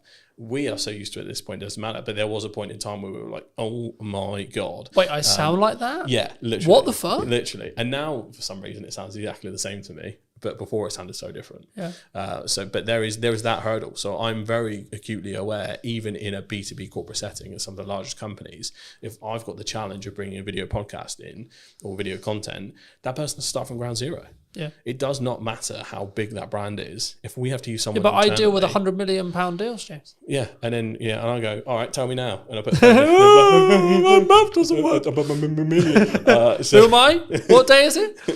Who are you? So it's hard, but you have to practice. Yeah. This is what a lot of brands do have some hubris around it. Like I'm a big brand, we can do whatever. Yeah, it depends on your presenter. Unless you're going to bring in a professional presenter and pay. But again, should you, from a brand point of view? Because the whole point is I'm talking on camera, right? You need so to the have same someone- person who sells is the same person who's talking on camera. Homegrown will always win, in my opinion. Homegrown, authentic, buzzword. Homegrown, authentic. We like our buzzwords We today. do. Homegrown, authentic, and just, I think, not tied to perfection is probably the best piece of advice I can give when it comes to perfect, corporate right? content. Yeah. Like something completely unedited, probably similar to how this podcast is going to be, flows nicely. You can tell it's genuine. Their corporate trust is at an all-time low as is. If you are going out with something ultra polished that's over the top, you brought a TV presenter in, good luck relating to anyone, right? It is that kind of equation. So yeah, factor that in. If you're the biggest brand or just starting, both people are kind of in the same place. Yeah. And if you are starting, I think you'll pick up things, right? Like I've noticed, you may have noticed it in the show. I didn't piss around at the start. No. It was you lose bang, people this is who I am talking to, this is what's going on, bang, we're talking to James, cool, straight in, right? That's only because I'm used to doing long form content on YouTube. I've been doing it like 2 years, consistently for 2 years now. Yeah, because a lot of people don't realise the first 10 seconds is the new thumbnail. That auto plays as soon as you hover over the video. Yeah. So if you don't get straight into it, well, you've lost someone, and I know how the YouTube algorithm will work in the respect to, right, if someone sits and watches this for 10 minutes and is interested in this conversation, they're gonna then be then the video, the big podcast will be served to a larger set of people, and then so on. That's how stuff goes viral, right? Same with short form, but on a more narrow basis. The key, I mean, like, okay, we're probably at the point where people, if they're going to click off, they're going to click off. Hey, happy days. Yeah. So let's give people a bit of a history lesson on you, right? I mean, when we first met, you were not running this. You were running what, from my understanding, was a basically fully serviced social media company that helped B2B brands take like careers. Yes. In Crux, right? Yes. Okay, what happened? How did you get here? How did you start there, and then how did you get here? So it was really interesting. So the official journey was, scroll all the way back, lockdown, I think 2021 or 2022, is somewhere in that range. We all start working from home. You know, weird day for us. We think we're going to be back next week. Oh boy, did we mess that one up. So we were there, and I realised that, you know, I felt like I was outgrowing the place I was at, to put it that way, and I was like, I could probably do this. So got an ad up on Fiverr, and for a month it kind of did nothing. Had no idea what I was doing. I came from an advertising marketing background, 4+ years in that, working in-house and agency side, so I had all of the knowledge to bring. It was just a case of how do I business. I had no idea. So that ad basically did nothing for like a month, and then suddenly it put me in this like featured creators section. So I had a lucky break there. Most people don't admit their luck, folks. That's how it happened. And then from there I got my first client, and then got my second client through Fiverr. I got my third. That pretty much got me to a point where it was around what I was earning, and I just went, see ya, and then I took a risk from there. And then from there it started to just me, one person, two person, three person. Ended up kind of, as we're going along the scene, working with the likes of the University of Southampton, Barclays Eagle Labs, American Express, Global Business Travel, people like that, over that 4-year period, almost 5 years, and it grew very fast, very quick. Didn't know how to business, so from that point it was a tricky thing to navigate.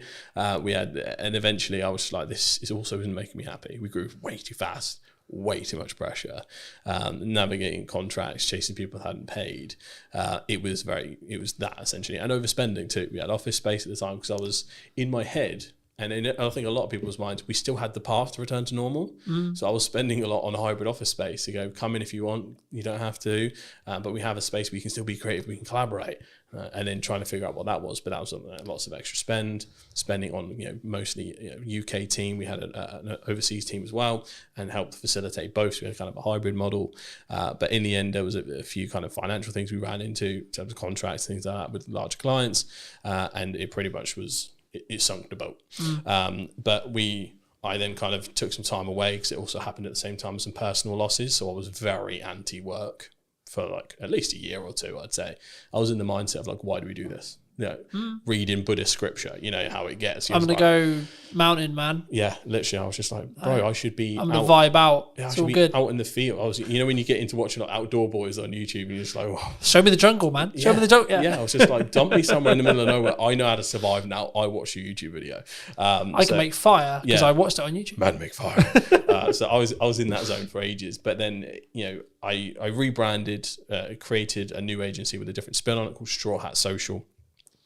And you need a straw hat, by the way. Yeah, absolutely. It's inspired by one of my favorite shows, One Piece. I absolutely love it. I kind of made Shogun up on the spot many years ago, so it didn't really have much personal meaning to me. But Straw Hat does. It's basically a show about pirates, and the kid who wants to be the king of the pirates. And it sounds simple, but it's one of the most complex and deeply layered shows in history. 7th best-selling piece of media ever in the entire world. So check out One Piece. So from there, it's a very different angle in terms of how I approach it. It's a bit more of an in-house agency model in terms of I do spend time at clients' offices at times. It's very involved in terms of more of a consultancy angle, because what I learned a lot of the time is most of the time there's other work to be done in the rest of the marketing cycle compared to when it was just social. So that is what Straw Hat is a little bit more. I'm still working on, I need to create a website still, the taglines, all the rest of it. But then the next part of that was the podcast studio. And that has now been born from that journey of going. Often a lot of clients had financial troubles, especially some of the smaller ones. A lot of them needed content, but for us to produce it and for me to have a retainer good enough to support my team ended up being too chunky. And I was like, we just need a place where someone can come in, grab their stuff and go, but still have a good experience and get what they need. And it's guided by social first expertise. And that's how this was born. So that's the journey through and through. It's been really interesting. And it's a really interesting space. And I'm kind of curious where it's going to be in a year to two, right? Me too. From what we discussed. But I think that leads on quite nicely to what is the missed opportunities right now in marketing? Because we're talking about like short form is good, but it's kind of 3 years old now. The idea of it is 3 years old. Yeah, it's fairly commonplace at this point. I think a lot of brands know even AI, using AI is kind of like 2-3 years, right? Yeah, and I think a lot of people are so aware of it. I think there's multiple layers, so people are often overwhelmed by the amount of choices now. Even myself, I'm probably sat on, without no matter of a lie, about 150 clips odd that I have trouble distributing because of the time, alongside trying to do your regular duties and biz dev and all that kind of stuff. So sometimes you can hit a content surplus problem. So that's one, overwhelm. But there's also, I think things are undervalued. I don't think there's a silver bullet where like this is super underestimated, but I think because of the rise of TikTok and AI, I think YouTube is a seriously underrated platform. Because for brands especially, like my dream for Hampshire Podcast Studios is for it to be a full-blown vlog channel, podcast channel. I want it to feel like a living, breathing entity. And this is where the brand part comes in. Eventually, I want someone following me around, the team around as it grows, and just helping people out as much as humanly possible in the most authentic, easy way possible, by also doing what I do on a daily basis. I think that has a really nice ring to it. We love following bloggers. I think I'm lucky enough to, a lot of people do follow for my personality at times, and I can channel that big energy. So it's one of my unfair advantages. And again, a lot of people do have to tap into their unfair advantages, figure out what sticks, what works for them. But yeah, I think YouTube is just seriously underrated. I still think good usage of TikTok from a B2B channel point of view, underrated. And I think people need to just focus in on that platform and possibly looking at some new starters. Blue Sky, I think, especially if you're in the political space or if you're in the more thought leadership space, do open an account and start growing it, because that's new, fresh, fertile ground with the anti-Elon sentiment in the world at the moment. X kind of is very much transformed, as a lot of people know. So if you want a kind of non-toxic space, Blue Sky is where you need to be. I mean, Threads is Threads. For me, it's a bit of a non-starter. Most people just dual post across both from Instagram to Threads. So yeah, I think having some kind of home base and making it feel living and breathing is where I want to be at, because that's the part that you couldn't replicate that. I mean, you'd have to go through years and years of stuff and spend lots of time dedicating to prompt engineering to really get almost a sitcom. And this is how I explain it to a lot of big brands. Like, there's so much interwoven intricacies in brands that grow so big. The best example I could possibly give is the Goat Agency. They were like the king of pioneering vlogs, and they still do them to this day. That company probably has the best set of advertising for what work culture is like at Goat. I want to create that at some point and then distribute them through the short form channels, LinkedIn, TikTok, YouTube Shorts, all of them, because that it's like a home base, a secondary to your website. And that's where I want to be at, where I think it's kind of undervalued. But you're also building that parasocial relationship, right? Like 95% of the reason why I have good relationships is actually nothing to do with how much time I spend with you personally, right here, sat here today. It's actually how much do we spend interconnected with each other's content, right? And ensuring potentially there's value being added or not. And actually in an interest-based world, it's even easier, because if I don't like what you're saying, I won't get served it. Sorry, I'm just not going to. No. It's not going to happen. Right? Yeah, it's the same. It's like, so there's a couple of rules I introduced with that.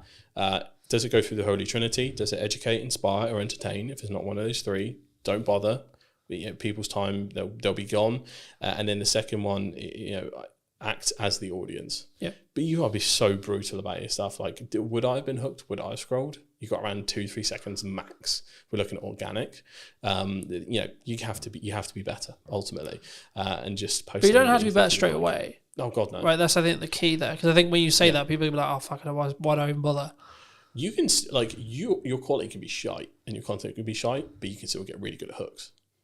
But don't underestimate what you can do on a phone. Yeah, we specifically basically only use vlogging cameras because one, it's like for client stuff, because we only make social content usually, it's that perfect middle ground between high-end premium or like cinema line cameras and slightly better than a phone, so you can tell it's like made for purpose for a certain piece of content and has that slightly uplifted thing. Because sometimes you go too far, if the camera's quality is too nice, sometimes people think it's an ad.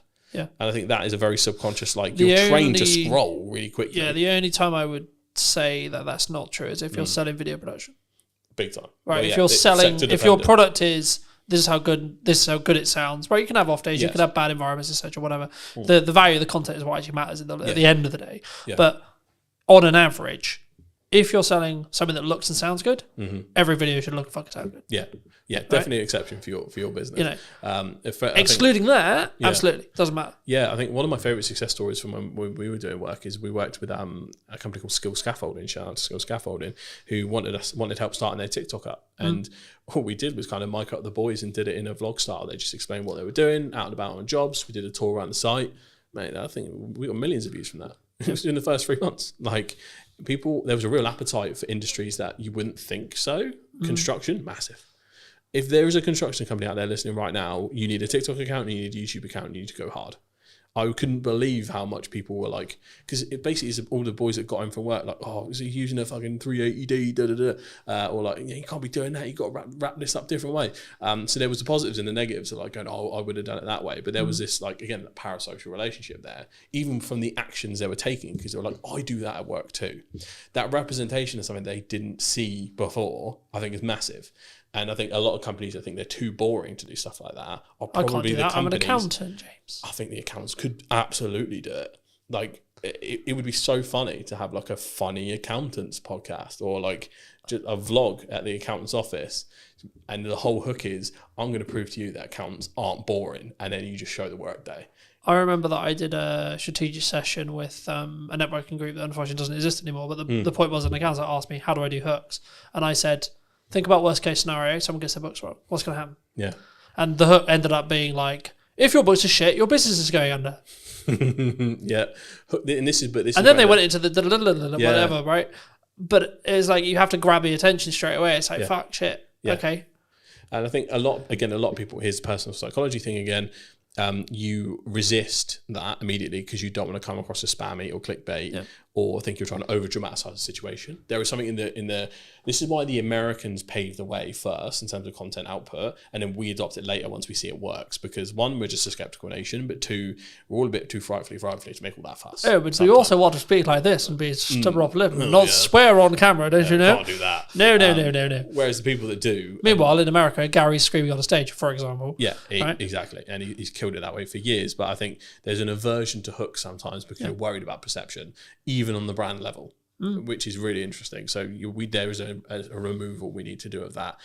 And hooks/clickbait is okay as long as you actually deliver. If it's, I'm going to get you 1 million followers right now, and then it's just bullshit advice, that is bad clickbait. But if we... And also it doesn't work anymore. Yeah. So to give an example from this podcast, if we were doing, here's how my business completely went under, cut to black, and then I just told the story I did before. But that was the hook that made it dramatic enough to stick around. And that is what we need to focus on, essentially. But you still need to deliver in some way or form. I mean, the next thing I was going to ask you is about like fear related to AI, but I think it's actually about fear of being replaced in content or in jobs in general. I mean, do you see, in the people you speak to, your circles, etc., do you see people scared of AI? Are people like, okay, we're game over here, boys? Yeah, a little bit. I think especially when it comes to, because you can kind of see what's on the chopping block first a little bit in terms of, one, there's company memos going out all over the place. I think the Shopify CEO was like, before we put any new hires out, double check that an AI agent can't do this. So from a leadership level, there is definitely a ruthlessness that is kind of starting a little bit, where cost cutting is becoming the norm, especially in the economy we're in. It's a very risky place to be. So there's a political sentiment and like a fear-based sentiment from the top. So that's not good. The leadership shouldn't be thinking that way in general. It should be to enhance every employee, not to replace employee or new hires. So that's a start from large companies that contribute. The second point is looking at, you can tell some areas are getting good fast. For instance, creating fantasy content from scratch with video. Is Google's tool VO? Is it? I'm not sure. VO3. I VO3. believe, yeah. I've been entranced with watching like the Yeti and Bigfoot vlogs on TikTok, which sound insane, but like I've never seen. I watched one the other day where Bigfoot was working for the cartel, like dropping drugs in the rainforest, and it's just like we are here, and they are really funny. But you don't sit there and go, "Well, that happened. That's real," because it's Bigfoot dropping drugs in a and I think jungle, right? I think that's why it's fairly accepted, because like it's received really positively, because it's a whole fantasy thing. It's clearly AI labeled, and it's using AI in a way that's funny and not scary. But if you try to then, let's say if you took an audio podcast and went transcribe this but put us in a fake studio and everything else like that, I don't think that'd be received very well at all, because that is just the perceived thing of, all right, you've removed the cameraman, you've removed this, you remove that, you're cutting the humanity out of a humanizing process. So I think there's a way you use it can help. Well, we already watched this happen. I can't remember which YouTube it was, but there was a Minecraft YouTuber who was like, "I'm going to AI myself, and I'm going to make everything AI," and his entire audience turned on him. Yeah. The long and the short of that story was the entire audience turned on him. We're not in a place societally where it's like super accepted right now. Like, there are certain ways that are accepted, in some ways that aren't, and sometimes you can't actually tell where that is going to fall. And if you're a brand that's just doing nothing but trying to AI everything, whether that's individuals, like I had a studio tour, for instance. I had to take pictures with the people that come down. I forgot to take a selfie with a guy, and I was like, "Could you send me a picture of you?" And I'm just gonna like do a cartoon version, and say, "I fucked up. AI came to help us though, and here's a picture of us together."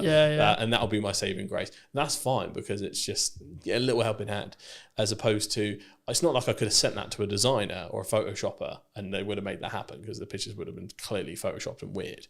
So it's a different use case. So if you can see it's helping someone as opposed to replacing someone, I think that's where the sentiment changes. But graphic design is what scares me. For what comes first, I guess. That's getting scarily good fast, even better than the video side. In terms of prompt engineering, if you can get that right, it's like, ooh, that's a bit mad. But I mainly worry for entry-level positions, because a lot of the things you have to learn, a lot of the grunt work you do would be the base level edits, will be your standard graphics. It'll be like, that's where you learn your trade. And that's what worries me, because I know that big companies will try and cut that out fast. But is there the counter argument, I guess, to that is, you could be valuable to a company that isn't leveraging AI by teaching them how to use AI to do that thing. Absolutely. There is, chaos is a ladder. There is an abundance of opportunity that comes from this uncertainty, this change and all that stuff. But this depends on whether you're looking at it from an individual solution or a societal solution. I'm always looking at it from, I could probably spin up a course tomorrow talking about how we can introduce it to your business, and this is how you don't get left behind and all this. Morally, for me, I'm like, I can't do that, because I want to look at the societal solution of how do we get AI to help us and not replace people that sometimes you just want a job. Like, I don't want to have to live in a world where we all have to be bombastic entrepreneurs and hustlers, because it is not feasible to live in a society where everyone does that. There was a fascinating podcast, Diver CEO, the debate between a guy called Gary Stevenson and Daniel Priestley. I respect both equally, but you could tell they were talking past each other. One guy's talking about a solution for the individual, the other one's talking about a solution for society. And I think we do need to find a middle ground, because ultimately everyone's got to look after themselves. If we go too far in the realms of rugged individualism, we leave everyone who's vulnerable behind. And I think there is a place where we can move forward and do this right. But this is what's interesting. What will happen is America and probably China will pave the way in a massive way for AI development. And typically what's happened so far, the EU in general will then regulate the advancements that come from those two areas. That's typically its role. It's not really a powerhouse in terms of AI and technology, but what it does, it knows how to make rules right, GDPR, other stuff like that, and it kind of reins in rampant innovation, because otherwise people get left behind. And I think there's so much you could go into on that, but I think the main thing is like self accountability related to your own actions, right? Like, it's interesting because obviously when I've been starting the podcast and do the research on the show, what I want to do with it, etc. But like, even in the podcast I filmed this morning with Jack, we were talking about the fact that the economy is in a bad place, which is really weird for me to hear, to be honest. And this is going to sound really horrible, because I'm doing better than ever in respect to like commercial work. But is that because I'm self-action and I took an audit of what I was doing last year when things were harder. Like, it's not like, oh, I'm fucking immune to it. Last year was shit, right? And it was like, do I get to a position where I did my audit, I redid all my marketing, I redid all my structure, I fill in all the gap times, and then I'm very focused on client delivery. Yeah. Is that why? Because I'm 100% account. Like, I don't. Yes, you need to know what's going on in the news, but I'm not sat here going, Rachel Weezer said this. Like, we're speaking about this. It'd be easy to use that as a on crutch. the day that her Spriggs statement is happening. I've got no idea what it said. Yeah, it's probably happened. I've no idea. Yeah, I've been too busy working. There's a spending review today. Yeah, that's what I mean. But I know it's today. Yeah, I've got no idea what was said. Yeah. What? Because I've been working all day. Yeah, same here. I only got to hear a little bit of the preamble before she actually kicked off. But there is a fine balance, and I think it might be industry dependent when we look at it. So industries like ours, you can look at it in two ways. Usually, first thing they cut is marketing. The smart companies don't. When everyone brings their marketing down, you ramp up. That depends on if that company has resource or not. And if you're talking to that company, that's the right mindset. So there's that. The second thing is, it is also, everything's down to the individual. Obviously, the pandemic was an awful time economically. I came up during that. That was my ladder. I was born in the dark, raised by it. So I completely get where you're coming from in terms of, right, yeah, fuck it. If there's chaos going around everywhere, I'm just going to take advantage of everything. But I think you just need to focus. I don't think it's just as simple as business owners, like you just need to focus on what the fuck has worked and what the fuck you think is going to work, and then just get your head down, right? Stop getting heady or whatever you want to call it. Yeah. In, oh, XYZ person said this, or Donald's done this, or the PM's Honestly, done this, or the news cycle so on. Is so draining at this point. It is. For most people's own sanity, and I'm super clued into the politics and news and all that stuff, it's almost impossible to keep up with America at the moment. And obviously that affects the world, unfortunately. The UK is a little bit more stable, but just not moving very fast. So, but I think the easiest way to describe it is like, I think the motorcyclists have a term for it when they get focused on the big truck that's next to them. If they stare at the truck, they will subconsciously get closer and turn into it. They're like, no. Even though they could just like not go that way, but like it's like their hands make it. It's like when you're supposed to look where you throw in the ball and things like that. So for business owners, freelancers, everyone that has like the agency over what they can do, I think that they need to focus and really kind of hone in and, like you say, just like blinders on. I don't care what's happening, the world is falling down around me. I'm going to make this money. That's the opportunity we have. But then the socialist in me kicks in, where I just want the people that just want a job to be able to have a job, be stable, be happy, without having to be like, mega AI improvements, I'm going to upload your business. Because some people, we need the world to go round with people that just do jobs. Yeah, but you can call it like the people who clean the cars or clean the office or clean the shop or whatever, there needs to be those people. Yeah. But I think people who are willing to be that extra level, right, they should, right? And I think it's important if you can right now, if you're in a functional position where you can push forward, you can. Financially, you can. Energy, you can. Fires me up, right? Something I've noticed as I've started doing podcasts and other things is I'm less focused on where the business is. Now you'd be like, but that doesn't make it like that, so on. But with financial planning, I know that I'm fine regardless. Yeah. And actually, I'm like, okay, cool, but actually I'm then winning more work because of that. Yeah. Which is a really weird Tell you what, concept, It's very similar. The biggest learning I had from when the business started to go down on my side was my lead tap almost entirely turned off when I stopped focusing on social. Social was my main pipeline. Inbound was our main pipeline. It's not like we had like mega website inquiries or anything like that. That was my lifeblood. But what happened was subconsciously I was like, we've grown to a point now. Bigger companies don't bother with all this social media. Like, maybe I can just calm down a little bit. Ironic enough, considering what I did. But I was like, I almost sat in this complacency of they'll come to us now. I'd have to try as hard. Would it be fair to say your ego got in the way? A little bit, yeah, I think so. But also there was we're big enough now. Look at us. Yeah, it was also a point where I think there was not safety in numbers thing, but we had a fairly good sized team that I was like, we are one of those stable proper companies now. Like it felt like we had like a, you know, when you feel like an institution can't go down or anything like that. So there was a little bit of that, but also because of all the growth and growing pains, there was so many fires I had to put out individually. Yeah. It just took my eye off the ball. It also drained a lot of my energy, so I couldn't really refocus back on. I couldn't bring that same enthusiasm. The ideas used to come to my head. That was almost taken from me by the stress of a growing organization. Yeah. And I think, again, it's probably another problem that people might be facing that isn't talked about enough. But ultimately, like all of that combined, it made me deprioritize social. And that was essentially the start of the death of 1,000 cuts. So, yeah, social is important, folks. Don't be like me. But we're okay now. It's good. It's, well, I think in that respect, and I think to an extent, it's also about understanding where you are, right? If you don't want to grow and you're happy with where you are, then yes, you should still do social.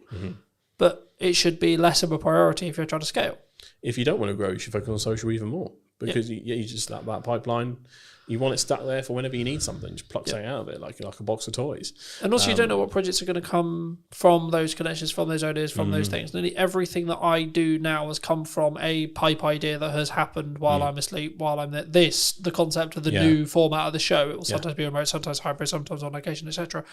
That came from downtime. That came from me thinking, right, okay, I'm doing this on social, I'm good with this, but what about this? The same with the AI workshop. And the content creation workshop I'm working on at the moment, right? Same thing. It was like, okay, cool, that makes sense. There's demand for that potentially, right? Needs marketing, cool, fab, cool. And the same thing, you know. And I know you want to talk a little bit about live streaming. Where's live streaming fit into this? Dan? Live streaming is really interesting. So when I'm always a proponent of looking at creator economies. So creator economy in general is essentially, where are all the platforms right now where people are making a living from?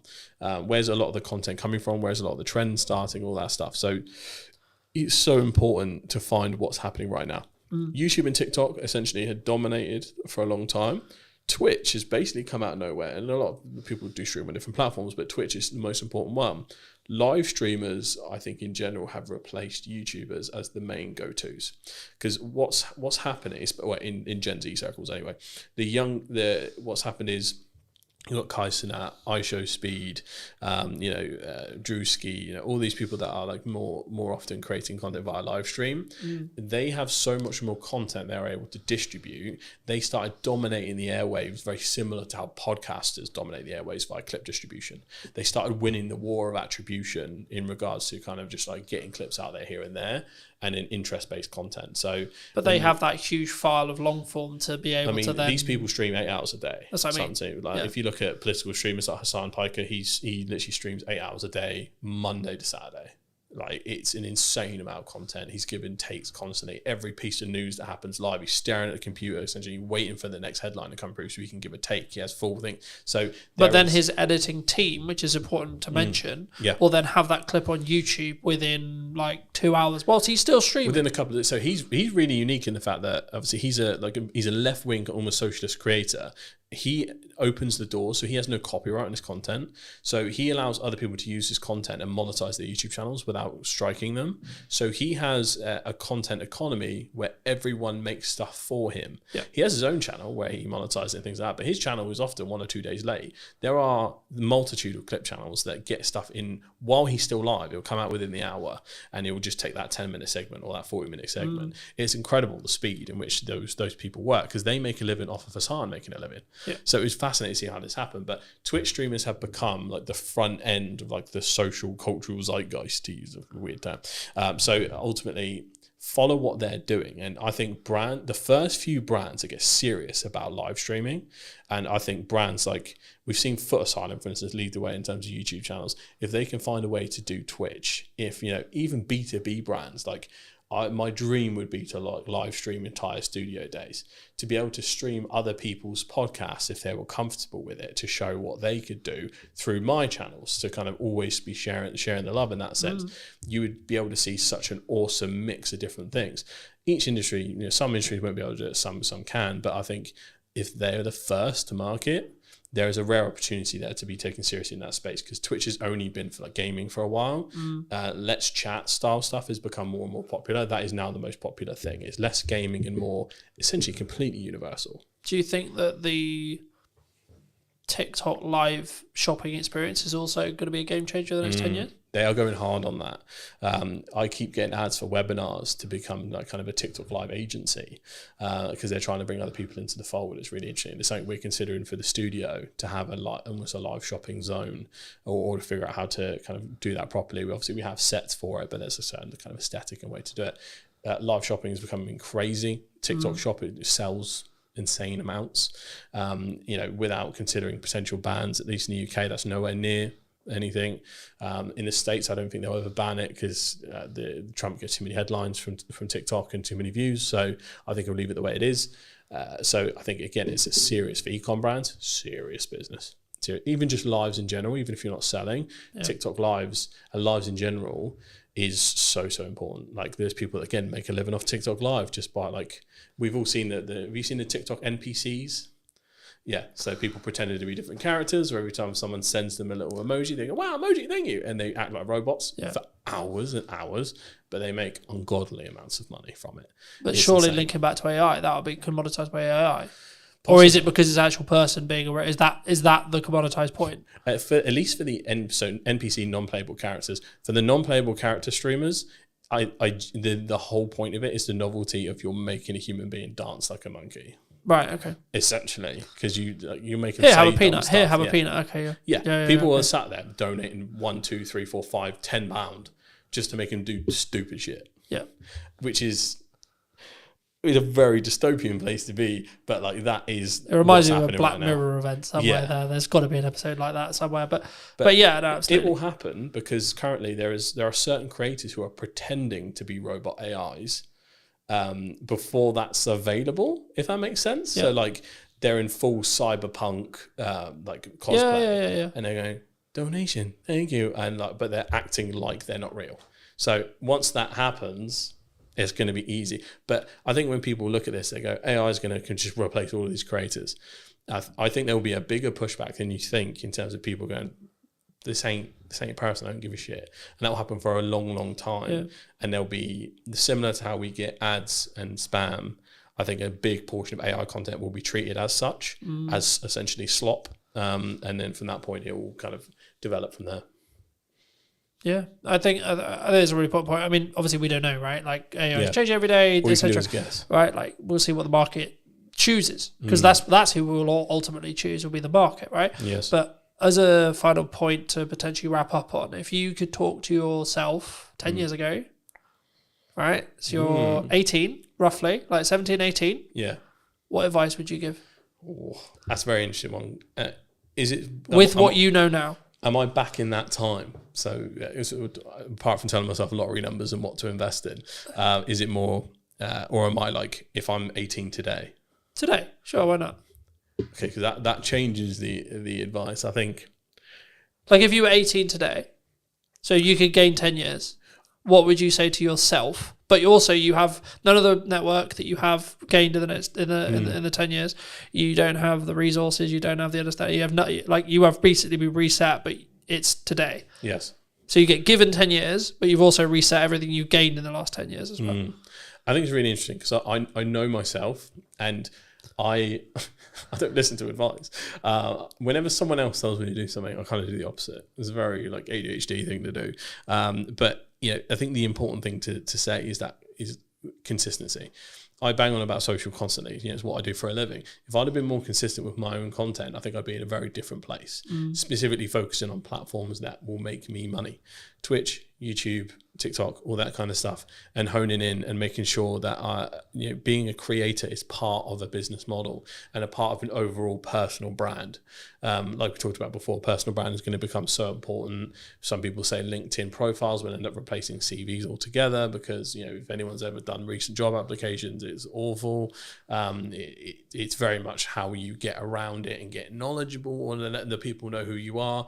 It's all going to be knowing who you are. So the game of contacts and black book has evolved to online. So if you are starting with no contacts today, it's probably the best point in time you could ever start for that kind of thing. But you have to have a clear strategy and try and conquer the fear of feeling like you don't know enough straight away. You can learn so much from the resources we have available on YouTube and things like that. Not to say you can become an expert, but you can learn enough to help someone else off your own back via online courses, YouTube channels, pretty much immediately. And all you have to do is just try and help people, no matter what industry you're in. As long as you're earnestly and authentically trying to help people, you can kind of never go wrong. So you just mix authentically helping people with consistency, you'll be in a brilliant place given a little bit of time. So that's what I tell myself, just stay consistent instead of being on and off again. Thank you for the time, James. No worries. Thank you for having me, mate. Appreciate it. Do you want to shout anything out before we go? I suppose I do. Come down and use Hampshire Podcast Studios. It is a plug-and-play solution for entrepreneurs, businesses, and creators to create video podcasts, YouTube channels, pretty much anything you need. Unboxing videos, reaction videos, live streams. We pretty much got it all set up for anything. So if you're in the Hampshire area, you know you need to make content, come down, we'll have a cup of tea, we'll kind of plan out what you need to make, and essentially you can use this as a plug-and-play solution, or we can help you kind of manage the whole thing end to end. So if you need any help, create some content, come on down and let's get some stuff done. Thank you ever so much for joining me, ladies and gents. I hope you took value from mine and James's conversation. We're going to leave it there. I'll be back very, very soon with a brand new podcast. Who knows where I'm going to be? Oh, it might be in Southampton, might be in London, might be somewhere completely different or digitally. I'll see you very, very soon. Thank you ever so much for coming back and joining me. And take care.